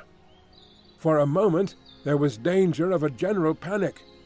Professor Challenger threw up his hands to still the commotion, but the movement alarmed the creature beside him. Its strange shawl suddenly unfurled, spread, and fluttered as a pair of leathery wings. Its owner grabbed at its legs, but too late to hold it. It had sprung from the perch, and was circling slowly round the Queen's Hall, with a dry, leathery flapping of its 10-foot wings, while a putrid and insidious odour pervaded the room.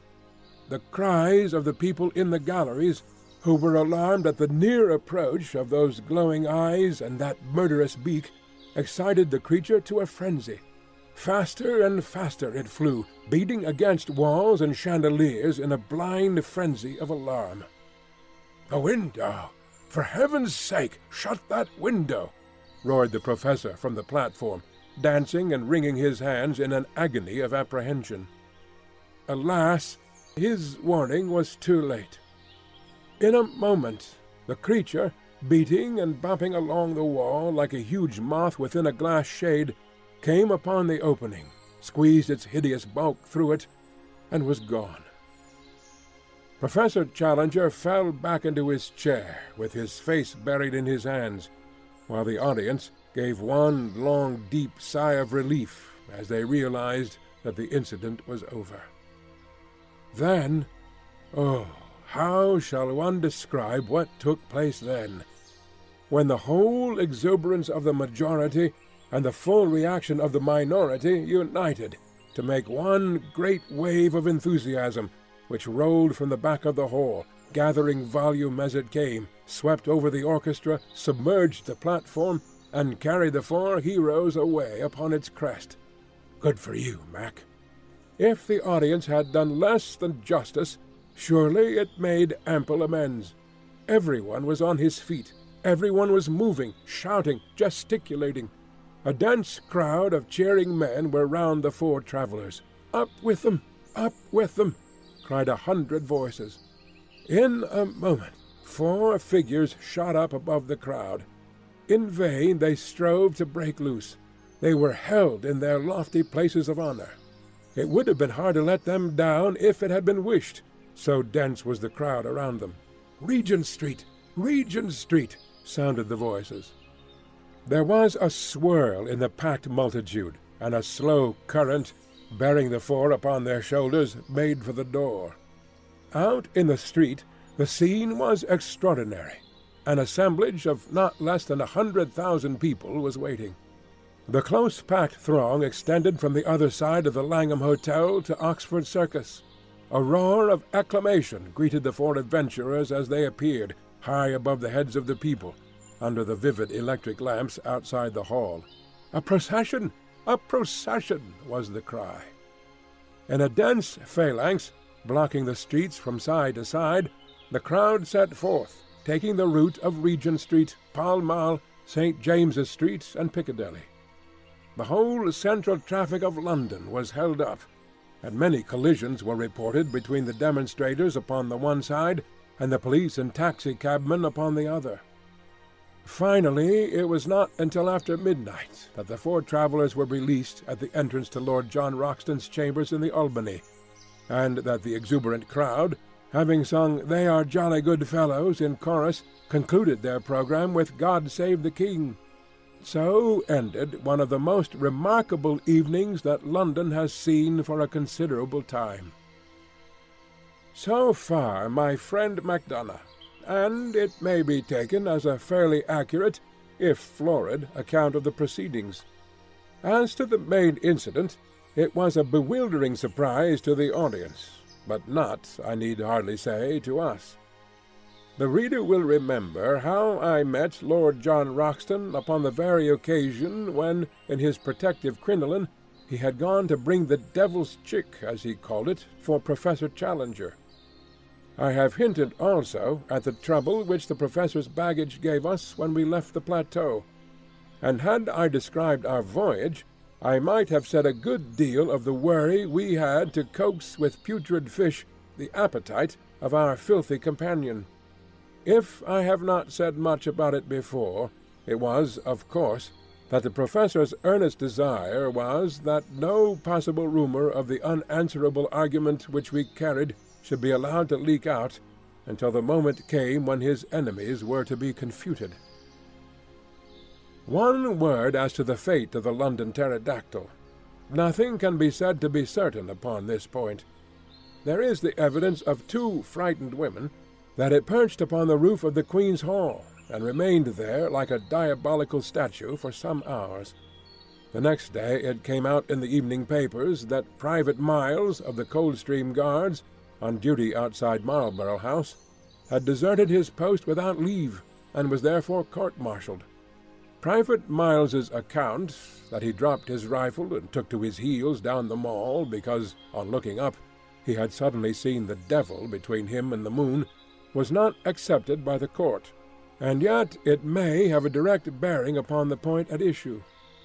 The only other evidence which I can adduce is from the log of the SS Friesland, a Dutch-American liner, which asserts that at 9 next morning, start point being at the time 10 miles upon their starboard quarter, they were passed by something between a flying goat and a monstrous bat, which was heading at a prodigious pace south and west. If its homing instinct led it upon the right line, there can be no doubt that somewhere out in the wastes of the Atlantic the last European pterodactyl found its end.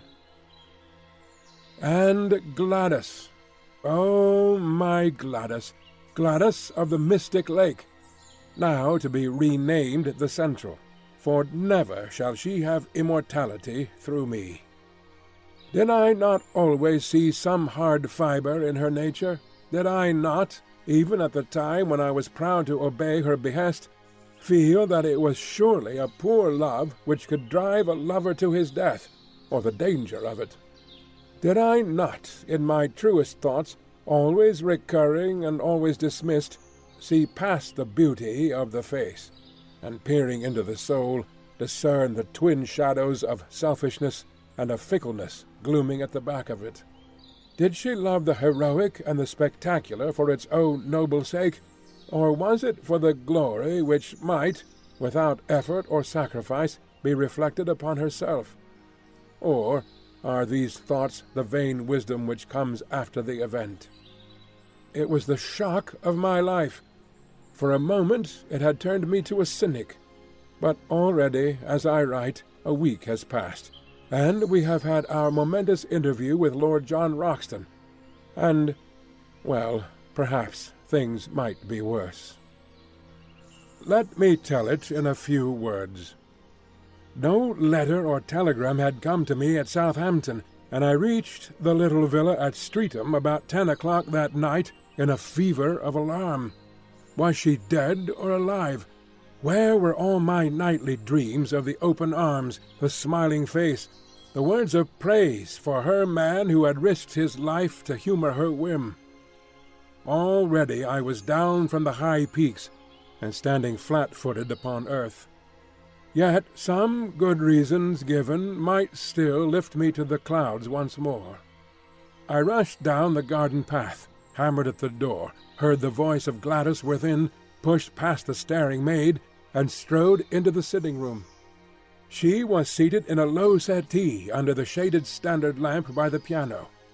In 3 steps I was across the room, and had both her hands in mine. "Gladys!" I cried. "Gladys!"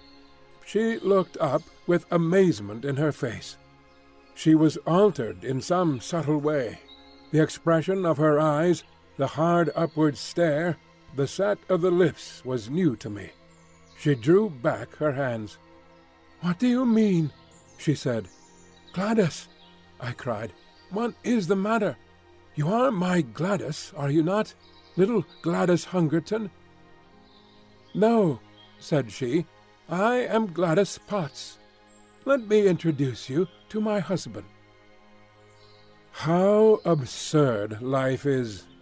I found myself mechanically bowing and shaking hands with a little ginger-haired man who was coiled up in the deep armchair which had once been sacred to my own use.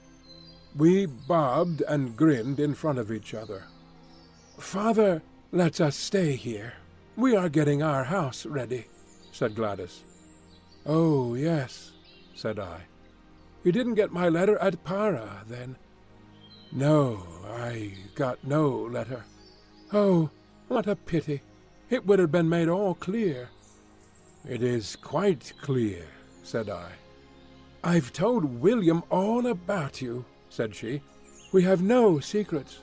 I am so sorry about it.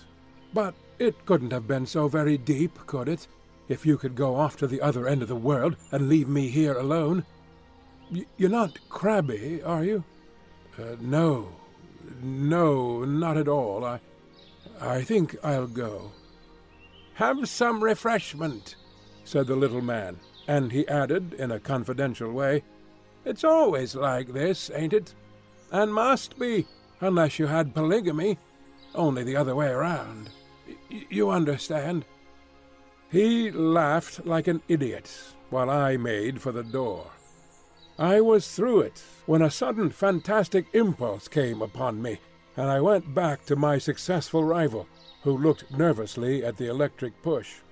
"Will you answer a question?" I asked. "Well, within reason," said he. "How did you do it? Have you searched for hidden treasure, or discovered a pole, or done time on a pirate, or flown the Channel, or what?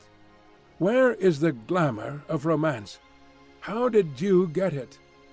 He stared at me with a hopeless expression upon his vacuous, good-natured, scrubby little face. "Don't you think all this is a little too personal?" he said. "Well, just one question," I cried. "What are you? What is your profession?" I am a solicitor's clerk," said he. "Second man at Johnson and Merivale's, 41 Chancery Lane." "Good night," said I, and vanished like all disconsolate and broken-hearted heroes, into the darkness, with grief and rage and laughter all simmering within me like a boiling pot. One more little scene, and I have done. Last night we all supped at Lord John Roxton's rooms, and sitting together afterwards, we smoked in good comradeship and talked our adventures over. It was strange under these altered surroundings to see the old well-known faces and figures. There was Challenger, with his smile of condescension, his drooping eyelids, his intolerant eyes, his aggressive beard, his huge chest, swelling and puffing as he laid down the law to Summerlee. And Summerlee, too, there he was, with his short briar between his thin moustache and his grey goat's beard. His worn face protruded in eager debate as he queried all Challenger's propositions. Finally there was our host, with his rugged eagle face and his cold blue glacier eyes, with always a shimmer of devilment and of humour down in the depths of them. Such is the last picture of them that I have carried away. It was after supper in his own sanctum, the room of the peak radiance and the innumerable trophies, that Lord John Roxton had something to say to us. From a cupboard he had brought an old cigar-box, and this he laid before him on the table. "There's one thing," said he, "that maybe I should have spoken about before this, but I wanted to know a little more clearly where I was. No use to raise hopes and let them down again. But it's facts, not hopes, with us now. You may remember that day we found the pterodactyl rookery in the swamp. What? Well, something in the lie of the land took my notice. Perhaps it has escaped you, so I will tell you. It was a volcanic vent full of blue clay." The professors nodded. "Well, now, in the whole world I've only had to do with one place that was a volcanic vent of blue clay. That was the great De Beers diamond mine of Kimberley. What? So, you see, I got diamonds into my head. I rigged up a contraption to hold off those stinking beasts, and I spent a happy day there with a spud. This is what I got."